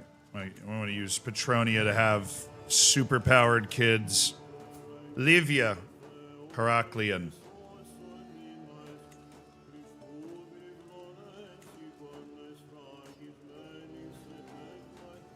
Irenos the Honest. I would like you to marry Irenos the Honest, please. I've heard he's a good man. Palatina the Wet Nurse.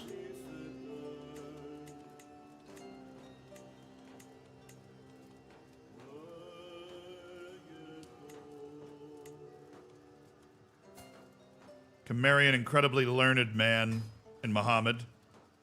He's a giftedly learned, like he's an incredibly gifted individual. I've read some of his books actually. Galerius, my personal physician and knight. We'll try and find you a suitable bride. You gotta go do this like once every couple years, basically. My courtier Petronia Romulus, no.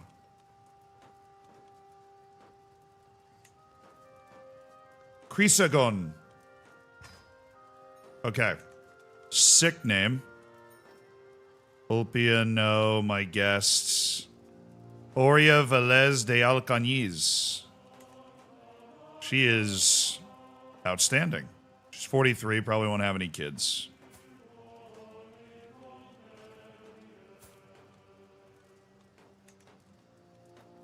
Yeah, she already had her day having kids and such.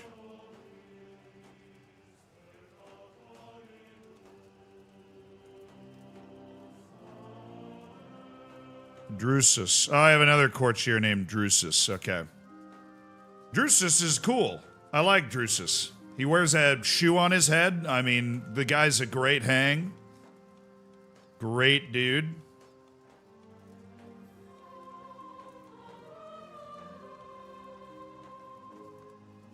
And we can marry him to Fingaula. And they'll have strong kids that are badasses. Okay. In the meantime, we have our new chancellor coming in through one of those marriages. Oh, what's going on? My son Marius has shown little proclivity to do anything but spend the days at the tavern drinking an endless supply of wine.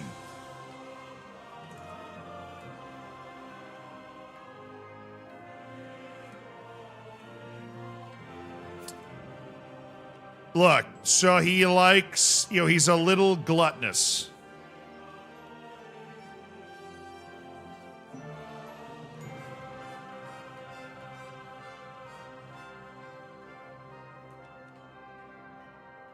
I'll try to make an example of Marius. We don't want you to be drunk, Marius. Lock in.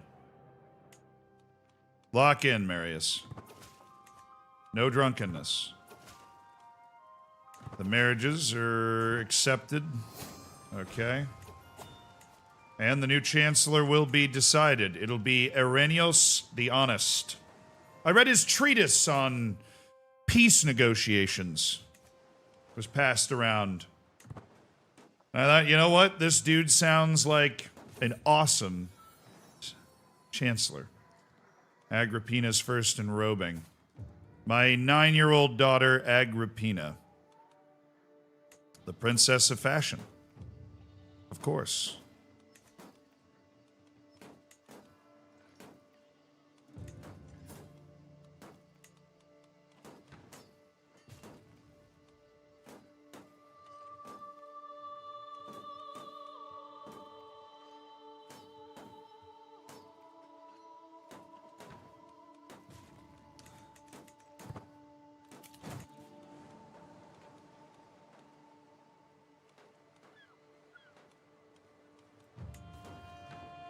Alright, well, I gotta win this war.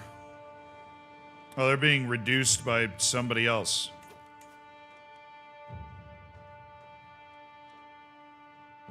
Oh, my older brother Leo is struggling physically. Got his Crusader gear on, though, so that's sick. All the land I sieged is still under control. The last of the Crusaders in Egypt are getting beat away, though, so this crusade does look like it is going to fail. Come on. Do you not value this old man at all? I guess not. Siege it all to the ground. Oh, what now? The Maghrebi populists are on the move again.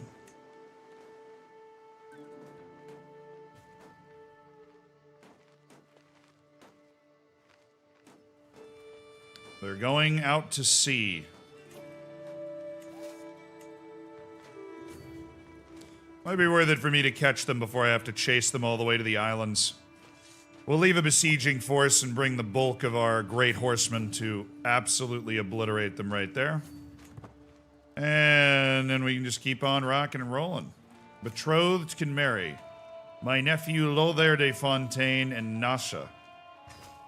Well, of course. I mean, we've actually converted the religion down here, right? No, we haven't. Okay.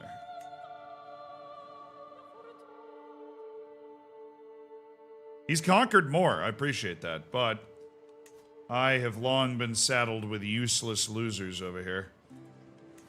But if we can convert those counties to Catholic, they're not going to be all bent out of shape about this stuff anymore. New Realm Priest. Well, this guy's got a great vibe to Lorcan.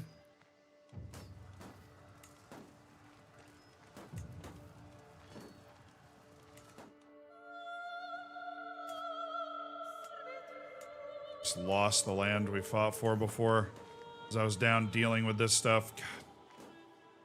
God. I need to upgrade my authority. How are we looking on that, by the way? 17 years left on royal prerogative. Oh, we're focusing on horseshoes. Sicilian culture already has horseshoes. Increasing my army movement speed by 10%. Well, out of all the things we could have focused on, that's probably not the one I would have done, but you know what? I appreciate it anyways.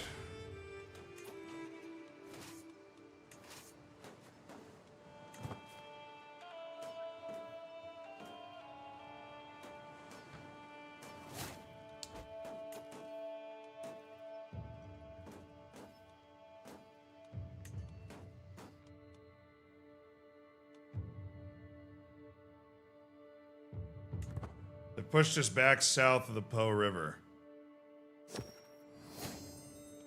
Goofy. Gotta take this mountain stronghold and go deal with those Maghrebi populists.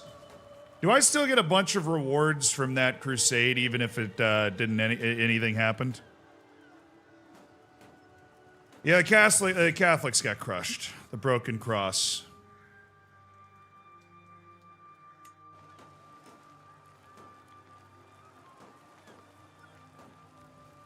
Sardinia suffering the greatest battle losses of any state. Am I rewarded for this? Not in the slightest.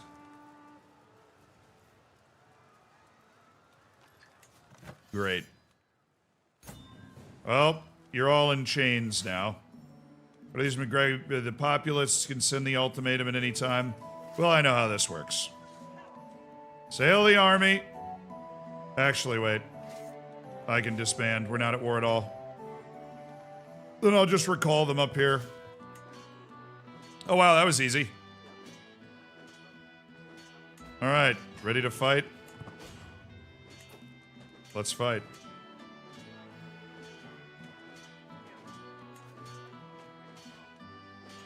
I don't even need to raise the levies. They can just focus on themselves. I need my beautiful men-at-arms. That's all I need to put down the Maghrebi populists. I didn't even get any piety for that. I didn't lose the war.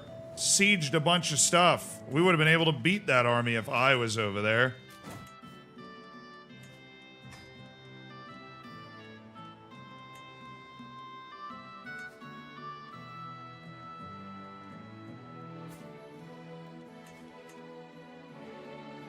Ah. Domitian is taking control of Spoleto. That means he has rightful lieges in Emilius and Aeneas Longshanks. Aeneas, not Aeneas. Alright. I'm a big believer in the order of law, and that's going to cost me a guy who has a seat on the council. So there goes the silent Livia Heraclean. This is why we have, you know... I have no idea how this lady's ended up in her court, but... she's having kids with somebody, and I have no idea who it is. My husband's sick. Rex Levafine Osvinson is ill with a faltering heart. Oh, there's another army. Another army of peasants to absolutely steamroll. I can't believe I didn't get any... like, how do I not get any piety for the fact that I had the most losses in the... like... and not only, my war score must have been crazy high because I sieged down a bunch of different things that they held. Whatever. You know, it's like at a certain point, I'm just so undervalued, I don't even care. Alright, I'm holding my own. The Sherifids were able to hold their own against a damn crusade. Meanwhile, you. I would like to continue to push north. The Duchy of Emilia would look very nice on my mantle. I beg of you, my mother. I beg of you, mother. My son Marius approaches me with pleading eyes. You need to do something about the food served at court. We eat like peasants. Foreign emissaries grimace at our table, and neighboring rulers and artists use our traditional dishes as examples of poor taste and barbaric habits.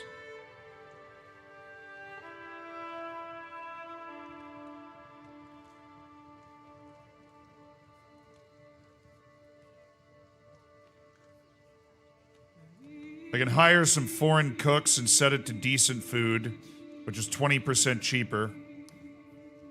Alright, fine. Hire the cooks. God, you pampered cheese. Okay. Let's build our money up a little bit before we hold court. Only at 6.6 right now.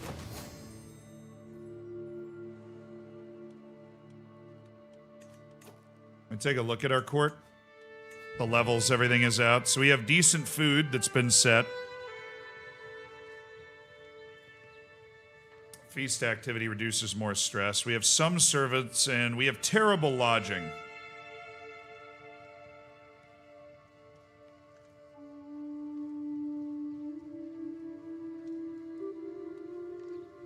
Terrible lodgings.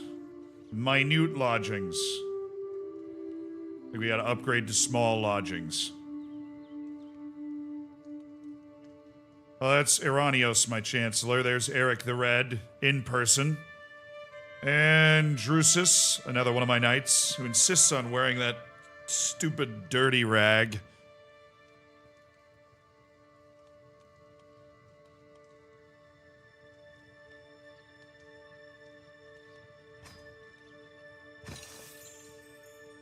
We should have enough room for courtiers to have their own room. That's final decision. Oh, that was stupid.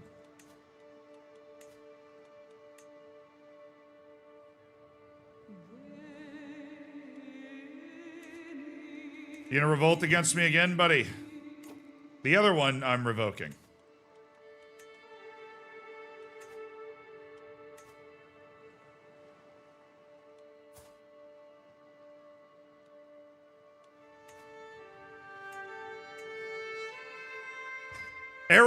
Aaron.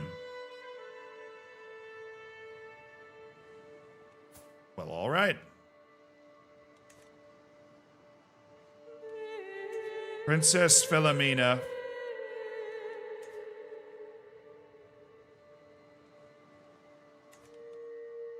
I revoke your claim. I revoke your title, the Republic of Pisa, and I will grant it to somebody else who is Roman and will not betray me like that.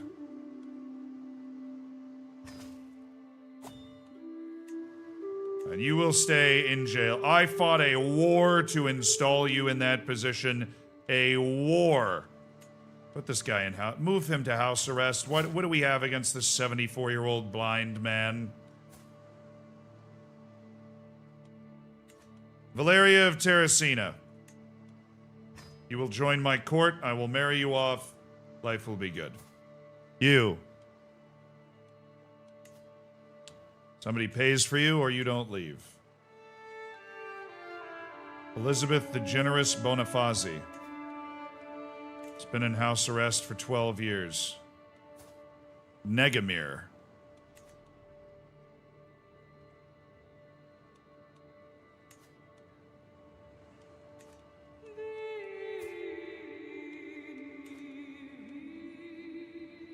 Latancio della Rocca. These guys have been in... They've been with us for 18 years. They've been imprisoned. It's a long time.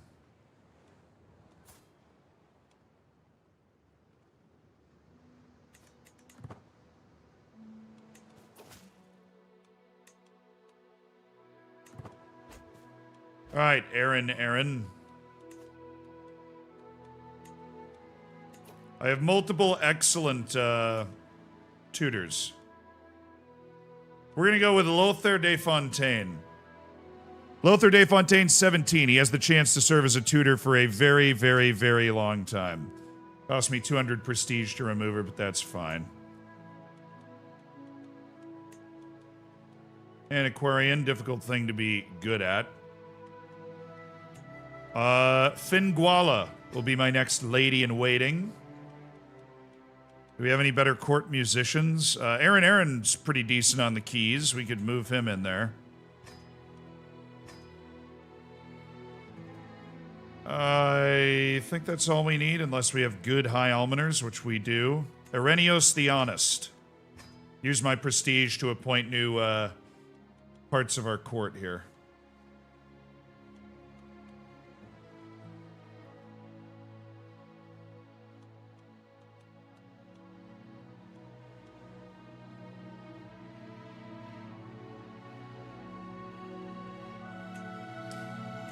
Drusus, a good court jester. Helps keep the stress down. Okay.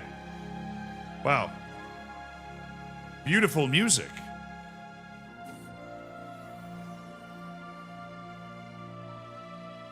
Agrippina found a modest gemstone. Okay. Well, I don't have a lot of stuff, so might as well slap that on.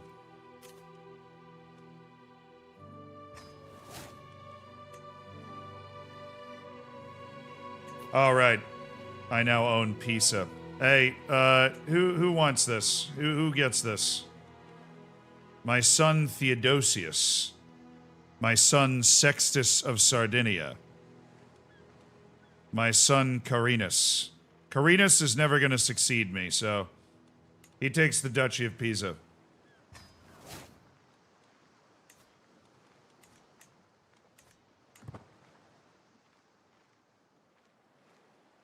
Thank you very much. Brewmaster, if you can afford it, it's really helpful. Yeah, I can afford it. Popular opinion goes up. Feast cost is reduced a lot. And then feast rewards go up a lot.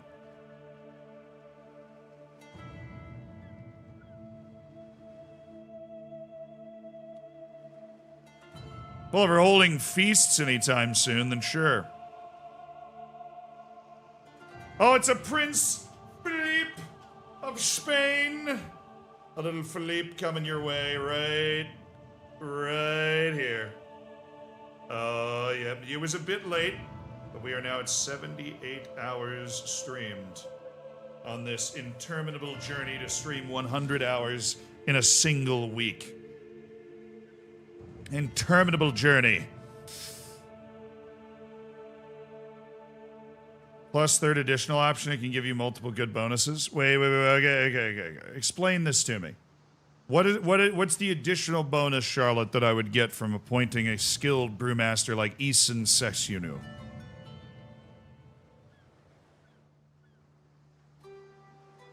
Now, Mambut's still in town. She is still in town, yes. I would have been ordering food for delivery, but she's been, like, preparing my meals. I've been living like a king.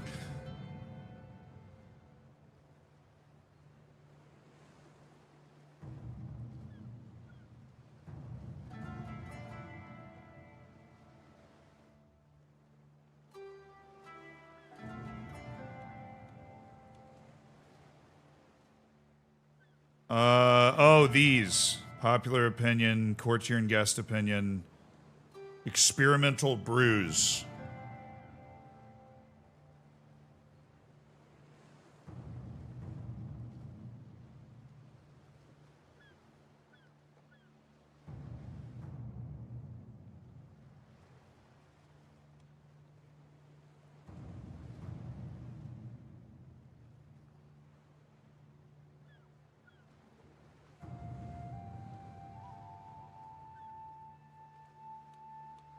All right. Essen Gessianu. You're appointed as the brewmaster. You're working on experimental brews.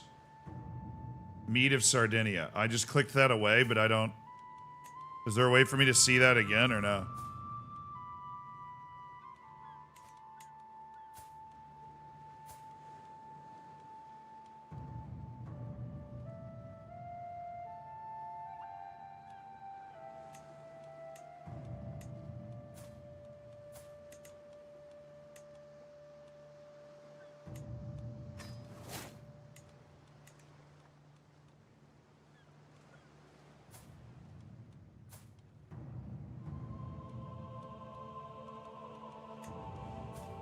I'll take her as my ward. I'm quite good myself. Okay. Should be under bonuses when you get something. Experimental brew. The brewmasters put together something truly unique and memorable, though not necessarily good. Gives me +1 stewardship. All right, cool. Thank you. I didn't think to look at the stuff below that. Now, Italy. Back with you. We can fight for Amelia, or we can find something else to fight for. I would love the Duchy of Tuscany. Well documented that I would love the Duchy of Tuscany. If I get this lady, then... Okay, 145, no shot. I have her in my... Really? I have her as my prisoner.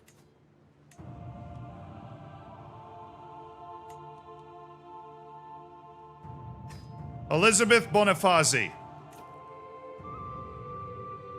I will push you for the Duchy of Tuscany. This is the lady I believe that I just beat in that war.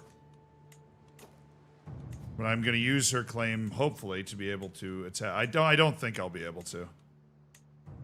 Yeah, it's just County of Arezzo.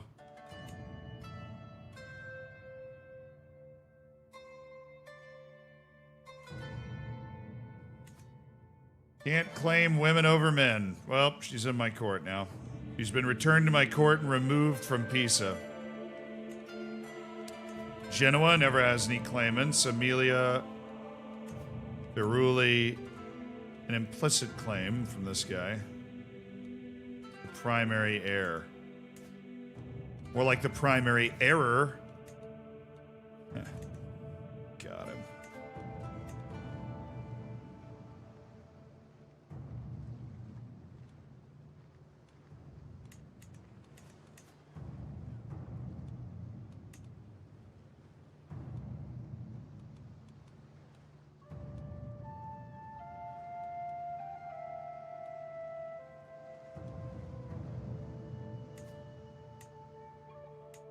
This guy, Abondatio Mantua, looks like a guy we might be able to scheme and bring in.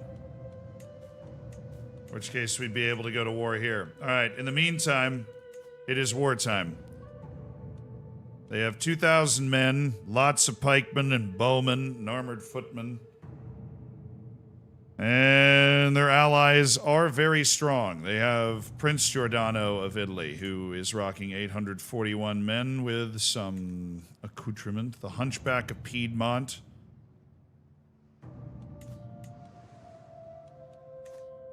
Okay.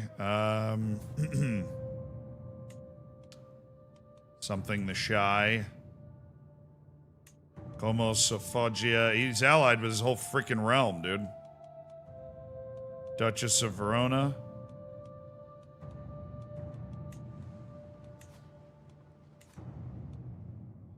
Yeah, I mean, it would be definitely a fight.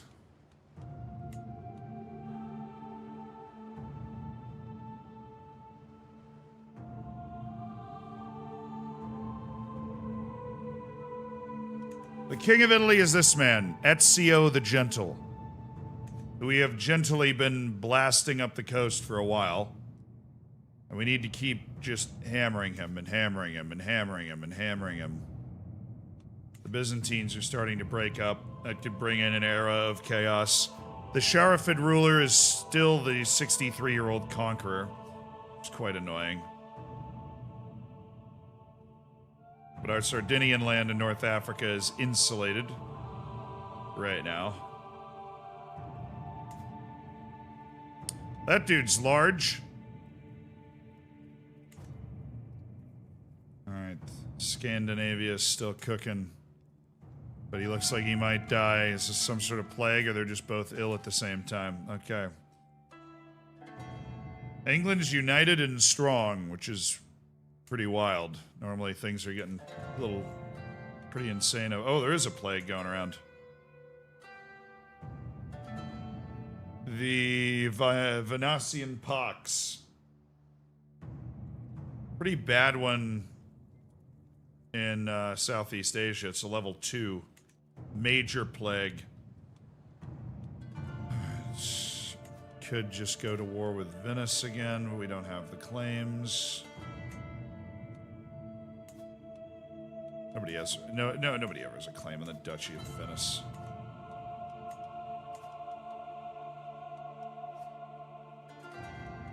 Italy. You silly Italians.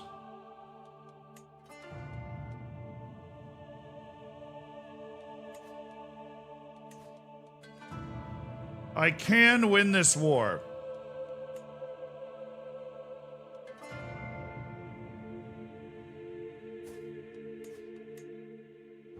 As a ruler in England, it would be quite the trip, but I could call in Moravia. They're not so far away that they wouldn't be able to help. Just mix it up with somebody. We're gonna have to fight smart here. We're gonna have to fight smart here.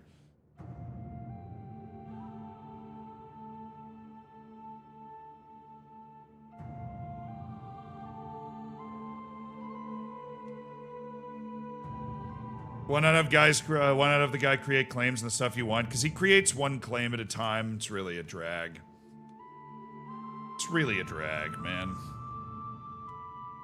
It'll just be one claim on one county, 5 years, and then we take another county, 5 years, and then we take another county. You want people that have rightful claims on things. But we do have a de jure county we can fight for here. Or we fight for Viterbo.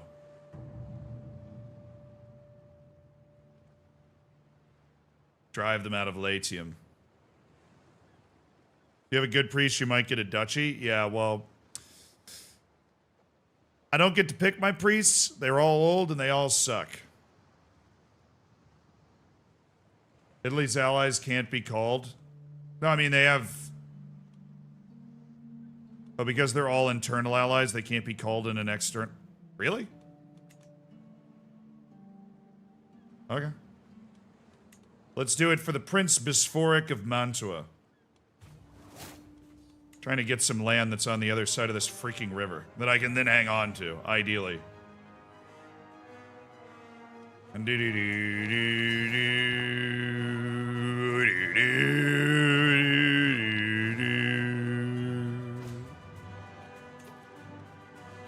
Only worry about external allies.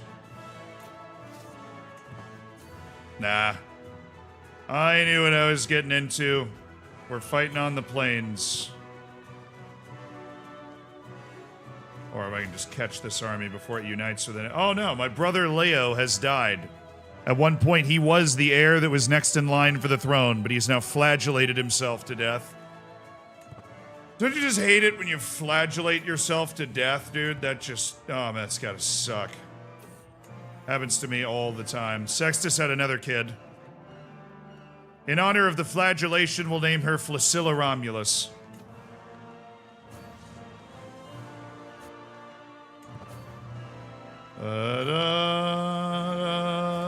There's the Italian army. We want to make sure they don't unite and then just smack them around. There's a claim on the Duchy of Lombardy. Oh my god. Why were you not here 5 seconds ago? Alright, Philomena, you stay alive now. Philomena, you gotta stay alive for like 5 years. You hear me? You gotta stay alive until we finish this war, and then we can go to war again, and then I will go to war for Lombardy and take the capital lands of Italy. That is such a great duchy. Oh my... dude. Alright, we will siege this and get a base of operations on the other side of the river. They don't want to fight me, obviously.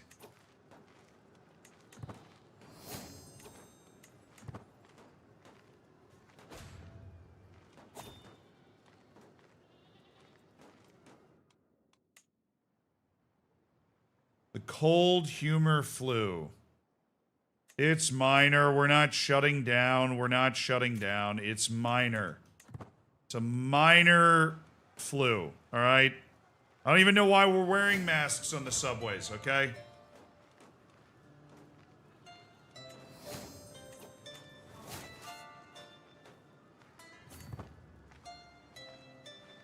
Palatina is no longer my wet nurse. Well, that means that we need to recruit for a new one. We always have kids in the court that need a babysitter, basically. Who's taking the knee now? Duke Francisco of Benevento? Yeah, you better. After I crushed your rebellion. Now, your dad swore fealty to me back in the day. That's why I've decided to release you. I also like gold. Okay, we got him this time. No, I think you're just dead. Welcome to the Thunderdome, Italy. You think your army's elite? Try fighting mine. They have a pretty good army. No!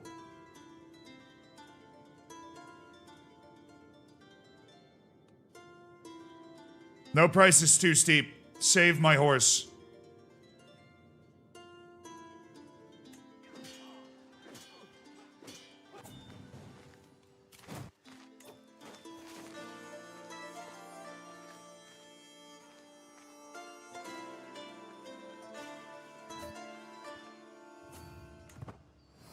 Alright, an initial victory.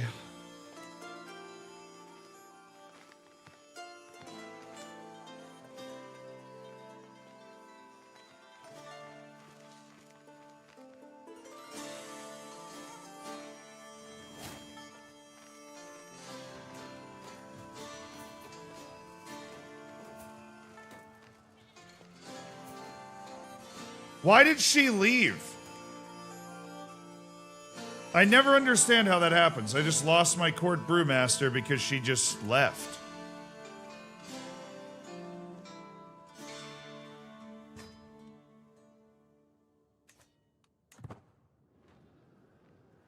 He became a mayor.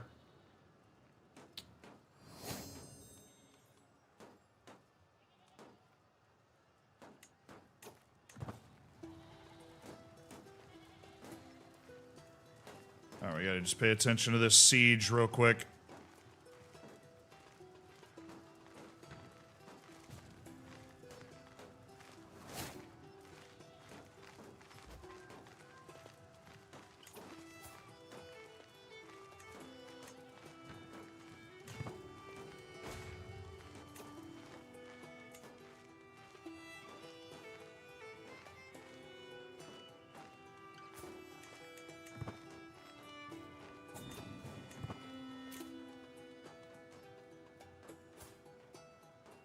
No, I'm not allying with you. Will you calm down? Do, do, do, do, do, do, do, do, do, do. There we go. Flexible truces that'll allow us to get in and out of this war faster so that we can go to war again for the land that we now have a claim to, which is great.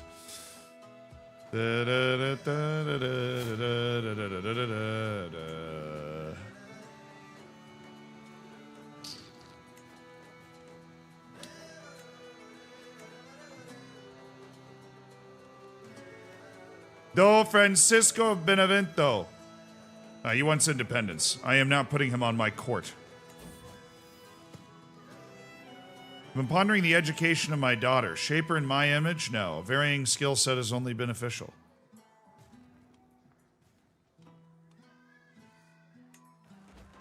We'll be okay. All right, let's go free our lands from the oppression of these Catholic Italian weirdos.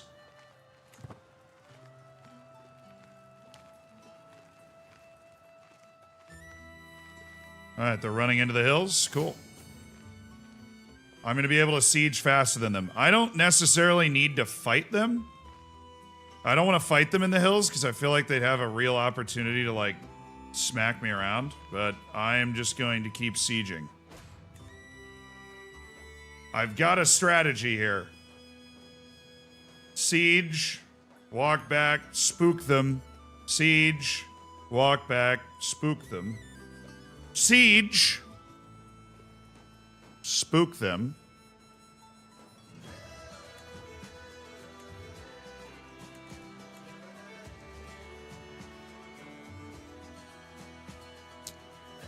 Going strong as per. I'm always going strong, man.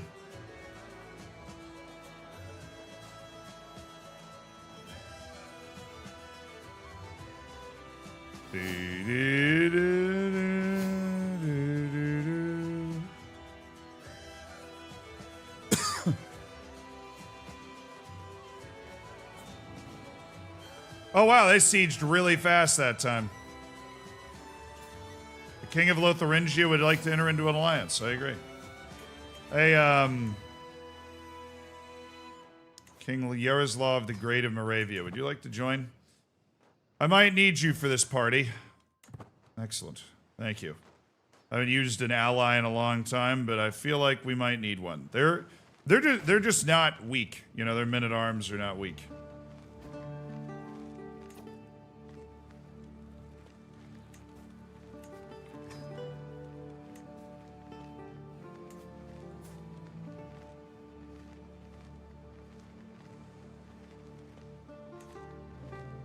All right.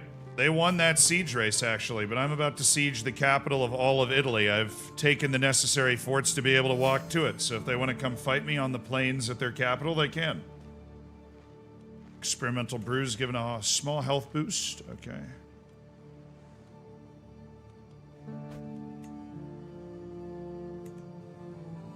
Courtier comes of age. The beautiful Justa Flavian of the Flavian house.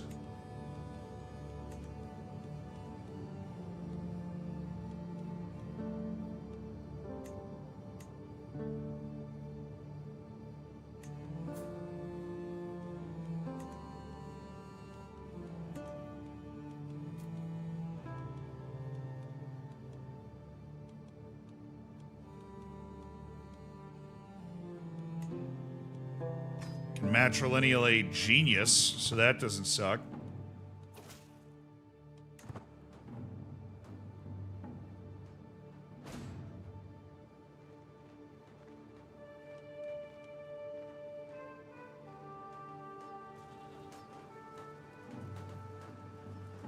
Alright, let's see how quickly we can siege down this capital.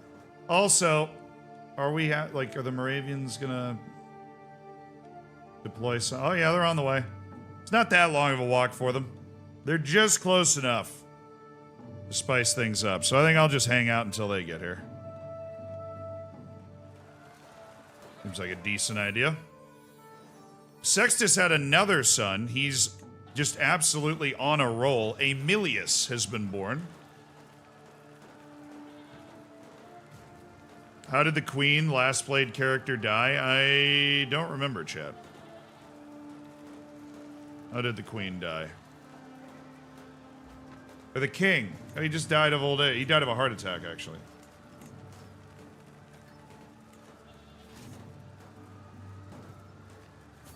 Never mind. I should be able to win this pretty convincingly. Might as well stop these sieges from undoing all my good work. No, that's not going to work. See, I've actually caught these armies separated. Annihilated the first army before they even got here. And am waiting patiently for the second army to appear.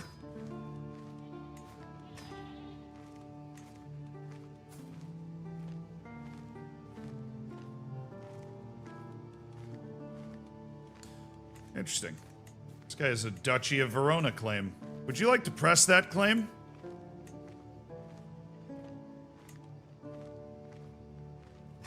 Of course you would. Of course you would.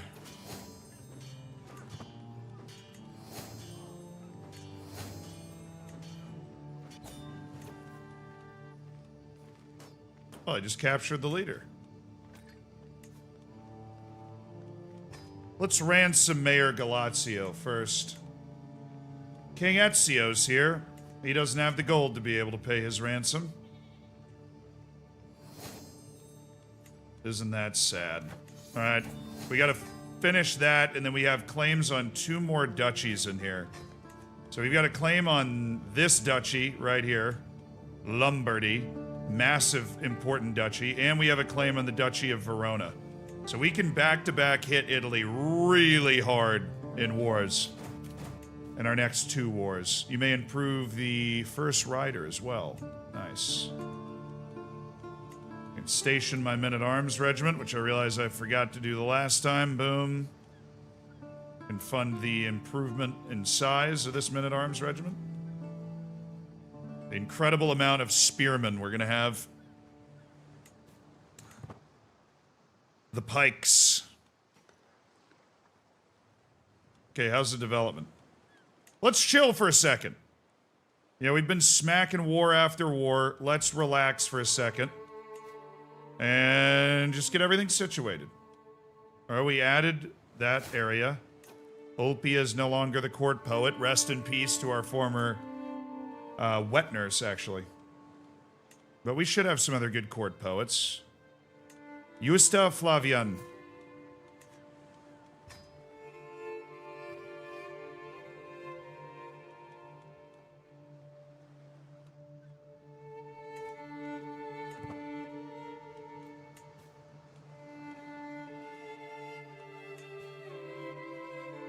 Alright, just keep smacking Italy, keep smacking Italy, keep smacking Italy. Remember, our goal is this, chat.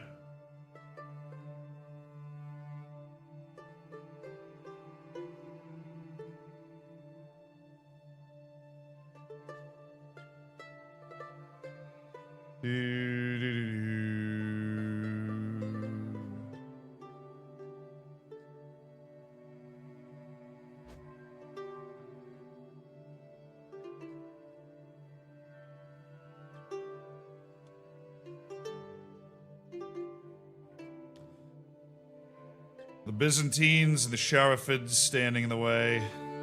This kingdom of Italy that we've constantly had to dance around.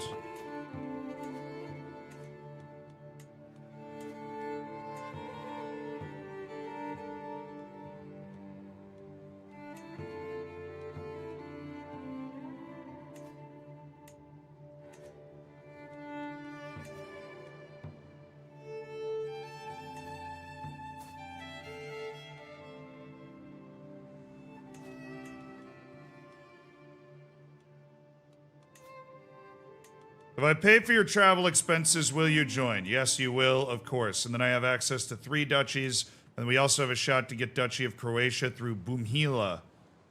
But I gotta sway Boomhila. I gotta convince... Oh, actually, can we marry Boomhila to somebody? That's worked before. My knight. Aetius Romulus. Son of my cousin. No, how about a betrothal to the courtiers? No. Teodoro Spondi. I don't really want to marry those two. Aetius Romulus shouldn't marry a 30-year-old. Quintus Romulus certainly shouldn't. But there's probably other people in my court that she'd be willing to marry if I actually opened it up. Domitian. Or Aaron. Yeah, let's marry her to Aaron. No. She's going to be a ruler. We'll marry her to Domitian. We won't accept.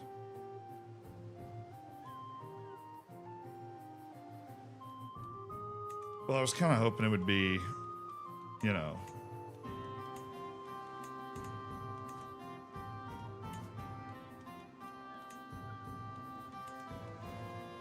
Not Domitian, he's lowborn. Aaron is from a house.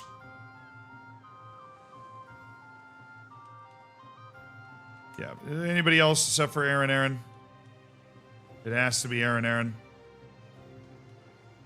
He's a good knight, but she would get me all of Croatia, so yes. If you marry Aaron, I will press your claim and we will fight Croatia. Alright, he's joined me. The marriage is done. Croatia has 700 light spearmen, 200 heavy spearmen, 800 special soldiers for something, and they're allied to the Duke of Benevento, who's in my land, so he cannot fight for them. Pretty sure we can just take it right now.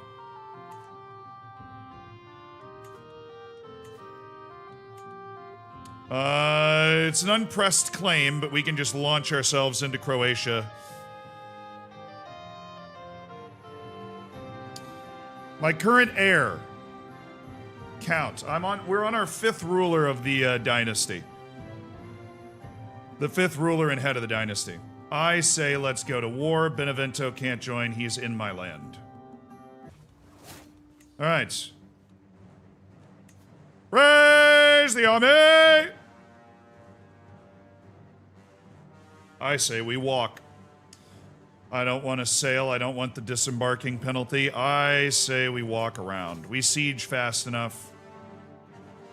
And that's what they say as well. We walk to the capital of Croatia.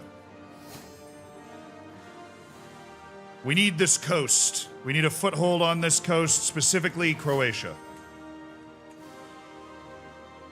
Da-da-da. We were on a war break? Nah.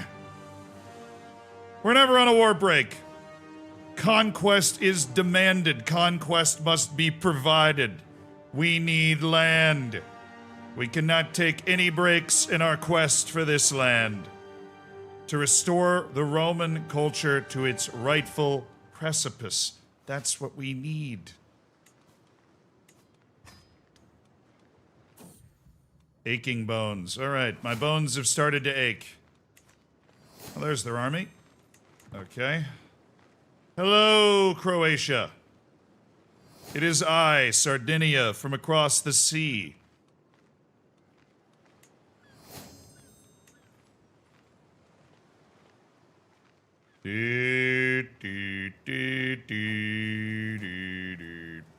Not a lot of forts in here. You got that, and you got a couple of holds, I guess. I took Hortensia out to play with the bow. And to my surprise, she ran into a wounded doe. She lashed out at me, thinking I staged the whole encounter as some kind of test. No, you should be ambitious. Someone always suffers, make certain it's not you. No. Then show me you could have felled that animal yourself. Heh. Gotcha. Yeah, no war break.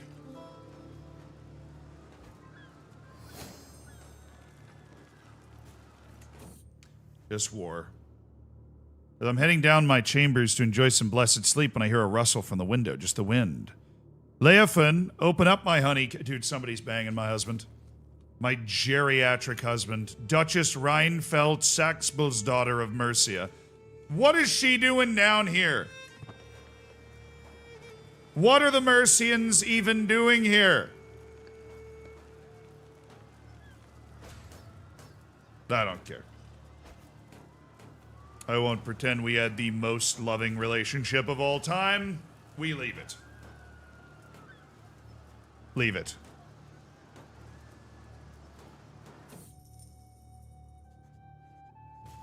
Secret tunnels. Tabasa's a difficult area to rule, the Walia of Tabasa. The illegal practice, everything's got to be out in the open, okay? Popular opinion reduced by 30, but... yeah, we were not giving up on taxes for 50 years. Get over it. Oh, the Pope has learned Latin. I am the Pope's neighbor, so I'm not surprised he tries to befriend me a lot. Alright, can I... invite this woman to my court? No? She's already my courtier because I married her into my court. What am I doing?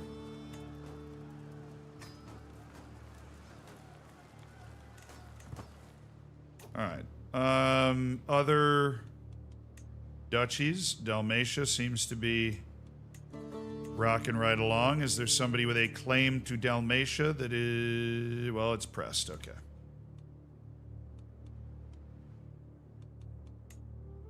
The de jure Kingdom of Croatia is something we could attempt to try to go for. Bon Ivan of Slavonia. He's Catholic. And he rules a land that's near this guy, but he has absolutely... it's not pressed. Damn. Upper Bosnia. Is that like a... oh, we've got Upper and Lower Bosnia. Checking war reasons, man. You can at least talk to me.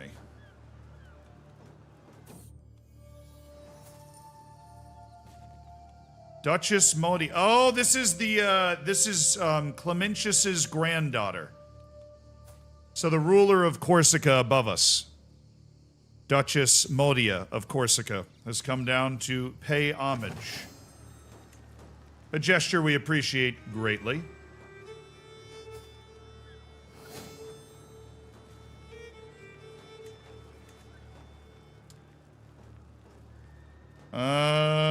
Alright, they've taken shelter in the mountains for the winter. Somebody's scheming against my courtier Abanizio. Let the traitor be known to all. My spy master has out-spy mastered you. Alright, well, I'm going to recover supply while his army dwindles in supply up in the mountains. And then we're going to march here. Siege the barony of Kaseg. Alright.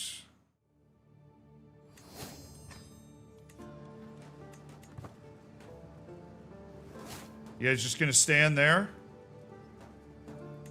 Whose court speaks Latin? The court of Hungary speaks Latin. Really?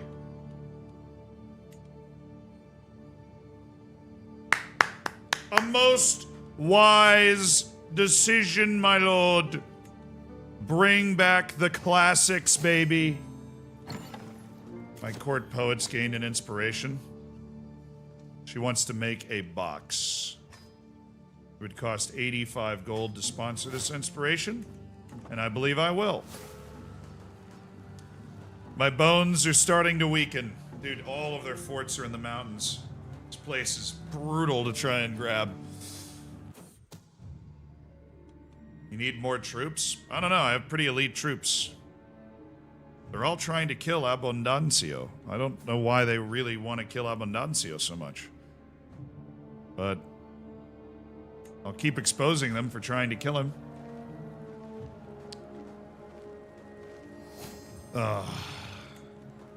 Yeah, I would love more levies, but we don't have a lot.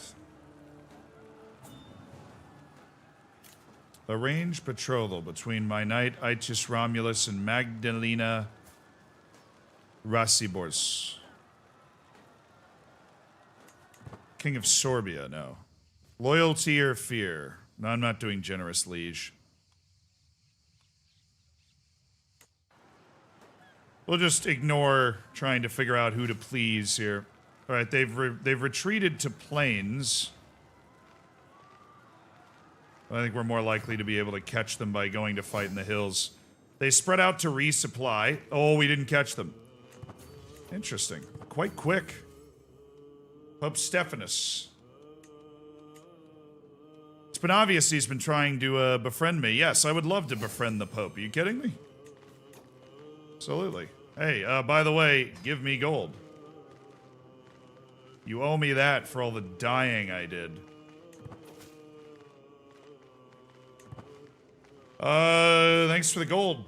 Appreciate it. For my new bestie, Pope Stephanus. Alright, finally, one fort is in the hills.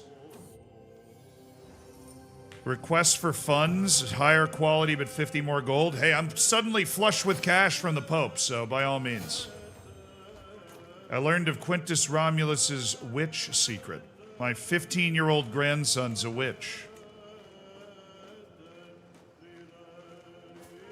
My sister, Viviana, has died of starvation. Well...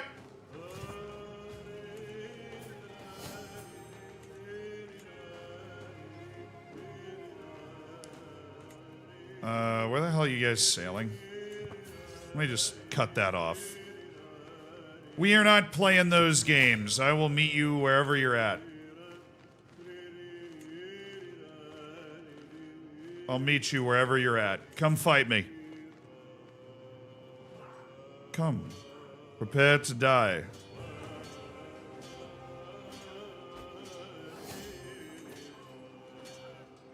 A strong beer that adds one marshal. Nice. The battle inspires Aaron, and he can now be an acclaimed lancer.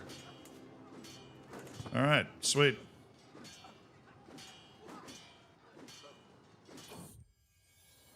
A name to remember. To my husband? Nah, he's banging somebody else. In memory of Viviana, my sister, who's just died. Yes. To Viviana! There it is. Thank you for your duchy, kind sir. We appointed Duchess Bohumla. And I'd like to use that hook to make sure you convert to Catholicism right now. 87% chance she'll just convert anyways. You gotta be Catholic. You're gonna be ruling in this court.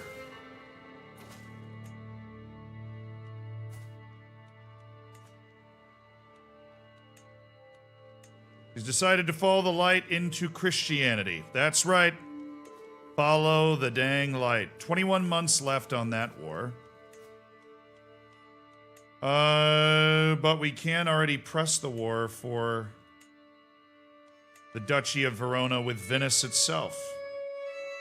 We can reload, send our army back out, fight Venice, take the Duchy of Verona, or what's there of the Duchy of Verona.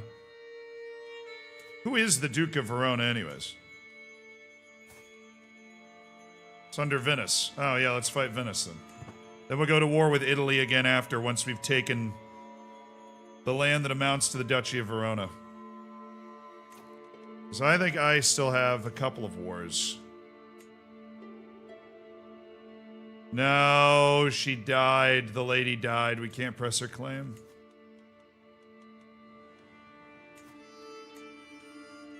Or there's gotta be a guy with a claim somewhere. There is. Prince Giordano of Italy is the one with the claim. Alright, we are in a state of near constant war right now, but that is completely necessary. So he has no allies. Now they are always rich. He will hire troops. But I think we go to war for Verona. Gives us a really nice... Raise the army! Oh my goodness, Sextus is the first spear of the islands now. My 36-year-old heir, Sextus of Sardinia, Casimir, has died. Casimir Gusmila.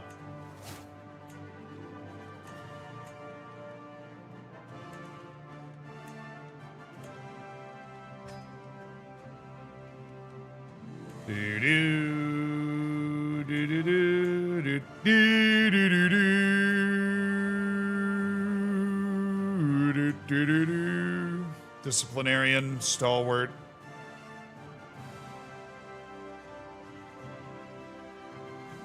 Levy reinforcement rate, scoundrel boosts or reduces mercenary hire cost, reeve, tactician, politicker.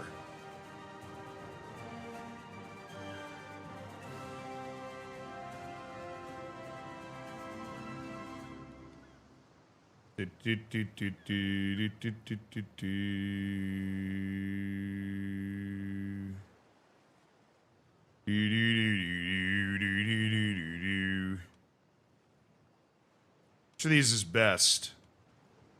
Army toughness seems alright. Tactician seems good, boosting the men-at-arms counter efficiency.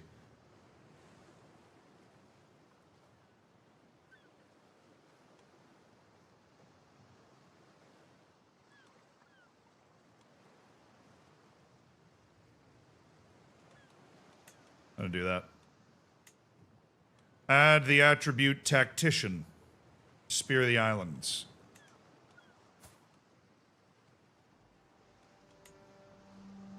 Karras, the fourth rider. How long was he there? Wow. Casimir went from 986 to 1011 AD as the first spear. Lampert went from 943 to 986. The first spear has an incredibly strong history. I remember Lampert. And Berenguer Renard. Oh, you remember Berenguer Renard? That dude was around a long time.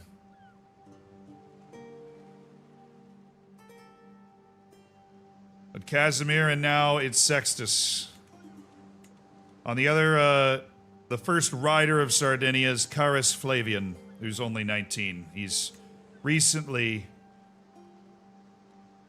came the acclaimed 989. Oh. Oh, he has 19 prowess. I'm sorry. He became the acclaimed knight when he was like 18 years old.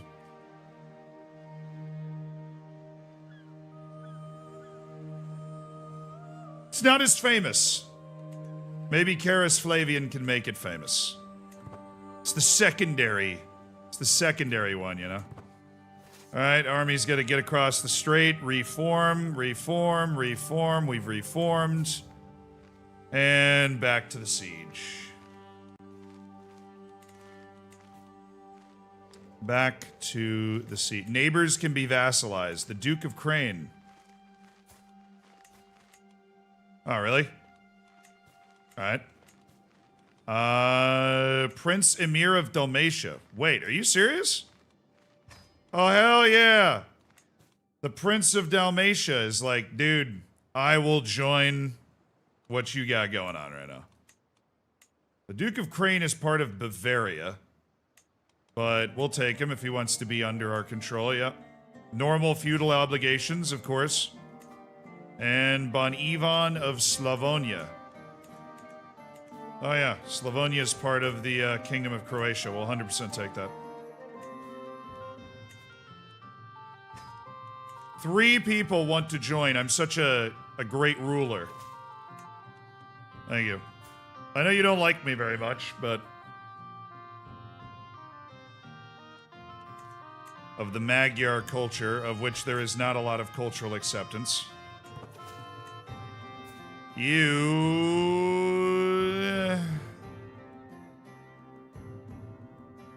Duke Vladko. Ryfel, thank you so much for the Prime.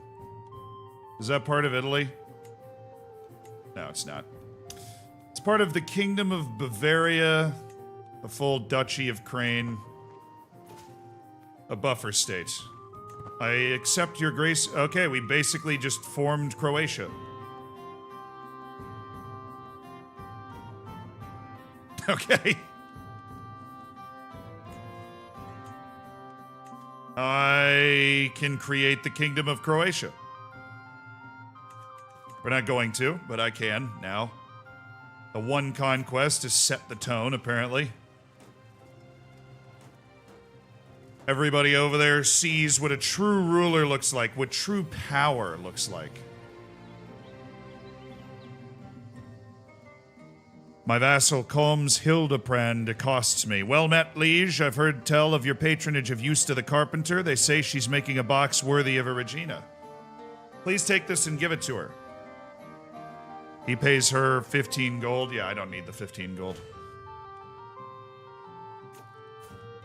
Captain something, the drunkard. Well, he leads 400 trained horsemen, so... I knew they'd hire somebody to defend them. They always do. My Marshal Eric hands me my favorite mace. It's sharpened and polished, so I see a fraction of my own visage in it. You should carry this for your own sake. Dissenters skulk about in the shadows like diseased rats, and each time we attend a function, I wonder if it's our last. I've always appreciated you, Eric the Red. I have.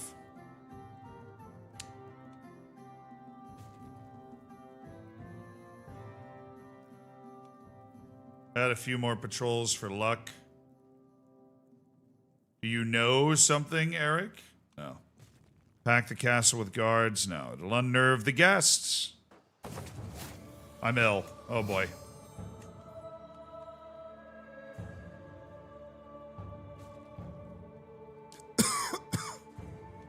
Honestly, leave me be. Leave me be, because we have a secure inheritance right now. It will all pass through to Sextus. Leave me be. My bones are frail. I've grown weary of this world. Ooh, yo, Justa! With a magnificent jewelry casket, boosting the piety and a massive renown boost. Okay, this is just an insane. For 80 gold, used to drop in an all-timer. Look at that magnificent jewelry casket we got over there. Hold on. This is removed and goes here. The seal of Muhammad. And then we'll put the veil of Veronica there. Okay. It's all very obvious. I don't know why anybody else doesn't see it.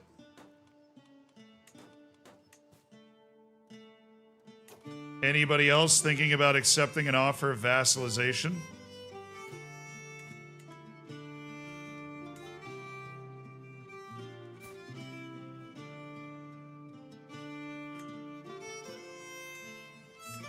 That's probably just because they were the Catholic ones. Yeah. They were the Catholic ones.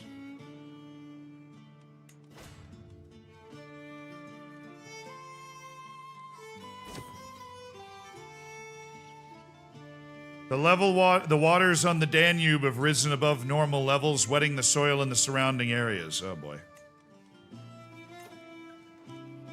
Oh boy. Now we're up by the Danube. Oh, I'm starting to butt in on the Byzantine Empire here.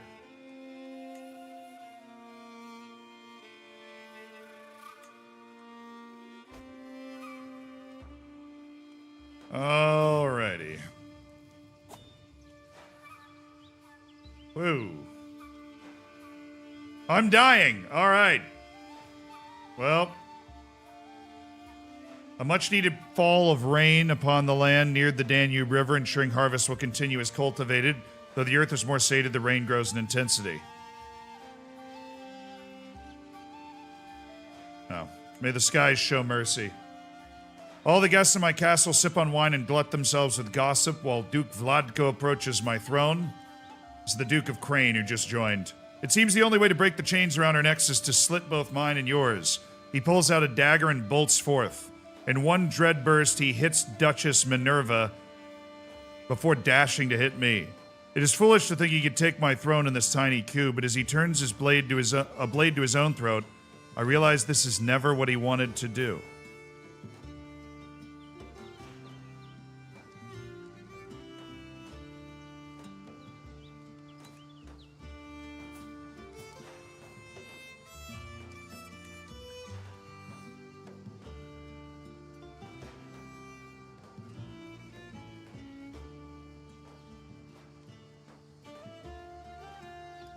I got the trait severely injured.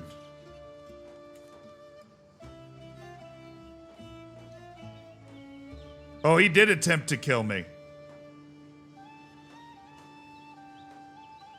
What the hell's wrong with this guy?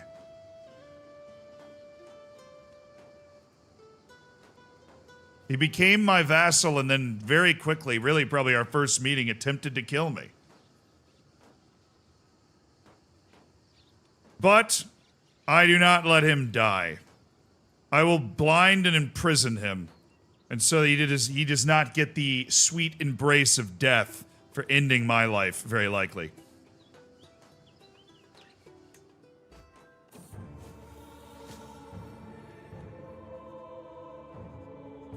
Leave me be! It is my time to die. Leave me be!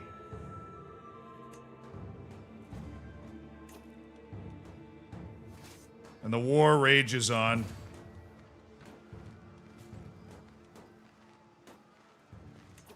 I'm somebody of a Herculean stature. I'm an Amazonian. I'm a massive, physically impressive, absolutely shredded woman. I don't like living in this frail old body. Danube River floods.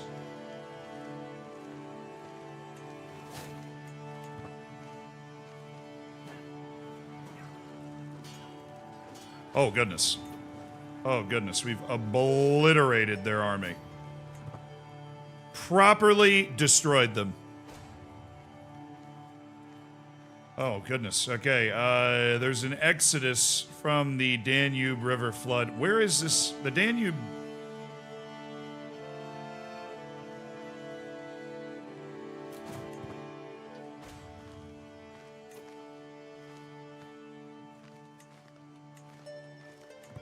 It's over there, right?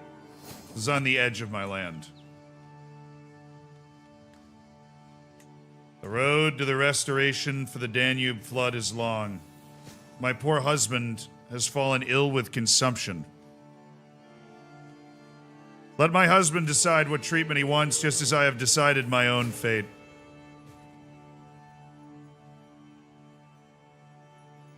My husband's lashing out.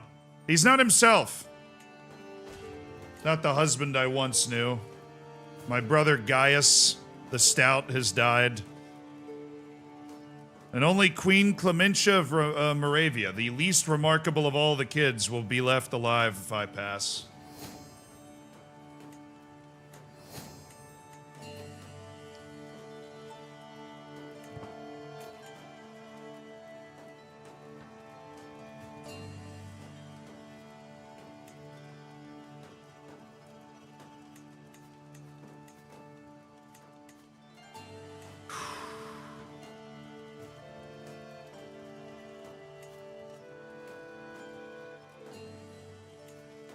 Send the herald for claimants. Send the herald for knights. I do not have long to know what?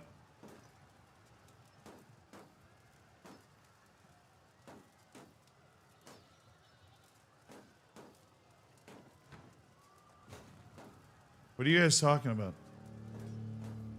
Revoke the guy's titles? Oh, Duke Vlad. Oh, yeah, I mean, I guess I can do that now, but...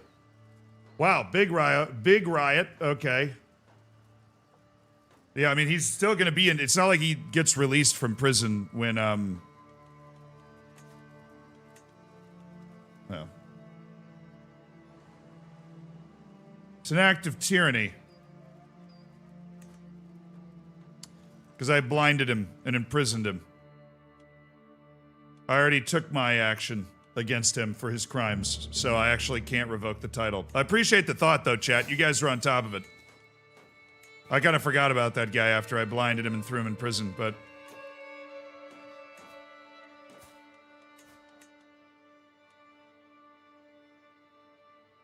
Dragan Karlich of Zahun. On low feudal obligations, he will join me. Anybody we don't have to conquer that joins for free is a win. My husband has died. This is, death stalks me around every corner.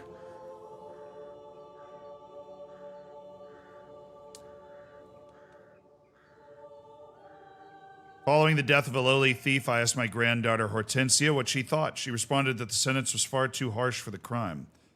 The punishment did fit the crime, Hortensia. It did. You don't see that yet, but it did. Who cares about tyranny? You'll die. Is that not something that gets passed down in, like, my legitimacy? Because my legitimacy gets passed down, right? In some way.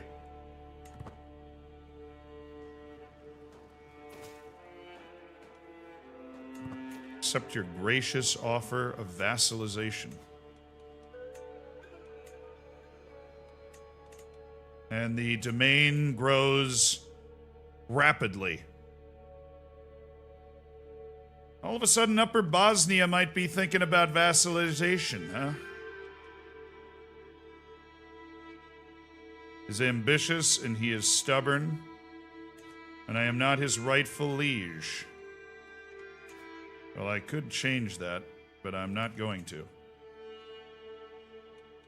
My concern is that we are creating a power block of vassals that might be opposed to me.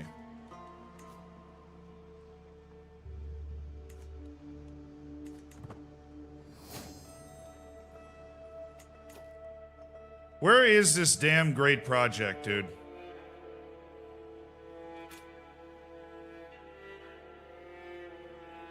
The county of Vukovar. Isn't it supposed to pop up as a... Okay.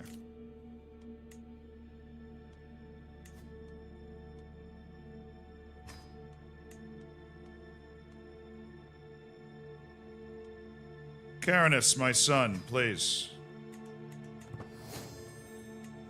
Would you guys be so kind as to fund the river reconstruction? Thank you. I don't have to do this myself. There's a lot of people that will listen to me. A night has arrived. A good night. Licinius. It's been a while since I've had a Licinius.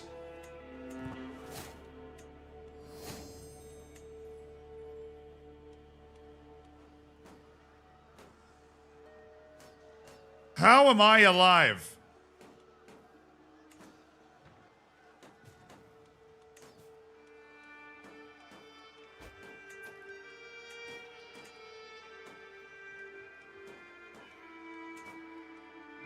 My Seneschal's now terrible. We might as well replace them with Licinius, my new courtier. Actually, no, Domitian. Sorry, Marcella. You're just not very good at your job. Seneschals are important. They make literally everybody around them better. Arranged betrothal. My granddaughter, Hortensia you are not marrying her. Hortensia Romulus is one of those perfect children. You are not marrying Hortensia Romulus, okay? Calm down. Relax. Oh, thank goodness. We've completed the recovery from the flood, and that means my legitimacy is all right.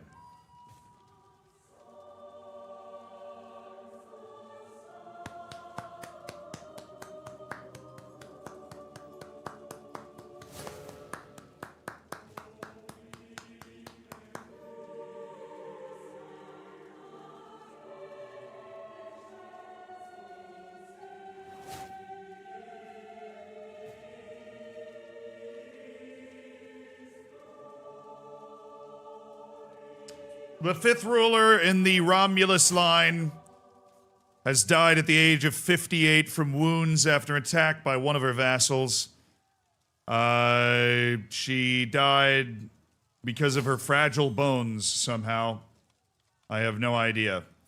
And inheriting is her mighty son, Rex Sextus of Sardinia, the sixth leader of House Romulus, wearing a fabulous mustache. One of the finest men we've ever known, really. All right, I am not stressed. I'm assuming I've been working my way through stewardship. Administrator. Okay, and then we'll just hit money next, I guess. Meritocracy. Okay. Chains of loyalty, domestic affairs efficiency up 25%. Likeable, which is nice. Counselor opinions plus 20. Vassals are less likely to join independence factions, which is nice. Levies are boosted. Honored to serve means my powerful vassals contribute 20% more tax and levy. And then administrator makes me great. And then we'll go into avaricious. But I didn't select anything, so wealth. Focus on, oh my god, he's so rich. He had like $500. Alright, I was the steward, so I need a new one. Drusus. Drusus the Jester, my good man.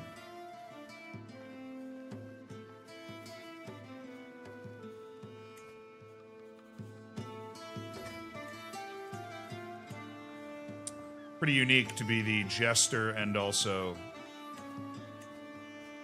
that guy. All right, keep raising the development. Now I'm the head of the culture. Let's take our lot. Horseshoes is 7 years away. Royal prerogative is 14 years away. That could conceivably hit in my life. My player heir will be my son Princeps Quintus of Sardinia. 7 plus 3 is 10. So I believe right now that's the way to go. Quintus is an astute intellectual, very balanced, needs a wife.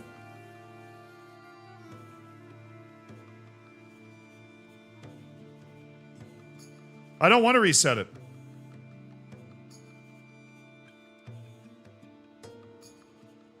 Yeah, we have 1,000 gold that we've inherited. I don't want to reset it, that's for sure. I like where he has it.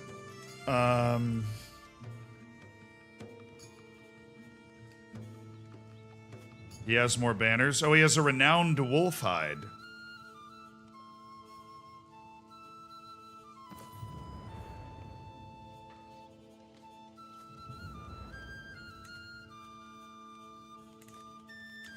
The Urbinian War banner will give 40 gold.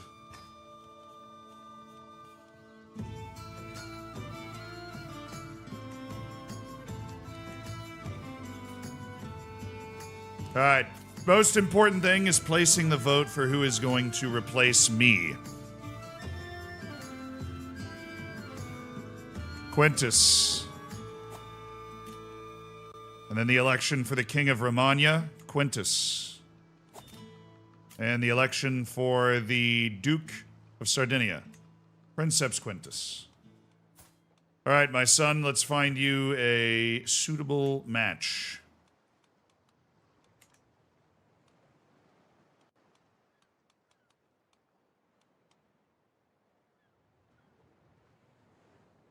Shuna, yeah, somebody mentioned what happened in Prague earlier.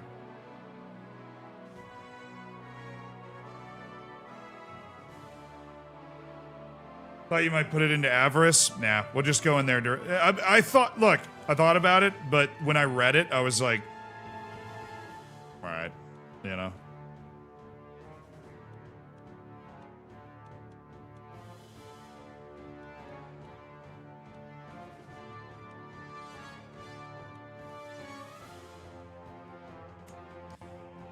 Eisentrudov on Mertz.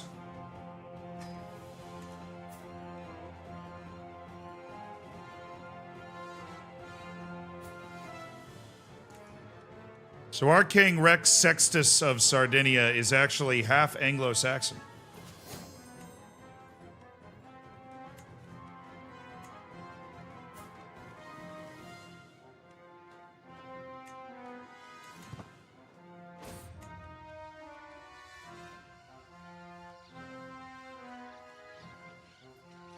Shadow of Fame, sure.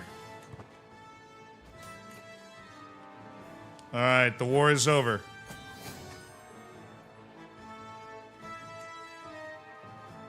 We continue our march up the east side of Italy. It seems inevitable. Duke Teodoro, I have literally installed him as the ruler. All right. Bro, I'm making 11 a turn. I'm making 11 a turn.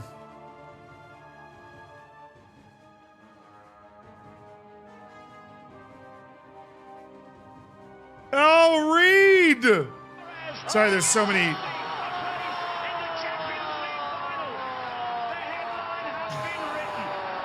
Also, did we flip?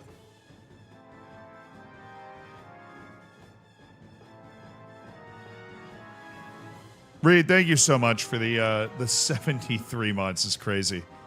Wow, we've missed just about everything. Our communication is completely broken down. We're on 79 months, chat. 79 months.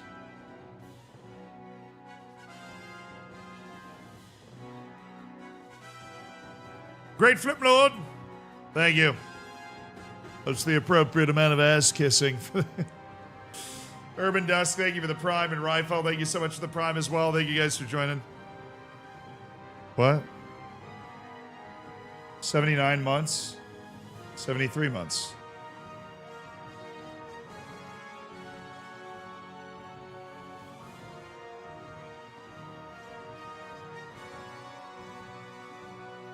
$79 months of streams. Oh, okay.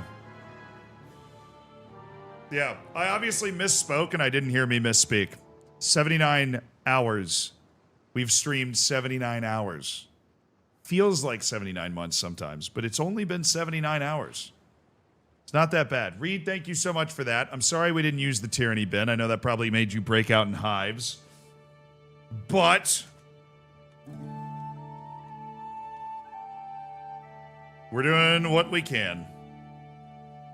I'm sorry we didn't use the tyranny. It's a personal trait, so it would not have carried over. That's the kind of like elite ball knowledge I would have loved. You know, I aspire to gain at some point. 100-month stream, decade, nice. Let's do a 100-month decade, please.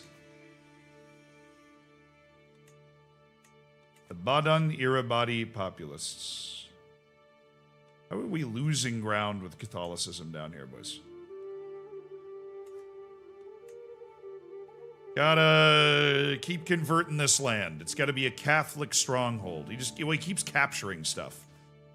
Duke Domitian, why does he hate me so much? Wants a seat on the council. Well, you're not.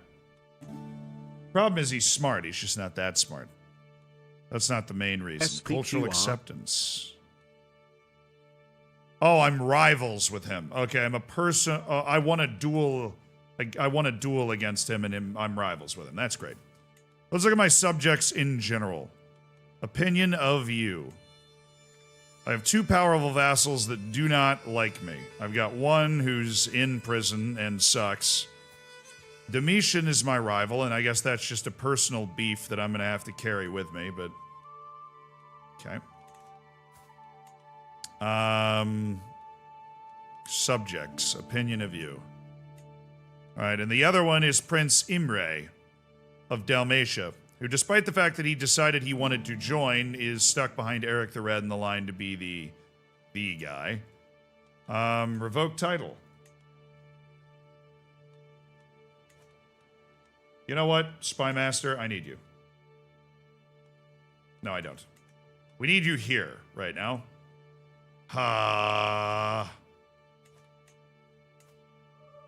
The Italian culture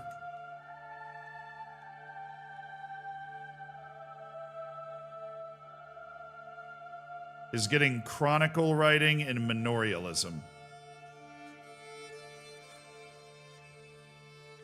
They already have battlements and coinage. Damn you! We are still behind the Italian culture and the development that we are gaining. That is not good. I do not like it.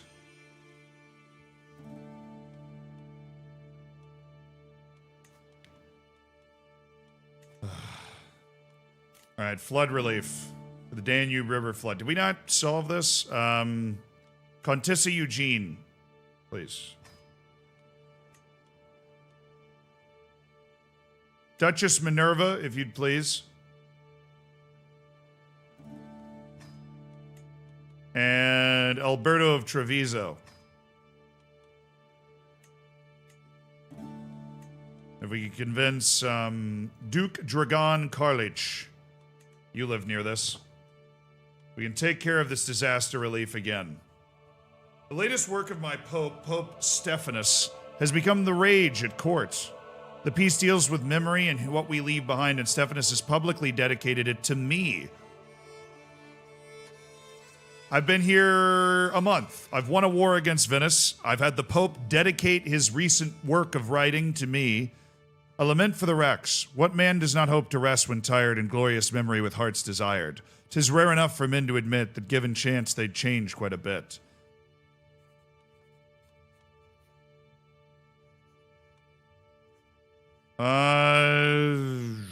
No, I can't diplomatically handle it well. I can see this was a truly heartfelt gesture, sir.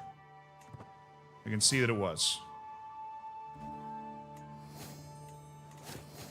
All right, we're able to fund this great project. Whoa, the Spear of the... Oh, so the successor for the Spear of the Islands would be Marius. My brother takes the position.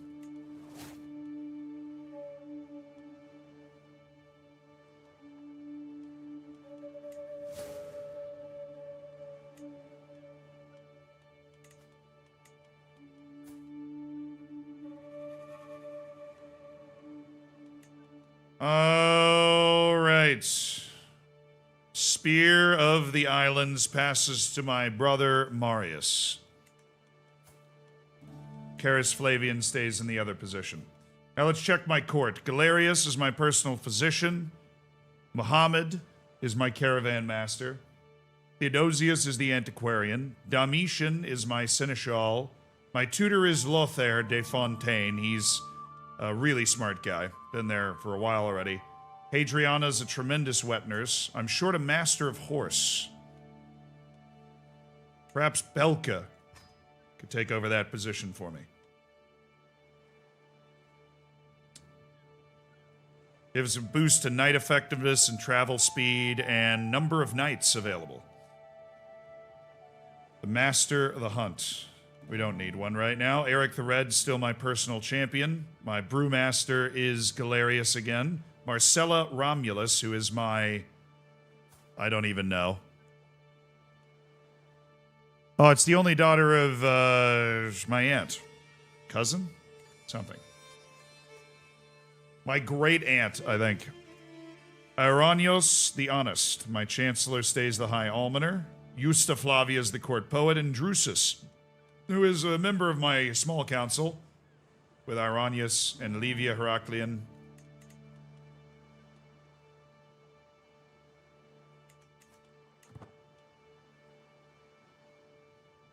Alright, I am making 15 gold per month. Dog. First order of business is going to be leveling up our retinue pikemen all the way. We have the opportunity to have our revenue. We have the opportunity to have 800 revenue pikemen to call on at any moment's notice. We also have the opportunity to upgrade our retinue lancers to a truly ridiculous level. That'll be crazy expensive, but I can afford it. I mean, it'll basically turn my army into unstoppable whatever. We've helped the land heal from the flood. That's good. All right, we gotta find our direction. We also want to fight Italy. Once I finish my military reforms, I think we fight Italy for the Duchy of Piedmont. Unless there's somewhere else we can fight them first.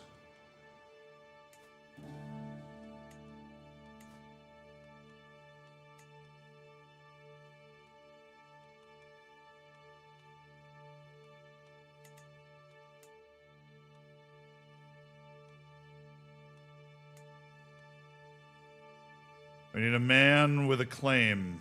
There's no men with claims. We have a woman with a claim in our court.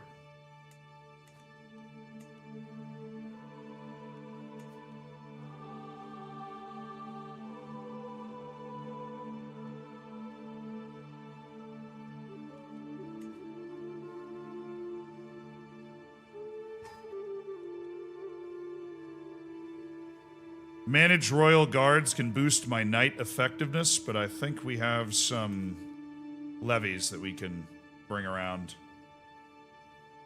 All right, what else can I do to reform my... So this costs 300 gold every click. We are now going to have 800 retinue pikemen.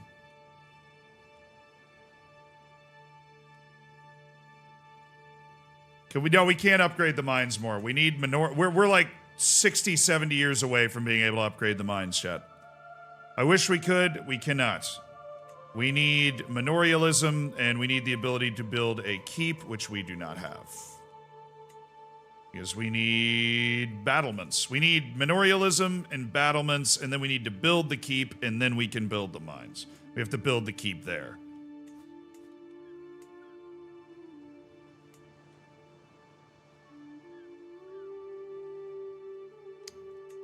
Let's build fishing net weavers in the capital. And then I will upgrade the retinue lancers once. So we'll have 100 retinue lancers, 400 really well-trained retinue pikemen that are just super good. 42 damage, 46 toughness. Really tough in mountains and stuff. And so when we're fighting without our horses at their best, we have a ton of pikemen. The first spear, my brother, is the guy that helps run that. Oh, they did kill Abenizio. Well, good thing I didn't really care about Abenizio that much.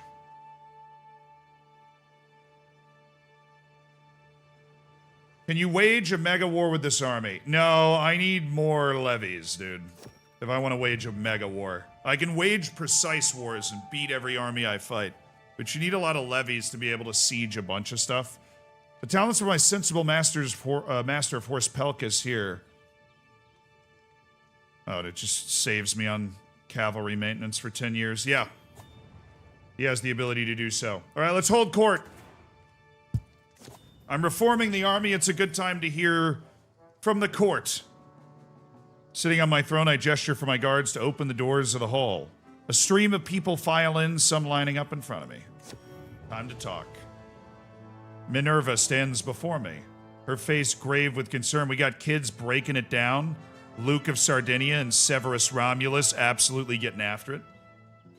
My daughter is studying. That's what we like to see. We got some arguing people back here, and Duchess Medita's here as well. All right, my cousin, the daughter of Princeps Aurelian, who's died a very long time ago now. That was the youngest brother of our previous ruler. King Ezio looms across our border. We can fortify Anconia.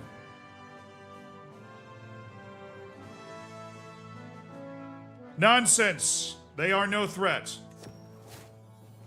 She's reassured. Trust me, we're a threat to them. I am faced with Easebrook van Vlanderen's sad eyes, which grow larger and more pitiful as his acquaintance Marius gently ushers him forward. All right. My king, he laments, the boy has been at Franciscu's court with no one to watch him. This is the grandson of the Duke Domitian, who is the Duke of basically the mountains right in the middle of Italy. I'll find him a home. Irenaeus. Watch after him. My vassal, Decissa Modia, can barely contain her rage. Something must be done about the Slovenian outsider. I've had quite enough of the Duchess Bohumla of Croatia and her ridiculous customs. Our nobility must be Roman.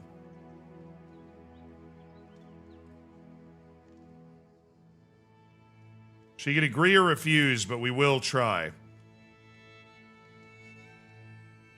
Or we can increase cultural acceptance with the Slovenes. I'm going to do that. There's much we can learn from each other's, traditions and stuff. Okay. Is there any improvements to the court that we can apply? We have quite the grand court right now. We can upgrade our outmoded fashion. We can upgrade our food to decent food.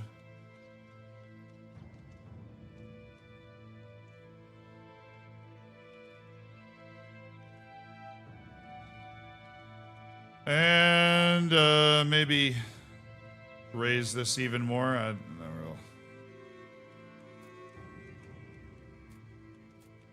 We'll upgrade the fashion. Court Grandeur level 6, give us anything? Convince de jure territory counselor task. Men-at-arms counter goes up at 8. Courtiers who live in the royal court for 5 years or gain a more powerful trait based on court type. And grandeur level 9. Gives you monthly renown. Grandeur level 10 gives you a ton of stuff. Well, no, it just gives you the size of men-at-arm regiments going up 1.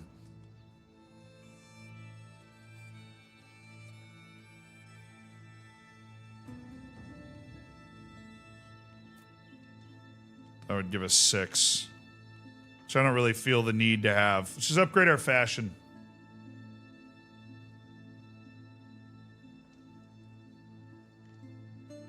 Lodgings help you bring people in with claims.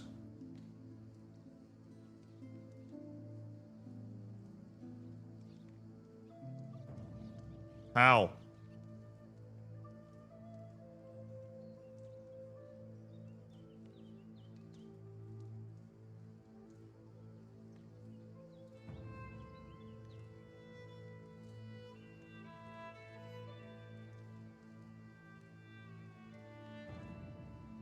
It's just acceptance to join your schemes. I don't scheme a lot. We're not a scheming family.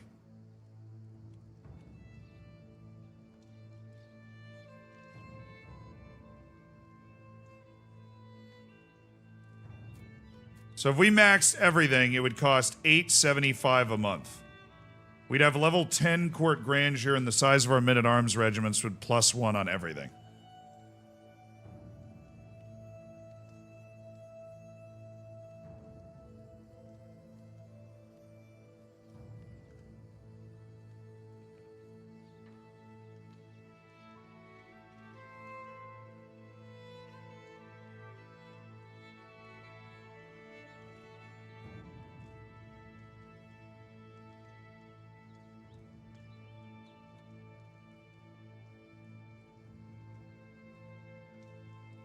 Okay, you say guest acceptances, it's going up with our, like, ability to get them. It increases the slots. Level food all the way up, our disease resistance goes away. Stress loss goes crazy.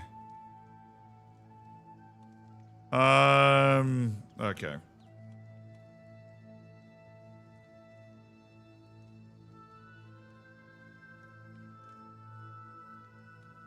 We're going to upgrade it somewhat, then. We're going to provide spacious lodgings for our guests. Any inhabitants of this court can expect a suite of rooms. We are going to upgrade to have endless servants.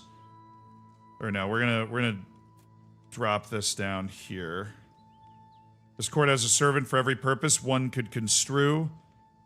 The food, I don't really care about the food, so we'll just have that there.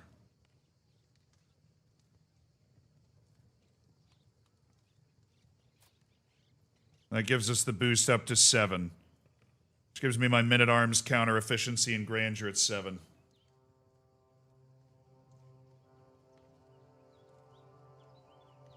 Fashion's not the key. We wear togas around here.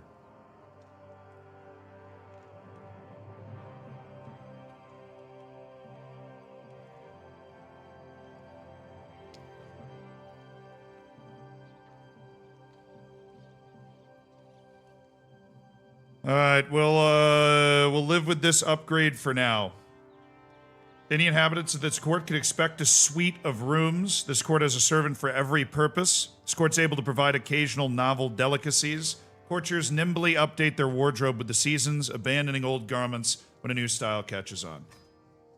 Right now, I'm focused on remodeling the army, so I don't want to overly invest in that. But I will take us above level 7, and that will... Alright, Delusions of Grandeur achievement just got hit, apparently. Obviously, I'm not big on spending the money there. I haven't been in the past, anyways. Faction has disbanded. The Liberty faction against me is disbanded, and the Baroness Ibadi Populists. Alright, now what do we want? I want a handful of King Inslow. Once we get up to 100 Lancers. I want Italy. I want Italy! He's 13. When he's 16, he's the grandson of King Ezio.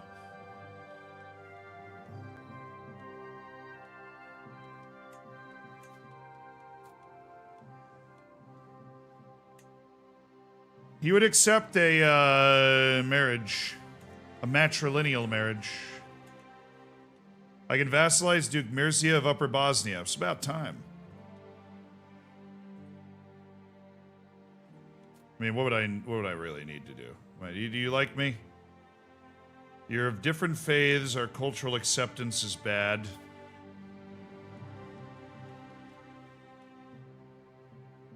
I send you a gift. 150 gold. Can I sway you? How much does that even factor in?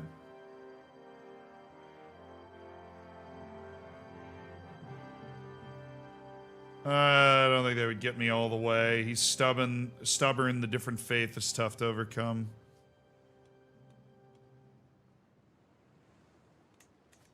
But in the land is way better than out of the land.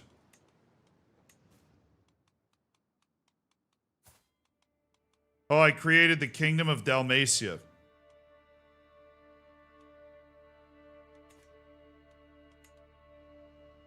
So it's because I'm his de jure liege now, because, yeah, Croatia was basically created. Okay, take it. You're in. At low feudal obligations.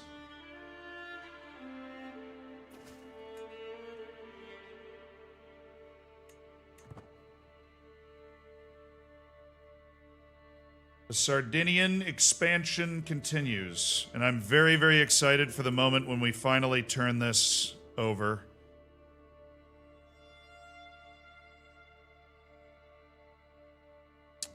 Because we'll be able to upgrade to high and absolute crown authority. That combined with my renown stuff means I will be getting a ton more money and a ton more troops from my vassals. It'll also prevent my vassals from being able to war with each other. Maintain strict order and law and obedience. Only a couple of duchies left, but we can fight for the Duchy of Piedmont right now.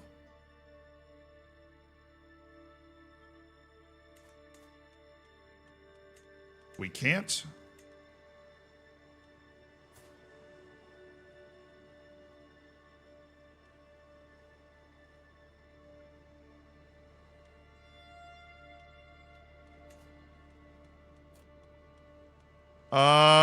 Would you like to marry Livia Heraklion? Sure you would.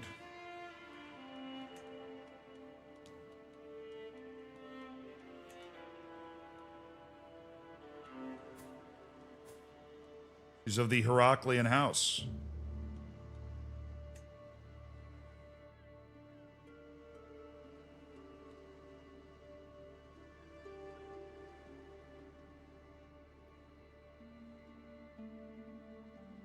Age considerations? Oh, let's just find somebody else from a house. Elizabeth the Generous Bonifazi? Okay, no. Livia Heraklion, he says yes. Or he will say yes. In 5 seconds.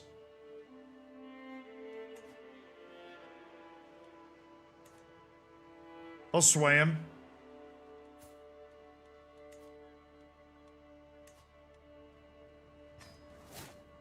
Takes 10 months. We'll get him swayed. It's easy. Okay. Do the Shaffrieds? Yeah, they're still ruled by the Conqueror Inheritor. I was a friendly going about my business when Domitian came up to me and insulted me straight to my face. He'll answer to me in a duel. Dude, he's a hell of a fighter. No, he's not.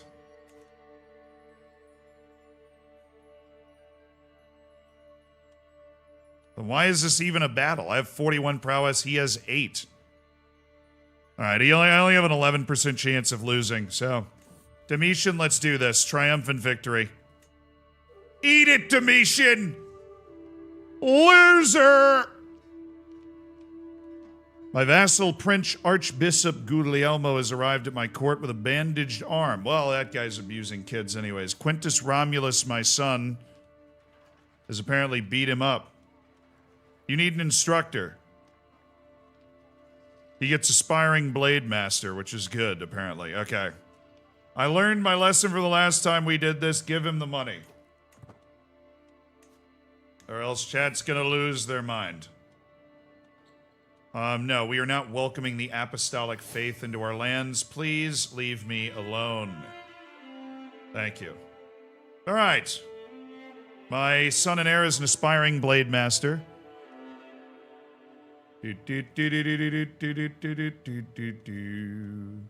When can you become an emperor? Probably, well, found a new empire. I need 120 realm size. You hold 3 kingdoms and the realm size is 80. So I hold 3 kingdoms. If I get 16 more pieces of land, I can just found my own empire and it doesn't matter. I also need to be exalted among men. Not very close to that right now. So there's a lot of decisions in here. I can found a witch coven.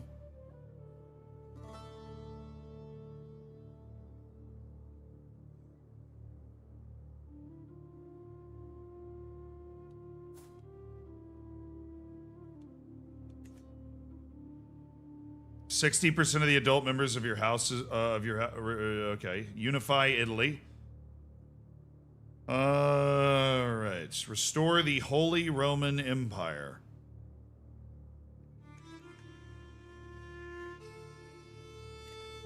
Found a new empire, Dynasty of Many Crowns.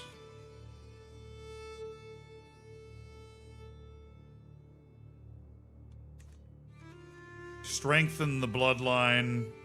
I do not have a trait from the Bright Minds group where I'd be able to do that. Consecrate the bloodline. Your level of devotion is religious icon. I can found a holy order, but I need to be devoted servant. I'm not there. Can't secure the Mediterranean, and I do not want to adopt the centralized bureaucracy. Develop capital. Yes. Take some stress and do that. Favor skilled outsiders. No. Recruit for a court position, not available. Invite knights. Who's my worst knight? Dux Leo of Amelia. He's not great, you know? He isn't great.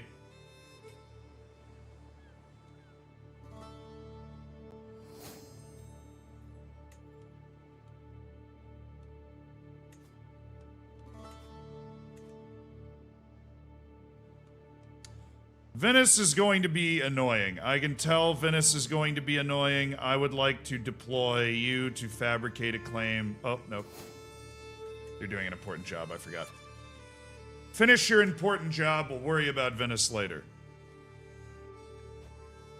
Hey, what about this guy? Oh, she's the Queen of Serbia.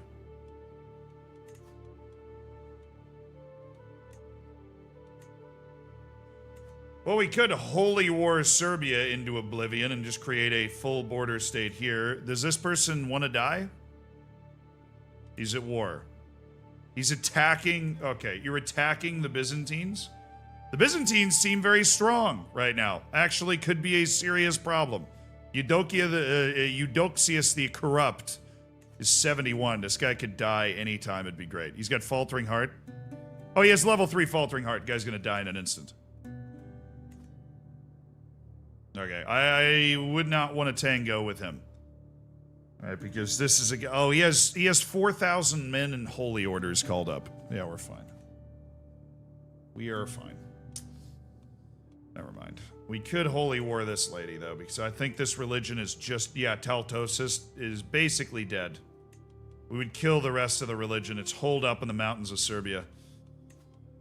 This idiot attacking the Byzantines for something when they're not at war with anybody. It's literally that and he's defending the other.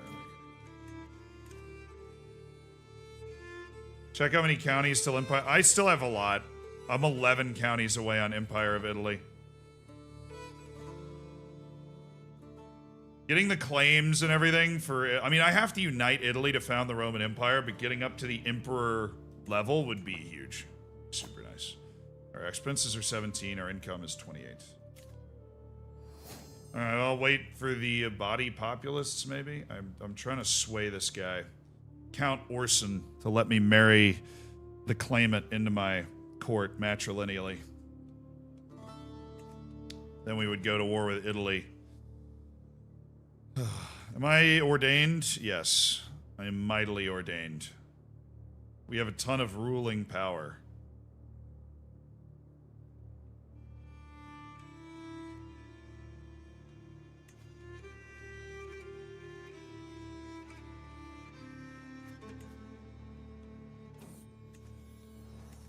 I don't do a good job of checking my guests. I don't.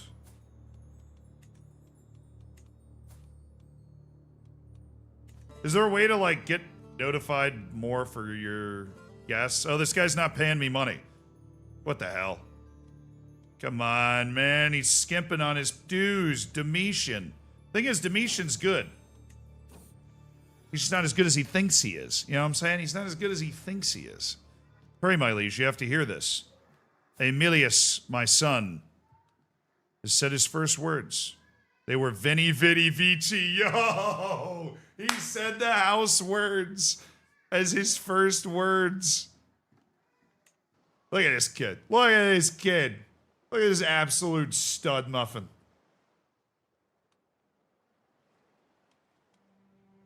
Let him cook. Hold up. Let him cook. Reform culture. That takes a lot of prestige. And also, we're Roman. You know, we're not trying to mess with anything. Long reign bonus plus 25%. Like, none of this is bad. Noble adoption's possible. Refined poetry. Law, cost, penalty for the realm size minus 50%. Just is more common. And law is very important. Do-do-do. Formation fighting, which is great, considering I use a lot of spearmen. But pursuit efficiency minus 15%. And the Eastern Roman legacy, which reduces our levy size and reinforcement rate, but increases the size of heavy infantry and cavalry regiments. And the recruitment cost and men-at-arms maintenance is reduced. It also allows cataphracts as men-at-arms. Which we love.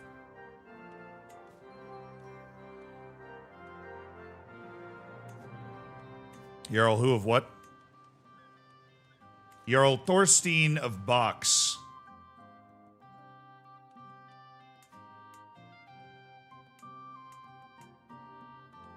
Sorry, who is this? Jarl Thorstein of Box.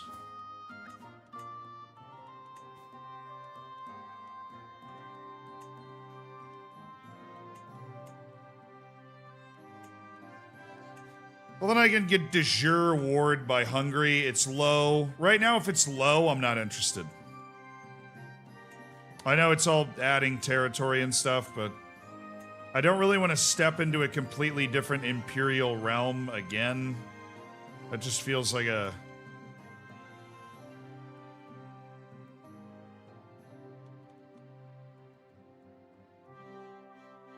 That kid's gonna be the first emperor, my youngest son.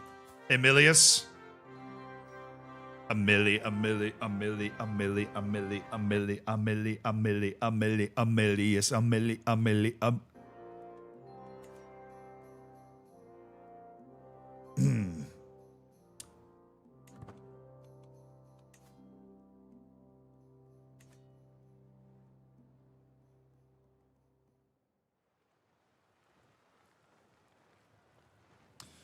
Oh, lots of vassalized beefing.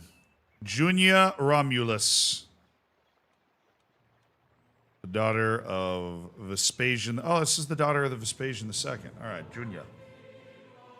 I can confess my love, or I can set aside these childish thoughts. I will set them aside.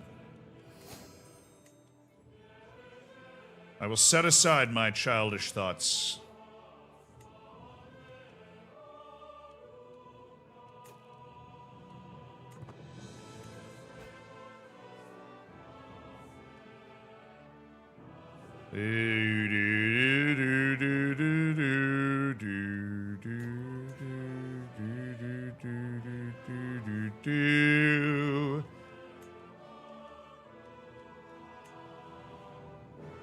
Can you only have one retinue pikeman, or no?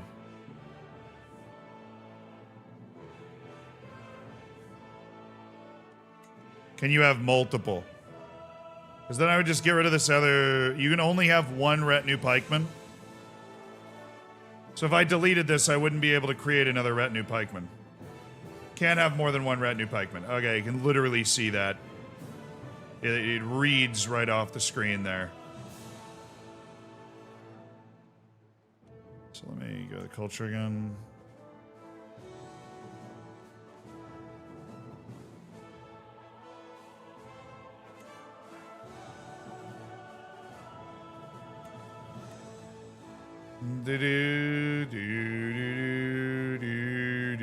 Well, you might as well just increase. So I think we just want to keep this pikeman unit then. If we can upgrade it all the way. I don't think we'll want to go light horse because we're going to have, you know, we have an absolute firestorm of cataphracts. We would either want to go bowman, or I think we just keep a second pikeman unit and we fight with 1,600 pikemen.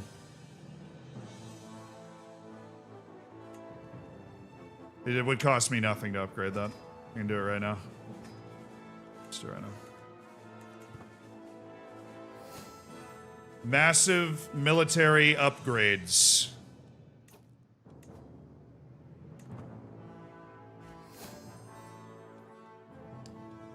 I would like to arrange a marriage. A matrilineal marriage that will bring Cristofo de Acqui over, that we may declare war in his name. Thank you. Hi. I have a claim on the Duchy of Piedmont.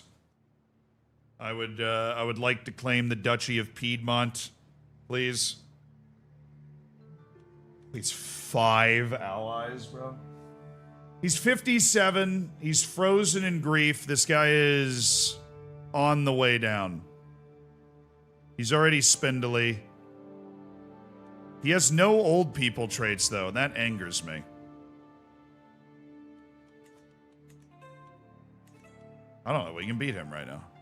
Depending on who gets called.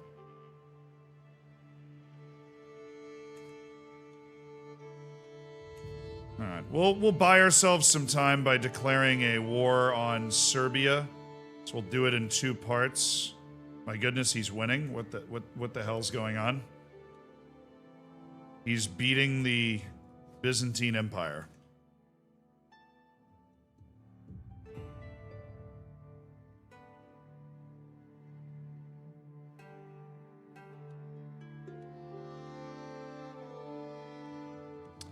Sure.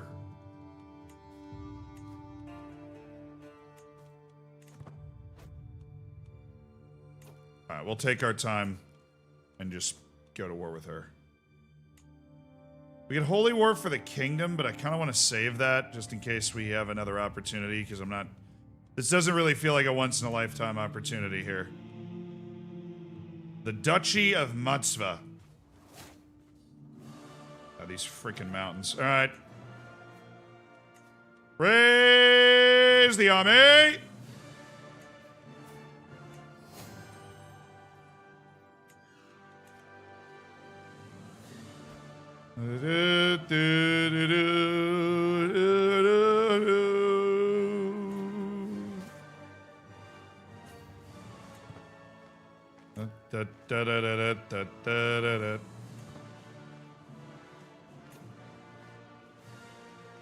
Do you think you can beat the Byzantines in the next 10 years?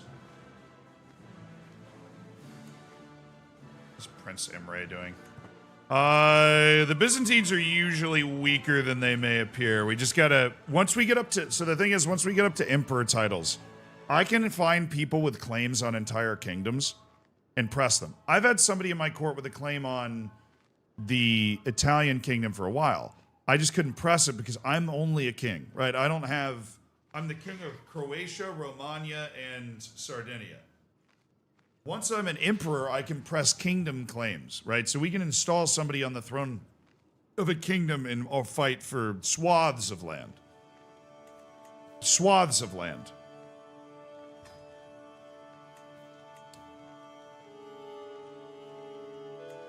You know, you can be like, I want to fight for Bulgaria, right? Like, who's the king of? There is no king of Bulgaria right now, but none of these kingdom titles exist. Fine. You know, it's just gonna be a bloody time. All right, it's gonna be a bloody time. We're down. We're down to clown.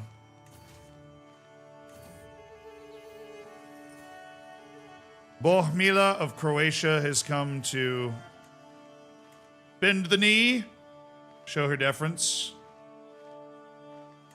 Thank you for the money. Pope's a big fan. He loves me. I tolerate him, you know. All right, dispatch the royal armies. We're still getting paid while we're at war.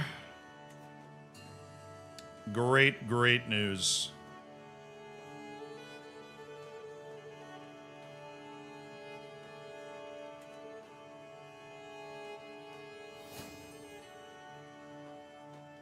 Once you beat Italy, you can, yeah, well. Once I beat Italy. Takes a long time to beat Italy. We fought a lot of bloody wars. Fishing net weavers constructed. Let's go. Quintus has returned from his adventures a stronger man. While he has lost a few duels and angered some of my vassals, he also has a fair share of victories and experience to show.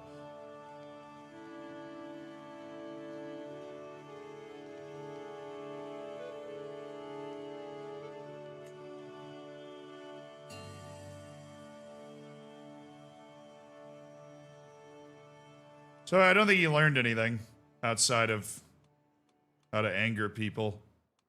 A useful skill, no doubt.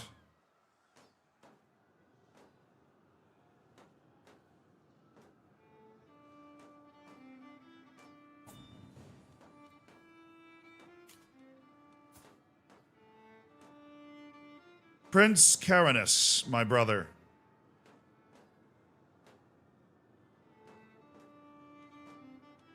The governor of Pisa. I do not think that an alliance makes a lot of sense for us. Thank you.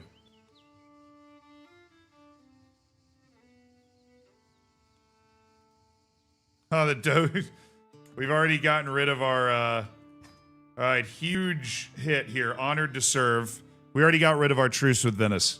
Thanks to some great work by my chancellor. We have plus 20% vassal counselor tax contribution, plus 20% vassal levy contribution. Vassals can no longer refuse directives. I don't really know what a directive is, but that's nice. Our powerful vassals have to send us more money.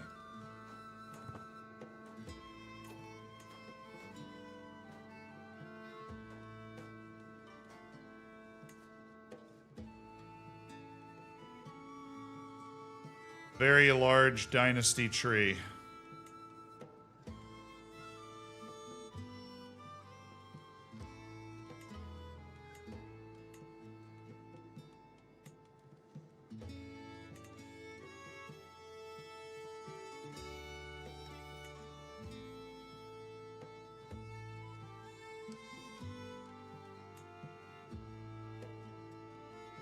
Decius the Fury.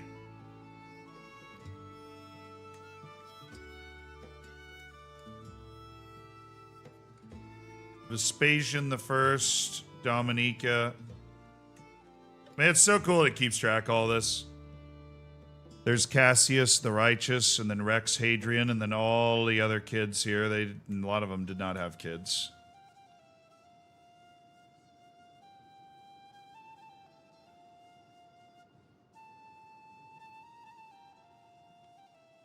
This is the pass down. Rex Julian. And there was Liberius. And the eldest sister, Martina. And then down through Julian, we passed it to Maxima, the eldest sister. And then to Sextus.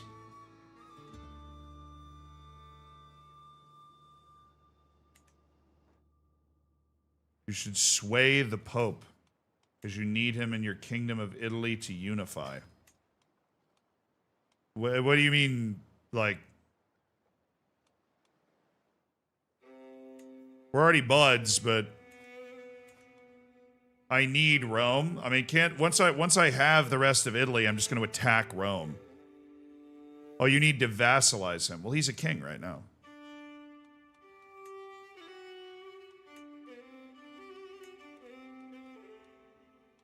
I don't think I can vassalize him yet.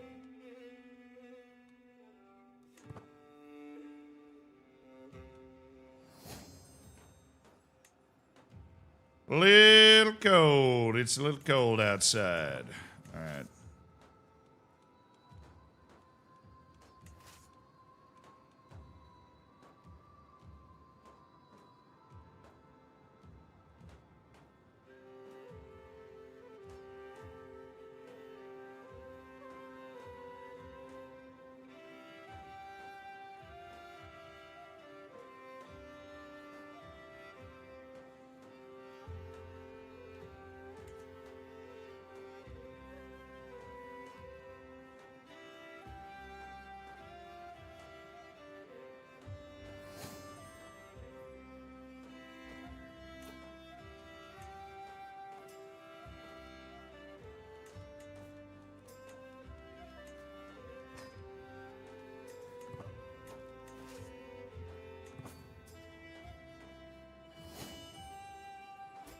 Do do do do do do do do do do. Flacilla stole my clothes. What are you doing, Flacilla?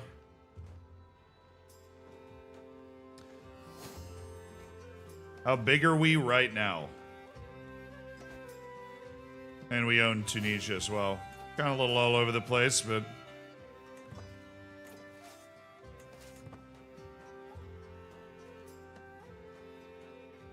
managed to launch a proper conquest of this area, Croatia and beyond here.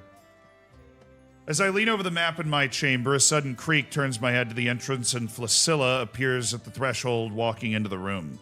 She looks at me with an inscrutable look for a moment and then walks over to me, wrapping me in a tight hug. You're a good daughter. Exoticize the Grand Hall.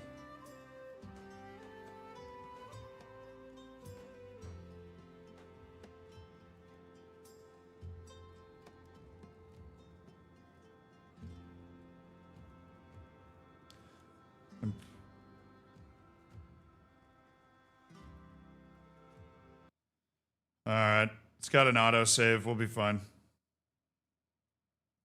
That's weird, though. It has an autosave. It has an autosave. It has an autosave. It has an autosave. It has an autosave, chat. We're okay. Okay. It's an autosave. Weird that it crashed, though. Put the tunes on. It's like, dude, why have you been playing for so long?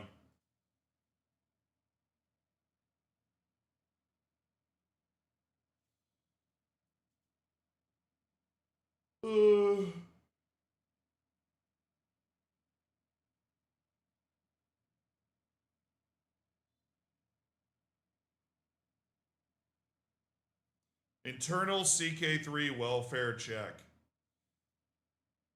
I can't blame them. All right, I'll use this opportunity to go pee. Once it's ready to open again, I'll open it up. I'll be right back. Ugh.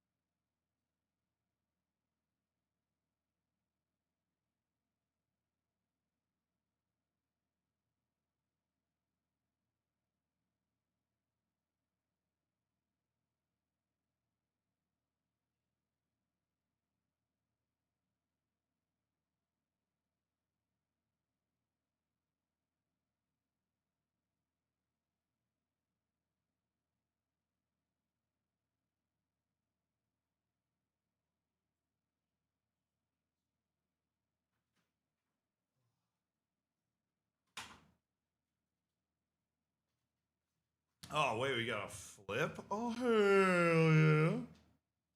Oh, hell yeah.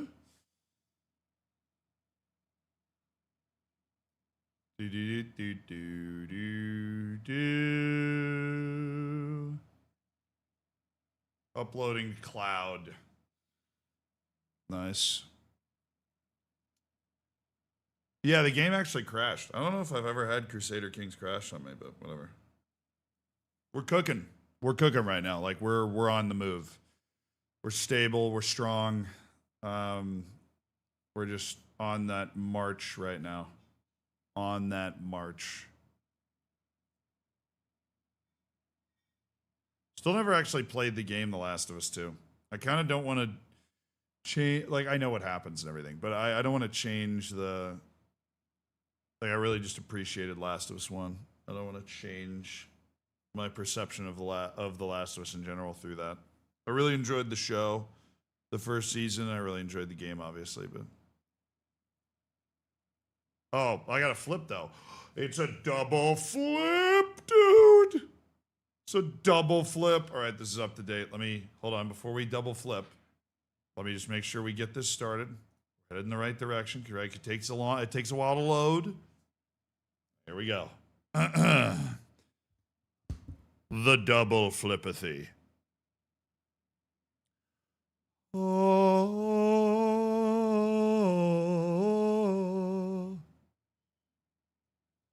oh,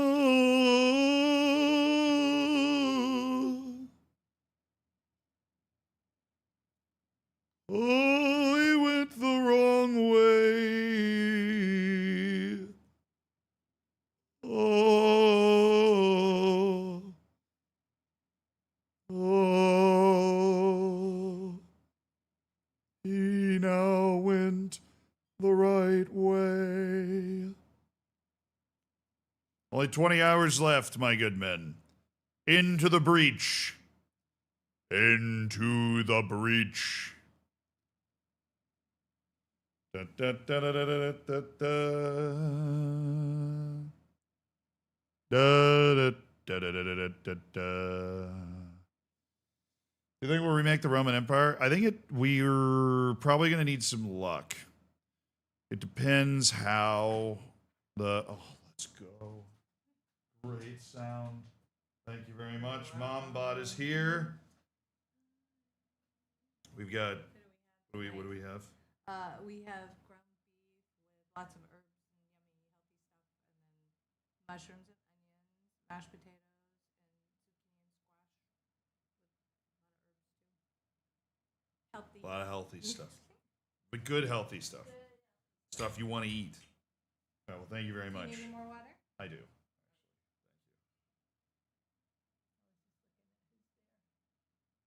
They're just saying hi. Appreciate it. Have you taken over Rome yet? No. Working on it.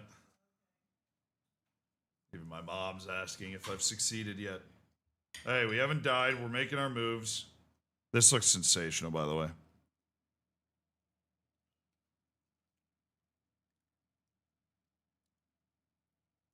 It's just amazing to taste real food.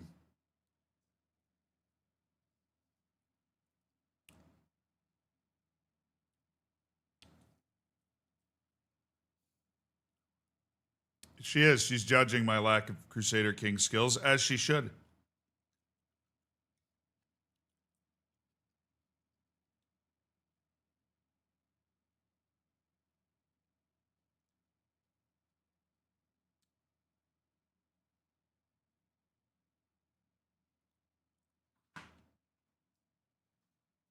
Thank you very much. Love you. Thank you. Oh, I don't need to wear the headphones, do I? All right. Not even United Italy yet. Okay, to be fair, I'm actually kind of close to being able to just create my own empire. Italy's a quagmire of laws and whatever.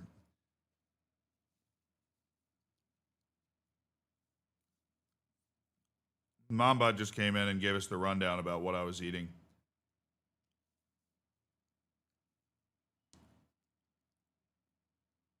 The very tall water. Twitch gave it to me a long time ago, and I've always valued it. It's like the only cup I use because it's something about the insulation. It just keeps the water freezing.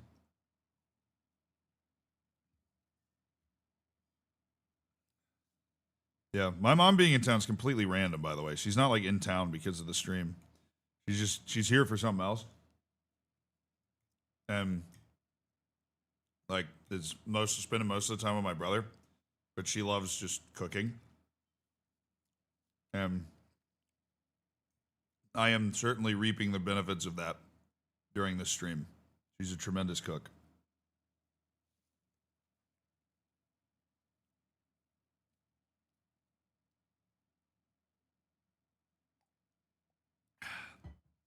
Shows food. Thought we already did when we walked in, but here's a nice plate. Mashed potatoes, zucchini, and onions. And that's ground beef, seasoned up with all sorts of stuff with onions and mushrooms all mixed together. Really good.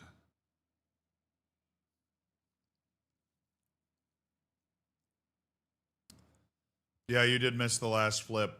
We are at 80 now. 80.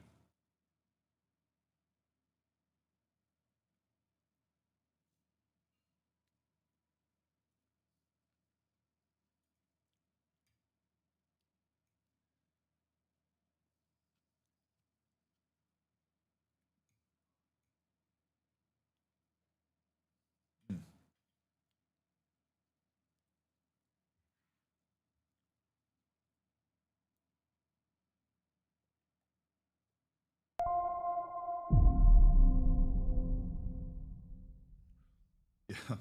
But I am living the dream, I guess, Hans. I am. I am a little tired. You know, we're in the evening on Saturday. I have done nothing but stream all week. It's an interesting thing to put yourself through. It's not unlike running the marathon. Because in the first day or two, you're like, what have I gotten myself into? But then you just put your head down, focus on the process, one foot in front of the other.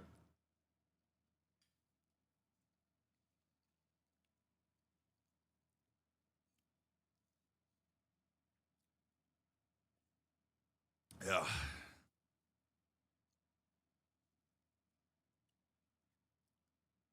I've been sat up after surgery since Tuesday. Thanks for keeping me occupied. Dude, couldn't have timed it better for you then. Everything's coming up, fears. Well, I'm glad that I've lined it up for you. Hope you're feeling better.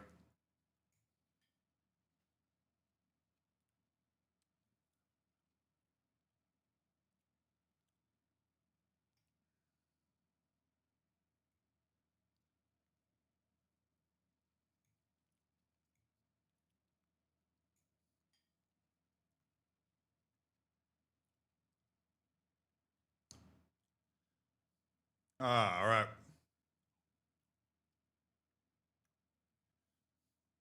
I'm going to eat a little more before we start playing. I'm going to finish my food. Hard to play and eat.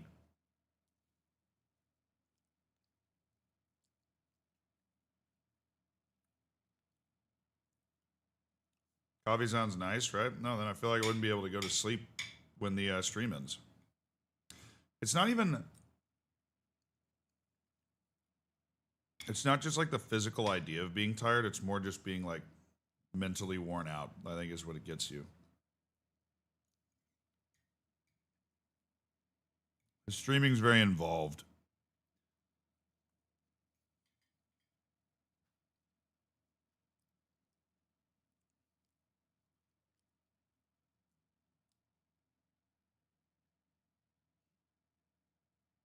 This is Sardinia. We have an unbelievable ruler. We're making a ton of money. We've leveled up our court a lot.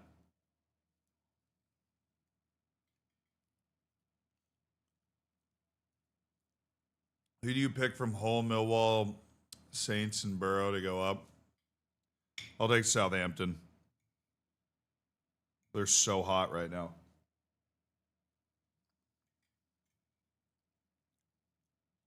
I think funniest would be Millwall It'd be hilarious.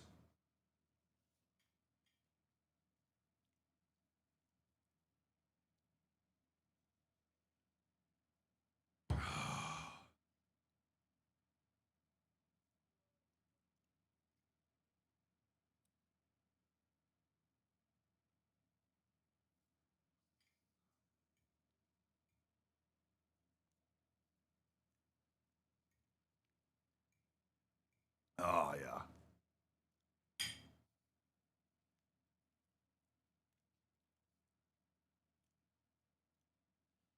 Scandinavia is huge, man. King Ingvar Torsten.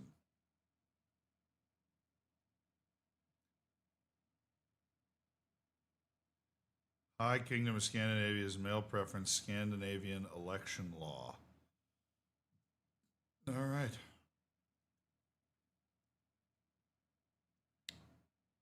Black armored cav. Shangdao. Holy smokes. Those dudes are crazy. Those guys are insane.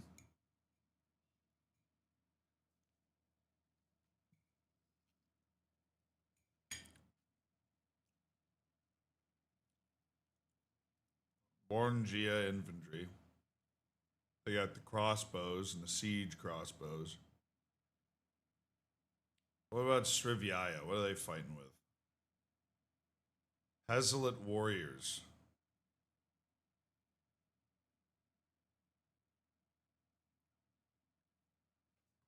I'm just super impressed that they've created this like massive empire over here in the islands.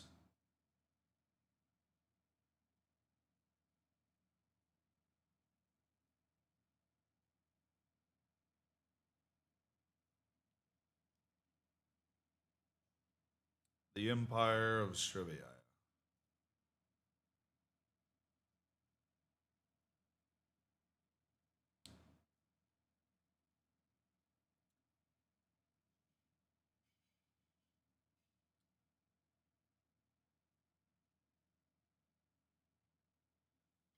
How do you get the Conqueror trait on like one of your people? I've never had that.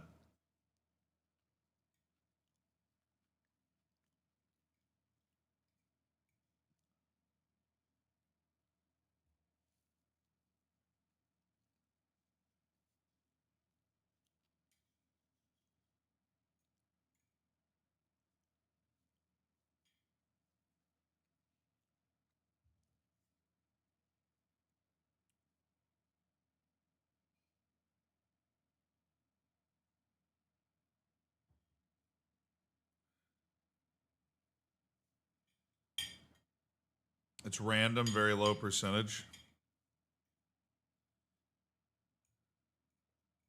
Voice.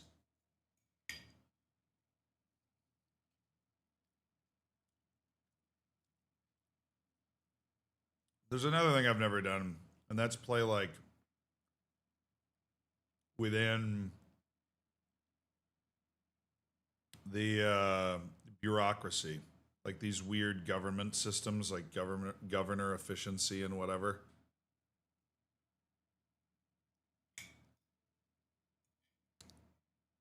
Trying to become the emperor or something.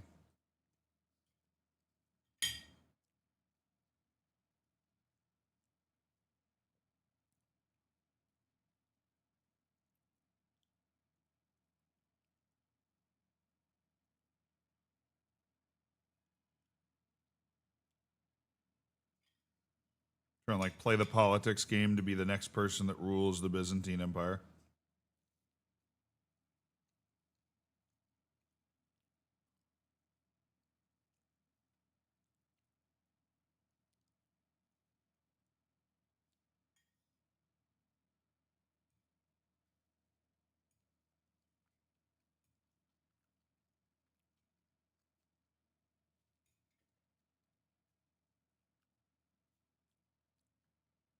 A lot of stabbing, unless it's China. It's mostly studying and then stabbing optional. Dude's 23. The leader of the Yang is 23 years old.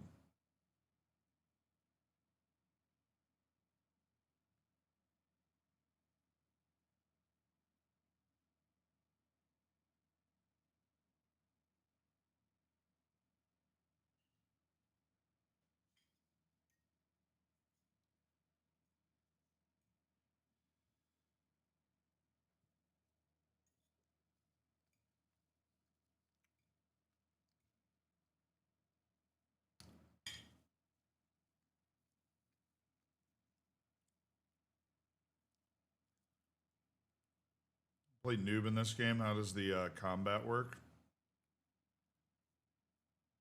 Um, really not to answer that. You have like an army, right? It's made up of levies, which are like the basic farmers and stuff that um, your vassals provide. So like the guys that your subjects. The rulers beneath you. Um, then you have your men at arms, which is your professional soldiers, and you have direct control over them. So they're pretty sweet, and they're better. Obviously, they're like trained pro soldiers.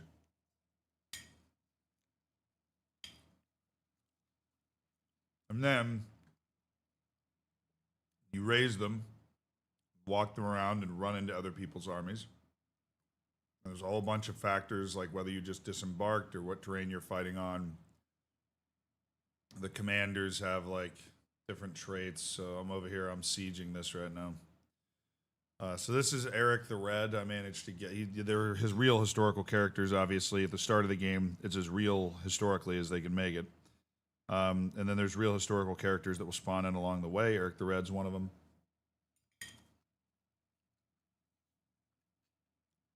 I got him by chance. So he has 32 martial, which is really good. He also has level 3 Master of Campaigns, which just tears the movement speed up. Different traits that commanders can have. You can make them really good. A lot of them affect like combat, like aggressive attack, or this guy's really good fighting in mountains and that sort of thing.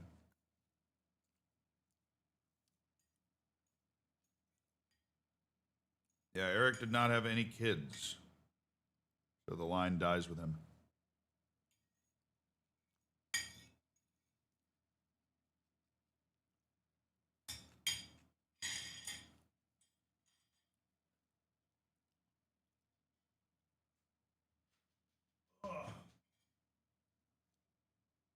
That was really good.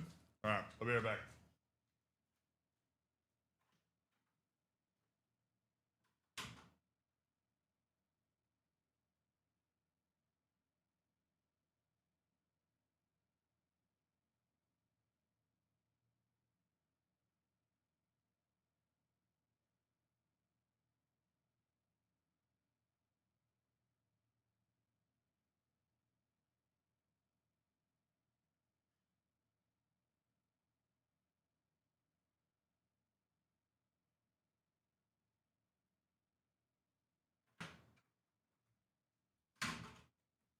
Huge opportunity has presented itself, chat.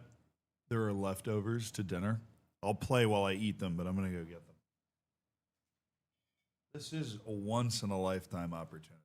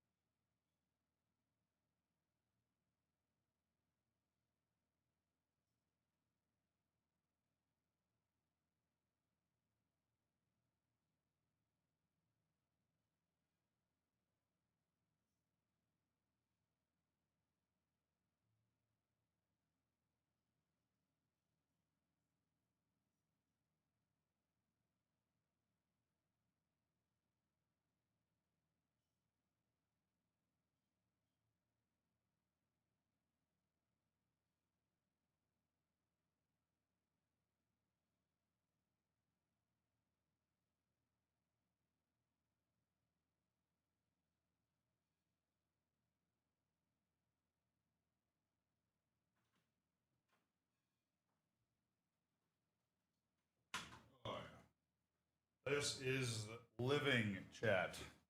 Am I taking a long poop? No. Is this like Civ 7 at all? Somebody asked. Not really. All right, chat, we're back at it.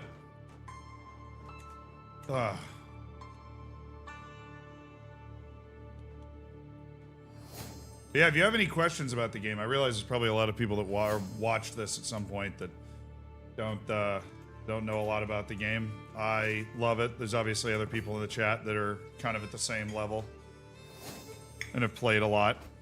Happy to answer questions if I don't see them.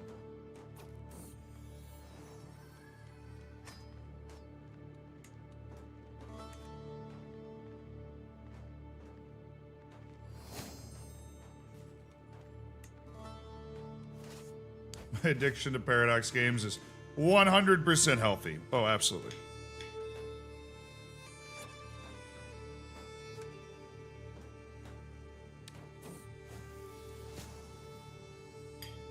Bajriki advancement. What? Oh, this guy got kicked out of a court over there. I see. He's a deviant. But he's quite the physician. A renowned physician.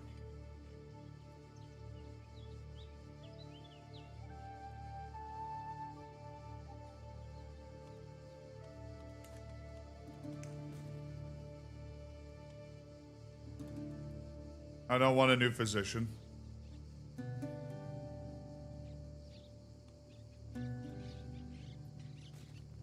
Gotta do my health is fine, thank you. My health is good. And then, I think rolling in filth for 5 years will be fine. I don't want to spend 370 gold. I don't want 42 stress. Rolling in filth gives me a minor health penalty. Yeah, I don't need this guy. I'm fine. The minor penalty. We'll be alright.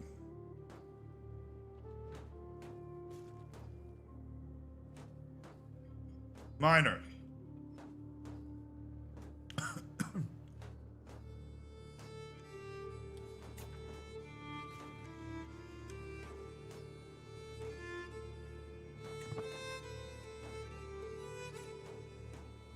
Yeah, this game's very story driven. It's based around your family, and you inherit down the line on your primary title. But there's a lot of different ways to play this game. Some people play it for the story. Some people write books based off of their experience over 600 years ruling Ireland and all the drama and whatever that happens. Some people try to paint the map. You know, some people there's so many different places to play. I normally play in Africa. Over here. I conquered the entirety of Africa with Sal. I normally play up here. I love doing the Viking thing. It's so fun. And in the steppe over here. I haven't tried the new steppe mechanics, though. That's all new to me.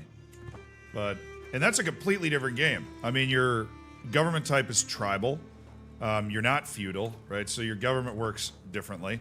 Their cultural rules are very different. Yeah, it's a very different game. Very different game. You can play as a wandering serial killer. Yeah, you don't have to play landed. I've started one save that I streamed unlanded, and we created a wandering band of criminals that stole money and kidnapped people, and we made a ton of money, and we built up a huge army, and then we went to war with the Byzantine Empire, and we became the Emperor of Byzantium from being unlanded. Just conquered it out of nowhere.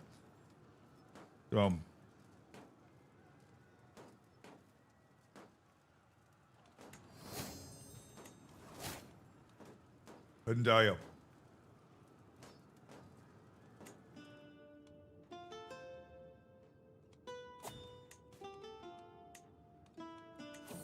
There's a million different ways to play it. Everybody likes to play it a little differently. I like playing tribal. Tribal's a lot of fun to me. It's very open. It's very free. Honestly, playing feudal from the start is a little weird to me, and that you have to play that politics game right away. I got back into it.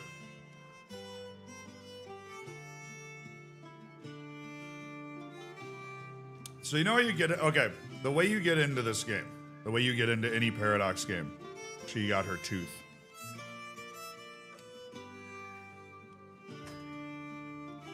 Is the way I got into Hearts of Iron. So I've played Crusader Kings my entire life. So it's very unfair for me to be like, you know, it's super easy to learn. But Hearts of Iron's similar. It's the Paradox game for World War II. I sat down on a Saturday. I was like, I got nothing going on. I'm going to learn how to play this game.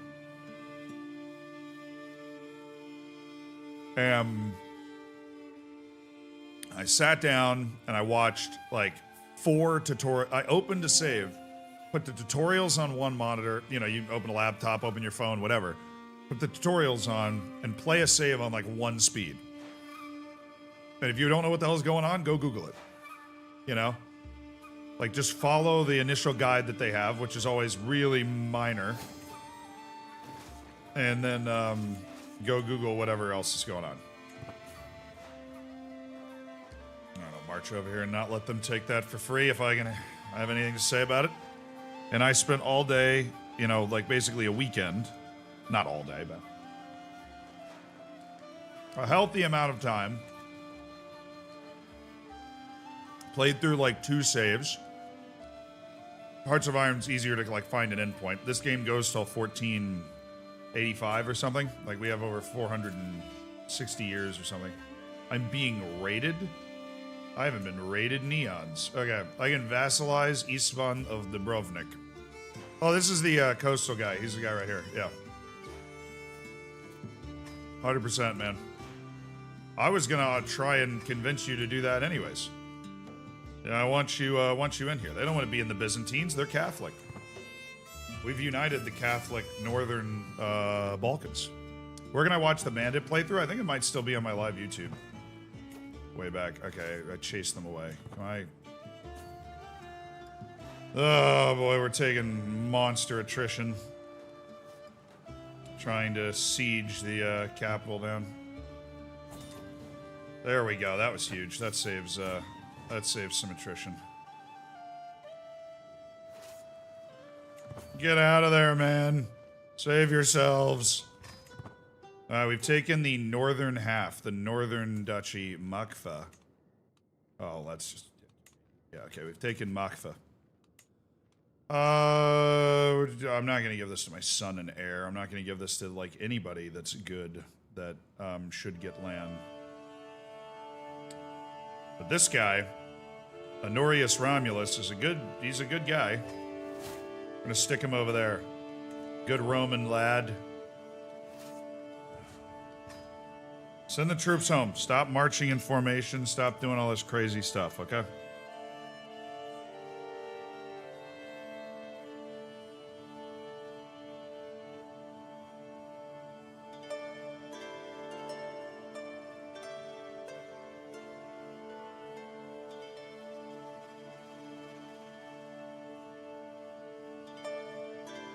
I played RimWorld one time.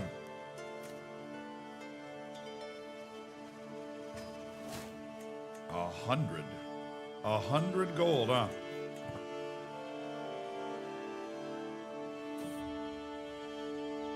I mean, it's hard to get that much prestige going right now. I think I'm just doomed in that. We'll keep going. We'll keep pushing. Okay, we've done that. He's a beefcake, man. 59 years young.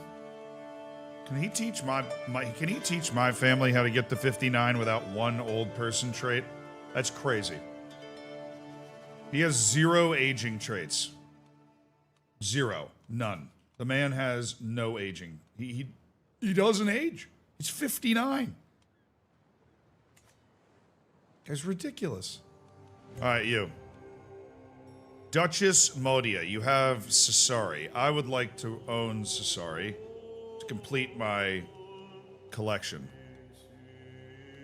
Do you have any flaws?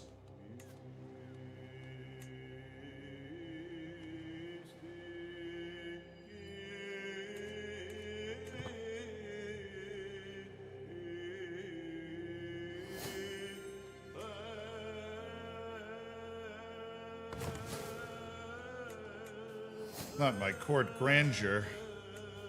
All right, let's check. I think we took a lot of prisoners recently, so let's check. Those guys took Vladko, Negomir.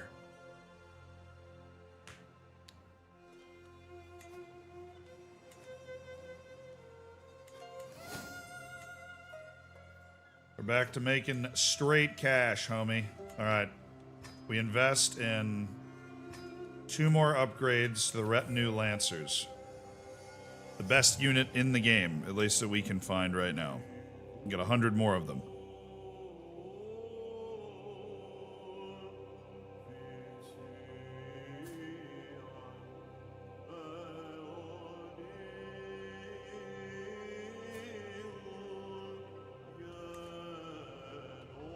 Oh, we can't go to war for the Duchy of Tuscany. Like, she has a claim on it, but they're... Give me another year, I guess, but then you can leave. I doubt we'll be able to use it in a year.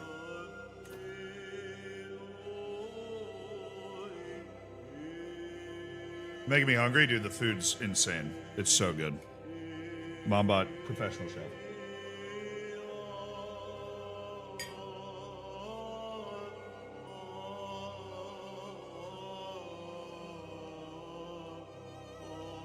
No, we were not marching to Piedmont because I don't think we'd win. I think he would actually beat me. Okay, Duke Vladko can't help him. This guy can.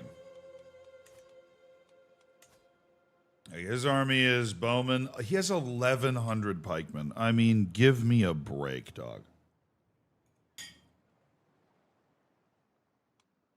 There's the guy with 1,600 pikemen.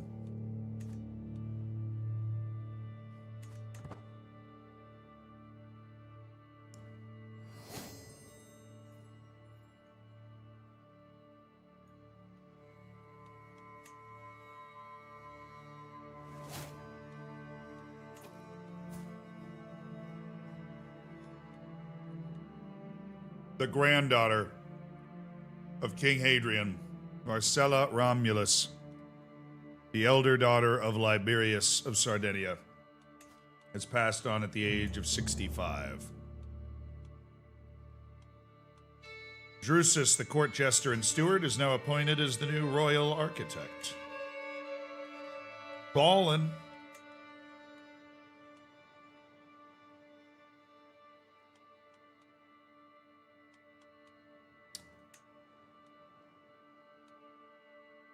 My knight Licinius can be... Okay, we can appoint some bodyguards. Licinius is a good bodyguard. And my heir, son, and knight, Quintus, would be a good bodyguard. Make sure I'm safe. I don't want to die.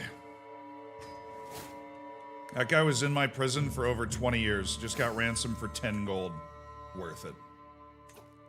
That's dedication, man. That's dedication to the bit.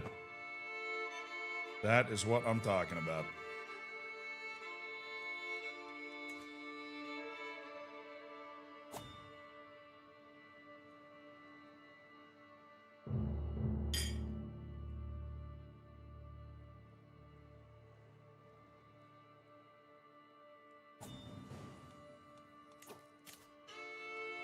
Oh, no way. Somebody paid 10 gold for my boy, the old guy.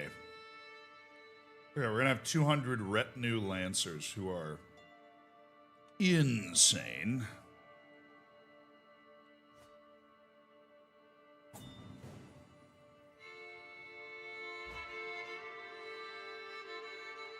Nice.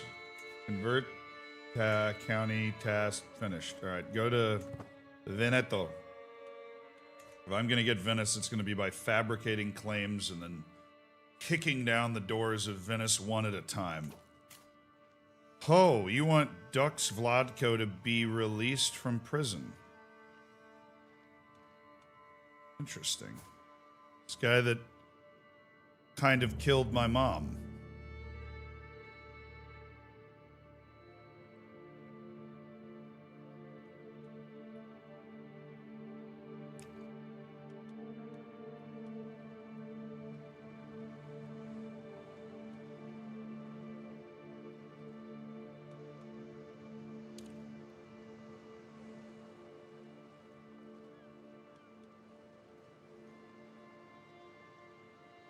kind of crazy, suicidal dude.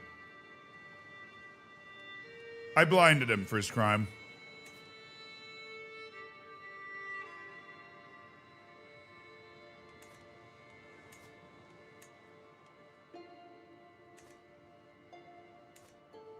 No, you know what I'm going to do? I'm actually going to go in the other direction. Excuse me. Yeah, no. Move to the dungeon.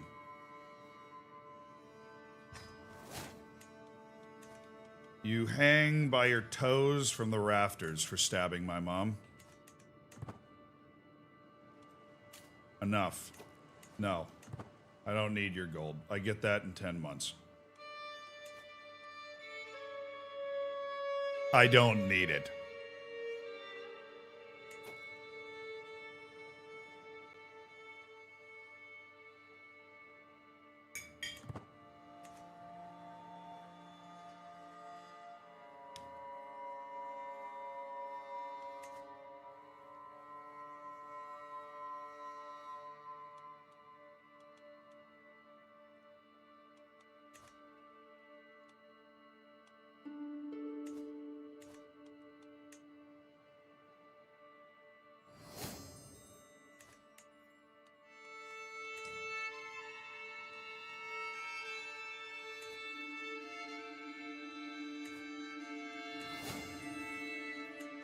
Alright, we've got our army replenishing, another 100 retinue lancers. Beefing us up to 200 medieval tanks.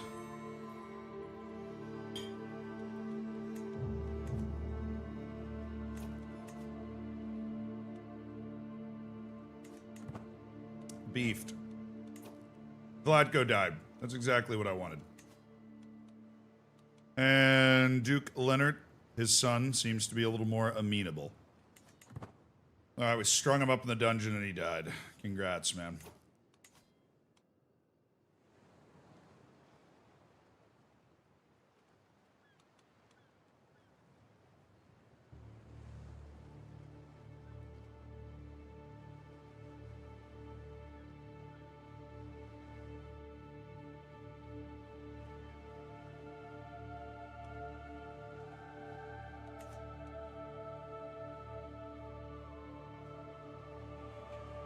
We hope he died a miserable death.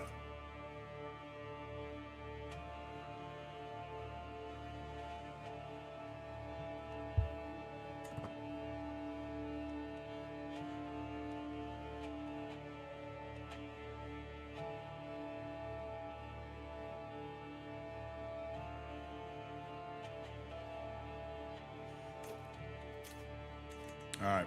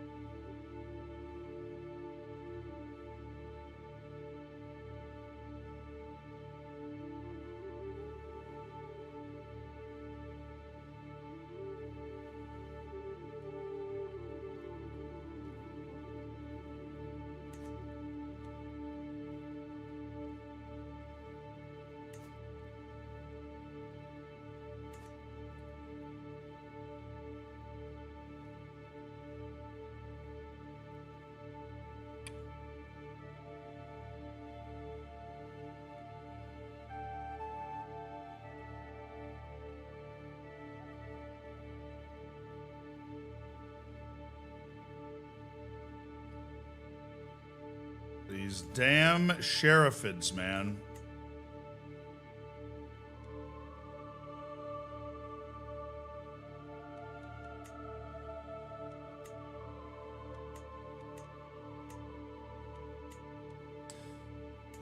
Mighty King of Hungary, Ragnar Hreksson of the Avro-Norse blended culture. Apparently there's been a lot of Vikings that have sailed up those rivers to end up in, Eastern Europe.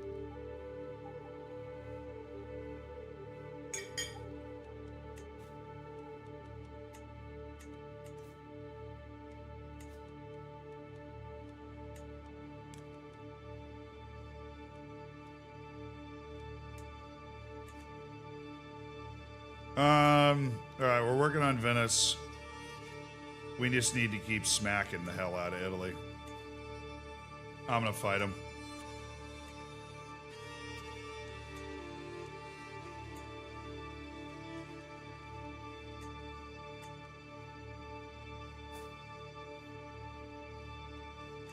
He's old. Cristofo is not, and he's married into my court. So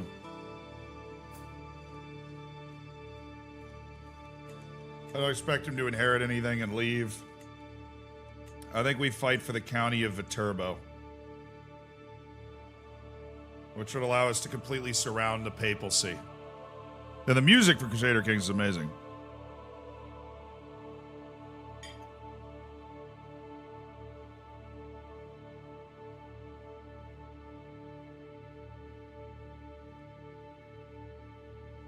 I don't only have one kid. I have 5. Sextus of Sardinia. I have Quintus, Hortensia, Luke, Flaccilla, and Aemilius.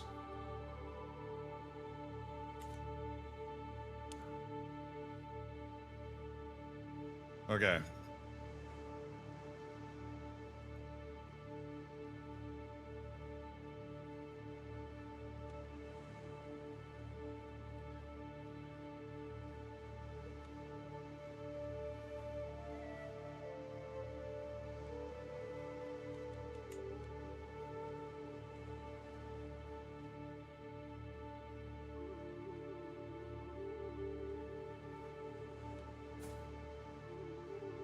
He's under me, dog. She's not gonna fight for you. The hell you think is going on, fool?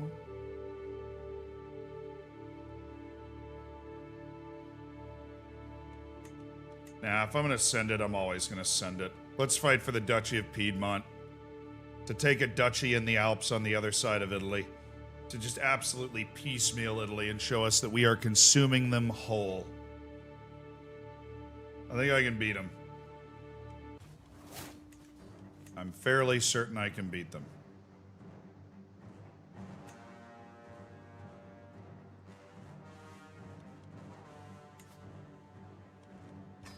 I'll call Count Bruno of Metz. I don't want to lose renown. And this sheik, this random sheik guy into war. See if they'll join me.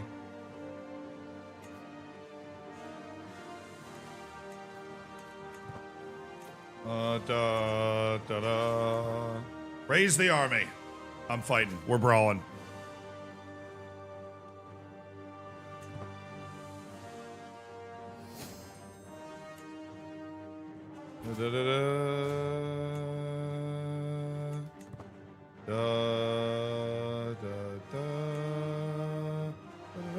He just hired some mercenaries as well.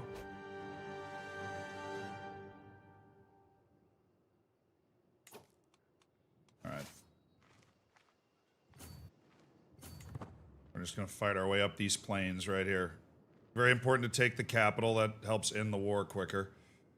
And our incredible, sparkling army with 1.6k pikemen and 600 heavy horses. It's the old hammer and anvil roster construction. Oh, I can smoke this. Come here. Come here. Come on, buddy. Catch him there. Oh, I'm going to catch him there. Eric the Red, 65 years old. Just an absolute menace. Veteran of 1,000 battles. The speed at which we move under Eric the Red. Like, look at that speed. We just caught them before they could get into the mountains. We caught them in the plains with my cavalry. Oh, they're so dead. We just killed 1,000 in the first phase of battle. The enemy commander's the king. If we capture him, the war's over. Hortensia has grown up to be a gray eminence. Honestly, my daughter might be a candidate. She's a baller. All right, it's a bit of a weird time, but we do need to find a marriage for you right now. In the middle of a battle, so I got you. No, I'm looking purely for people whose traits are fantastic.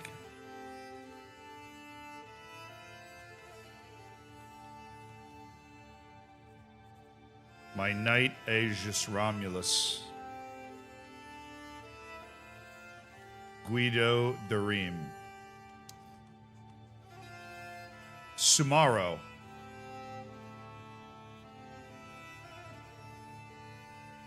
He's in a traveling adventurer group that's near me. This guy's Soninike from the Sahel in Central Africa. But he's intelligent. And he's a brilliant strategist. He's lowborn, that hurts.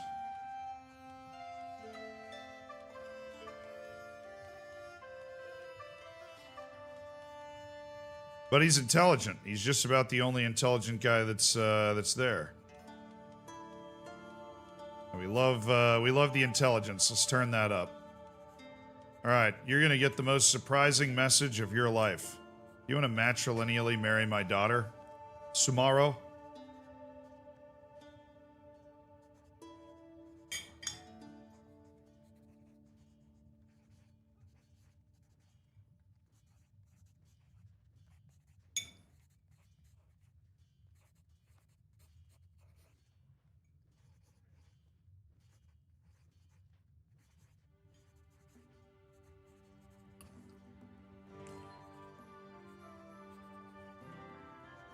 I know I can filter specific traits. I just like that better. What's she eating? Leftovers from dinner that my mom made. Sensational.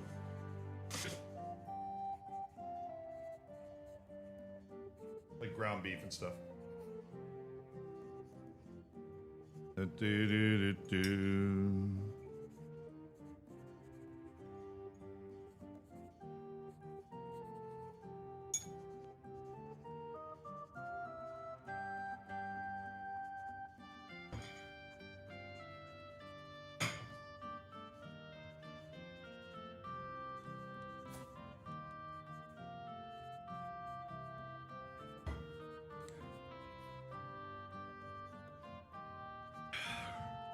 Who just said my daughter's chopped? Yo, she's 16. All right. Calm down. She's 16.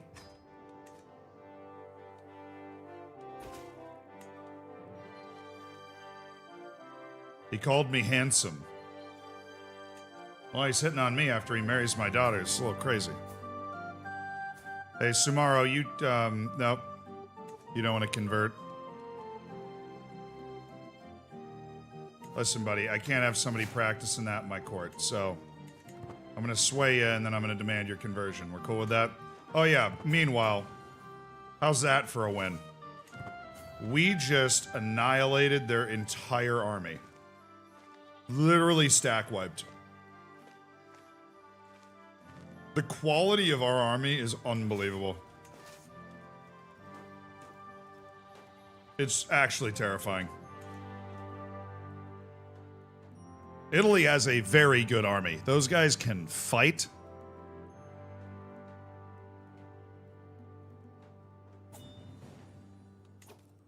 Arranged betrothal between my nephew Severus Romulus and Princess Anguilista of Brittany. Severus Romulus. Now we're gonna look for a better match. Sorry. Aetus Romulus. Dude, you just tried to propose a marriage for. What are you doing, man? You're looking desperate. You're looking desperate. You're looking desperate. Come on. You gotta sell it better than that.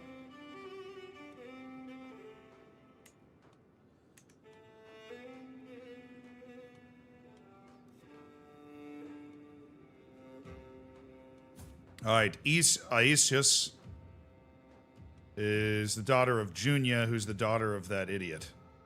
What was his name? Vespasian II. He's now dead, thank God. All right, but he is Herculean. He's a massive warrior.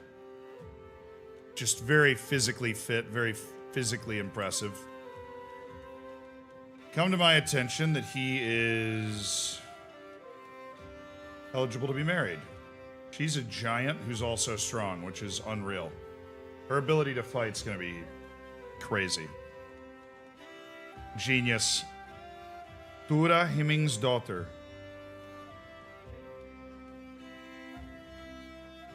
Ludmila Olkovitz. We'll do Ludmila. The reason I didn't do that one is because I have another son, Luke. I have another son, Emilius.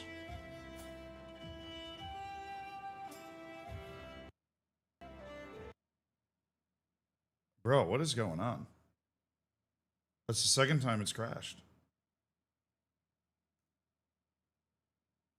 It auto saves every 6 months. We're fine. I have to redo my stack wipe probably though. I'm gonna restart my computer. There might be just like some error that's stacked up in the code.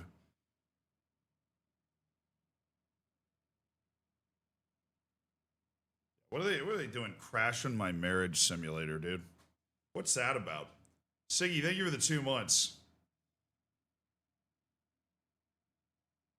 You don't even have special troops? I do. You telling my troops they're not special? Let's see what I got open.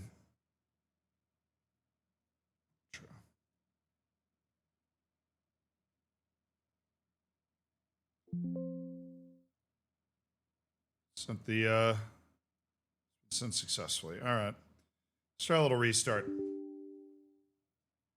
Da, da, da, da, da, da. You have horsemen? Yeah, no, I have 400 cataphracts and 200 retinue lancers. Which are really good. Yeah, I have a 2-computer setup. Yes, sir.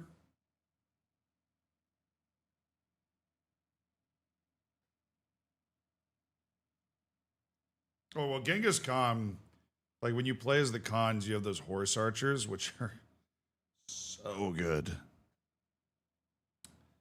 The reason they're so good is they have abilities that like my horse guys don't.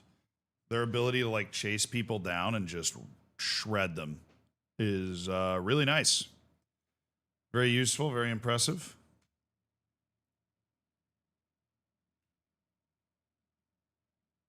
Hello?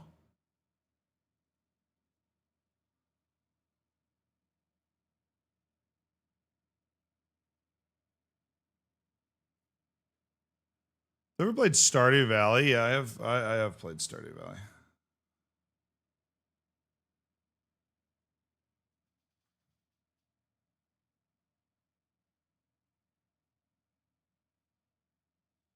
What are you doing, computer? What's wrong with you? I'm gonna hold the button and turn it off now.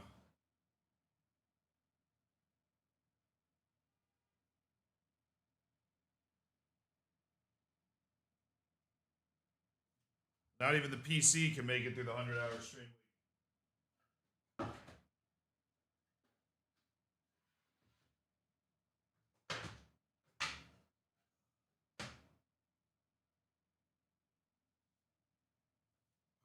I was just helping its ventilation a little bit. Should be fine. Ugh. We still hear music? Oh yeah, that's Spotify. Da, da, da, da. I'm a professional streamer sometimes. Other times I'm not. Yeah, I have Spotify Crusader Kings playlists up. So I can always keep the tunes going so you guys aren't left out in the cold. Except, of course, YouTube can't hear this one.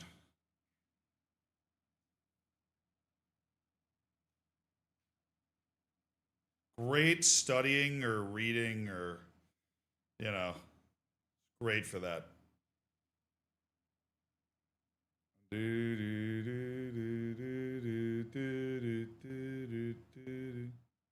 this actually isn't the stream PC. This is my gaming PC. This PC is way better than the streaming PC. The streaming PC is just kind of like on its last legs, but this PC is fantastic. What's the playlist called? It is called Crusader Kings 3 full soundtrack. There's a lot of songs. There's a lot of songs. 11 hours down, you're doing fantastic. Dude, at this point, I feel like I could just keep streaming forever. Because I'm basically like, I'm just in this mode where I'm just streaming, you know? It's validating, making sure everything's okay. That's a good step to take.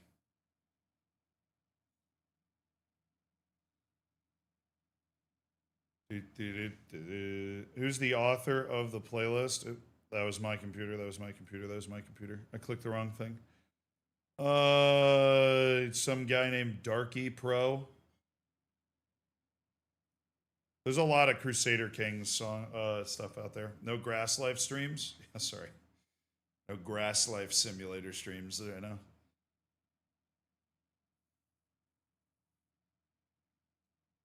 Yeah, if you want like a recommendation of just an absolute banger on this list,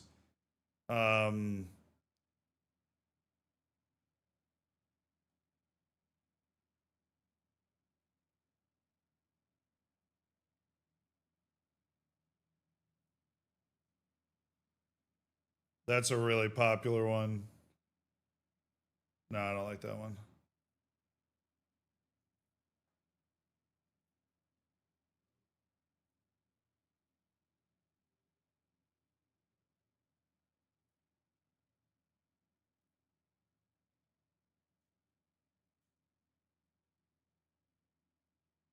Oh, this is a banger. I love this one. I don't know the names of any of the songs. I was just clicking through them. This is a banger.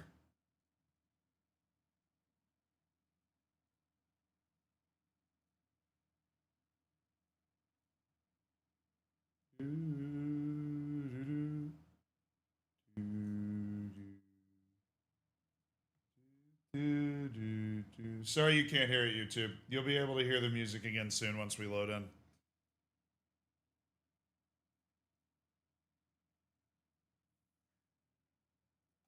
That was me. I clicked off it when it was on its loading screen. You can never do that.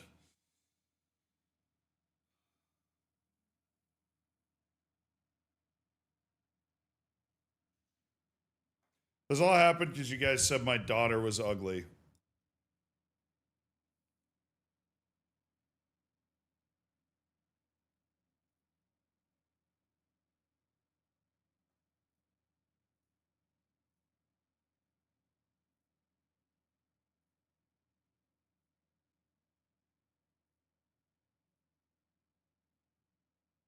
Oh, this is like the classic.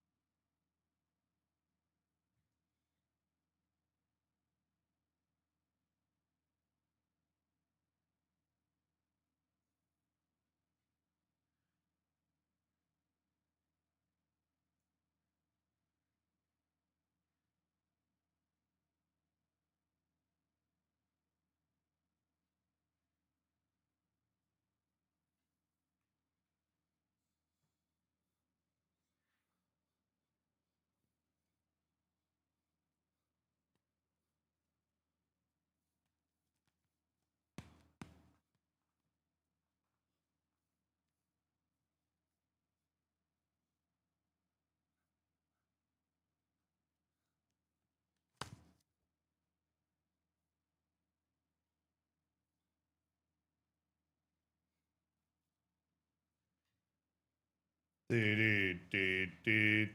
1 hour till YouTube reset. Actually, while this is going on, I might just do that now.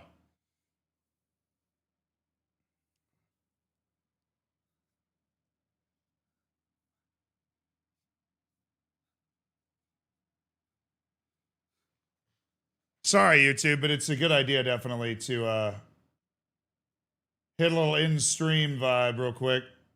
Because YouTube only lets us stream 12 hours. I'm streaming 15 hours today. So what's going to happen here, YouTube... Sorry, let me turn the music down for Twitch. So what's going to happen here, YouTube, is that I am going to end this particular instance of the stream that you're watching. And then I'm going to restart it. In like 30 to 45 seconds, go to the live tab. It'll be there. That means that you just have to move to a new stream in order to keep watching. It will be there. I will see you guys there. Thank you so much for being here. If you aren't going to make the migration, if you're one eye open or you're asleep already and me talking louder is waking you up, I really appreciate you guys being here. And I hope to see you guys on the the next iteration of the stream. All right. Let me gonna end the stream now. For YouTube specifically, and then restart it. Okay, bye-bye.